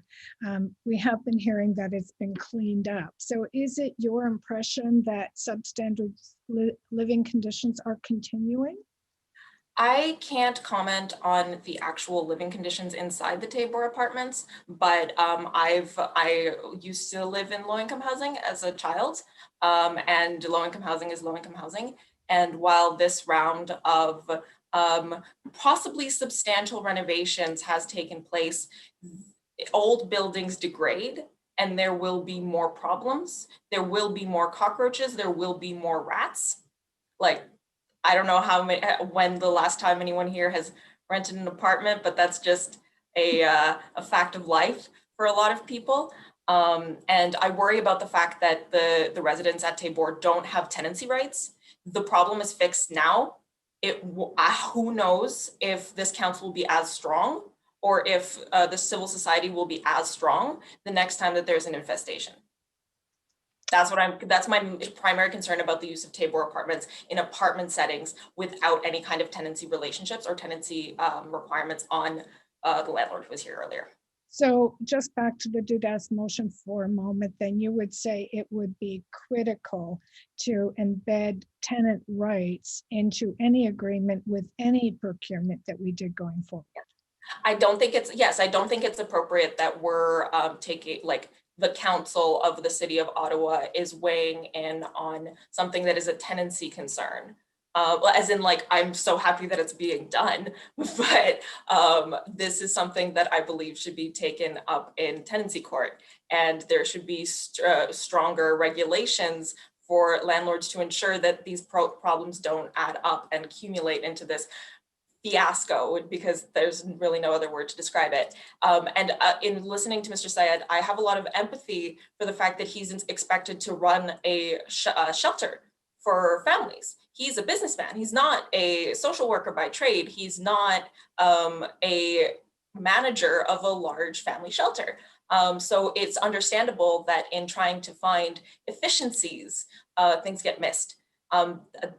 That's just what happens, and like, that's a fact of the sector. And again, in reviewing this agreement, in working closely together with other counselors and with working with the community, and in actually having an open and transparent procurement process, that might change, but that might just be me being idealistic. Thank you very much. Thank you very much, Councillor. We up next have Mayor Watson. Please go ahead. Thank you. Thank you for coming. Who in the building have you talked to get your information about the conditions in the building? Who lives there? I haven't spoken. I'm coming here as a member of the community and as someone who's read reports and who has a familiarity with. Actually, I'll just leave it there. I live across the street and I've read the news reports. So it's based on media reports, no firsthand experience of the conditions inside that you talk about today. I struggle with that question because I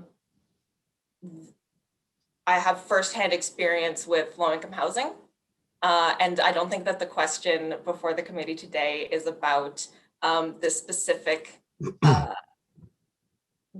rental apartment written large. It's centered on on Tabor luxury apartments, where that's the motion that's in front of the committee today. But the reason why I'm here is because it can be used as an opportunity to explore better options for the entire city of Ottawa. So perhaps later on, other delegations can speak to more direct experiences, but I'm not really interested in discussing that right now.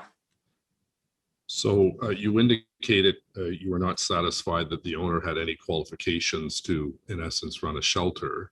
But early on, you indicated you were very concerned about children's development based on children you saw in a playground inside the fence. Are you a social worker or a child worker?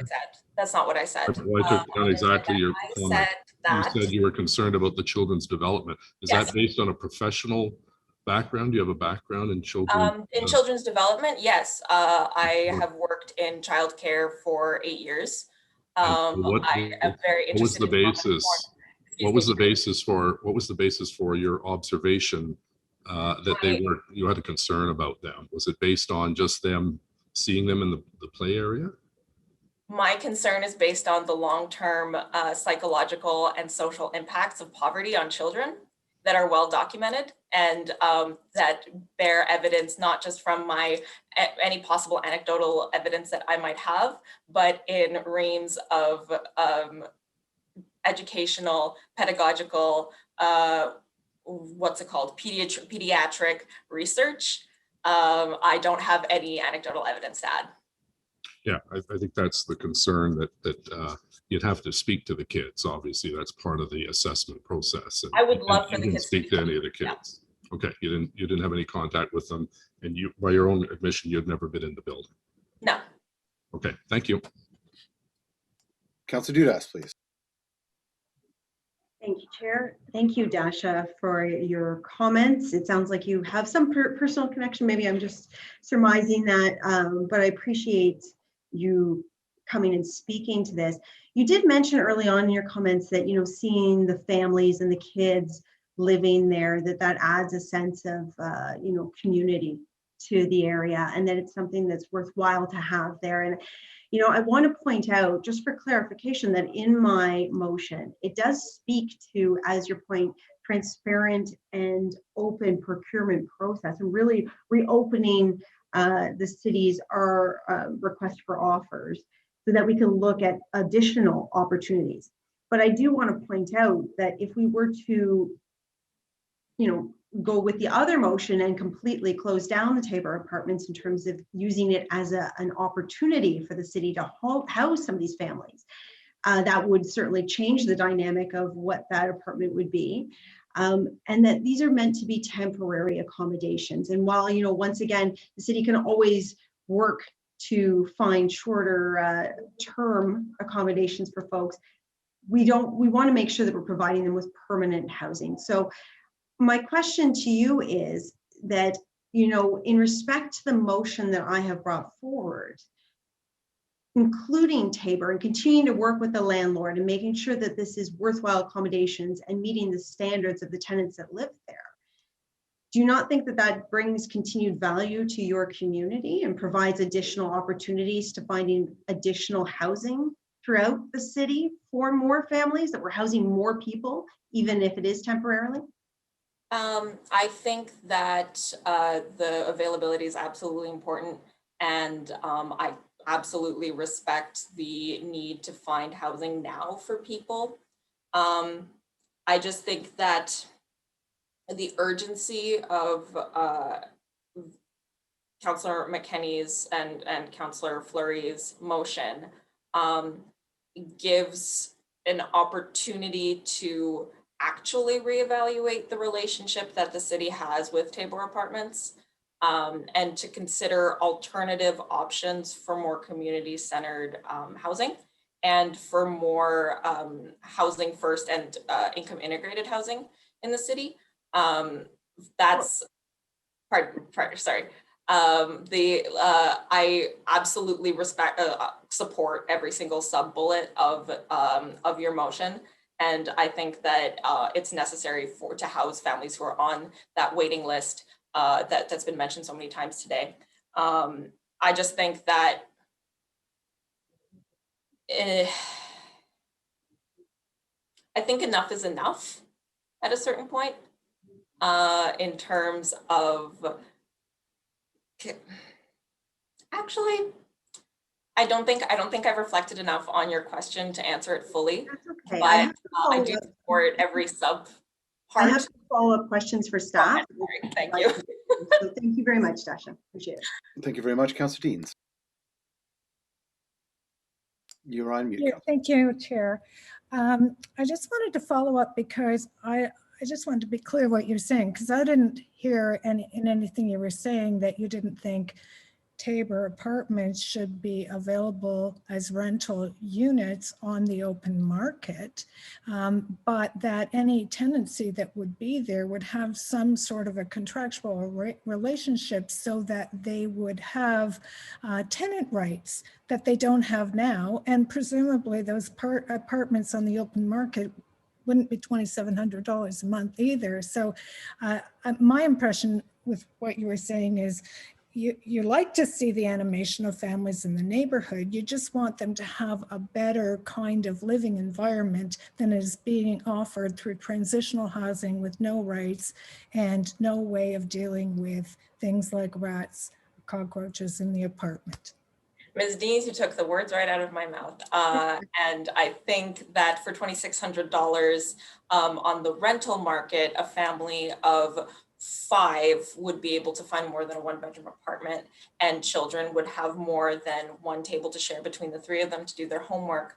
That's another major reason why I'm here today. It's because of that consistent conflict between the interim approaches that continue to cost so much to deliver such painful experiences for so many people. And I have an enormous, outrageous amount of respect for every single person who works in social services in the city of Ottawa. But the wet shelters and the family housing and the different social services in the city create an atmosphere and an environment where bad things happen a lot. And I think that money that goes towards maintaining a system where very vulnerable people fall through the cracks every single day can be better invested in providing long-term, meaningful housing solutions. And again, I respect the jurisdictional gymnastics and changing funding agreements and this, that, and the third thing, nothing but respect for the frustration that causes. But this particular motion specifically is an opportunity to show that maintaining the status quo and going with the available agreement already printed option is going to cause more disruptions in children's education. It's going to cause more disruptions in children's long-term health.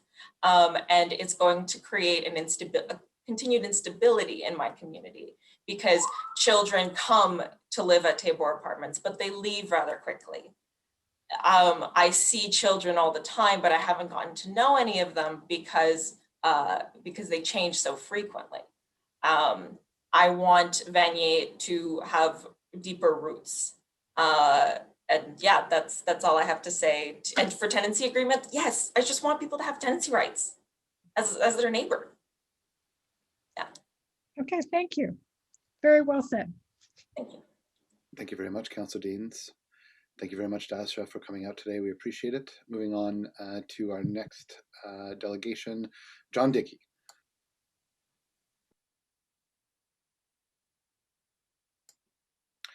Mr. Dickey, are you with us?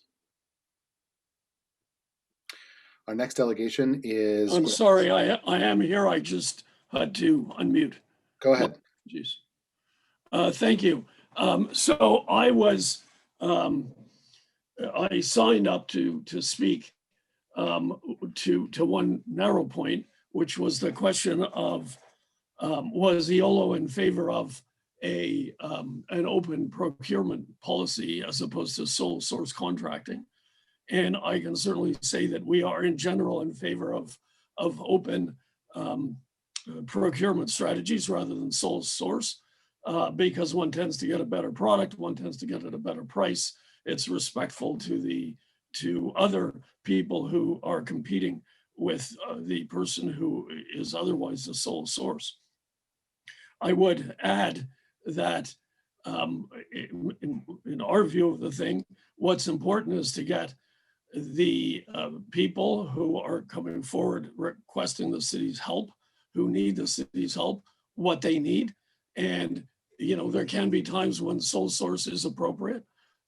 There are certainly limitations, as has been mentioned, on the desire of many residential landlords to provide what is in fact de facto shelter units, temporary units, furnished units with linen, and all of those issues. There are certainly other issues. I think Mr. Miller alluded to the notion that landlords these days struggle with the fact that the landlord and tenant board is so horribly backed up that if they rent to a tenant who causes disturbances, then they will have a lot of trouble for a long time. So I think those were the things I came to say. And I can also add that EOLO will certainly be happy to work with the city housing branch or with the Alliance in terms of a housing blitz to try to find permanent housing. Although I rather suspect from what I've heard today that that will not necessarily go directly to these families at Tabor, that the city will work its way down the waiting list. And from that point of view, from what I've been learning in the last few months, I think perhaps the city already lets people jump the queue. I mean, in a formal manner, more than perhaps might be ideal.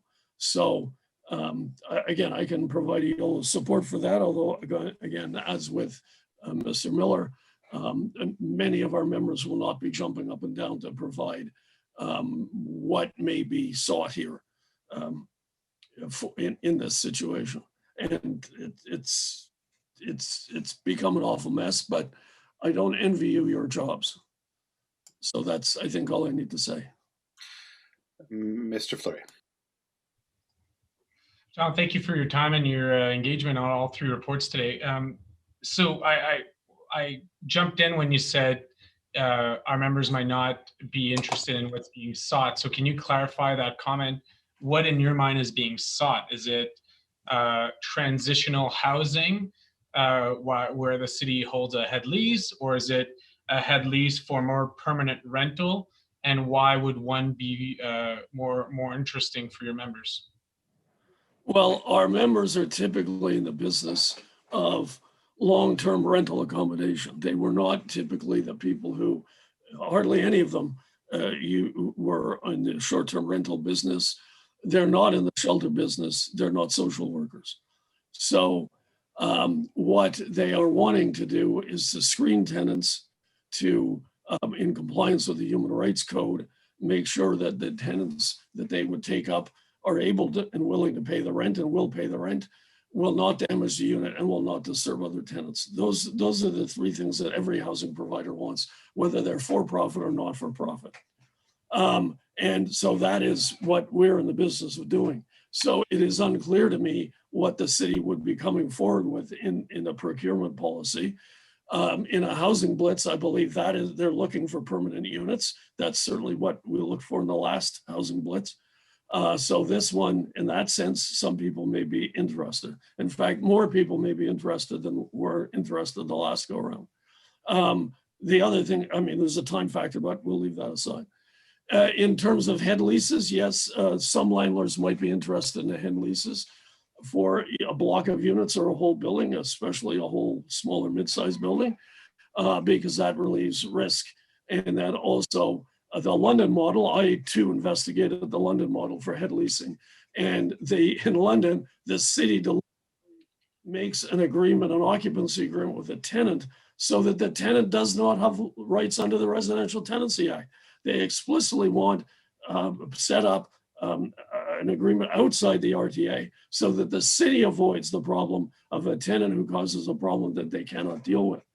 The city, I believe, in the London agreement wrote in a mediation arrangement. They certainly would want to be fair to people, but certainly they do not want to have tenants who may need all kinds of supports, who may have a problem, and yet then not be able to deal with it. And it may be, there may not be problems, hallelujah, if there aren't, but there can be problems. Thank you for that. I can't speak to Councillor Dudas's piece, but I could speak to Councillor Dean's and McKenny and I's motions, which really speak to what you're talking about, which is your members have vacancy and they're interested in offering units to families at Tabor specifically. So I will continue to see how we can advance that offer. Thank you. Councillor Tierney. Hey, John, how you doing? Anyway, I'll jump right to it. We have a long night ahead of us here, long night.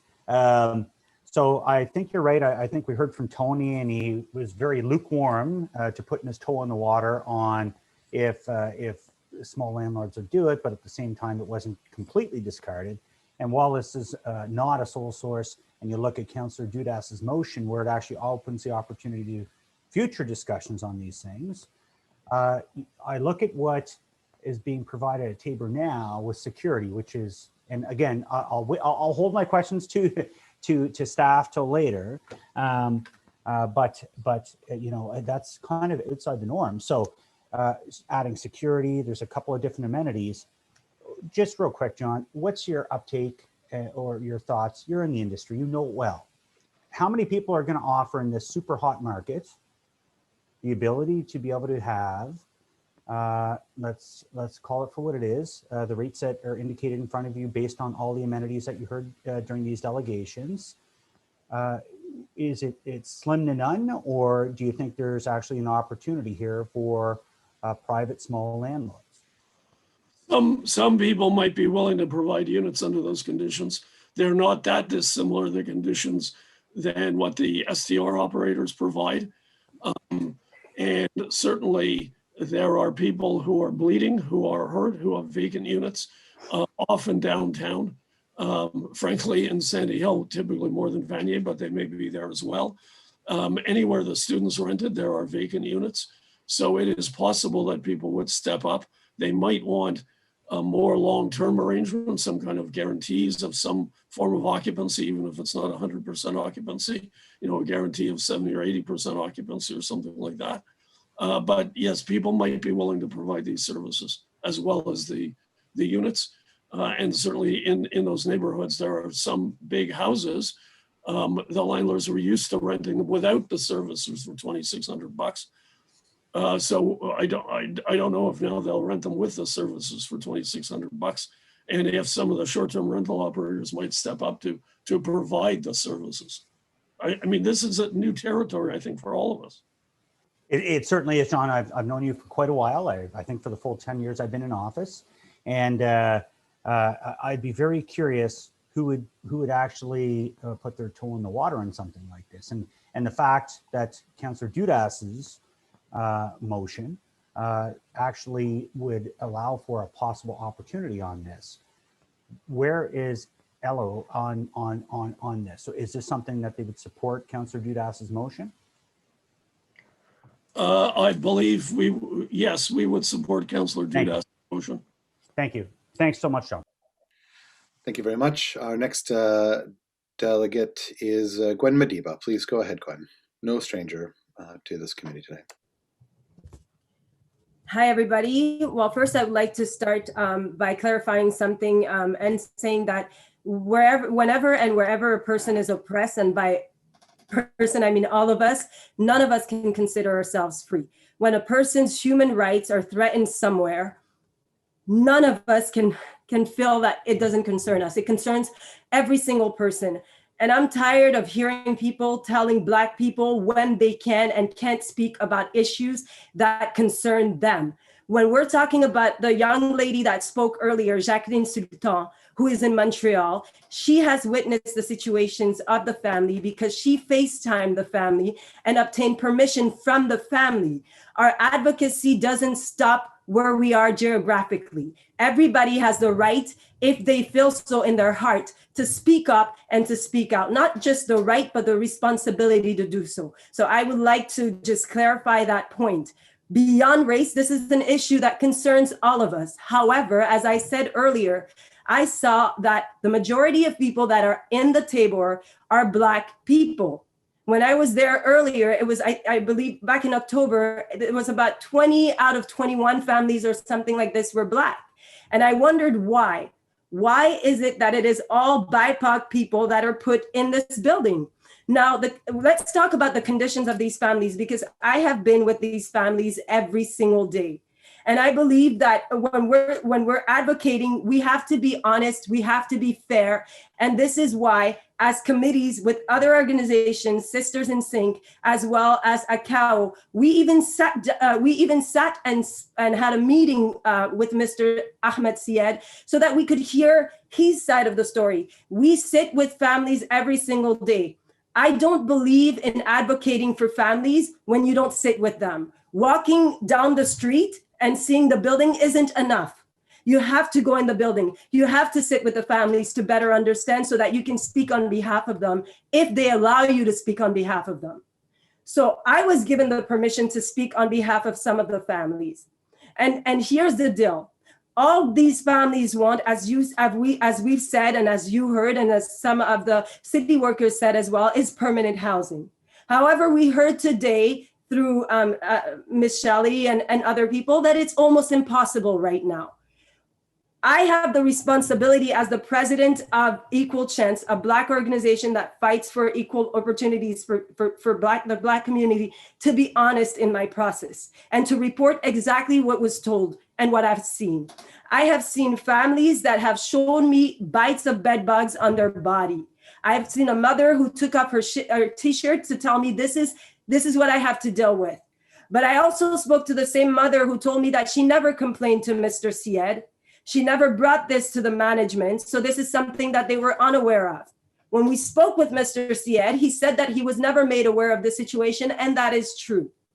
We spoke to many families who told us that they are concerned with being moved from this situation to a motel. They have told us that sometimes they hear rats at night in the walls, but that however, that situation has been addressed by the landlord. Same as the situation with the cockroaches. He has addressed it, but the cockroaches keep coming back. Is it his fault that the cockroaches come back? No. But is that a reality that they do? Yes. I want to make it very clear that we're not on a trial against Mr. Syed. We're all fighting the same battle here, which is to provide permanent housing to these families. We're not against this man. We're really here to fight for the families, to advocate not just for the families at the Tabor, but all over the city who are suffering in a country like ours that is renowned to not treat people like that. So what can we do collectively to really address their issues? What can we do collectively to make sure that they don't stay in temporary housing for 2 years? Because no human being wants to stay in conditions like this, whether they have money or not. But we have to be honest in all processes and in dans nos démarches, as we say in French. Thank you very much. Councillor McKinney. Thank you, Chair. Thank you, Gwen, for coming and speaking to us today on behalf of the families that you've sat down with and that you have seen firsthand in terms of their needs and what they need to live full lives as families, parents, and children. Why do you think that families living in Tabor today are not here speaking to us directly? I think a lot of them are afraid. They're afraid of a system that has maintained them in conditions like this. It's a lot of families. When we went there, it took us months to gain the trust of some of the families. There's one man who keeps asking us if we work for the city constantly. And I have witnesses on my team that can attest to that. There's families till this day that texted and said, please, do not mention my name. I don't want to lose housing. So there's this fear that somehow if they speak up, that they're not going to be given housing or that they're going to be seen as problematic people. And so they don't want to speak. I would also, if you allow me, like to address the letter issue that concerns one of the mothers. Some people brought forth the letter that they were asked to sign a letter. The mother made it clear and she said She doesn't know if it's Mr. Syed and if he knows what the staff was doing, but there is a staff that brought her a letter at one point that stated that everything was well, and that she took that letter and gave it to a man that worked for the city, and that the letter wasn't a point form letter, and it was a letter that stated that they were well. Like I said, in my reporting of facts, I have to be honest. The same way that I have to be honest, saying that the families have said that if the city gives them the option between the Tabor or motels, they rather stay at the Tabor, because in motels, they might be separated. So they made it very clear to me, and they put that responsibility on my shoulder to say to everybody that they do not want to be moved into a motel again, that their hope is that from the Tabor, they can move to a permanent housing. Thank you. So that is the difference here. I think that for myself as well, I'm not advocating for families to go back into hotels or motels. That was not the intent of our motion. It is to actually get out of Tabor as we house people. So just not to let more families go into Tabor, but to look for housing and to start searching for housing for families. But I have to ask, like, in your opinion, are these families and the families that you've spoken to, are they intimidated by the power imbalance that exists between us here today, the mayor, council, and the city, and them, and the power imbalance that exists between this building owner and them? Absolutely. They are afraid.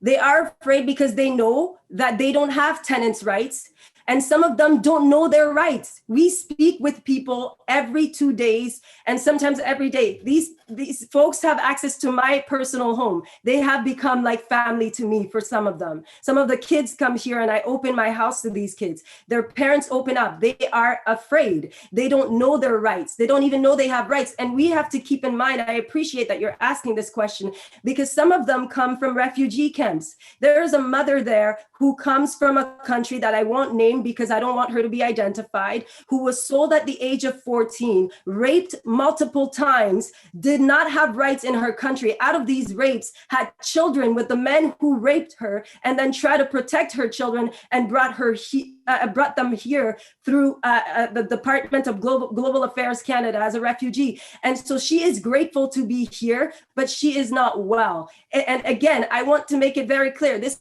is not a trial of Mr. Syed. It is not, oh, is it Mr. Syed's fault? It's a system that is there that is constantly working against, seems to be working against these people. And I don't think that it's fair to put it on one person. I think that we need to look at it as a society, as a city council, and say, how can we concretely tackle this issue? There's power imbalances. There are people that will also tell you, my religion doesn't allow me to complain, so I'm not going to complain. I'm not going to say anything. And it's very hard for the families. However, like when we look at the situation, we have to think of what is best for these families right now. We sat down with the families. We actually took the lawyers representing all the organizations, because us as Black organizations that are not even funded by the government, that receive no money, we are helping each other. We do crowdfunding to continue our programs. We have to be extremely careful to not also put ourselves out there and be liable and be sued. So we have to be honest, and we have to do things properly. So we had a lawyer accompany us as well, and ask questions to some of the families, and we were asked, and we would have done it nonetheless, but we were asked to just stick to the facts. And the fact is, the families are not happy there. The ones that were moved from the Tabor to Canada, they call back saying that if they knew how Canada would be, they would have stayed at the Tabor. So we're in a situation where these families are given an option between bad and bad. So now they have to take less bad, and they have to remain in a place that they don't necessarily want to remain in, where they don't flourish, where their kids can't study properly. And is it the fault of the owner, or is it the fault of the system? But right now, It's not about pointing fingers. It's about fixing the issue. What is the solution? What can we do so that these families are no longer walking in fear, that they are bold enough to speak up and to share their stories, that they don't panic like the mother that is texting me and my phone is buzzing to say, please don't mention my name. What can we do so that these people don't fear anymore, so that we can find them affordable housing? Can we, as Black-led organizations that work directly with the family, can you also give us the chance to work hand in hand with you? We want to work with the city. We even sat and told Mr. Siad, we want to, if the family remains there, let us all sit down and try to find a solution. How about a food bank within some of the buildings that is serving them culturally appropriate food? Can we do that? How about a mental health specialist? Can we continue to provide the mental health specialists? Because a lot of them need it. And some of us, the ACAO, the African Canadian Association of Ottawa, our foundation, Equal Chance, we had to cut this important service because we no longer have the funds to do this. Is there any way that we can help them? And then in terms of building buildings for the families, where are the builders? This is one question. Are there? What's the plan? When will there be affordable housing for these families? These are all questions that were discussed all day. I was there all day listening. I appreciate the work that the city is doing. I appreciate the work that the city councilors are doing. I appreciate the conversations that I had with Shelley's team. But I think that we can and we should do better. So where do we start? And I'm here. I'm ready to to answer any questions that you may have. I am with the families almost every day. I can answer any questions that any counselor has. Thank you, Gwen. I think the first place to start is to get them at least rights as tenants and to get these families at the very least a lease. Yes. And tenants' rights and go from there. Thank you. I really appreciate you coming out today. Councillor Fleury. Thank you, Mr. Chair. Salut Gwen, merci pour ton temps aujourd'hui, ta contribution. Thank you so much for your contribution. This is very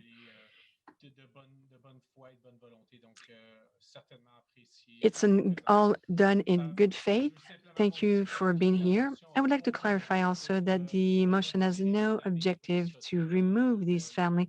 We want to make sure we're not sending them to hotels and motels. Though pose an option to them, would they prefer to move with a lease or to stay at Tabor? What would they say? Absolutely, they would prefer to move with a lease. And all of the families have told us, every single family that we spoke with said, if you come to us today and say you have a lease for us and a permanent place to go, we will happily pack up. See, there's a situation of a mother, and I'd like to share the situation with all of you. Et merci beaucoup, Mathieu, d'avoir posé cette question parce que ça me Thank you so much, Mathieu, to ask the question. This allows me to share the history of the mothers at Tabor. She sat in her living room with furniture that she had bought. She had so much hope. She was so happy to finally be able to walk in her own apartment as a tenant, to have tenants' rights. She was happy to finally move. She got a job as a personal support worker, an essential worker in a time like COVID, where we know and we love and we appreciate and respect our essential workers so much. She found a job and she was told that she qualified for a subsidized housing. So she found the place, everything was perfect. Her older son, who's 19 and lives there, also found a job at Amazon that he lost because the man that was driving him to Amazon every day is no longer working there. And then the 2 days or a day before she was moving, she received allegedly a call from her social worker saying that she was no longer eligible to move because she's now making money. This lady broke down and cried in her living room uncontrollably, saying, what is it? What am I going to become now? Because she was told it's either you stay in the Tabor and we continue to help you, or you go out and you're on your own. When people are given choices like this, what can they do? What can they do? When we're confronted with situations like this, where we don't even have the means to help her. We don't have the means to give her back a sense of hope other than the words that come out of our mouth. What are we supposed to do? So to alleviate situations like that, what can be done? So to answer your question, Councillor Fleury, absolutely yes. They're saying, if you give us permanent housing, we would leave even today. We will leave tomorrow. We will leave right away. But if you're going to move us into another motel, we would rather stay here.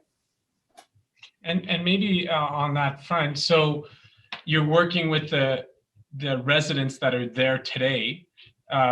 What can we do for them today if there's no units? Is it still to have rights within the Tabor apartment as proper tenants? Is that a better solution for those families? That's a solution that we never even explored, you know, and it can be a solution. But the issue that we're dealing with, Councillor Fleury, is an issue of space as well, right? We're talking about families of 9 people that are housed in a 3-bedroom apartment. We're talking about families of 4 people in a 1-bedroom apartment where you have a 12-year-old girl who's developing and can't change in front of her brothers, but has no other choice but to change in front of her brothers at time because the other rooms are occupied.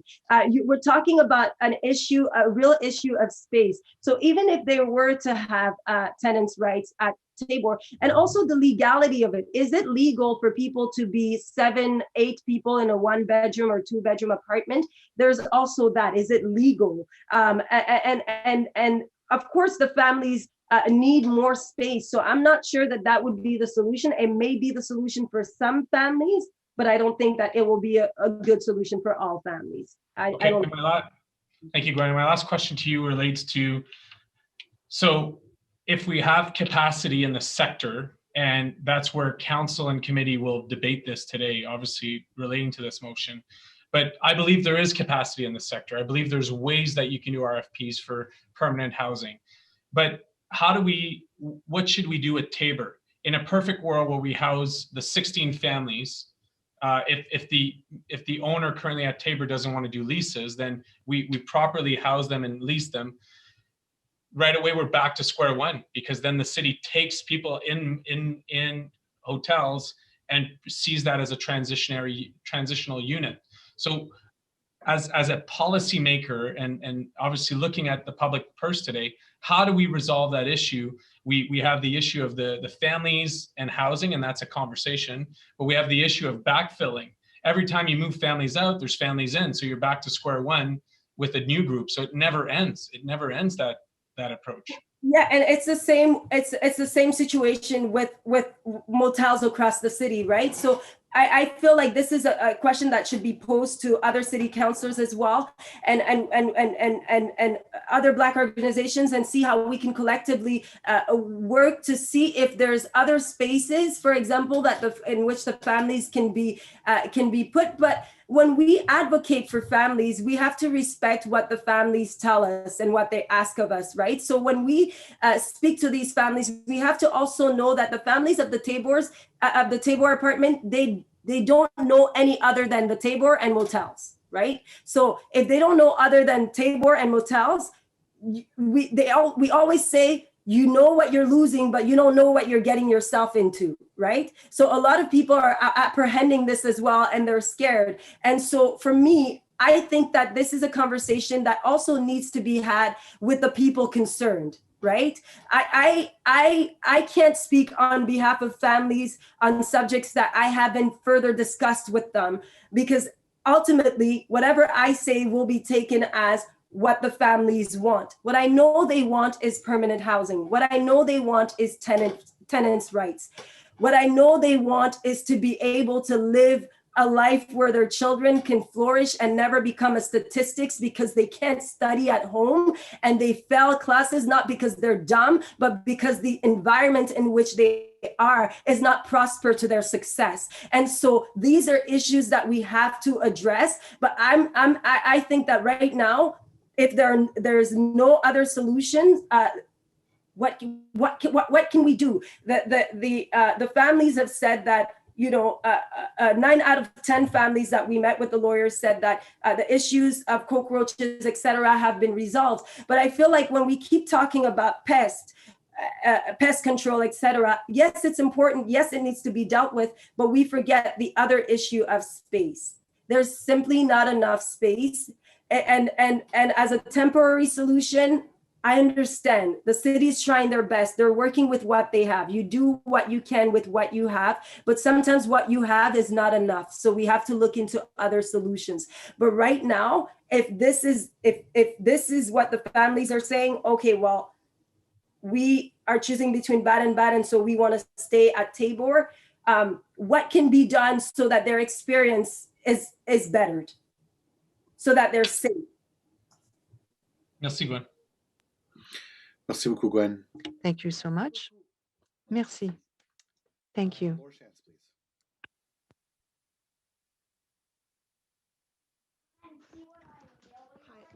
Hi there, can you hear me okay? Actually, I'm gonna put on my headphones for just 1 second here because I've got kids home now, so it's a little noisy in my house. Understood. We're all working from home. Totally understand. All right, thanks very much for understanding.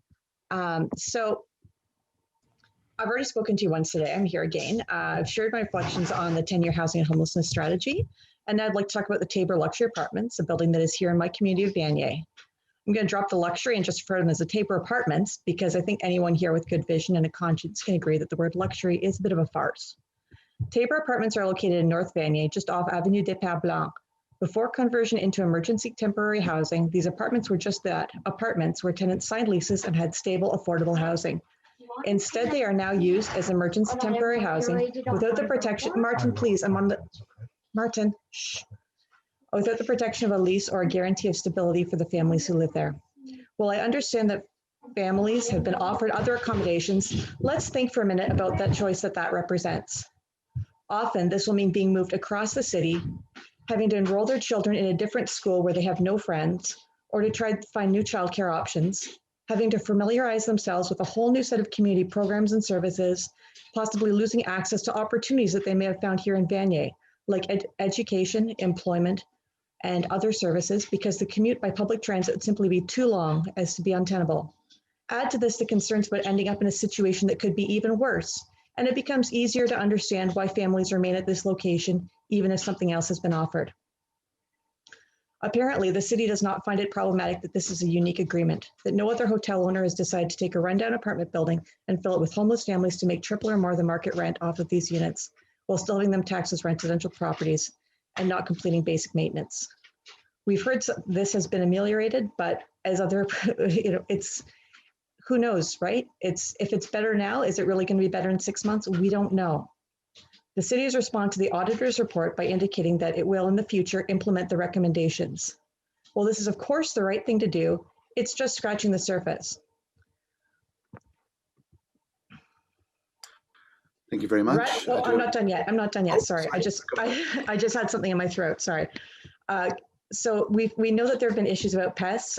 For example, rat infestations were an issue that for a long time was evident to passersby.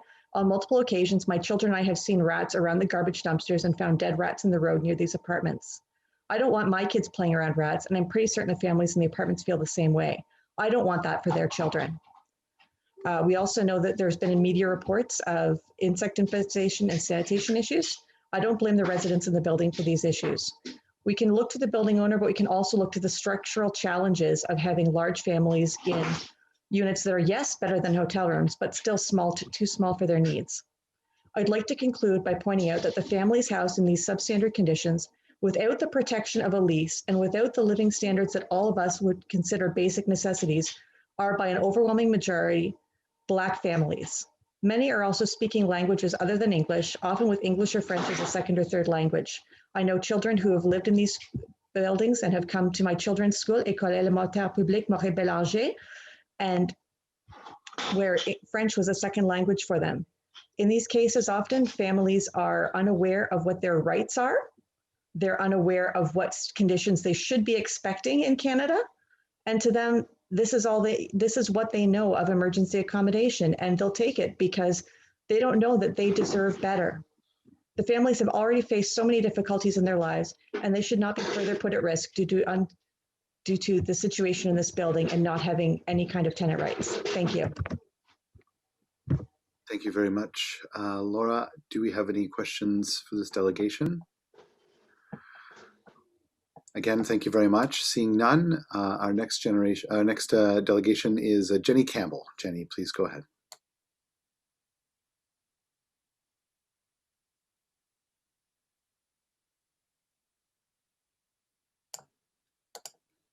Madam Clerk, do we have Jenny Campbell in the waiting room? We did a moment ago. Yes, she is there. I don't see her video on though, and she is on mute.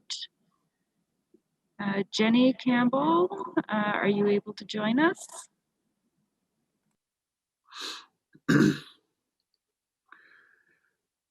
Okay. Our following delegation is Holly Patterson. Holly Patterson, please go ahead. Hi, can you hear me? We can. Please go ahead.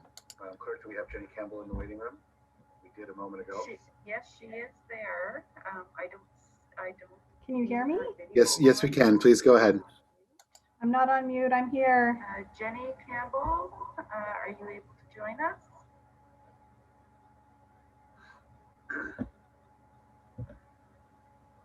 Can you hear me?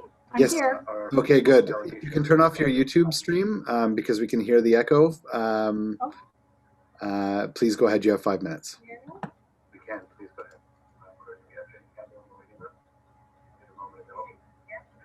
Ms. Campbell, if you can turn off your YouTube stream and use the audio from this stream.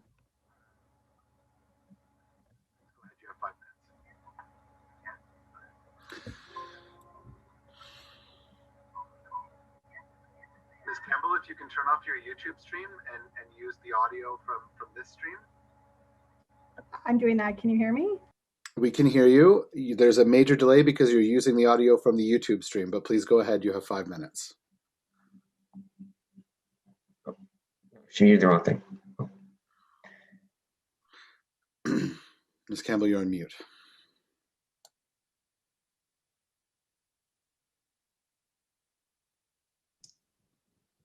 Mr. Chair, why don't we move to the next delegate and see if we can get this other problem resolved?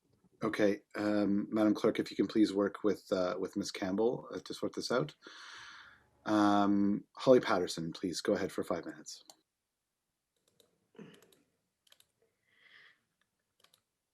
Oh, sorry, I'm just getting everything on the screen there. Understood. Okay, hi, my name is Holly Patterson. I'm a resident of Cumberland and would like to speak to you today about the Tabor Apartments. I spent last night reading the 10-year housing and homelessness plan, the motion by McKinney and Fleury to house 17 or now 15 families from the Tabor Apartments, reports and news articles of the Tabor Apartments. And I became overwhelmed with all of the information. I am a software consultant and I'm used to reading code, not lengthy, wordy reports, and so much of the information went over my head, but here is what I have learned. The City of Ottawa is paying up to $3,000 per month for a unit that if rented at a monthly rate would cost $1,500. The city has bypassed all usual procurement competition rules to contract with a single service provider. The families in these apartments do not have legal tenant rights due to the nature of the agreement between the city and the owner of the Tabor Apartments. The city started using the Ottawa Inn and subsequently the Tabor Apartments as emergency shelter back in 2015. To this day, it is still being used as an emergency shelter 6 years later. I'm not an activist, just an extremely concerned Ottawa resident. And what I do know is that this ongoing situation is wrong at every level. As a volunteer at the Ottawa Mission for the past 13 years, I do see the issues faced by low income and homeless people in our city. It is wrong that I'm living in relative luxury whilst other moms, dads, and children are living in deplorable conditions. It is wrong that parents are worried about going to sleep for fear that they cannot protect their children from rat bites. And in case your brain can't even go there, know that it happens even here in Ottawa. Rats don't care if you're an adult or a child. It is wrong that in your heads, you can't quite get rid of the feeling that only if these families tried harder or worked a little more, if only they didn't have so many kids, or maybe even control the ones they did. In order for you to continually vote against providing more support and money to those that cannot help themselves, You must believe somewhere in your subconsciousness that either you are better or they're less deserving. If you don't go a week without thinking about others in more complicated and unforgiving circumstances, then maybe you should ask yourselves why.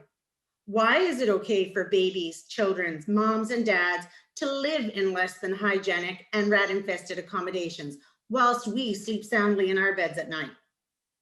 To gain empathy for these people's situations, you need to visit these places, spend some quality time, and meet the people you are condemning to this way of life with your preconceived notions that drive your budgetary decision making. If as a city, we can find money for festivals, parks, recreation facilities, more roads, and additional funding for police, we can surely find the money and resources to fund suitable accommodations for these 17 families. If these families remain in this type of situation, they're likely to end up back in homelessness. When people do not have access to adequate and safe housing, it is almost impossible to survive, let alone thrive. Thank you for your time. Thank you very much. Do we have any questions for this delegation? Thank you very much, Madam Campbell, for coming out. Up next, we have the Vanier Community Association. Lauren, please go ahead. Good evening, everyone. Thank you, Mr. Chair. My name is Lauren. I am the chair of the Vanier Community Association. I'm here today to speak about the situation, but also I have an offer that hopefully our community can build a stronger partnership with the city. So since 2016, the VCA has had ongoing conversation and has received ongoing complaints from residents and also have spoken to families living at the Tabor Apartment about the living condition of families who have been living over there for over years. So as I said, we've been in contact with residents of the property as well as neighbors, and in our ongoing conversations with them, we have come to learn about the hardship and the difficulties, and I won't go over this because I think previous presentation actually covered that. The VCA is not here to point fingers at anyone, and I want to highlight that this is a system problem. We talked a lot about system today, and I think this issue is really at the core of the system problem that the city is facing. It is so disappointing that as a city, we haven't been able to address a situation where families live on daily basis with deplorable sanitary conditions, and that several families of 6, 7, and even larger share 1 or 2 bedrooms apartment for over a year. I know we can do better. We know we can do better. So today you voted on financial capital. But as you know, there are plenty of knowledgeable and experienced stakeholders in the community that have solutions. And unfortunately, the city has not been working really well with us to design and implement these neighborhood-based solutions. The issue at stake here are people who are living in these conditions that are inadequate for their mental and physical health, that set up barriers to nurturing children's success and growth and their safety as well. So when we talk about impact, I think it is important that those elements be included in staff presentation, and they were not. So we know that the Tabor Motel is not zoned as a hotel. That has been already discussed. But one critical element is that those families are immigrants and refugees to Canada. And I can speak personally to this because I am also an immigrant to this country. Homelessness is contributing to re-traumatizing families who are fleeing violence under many, many forms. Coming to Canada is not an easy journey, even if you're a private sponsor immigrant. But when you are fleeing violence and when you feel persecuted, this trauma stays with you even in the host country. And when you're settled in an insecure environment, you are being re-traumatized, and it becomes even more difficult to trust the system, to trust the city, but also trust neighbors. The unstable situation will have potential long-term impact on children's success in school and their future. And we know that actually from the research we have conducted through the housing like that I will speak to a bit later on. We believe, though, that we are abandoning the city we're not abandoning families when we're not providing them with tenant status and all the protections that comes with landlord's obligation. But it's actually not enough. We need to put in place a system that involves residents, these families, into the evaluation feedback process. As recommended by the Auditors General, you have the opportunity today to recommend the appropriate investment, but also a procurement process that is open and transparent. But we need also to make sure that all the practices that are actually going to be put in place have at the heart of the decisions the families first. And this requires leadership, this requires courage. It's actually not easy. But we believe that at the community level, we may be able to actually help. So you will recall that in the findings, the Auditors General urged the city to increase its effort to find a solution to the use of hotels and motels. In the previous years, the city has allocated about $30 million to shelters, hotels, and motels, spending $3,000. And one of the findings that the Auditors General highlighted in the report is that given that most families stayed in the apartment for more than 1 month, the cost to the city was actually significantly higher than the research they've done and the average they've calculated for monthly market rates for similar apartments. So we ask that when you vote on the motions today, you consider how the money can be allocated for the safety and ensuring that those families actually have a permanent roof by the end of July. Intensification in Vanier offers opportunities to all family living in hotel and motels in Vanier. We anticipate 4,000 to 6,000 new units in our community, and more than 250 new units are actually available for rent in the very coming months. Like it's coming very shortly. With these new developments, so I think it's the time that we think outside the box and we'll build unique private-public partnerships to permanently house these families in units that will accommodate their needs. I want to refer you to the recent announcement of the Wood Green project in Toronto that will house 34 single mothers in Regent Park. 2 private companies, Sun Life and Daniels, have signed a 40-year lease commitment with Wood Green to ensure the long-term affordability of the units with the City of Toronto. And the city is contributing $720,000 to waive property tax for the next 40 years, and is also leveraging the rapid rehousing funding from the federal provincial government to support the initiative. As a community association, we are also doing our part. Our community is exploring neighborhood-based solution by gathering a wide range of 40+ stakeholders to find a solution to a family homelessness, to what we call the housing lab. The group includes researchers, consultants, landlords, tenants, City of Ottawa staff, some of them, 3 up to now, social services, real estate developers, and lawyers are actually coming in the team. I'm sorry to interrupt, but if you can wrap up your time. Yes, I'm almost done. In the CMHC funded housing lab piloted in Vanier, landlords have already committed to help the city and our lab to design successful solution. And we ask you to work actually with us to actually design a solution. We are at the solution phase. We're prototyping, we're designing, and we're going to be piloting. And the offer today is actually to include the city, have you to work with us to design a solution that would be working for the families of Tabor, that will be context driven, but also really taking into consideration the needs of the families. I'm sorry, I think you just to be fair to everyone else, I just want to make sure. Thank you, I appreciate, no worries. Okay, fair enough. Do we have any questions for this delegation? Okay, seeing none, merci beaucoup d'être ici avec nous aujourd'hui. Merci infiniment. Okay, we'll give Thank you for being with us today. Thank you. To Jenny Campbell. Jenny, if you sort out your audio issues, you've got 5 minutes, please. I think so. Can you hear me? We can. Go ahead. Okay, wonderful. So I'm a neighbor, another neighbor. I live really close, just a couple houses down from the Tabor. I appeared at the last CPS meeting to share my views on what's been happening there over the years. At the time, I had requested some documents from the city to try to better understand what was going on. I hadn't received any by then, but I have since, so I'll be referring to some of them. Like many others in my community, my neighborhood, I've been worried about the building's residents for years. I've gotten to know many families and kids over time, and like other speakers, I really like them. But further to a question from Councillor Dudas earlier, I would never argue or suggest that large Black families should continue to be kept in crowded, worrisome spaces because I like having them in my neighborhood. just to be clear on that. I've also been inside the building and seen some of the units. At the last meeting, I told the smaller committee that I cried when I got home after being inside. And I cried while retelling that. I don't want to cry again in front of the mayor, so I'll just leave it at that and say that it was very upsetting. And it clearly didn't happen overnight.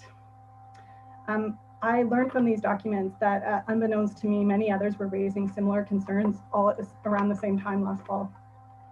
Another neighbor, who I don't know who it is, wrote to the city that they were told by children there were rats and cockroaches, dried vomit on the wall when they moved in, brown spots all over the walls of their home.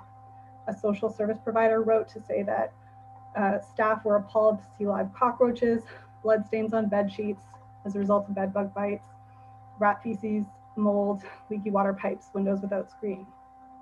Another charity wrote, I was astonished by the horrible living conditions of many families, single mothers and children in the three buildings. I've never seen this in my 20+ years of living in Canada. Mr. Syed claimed in recent media reports that the only reason conditions were this bad in the fall was because they weren't able to go in and do this apparent regular cleaning due to COVID. However, a bylaw report from January 2019, a year pre-pandemic, revealed many of the same problems. And I don't think that Mr. Syed or anyone can characterize this as he said, she said. There are many pages, but I'll just read you a few of the findings. Electrical plug not properly attached, wires exposed, air conditioner not properly installed, gaps allowing moisture, air, and vermin into the property, mold along window ledges, signs of electrical issues, burnt socket on the ground, replacement had no cover, someone used drywall mud to fill in between the box and the wall, electrical panel not properly installed, bathroom vanity needing repair, lights not properly installed, mold in the bathroom, mold in the shower, mold in bedrooms, mold along window sills, signs of active insect activity. And then lastly, there was evidence of rodent vermin, bed bug infestation throughout the building, officer to issue an order in regards to vermin infestation.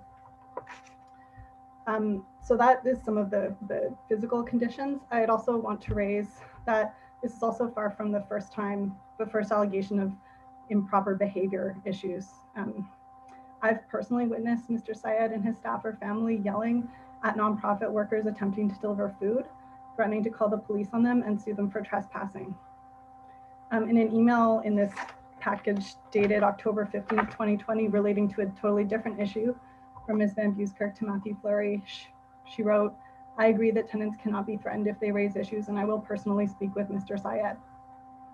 Mr. Syed also mentioned high efficiency security camera system.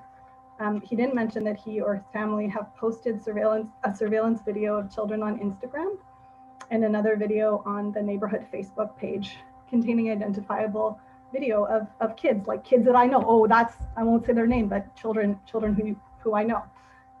City staff have disciplined them in regards to their use of social media, but this seems to me like a fundamental breach of trust. I want to echo some of the previous comments that the conditions do appear to be much better as of today. Many of the people you heard from earlier who described their dismay over recent visits are talking about the after. Following the attention this fall and the inspections, there was a flurry of activity, painting, repair people, trucks, furniture, and there are also far fewer families at the moment. Normally it's quite really full, so it's much less crowded. But is this the standard that we hold someone receiving public money to, who got a carte blanche contract, caused a whole building full of residents to lose their housing, and has been making $3,300 monthly for the past 5 years per unit? That basic legal conditions are met effectively under threat of losing the business and or being disciplined by public health and bylaw. Is that good enough for the capital city of Canada? I'm sorry, Ms. Kimball, if you can wrap up, your time is just ending now. Thanks. So you either have a whole bunch of residents, neighbors, social service organizations, council members, charities making up, for some reason, random stories in isolation from one another, or what we're saying is true. The Syeds have professional lobbyists advocating for them. I looked up and saw tons of meetings with many of you, city staffs, city lawyers, counselors. And this is the only opportunity for residents and community members to have our voices heard. And many people, including myself, many of us are afraid. Thank you, Ms. Kimball. Mayor Watson, this isn't a good look for the city of Ottawa, and I ask you all to support the original motion as amended. Thank you. Thank you very much. Councillor Fleury. Thank you, Mr. Chair. Good afternoon, Jenny, and thank you for taking the time and attending the session and speaking to what you've seen firsthand as an immediate neighbor and directly engage with residents, I'd say, at Tabor. Can you maybe speak to, you sort of alluded to it, but it wasn't clear to me. This motion has been made public now for quite some time.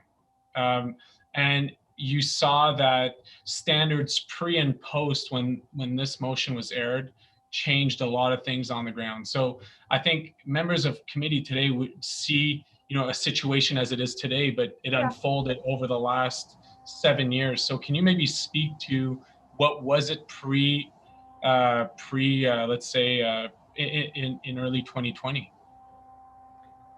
I don't know about early 2020. I can talk to you about the fall of 2020. I mean, we've seen the outside, and everyone who lives nearby has seen, it used to be quite a nice, well-maintained building, and it's declined quite noticeably.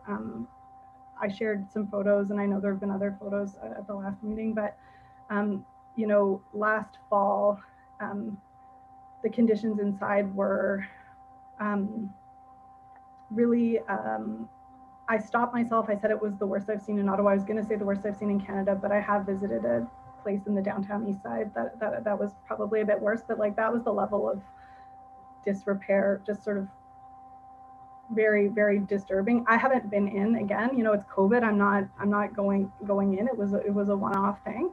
But I've seen photos that were shared, and obviously there was tons of activity. There were trucks, tons of furniture piled and thrown out kind of overnight. There were you live right next door. It's COVID. We're all working at home. You see, oh my gosh, there's tons of stuff happening when that never happened before.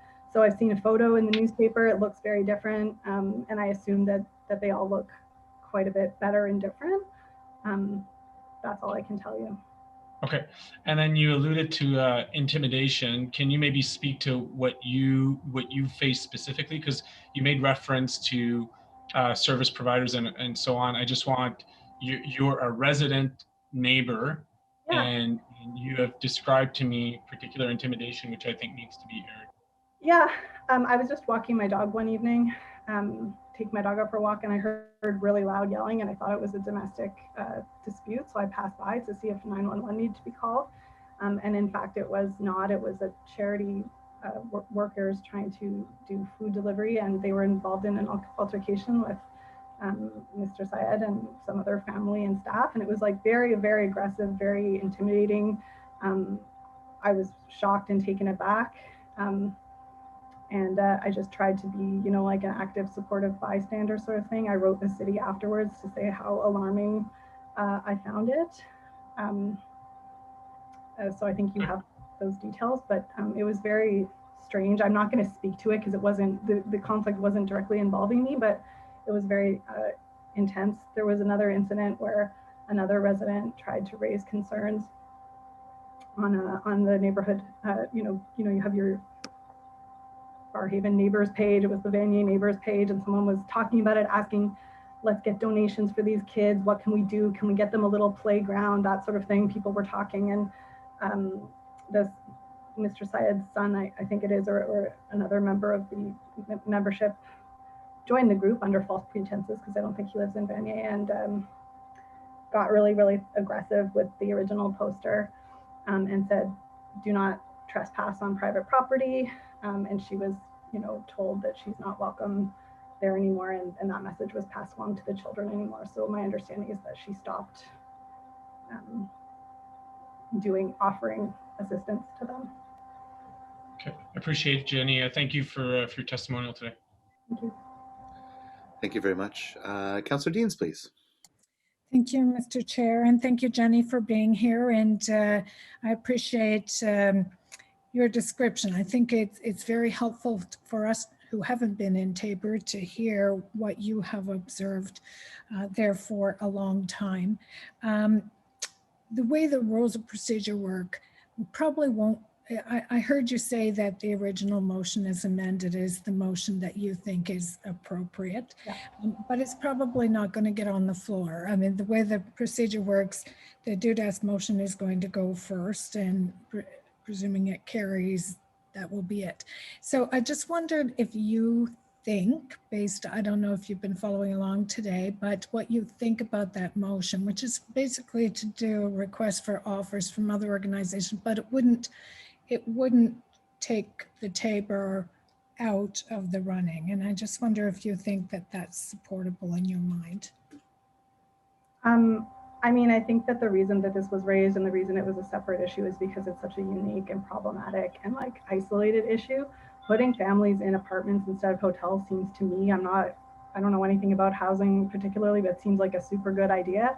It's just this deal in particular has been problem after problem after problem. And you do wonder, you know, again, we keep hearing there was no procurement process.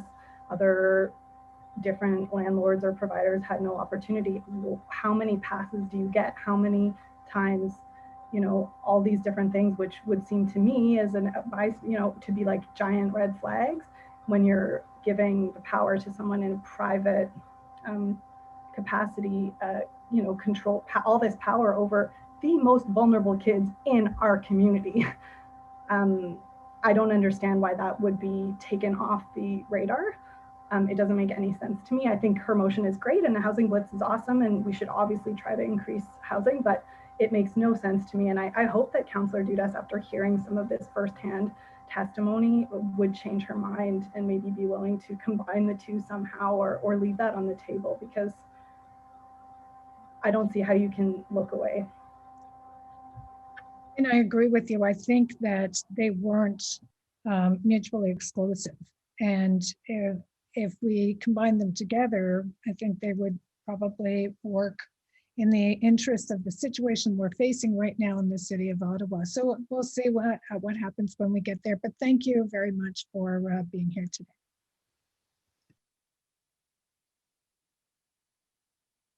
Thank you very much, Councillor Deans, and thank you very much, Ms. Campbell, for coming out today. We appreciate it very much. Our next delegation is Sue-Ann Hall. Sue-Ann, please go ahead. You have 5 minutes.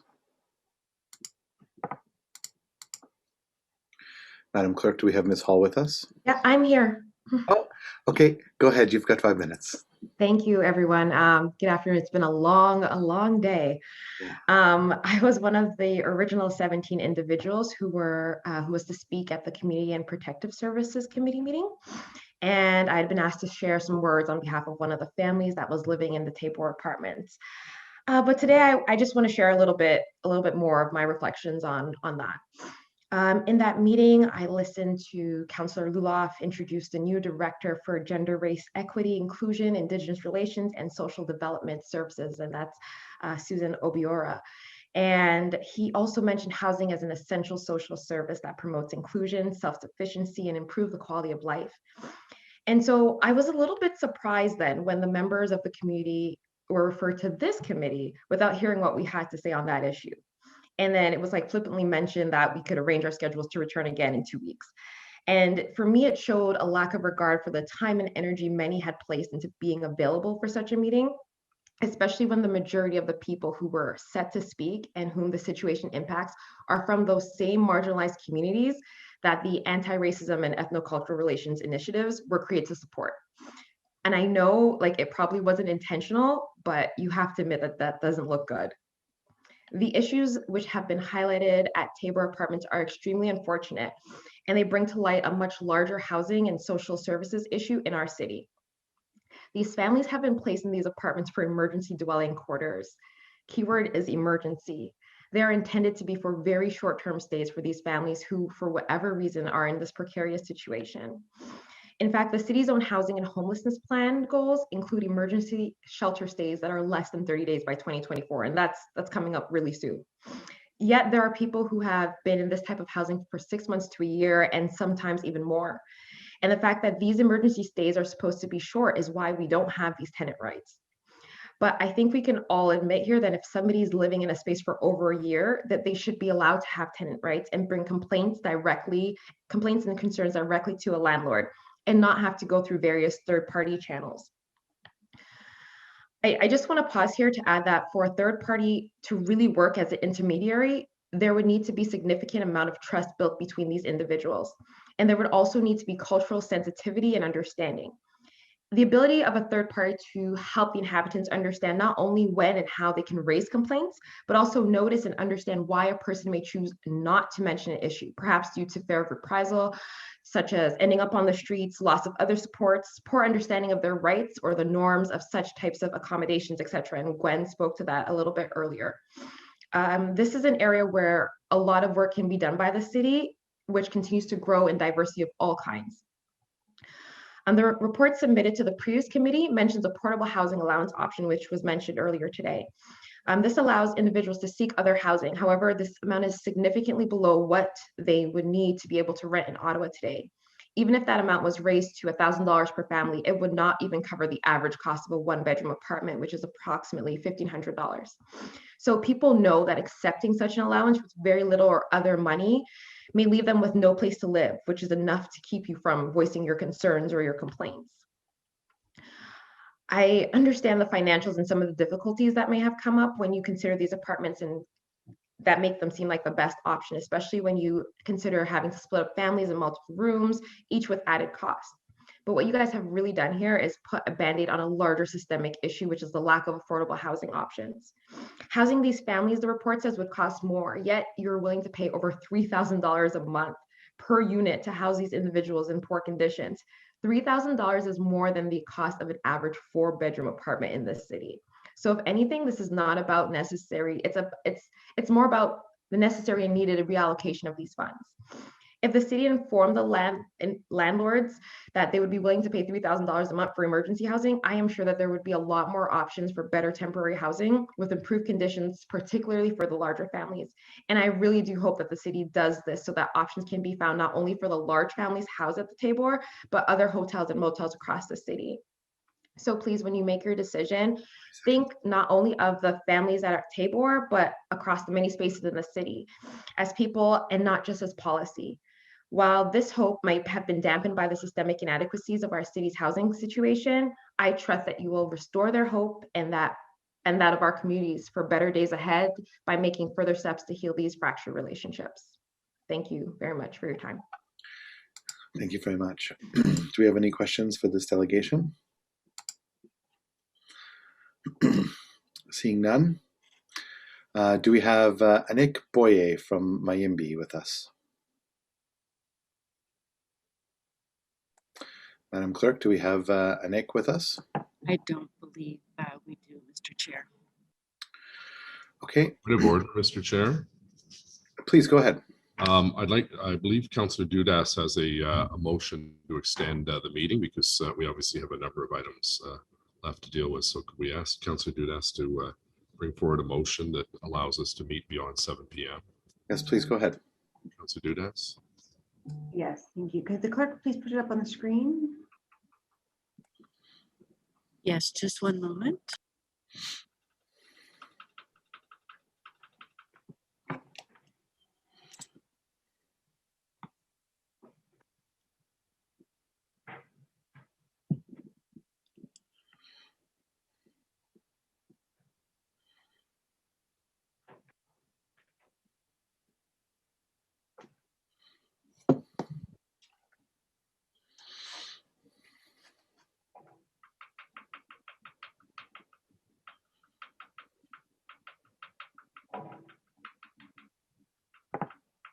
Jeff Paulman's email saying, did this meeting start?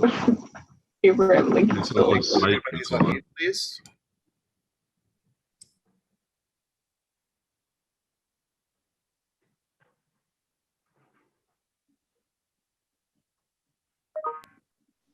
Carried?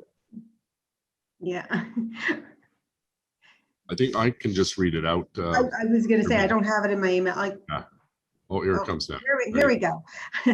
I'm sure it could have been pretty easy, but be it resolved that the Finance and Economic Development Committee and the Community and Protective Services Committee approved that the meeting time be extended past 7 o'clock pursuant to subsections 8.1C of Procedure Bylaw 2021-24.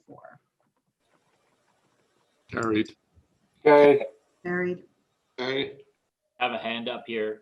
I'm okay with the motion passing for this committee, but I just wonder, are we actually going to be doing the next FEDCO meeting after this? If the clerk can comment.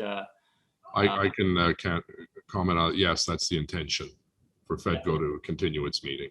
Okay, because that's another, sorry, it's another big item with the LRT update. Yeah. And here we're going in camera as well. I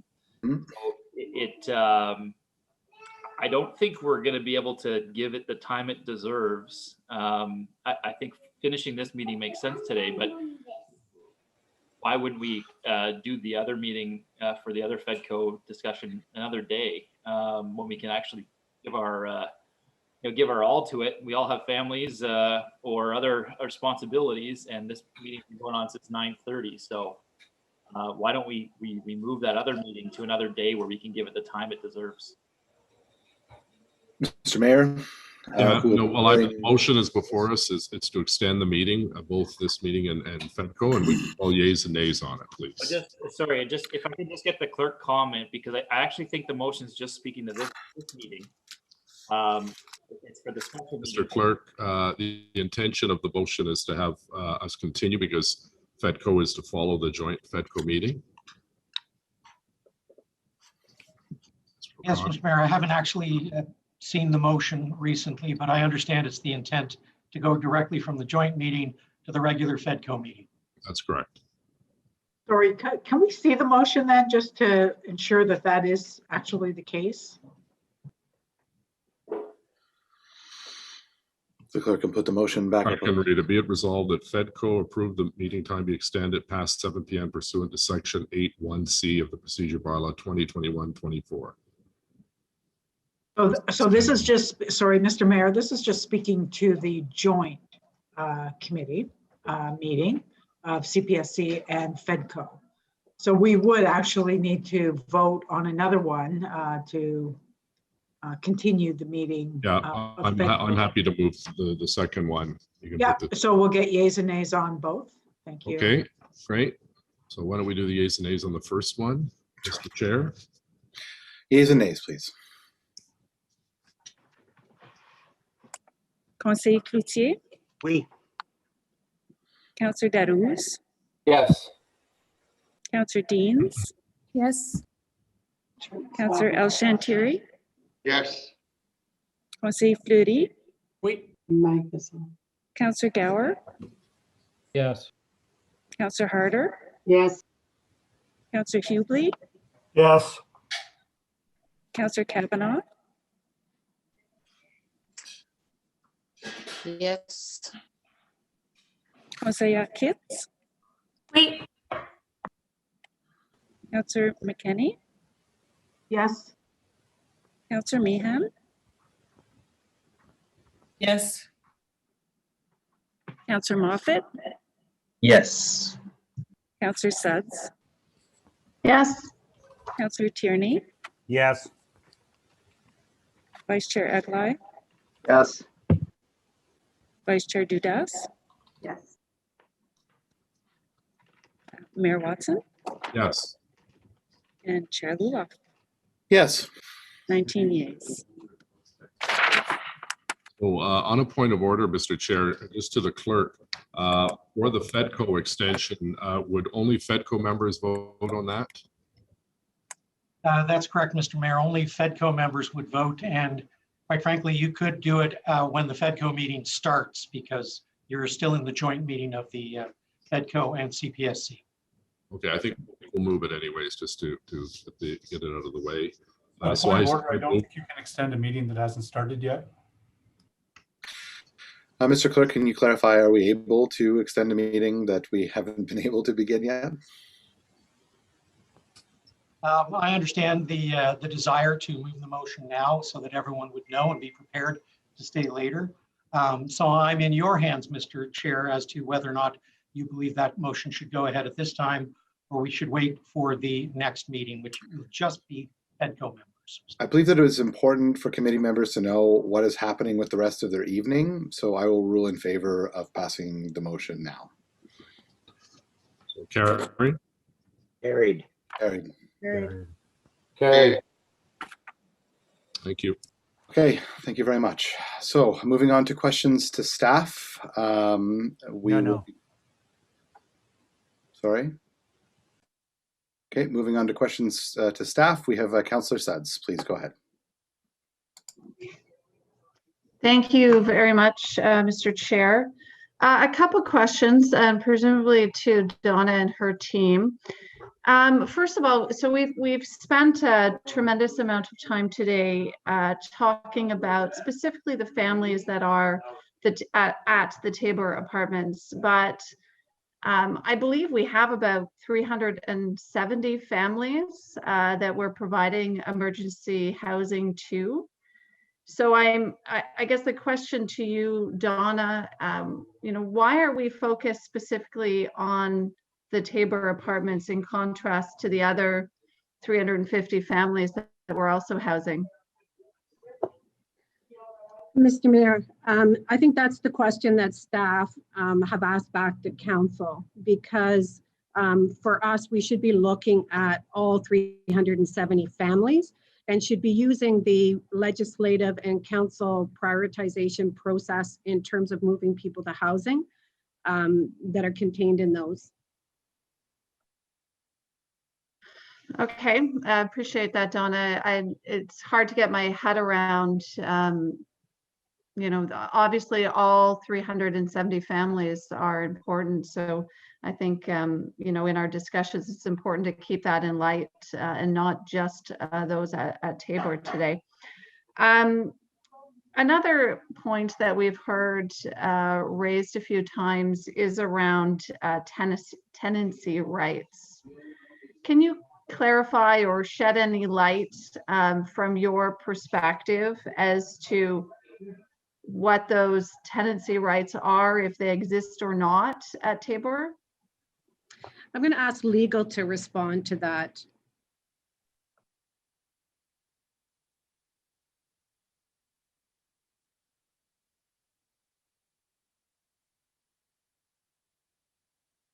Do we have someone from legal to respond to that question? I see David's online. David, can you respond to that?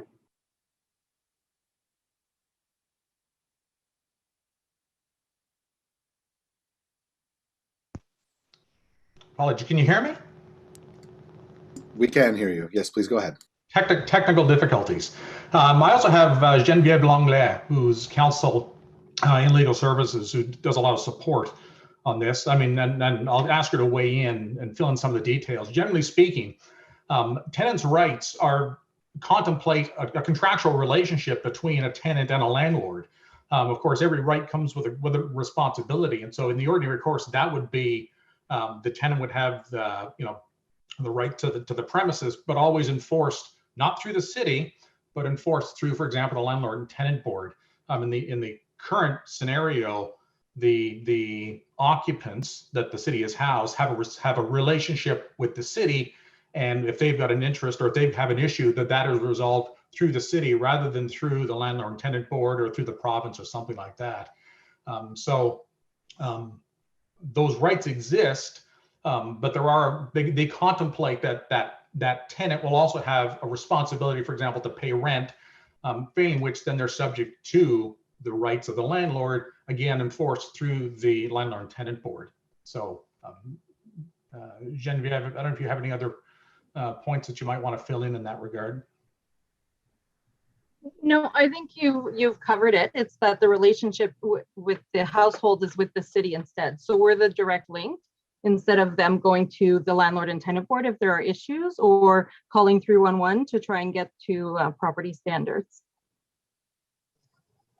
Okay, thank you. That's helpful. So correct me if I'm wrong then, that's the same relationship that all 370 families that we currently provide emergency housing for would have. Is that correct?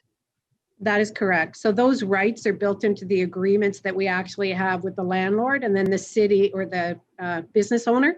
And then the city reinforces those rights and acts on behalf of the resident and tenant in those particular locations. It's just the obligations on the person or the family living in there are with the city. Okay, that's helpful. And then lastly, because I'm sure my colleagues have questions as well, we've heard a lot today about the conditions at Tabor Apartments.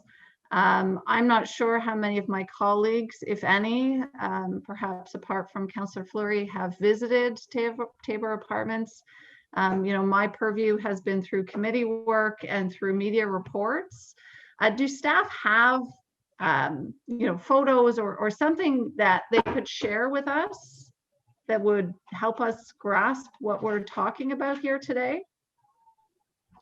Yeah, so let me just get those to the clerks, but and just in a bit of context is, we understand properties change over time, and it's a continual upkeep of the property standards and the maintenance of buildings and facilities. But when we did go in, and this would be recent, after the period of COVID, when people weren't able and we weren't able to get maintenance, et cetera, and we had complaints, we went in and then we got, had property standards, et cetera, and Ottawa Public Health fix it, the landlord remediate it. So we have pictures, let's see if clerks has that. We have pictures of, what the units look like when they, when the landlord had made the appropriate changes. So it gives you a sense of, the types of, amenities that are in there versus a hotel, chairs, et cetera. Yeah, these would be them. Yeah.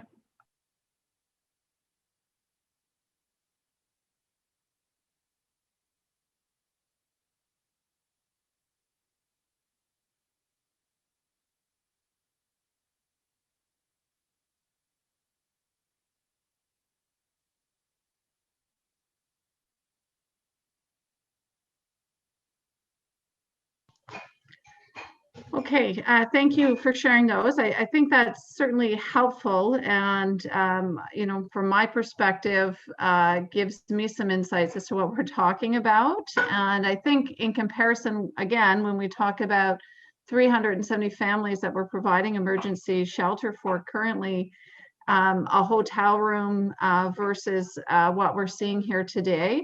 I think that's important context as well. So thank you very much, Donna, and I'll leave it at that. I'm sure my colleagues have lots of questions. Vice Chair Aguilar. Thank you. I have a couple of questions, but Councillor Sudge just raised something for me. Can either legal or Donna, one of your team, give us a sense of, if this was a true landlord-tenant relationship, how long it would take a tenant approximately to get in front of the landlord and tenant board to pursue their claim about bed bugs or rodents or whatever the issue might be? I'll ask. You're on mute. Sorry, I'll ask Shelley to answer that, just because the circumstances have changed a bit during COVID, et cetera. So I'll let her answer that.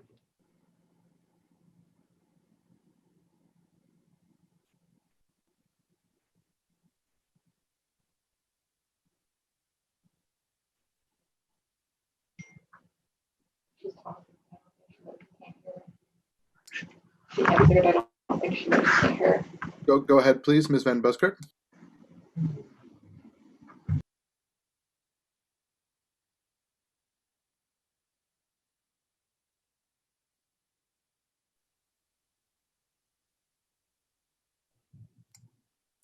Donna, Shelley's having a technical difficulty with her mic, but from her understanding, from what she's hearing, it's between 8 or 9 months right now, because there's an extreme backlog in that tribunal. But that is, that we would need to confirm that, but that's what we know of today. And what's if a resident contacts the city and says, "This is the problem, I'd like it fixed," what's your expectation of not only of the owner of Tabor, but any of the units that we manage or have an arrangement with? What's your expectation in terms of turnaround time to address that problem? The expectation is, like, our case managers who work directly with each of these individual sites would go in based on complaints and have a conversation with the owner. Depending on the type of the situation, they may just ask them to remediate it, or they would bring in Ottawa Public Health and bylaw if they thought that, really it was a property standard issue. And then we would negotiate that with the business owner. And that would be the expectation is those remediations happen immediately. And that was exactly what had happened with Mr. Saeed. We went in October, and you can see those pictures were after we went in October, early in the new year. So he had done, renovations in a very quick period of time.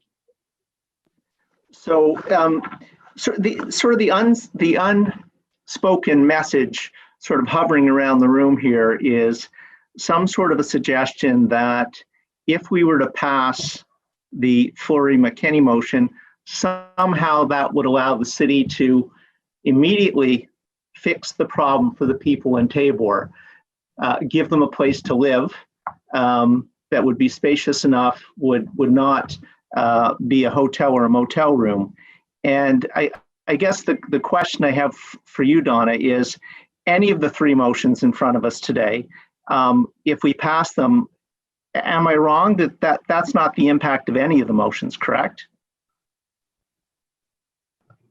That is correct.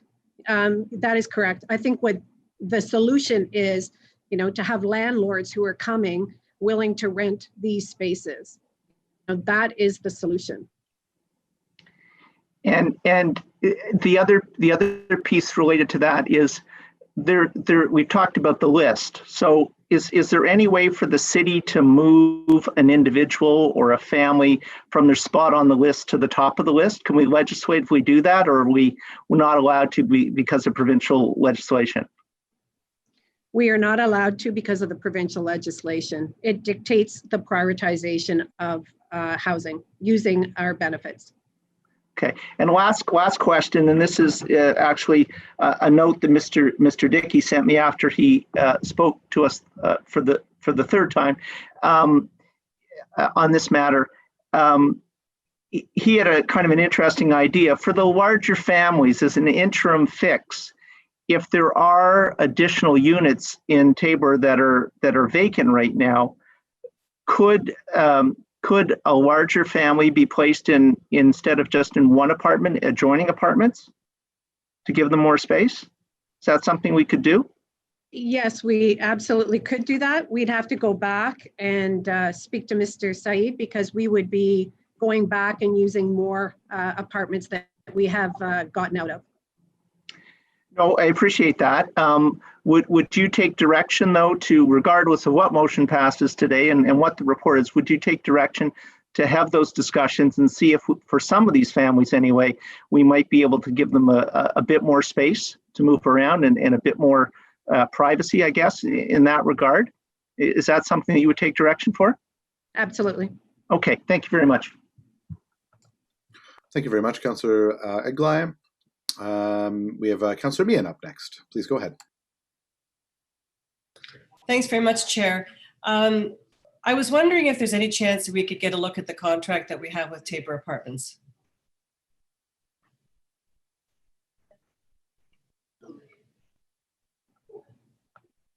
Anyone? Yes, yeah. Okay, we could take a look at it. Is it, I guess every contract that we have with a service provider is different. Would that be safe to say? It's not a standard contract. I am gonna ask legal, Jen Longiev, who does our contracts for all of the hotels, if she could comment on that and on the provision of that contract. Yes, so we have the signed agreement, which we can send to the clerk for circulation. We typically don't disclose the rates publicly to ensure that our rates are competitive, but the agreements are a standard agreement, and we make minor modifications depending on if they offer a continental breakfast or not, because these are mostly with hotels and motels, save for the apartments. So okay. They're all very, very similar. Okay, I just want to refer to the Auditor General's report on when he took a look at these apartments and the discrepancy, the amount of money that we're paying versus what they were worth. And I understand that these are large families and they just can't go anywhere. Understand that completely.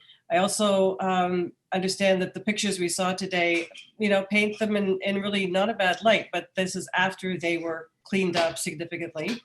And I have really no reason to doubt the accounts from people who are living there.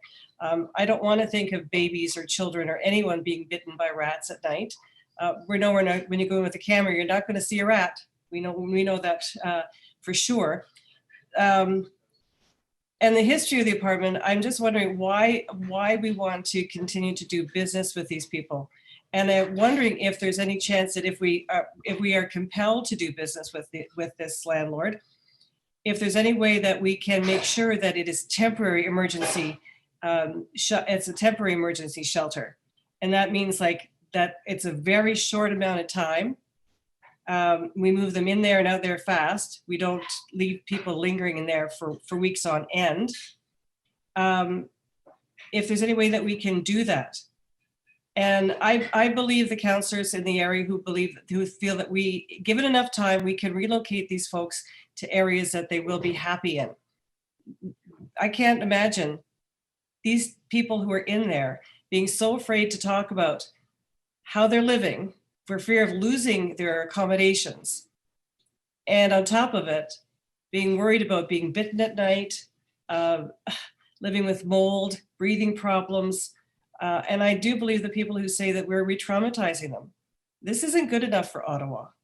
So I'd also be open to a friendly amendment to Councillor Dudas's her motion tonight to say that if we are to continue to do business with the Tabor Apartments, it is on very, very short term periods, very short terms. And the apartments have to be continually monitored to make sure that they're safe for anyone going in there. And that doesn't mean to say that I don't care about all the other people who are living in other accommodations throughout the city. We're talking about Tabor today because this was raised specifically in the Auditor General's report, and we have councillors who are concerned about the living conditions. So let's take this seriously and see if we can mitigate the problems that we've been faced with here today. I don't want to see this continue. I hope that my council colleagues don't want to see this continue. But if we need them, I think that between now and September, as Councillor Dean suggested, that we can find proper accommodations. We can put we can do anything in the city if we set our mind to it. So that's really all I want to say. But I would really like to see this contract. Like, why do we want to continue to do business with this guy, even though the pictures paint not a bad picture today? So is it possible we can get that sent to us tomorrow? Just wondering. Yes, absolutely. Okay. And is there any chance we could add, would Councillor Dudas be open to having some sort of amendment if we're going, if your motion goes through, Councillor, can we put something on it that says that this is going to be temporary emergency accommodations that are going to be monitored diligently in the future? Because I for one, don't want to see, the history of these apartments make me very leery that we're going to do anything different. So I was very happy with the motions that would shut this place down eventually. So Councillor Meehan, I understand your purpose in that. I'm going to ask Donna, however, though, my understanding of the purpose of these apartments is that staff are diligently trying to quickly find people places. They're not making these families linger unnecessarily, but there's nowhere else, there's no faster way to move them out. And that you also already have processes in place that if there are issues with this or any landlord, you are addressing them. Am I correct in that? Yes, absolutely. And I think the context that we have to remember when they went in is last year, even with our staff, we were in COVID. And so people, the ability to go into these units, the ability to get contractors in, the ability for even the residents to open the doors, was really compromised. Our staff are in there regularly in all of our hotels and motels. They are regularly reviewing the conditions, working and bringing in all the parties that they need to remedy that. We do not in any way, and I want to be really, really clear about this, we are social services department that looks after the basic needs. We do not want anyone living in horrible conditions, and our staff go above and beyond to do incredible things to make sure that they make that life of these families as best that they can. It is no way a reflection of the degree of effort these people are putting into these particular homes. There's a combination of large families, which makes it very, very difficult. Finding a home for a family of 9, 8, and 7 is extremely difficult. The other families, we are confident when now that vaccinations and there are apartments opening up, we're confident that above the 500 who we already cycle in and out of our family shelters, we'll be able to increase that in the next year. We are confident in our ability to do that and our commitment to do that. Please don't interpret my comments tonight as being a slam against staff. I know we have excellent staff that are doing their absolute best. This is a unique situation, and I think that the length of time we're discussing it today and looking for solutions certainly reflects that. Yeah, we know that this is unique. These are very large families. They need different accommodations. I'm gratified that we're looking for those. Your time is up, Councillor. You can get back on the board if you'd like. We have to move on to Councillor Deans, please. Thank you, Mr. Chair. Just following up on that photo you put up, it's nice to see that the unit was renovated. I'm wondering if city staff have been into all the units and if that photo reflects the standard that is now in each one of the units that the city has an agreement on. I'll have to pass that to Shelley because it would be her direct staff who have been into those units. Hi, everyone. Can everyone hear me this time? Yes. Great. Yes. So housing services staff have been in all of the units. They have all been updated to that same standard, and that can also be confirmed with OPH and bylaw because they also accompanied us on those inspections. Okay, thank you for that. I mean, there's so many issues to unpack here. It's hard to know where to start, but one of them is certainly space. One of them is length of stay. One of them is tenant rights. One of them is the astronomical costs.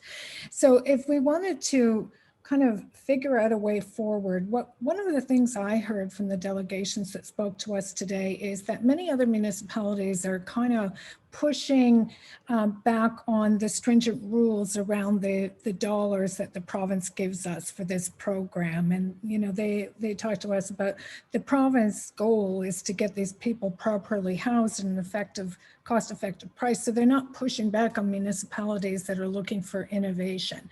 And when you just boil this right down, this is way too much money to be spending on these units when we could be spending probably half to house people in that kind of unit if they were done on a per lease basis. So I'm just wondering why we aren't pushing the envelope on that a little bit and actually trying to house people more permanently with those precious dollars.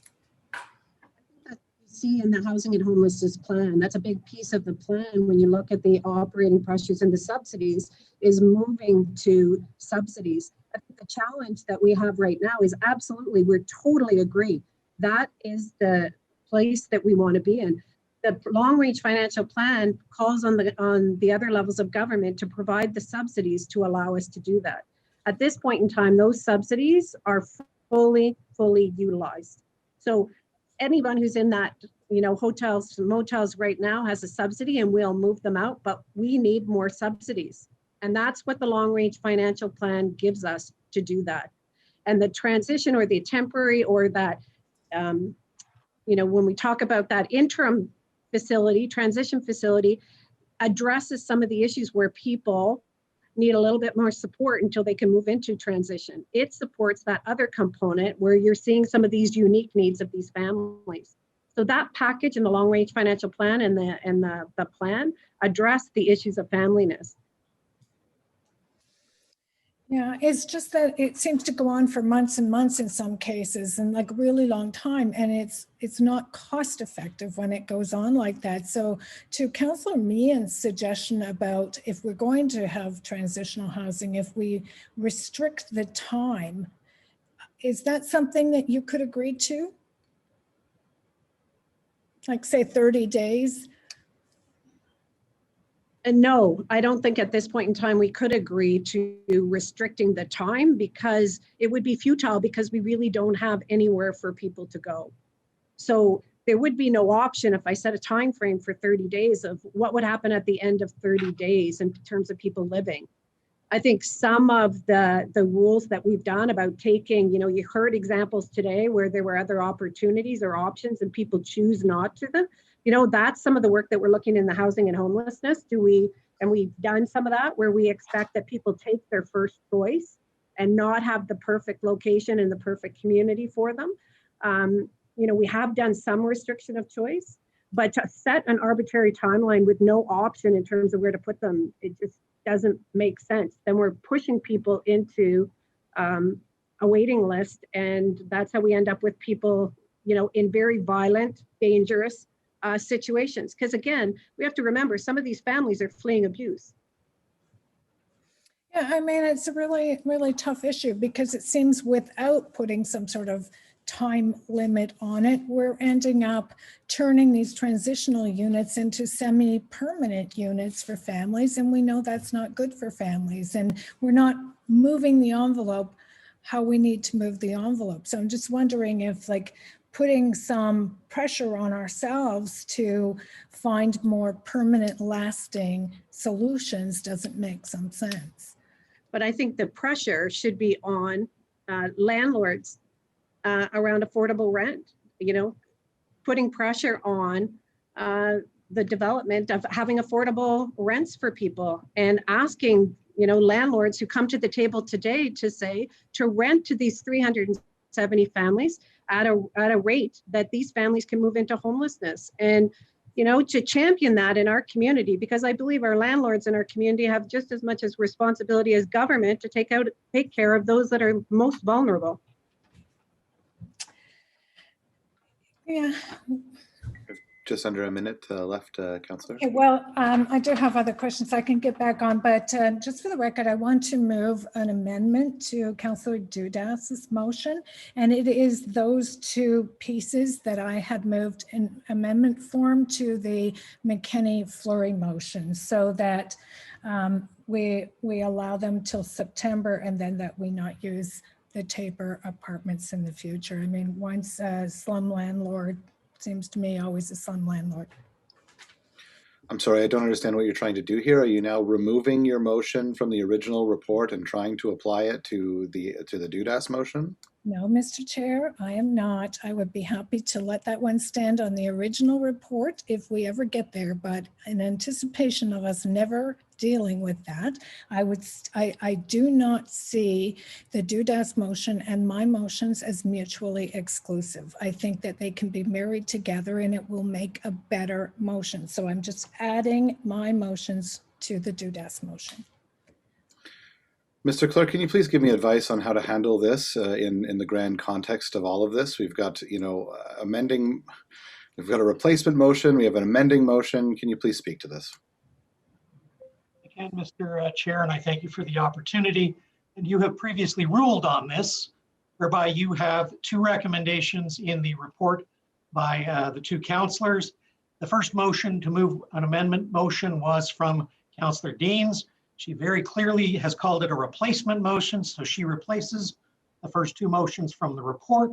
And then you have Councillor Dudas, who was the last motion tabled and would be the first one voted on, which you've ruled. And therefore, that is the way the table is now set for the committee to deal with this. So, Mr. O'Connor, just to be clear, there is no opportunity to amend the Dudas motion, which we would be dealing with first?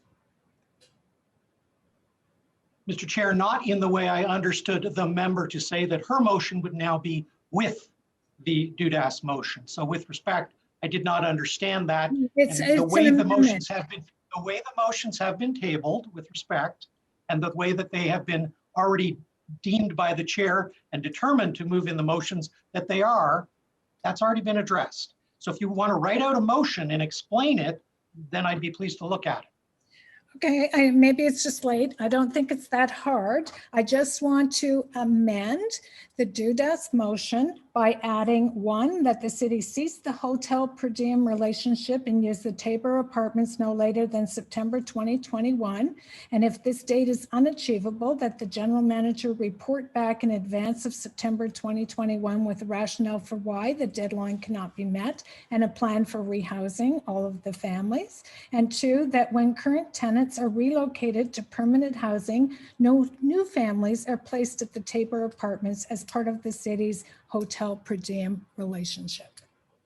Just an amendment to the DUDAS motion. That's what I'm asking for. Chair, if I could.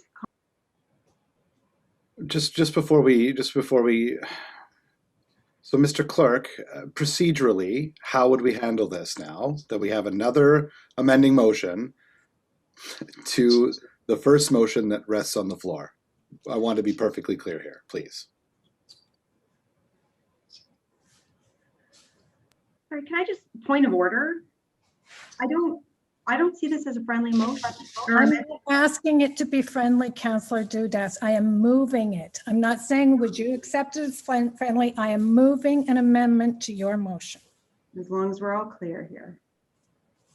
So then, as I understand it, Mr. Clerk, we would deal with the Dean's amendment first and then the DUDAS motion, and then should that fail, move on to the amended report. Is that correct, Mr. Clerk?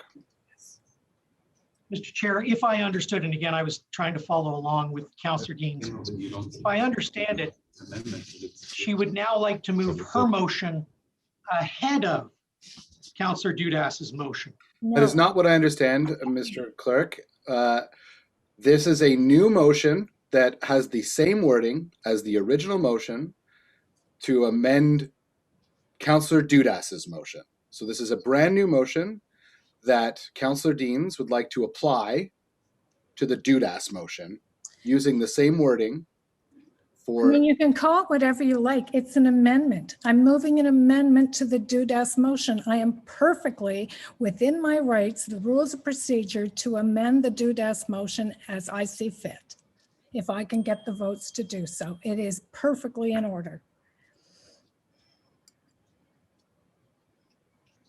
Mr. Clerk, please, one final comment on this before we move on, and then we'll handle the motions at the end. I am in your hands, Mr. Chair. I thought that the 3 sets of motions were already moved. You had already ruled on them. Effectively, what the councillor is trying to do is move her motion ahead of. I appreciate she's calling it an amending motion. I appreciate it's late. I appreciate that I'm just offering advice. Okay, I mean, I think Councillor Luloff, you exactly had it right. There was an original motion. I offered an amendment to it. The mover and seconder accepted it as friendly.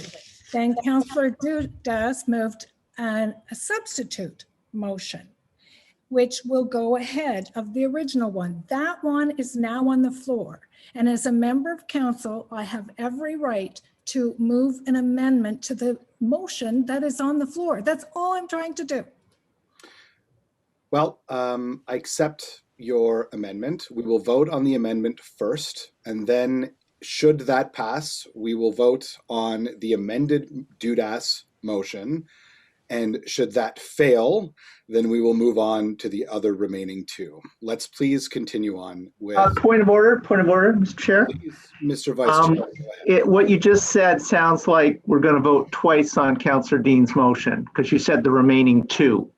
Nope. So I'm assuming if we vote on it first, however the vote goes, that it's done, whether it's amending or replacement or whatever, we're not going to vote on it again later on. Well, so we're down to 2 motions in effect.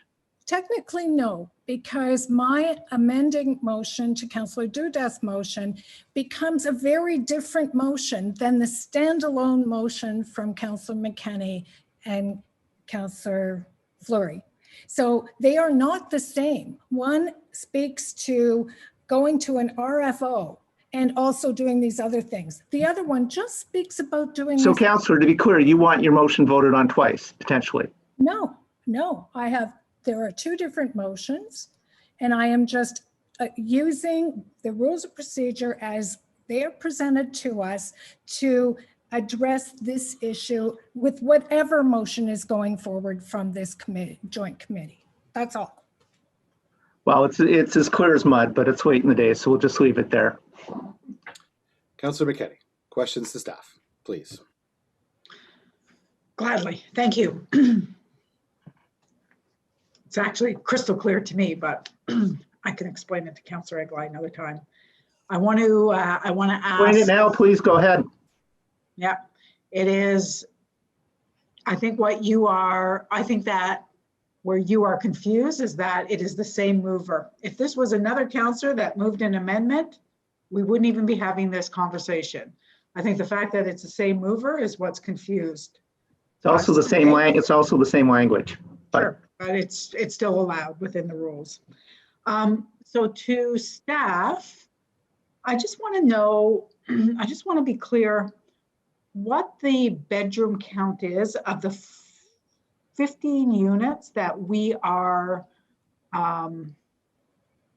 purchasing, renting on behalf of tenants without rights right now. So of those 15 units, what is the bedroom count?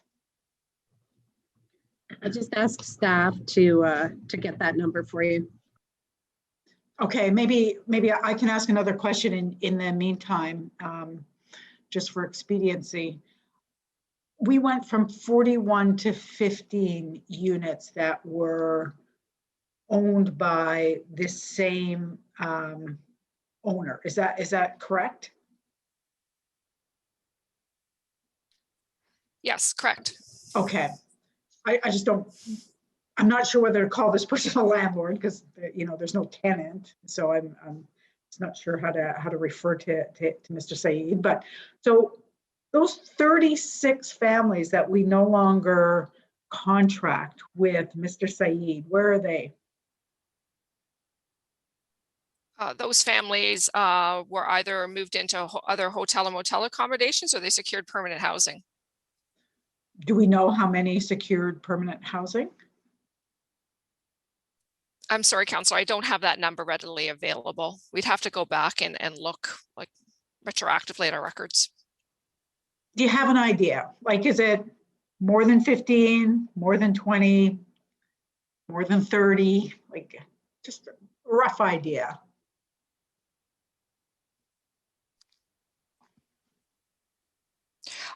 Unfortunately, I don't even have a ballpark I could guesstimate right now. I just don't have that information at my fingertips.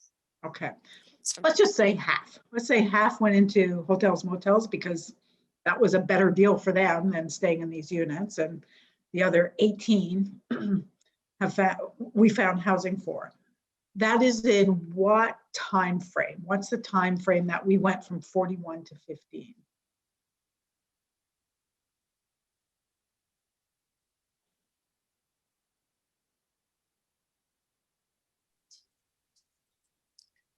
So, so without again having all the information readily available, it started, earlier in 2019, and then it was done by the.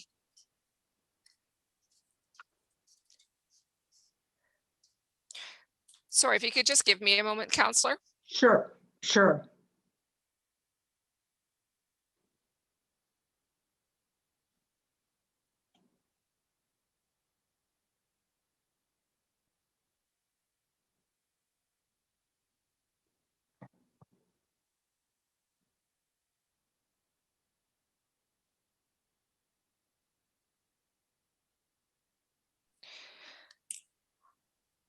My apology for the lag there, Councillor. So it slowly started in 2018, and I think we were primarily done by June of 2019.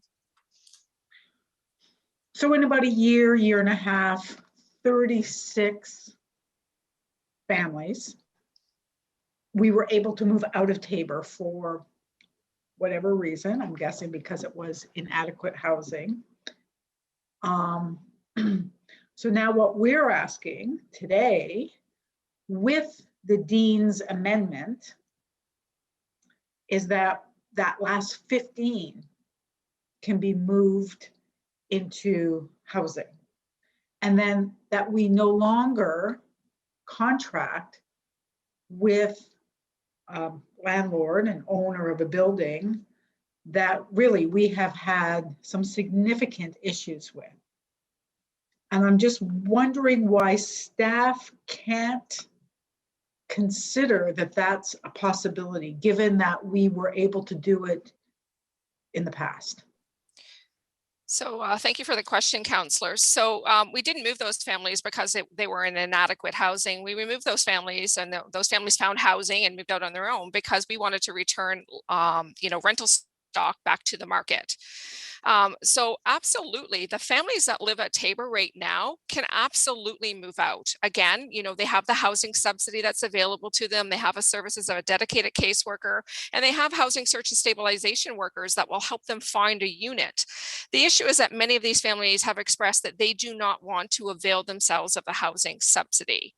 So, we don't have another housing program that will advantage these families over the other families that are waiting in the hotel system. They cannot jump the queue for rent geared to income housing. So they can absolutely, though, make the choice to look for private market housing, and we can support them with that search. And hopefully some of the landlords that have spoken today that represent landlord organizations will want to partner with the city to provide those, deeply affordable units for this population. No, and I recognize that, but I guess my point is this, is that we went from 41 to 15 for a reason. We did not continue to use 41 units owned by this property owner, right? 36, we allowed to go back into the long-term rental market. Now we have 15, and our point is this. Somebody asked earlier, why Tabor? One of my colleagues, why Tabor? Well, it's not for the good of my health, I can tell you. This is not something that I've raised because, I walked down St. Denis one day and saw Tabor and thought, you know what, let me go after this building owner. It's because I'm getting emails, I'm getting phone calls, and I'm hearing from neighbors and residents about the circumstances inside of this building, and I'm not hearing it from other places. I don't disagree that having families in hotels and motels is not adequate and it's not healthy, but I'm not hearing this from any other landlord, any other apartments that we've gone out and contracted for. So that's why Tabor. That's why I've taken the time. This is not in my ward, but I can't ignore it. And we all know, we've seen all of the stories. I don't think that anyone decided one day to go after one owner of one building. This is not manufactured. This is happening. And for some reason, we went from contracting 41 units to 15.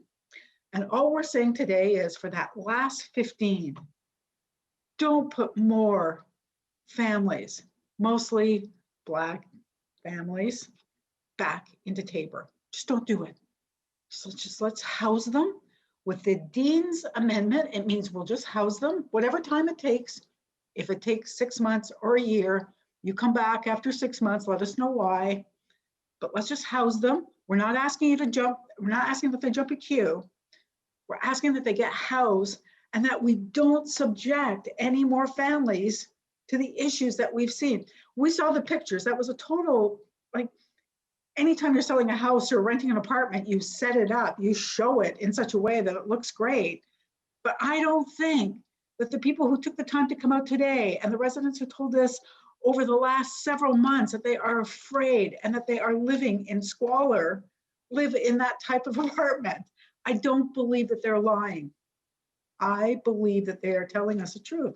So for me, for the, and I'll wrap up there, we're asking that last 15 not be backfilled. That's it. Don't subject more families, Black families especially, to this kind of squalor in our city. They don't deserve it. Thank you, Chair. Thank you very much, Councillor McKenney. Councillor Hubley, please.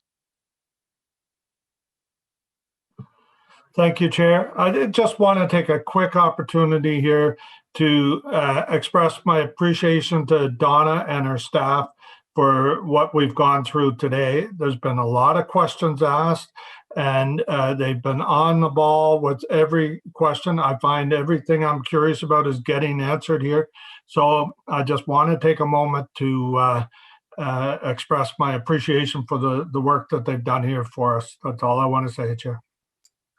Thank you very much, Councillor Hubley. Staff have been here for a very long time, just as we have, and we do appreciate their hard work on this. Thank you very much.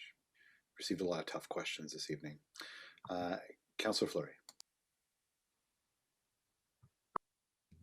Chair, I believe Councillor Tierney had his hand up for me. Not in the order that I see here. Councillor Fleury, please go ahead. Oh, okay, no problem. So I have a number of questions. When was the residential units at Tabor up for procurement? When did a private landlord or any organization have the opportunity to pick up those units and advance an agreement with the city? Hi, thank you, Councillor and Chair. As you're aware, we did not do procurement for the units at Tabor. We have the delegated authority to enter into an agreements to respond to the needs of families who are in crisis in our community. So there was no formal procurement done. Okay. When was that decision made to extend beyond the hotel use of the Ottawa Inn into the residential area in Vanier?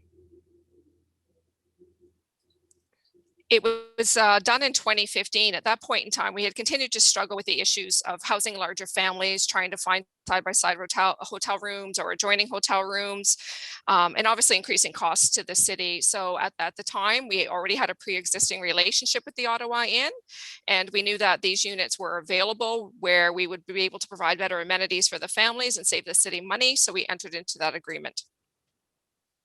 Okay, as Councillor McKenney highlighted, there was a reduction in 36 units over the years. What was the, can you clarify why we saw that as an important element to bring those units back to the rental market? So I think the reduction in units actually works out to 26 and not 36. At the time, I mean, I think, just to continue to advance our own goals, I mean, we wanted to make sure that more stock was available to the rental market and not hold on to stock that we didn't need. We felt we were comfortable with what we had reduced our relationship to be able to still effectively meet the needs of large families. So what happened with those families that were in the other residential areas? How did we bridge them into housing? Again, those families would have availed themselves of the housing subsidy that was available to them and secured or been offered a rent geared to income unit. Okay. Last fall, there was a number, well, as a local councillor, there's regularly information that I get from residents at Tabor and neighbors. But last fall, I shared with your team, Shelley, and appreciated the seriousness of your intervention in getting and elevating the standards and bringing a full court press on the situation. Can you give me a deeper dive since 2015? How come it deteriorated to the point where remediation was required in the fall of 2020? I think with any building, buildings over time show wear and tear when you're housing families with children. I think any private rental market landlord would speak to the same thing. They can be hard on the premises. Certainly, you heard one of the other delegations speak to the fact that we have continued to go in when any issues were raised to us with bylaw and OPH and hold the owner accountable for any deficiencies in his units. But he took the opportunity after this most recent inspection to do a more fulsome upgrade of the units. Okay. How much did we pay to the owner in 2020 for the Tabor Apartments specifically? And that reflected how many individual family uses for the Tabor apartment?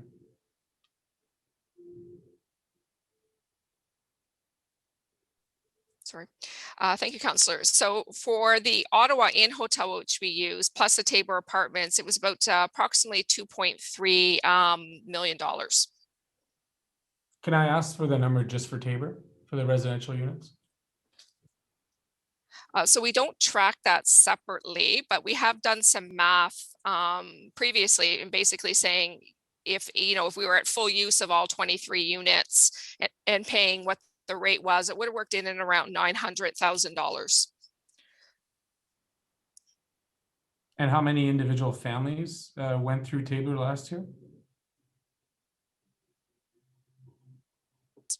I'm sorry, Council, I don't have that number readily available, how many families actually went through Tabor last year. We were probably fully maximizing the 23 units. Okay. Okay, just how much time do I have, Mr. Chair? 58 seconds. Okay, I'll get back on for my comments on. Councillor Cherry. Great, thank you. Wow, it's definitely been a great discussion this evening. First of all, Donna, we've had this discussion because I want to make sure that when I'm asking questions specifically around stick versus carrot, obviously this is certainly helping a situation with larger families. You showed us a few photos, but I'm pretty positive you sent me some other photos of what's occurred since, I'll call it for what it is, the stick has occurred, and the owner of the property has made modifications or has been more responsive. Can you please show us a few more of the photos? Because I have a few in my email box that didn't match what you had here, and it actually looks like a relatively decent place. I'll have clerks maybe pull up the pictures that they have that Said has sent to them. Thank you.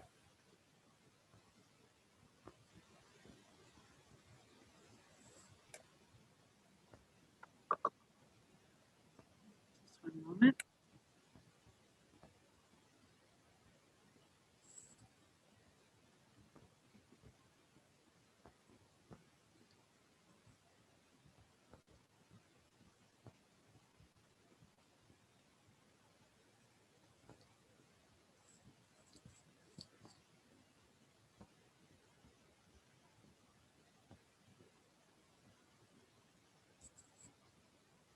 Donna, while the clerks are trying to get that pulled up, just to save everyone a longer evening, I have a question.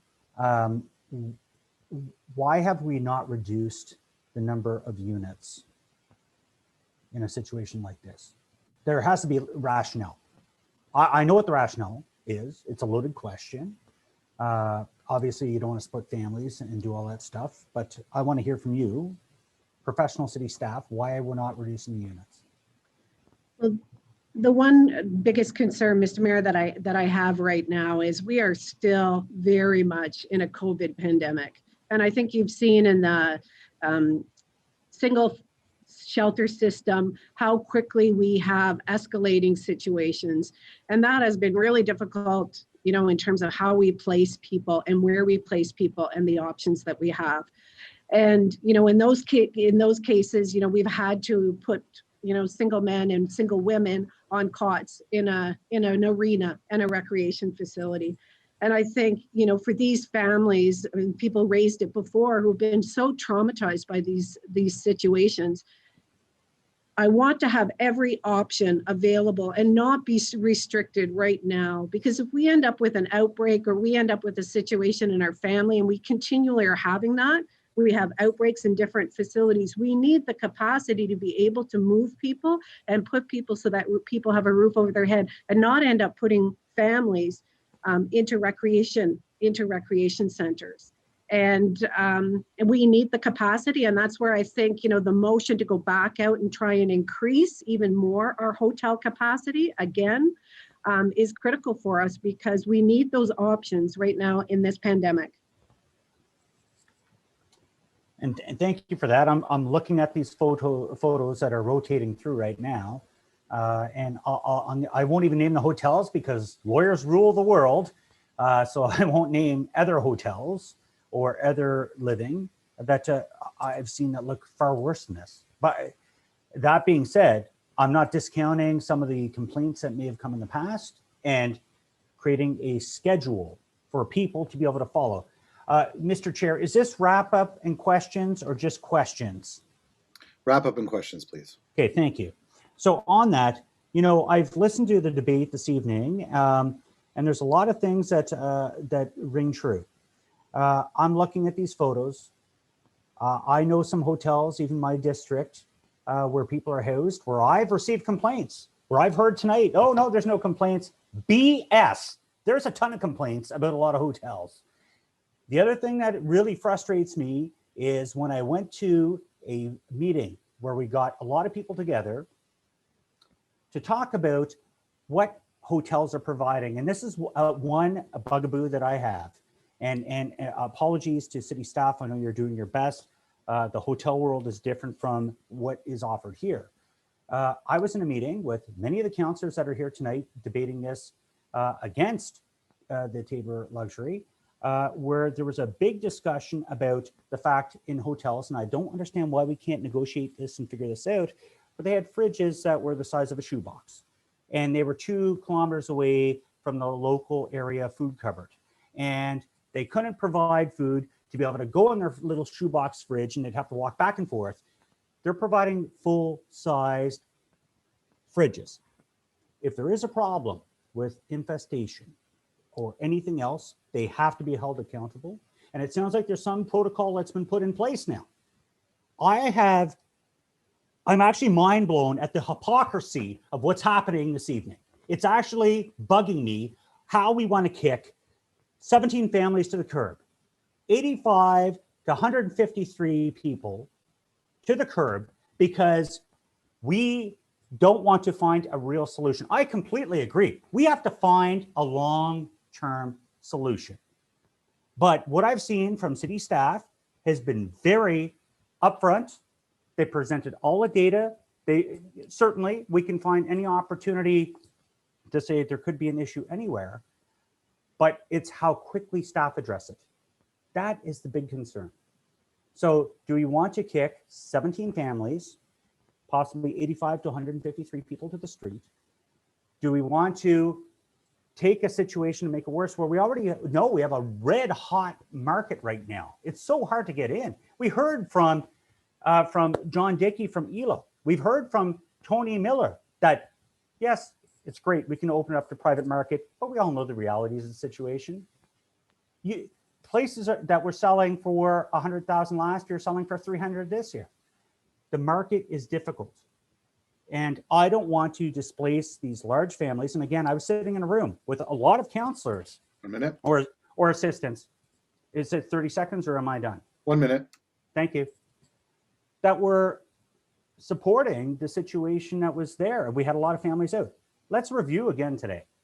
Who came out and again, lawyers rule the world.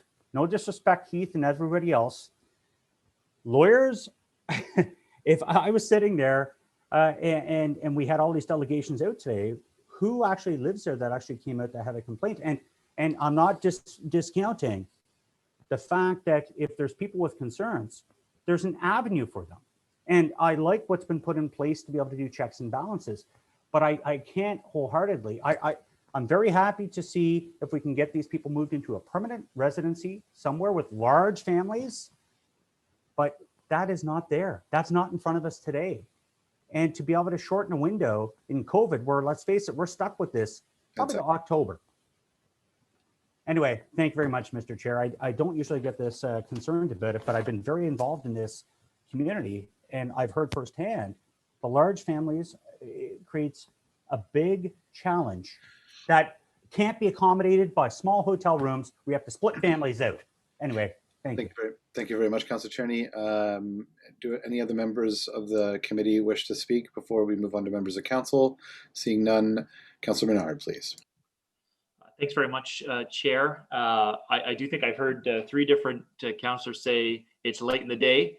And I agree. I too want to thank staff and delegations, because ideally, you know, we don't choose to add on agenda items in this way. This was supposed to be considered previously, and it got moved to this meeting. And here we are, you know, 10 hours in or so. And after this, of course, we've got stage 1 and stage 2 LRT discussions. Woohoo! Who's excited? So I think I want to thank my colleagues too for this report in front of us. You know, Councillors McKenney, Councillors Fleury, and then the discussion we've had on the issue here tonight. And I see the pictures scrolling in front of us as well. But I've also heard the delegations. And so you need to ask yourself as well, I mean, are these delegations saying something that's not true? I don't think so. I think they're telling us the truth. They're telling us what the conditions were there from firsthand accounts of people that live there. And so the picture scrolling across, it doesn't tell you the entire story, and obviously doesn't give you all the information. The delegations have told us what's been happening there. And so 3 major current concerns remain that I've seen: a lack of rights for residents in these residential properties, a lack of a competitive city bidding process, and then quite frankly, a bit of a mediocrity when it comes to urgency around these types of issues. And that the city pays much higher than the monthly market rent of these units. And the average length of stay for households is close to 4 months, with some families exceeding 1 year. And so one person is benefiting from that city business and taxpayer money without a transparent procurement process, ensuring the greatest use of funding. And I think what we're doing here today, what the discussion is about sending a message that this is no longer acceptable in our city. And we want change with regard to this situation. The city could stop being, you know, penny wise and pound foolish on pieces of this, and look to procure public housing that will meet the needs for these folks, for which there's ample opportunity right now, and rent it out at a nominal rate. And that's, you know, it's called public housing for a reason. It's a lot more efficient and affordable because it takes the profits off of the bill and affords people their rights. And so we live in a city where we have an estimated 20,000 vacant households. Many Ottawans are homeless. We've got over 10,000 folks on a waiting list for up to a decade on our centralized waiting list. And there are people without houses, and houses without people. And this is really, you know, an ideology we need to get out of. And so, you know, or a major deficit of imagination.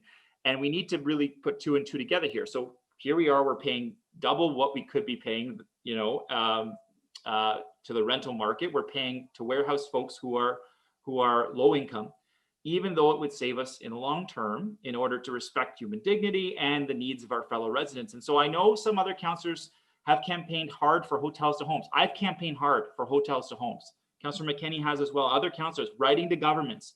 We've been working with the Alliance to End Homelessness, and then FCM and the federal government came through with that new funding. And it was after we did our first RFI on this. So we already did an RFI, then the funding came through after that. And so we're in a strengthened position now. And what it adds up to is this: let's support each other here. Stop with the division. Let's support the DUDAS motion that several of us councillors have already campaigned hard for. And let's also send a message that this type of housing isn't going to be accepted in Ottawa anymore. The Dean's Amendment does that. It sets the timeline to improve the lives of these residents. And it also, as Councillor Tierney has pointed out, it gives the ability to find a long-term solution and come back to us. The hotel market right now is difficult. It's not great. We actually have those owners coming to us and offering hotels. Whether they make sense or not, that's the decision of staff. But now that funding's there from FCM and the federal government, it makes a lot more sense now. So I like the DUDAS motion, the procurement portion. What the Councillor Dean's motion does is allows us to come back. It allows us to come back and speak to whether this by September we found housing for folks. And if we haven't, then it says that's okay. Staff can go back. We're going to keep working on this issue, but the intent is clear. The political intent is here, and this is a political decision. So I urge us to not be divisive on this one. Let's come together. Let's unify. Let's pass all of these motions, including the amendment in front of us. Thank you, Councillor. Councillor Fleury, please, on wrap up. Merci, Monsieur le Président. Thank you very much. I would like, first of all, to thank all the families, the neighbors, the service center from Vanier, the community associations, and the different volunteers that's supporting the communities, mainly the families living there. This is an issue that I've been having difficulty since 2015. We've been trying to manage the situation with the city of Ottawa. It's very difficult. It's very difficult to manage. As soon as we are finding a house for a family, we're having other issues. We're talking here about the housing crisis. It's always coming back on the table, the rights of the tenant. None of us is to put these families to curb. It's quite the opposite. It's to offer them a key to a unit with a lease where they have rights, and to do so with the best practices in terms of procurement. When we hear around the rental market, we've heard there's more vacancies than ever. Don't let John and Tony, if you don't believe John and Tony, look to CMHC. CMHC has highlighted that 4% vacancy. There's a tremendous opportunity in front of us, and everyone recognizes that those units at either $2,600 a month or $3,300 a month are not to that value.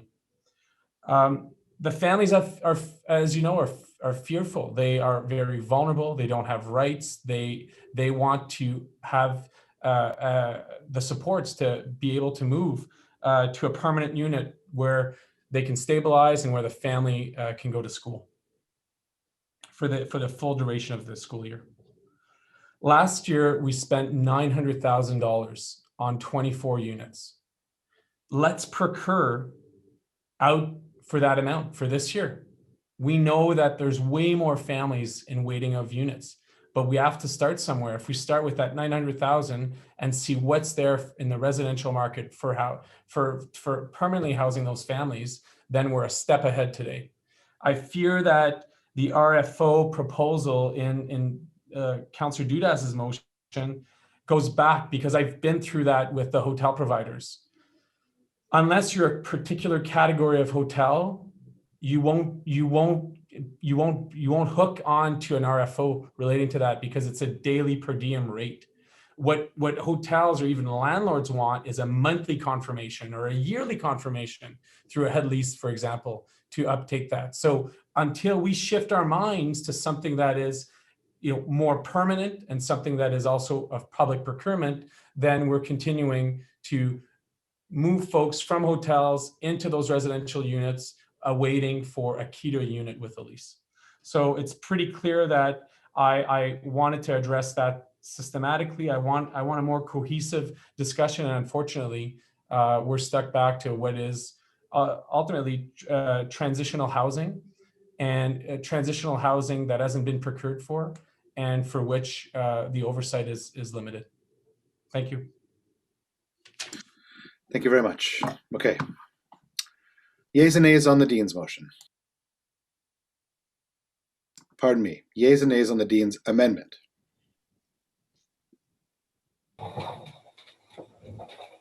Could you just read, sorry, Chair, could you just read it out so that we know what we're voting on? Thank you. It's coming up on the screen right now.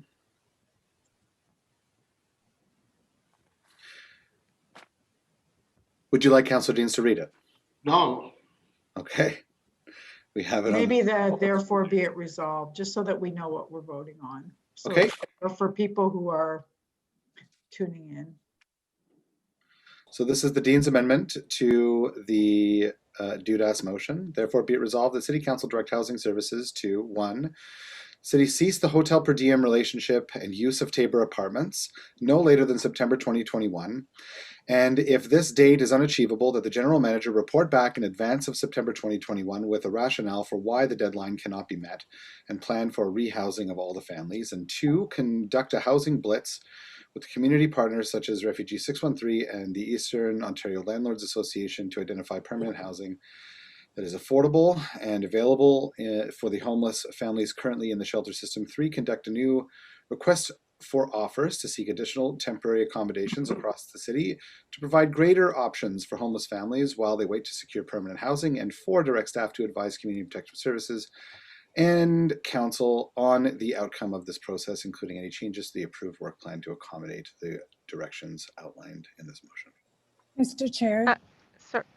Mr. Chair, there is a missing clause in the amendment. I had 2. There was that one that is now number 1, but there was another one that I know the clerk has. Caitlin has it.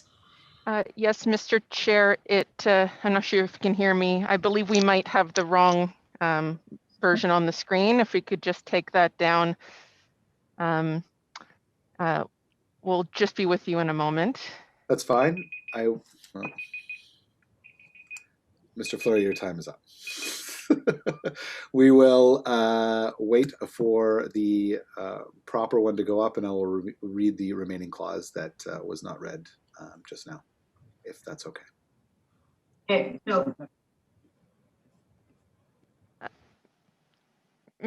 Mr. Chair, if you will indulge me, I do have the motion that the councillor had proposed as my staff attempt to get that on the screen. If you will indulge me to read that out as the wording that was received. Yes, please go ahead. It was that the DUDAS motion be amended to add the following. 1, that the city cease the hotel per diem relationship and use of Tabor Apartments, 120-140 Saint Denis, no later than September 2021.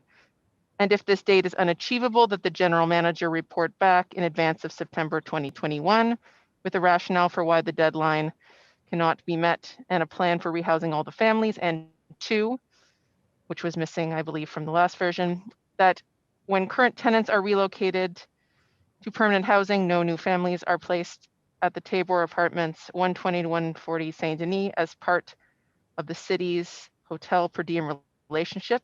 In effect, adding those 2 matters to the Dean's motion or to the DUDAS motion, and I believe this is now on the screen.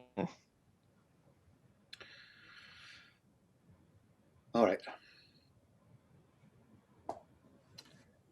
Yeas and nays, please. Conseil Cloutier, No. Councillor Dadouz, No. Councillor Deans, Yes. Councillor El Shantiri, No. Conseil Fleury, Oui. Councillor Gower, No. Councillor Harder, No. Councillor Hughley, No. Councillor Kavanaugh, Yes. It's tricky. Jose Arquitz, No. Councillor McKenney, Yes. Councillor Meehan, Yes. Councillor Moffat,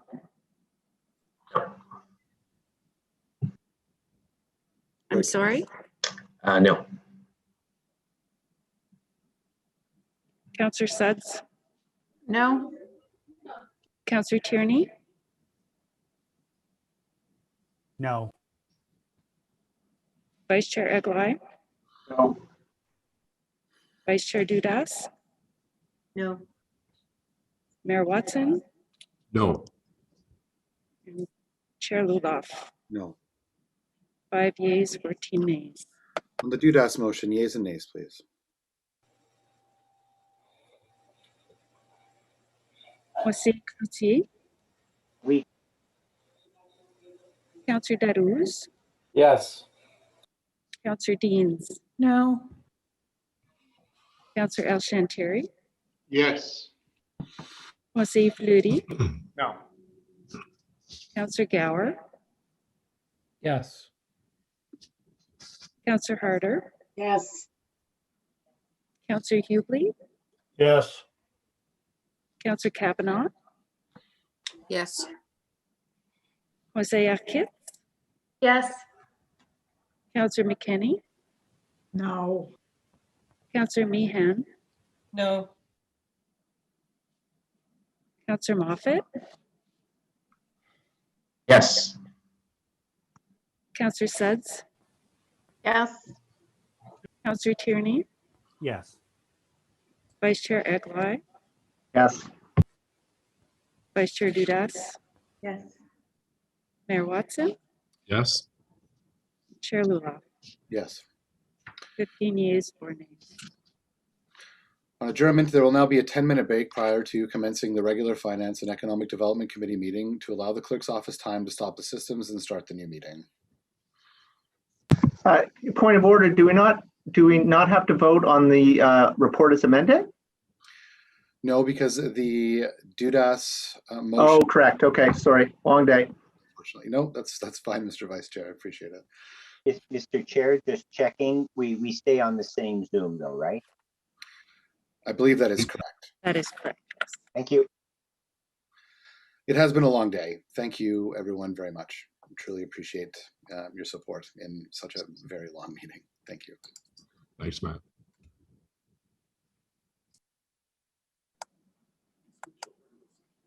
So just to be clear,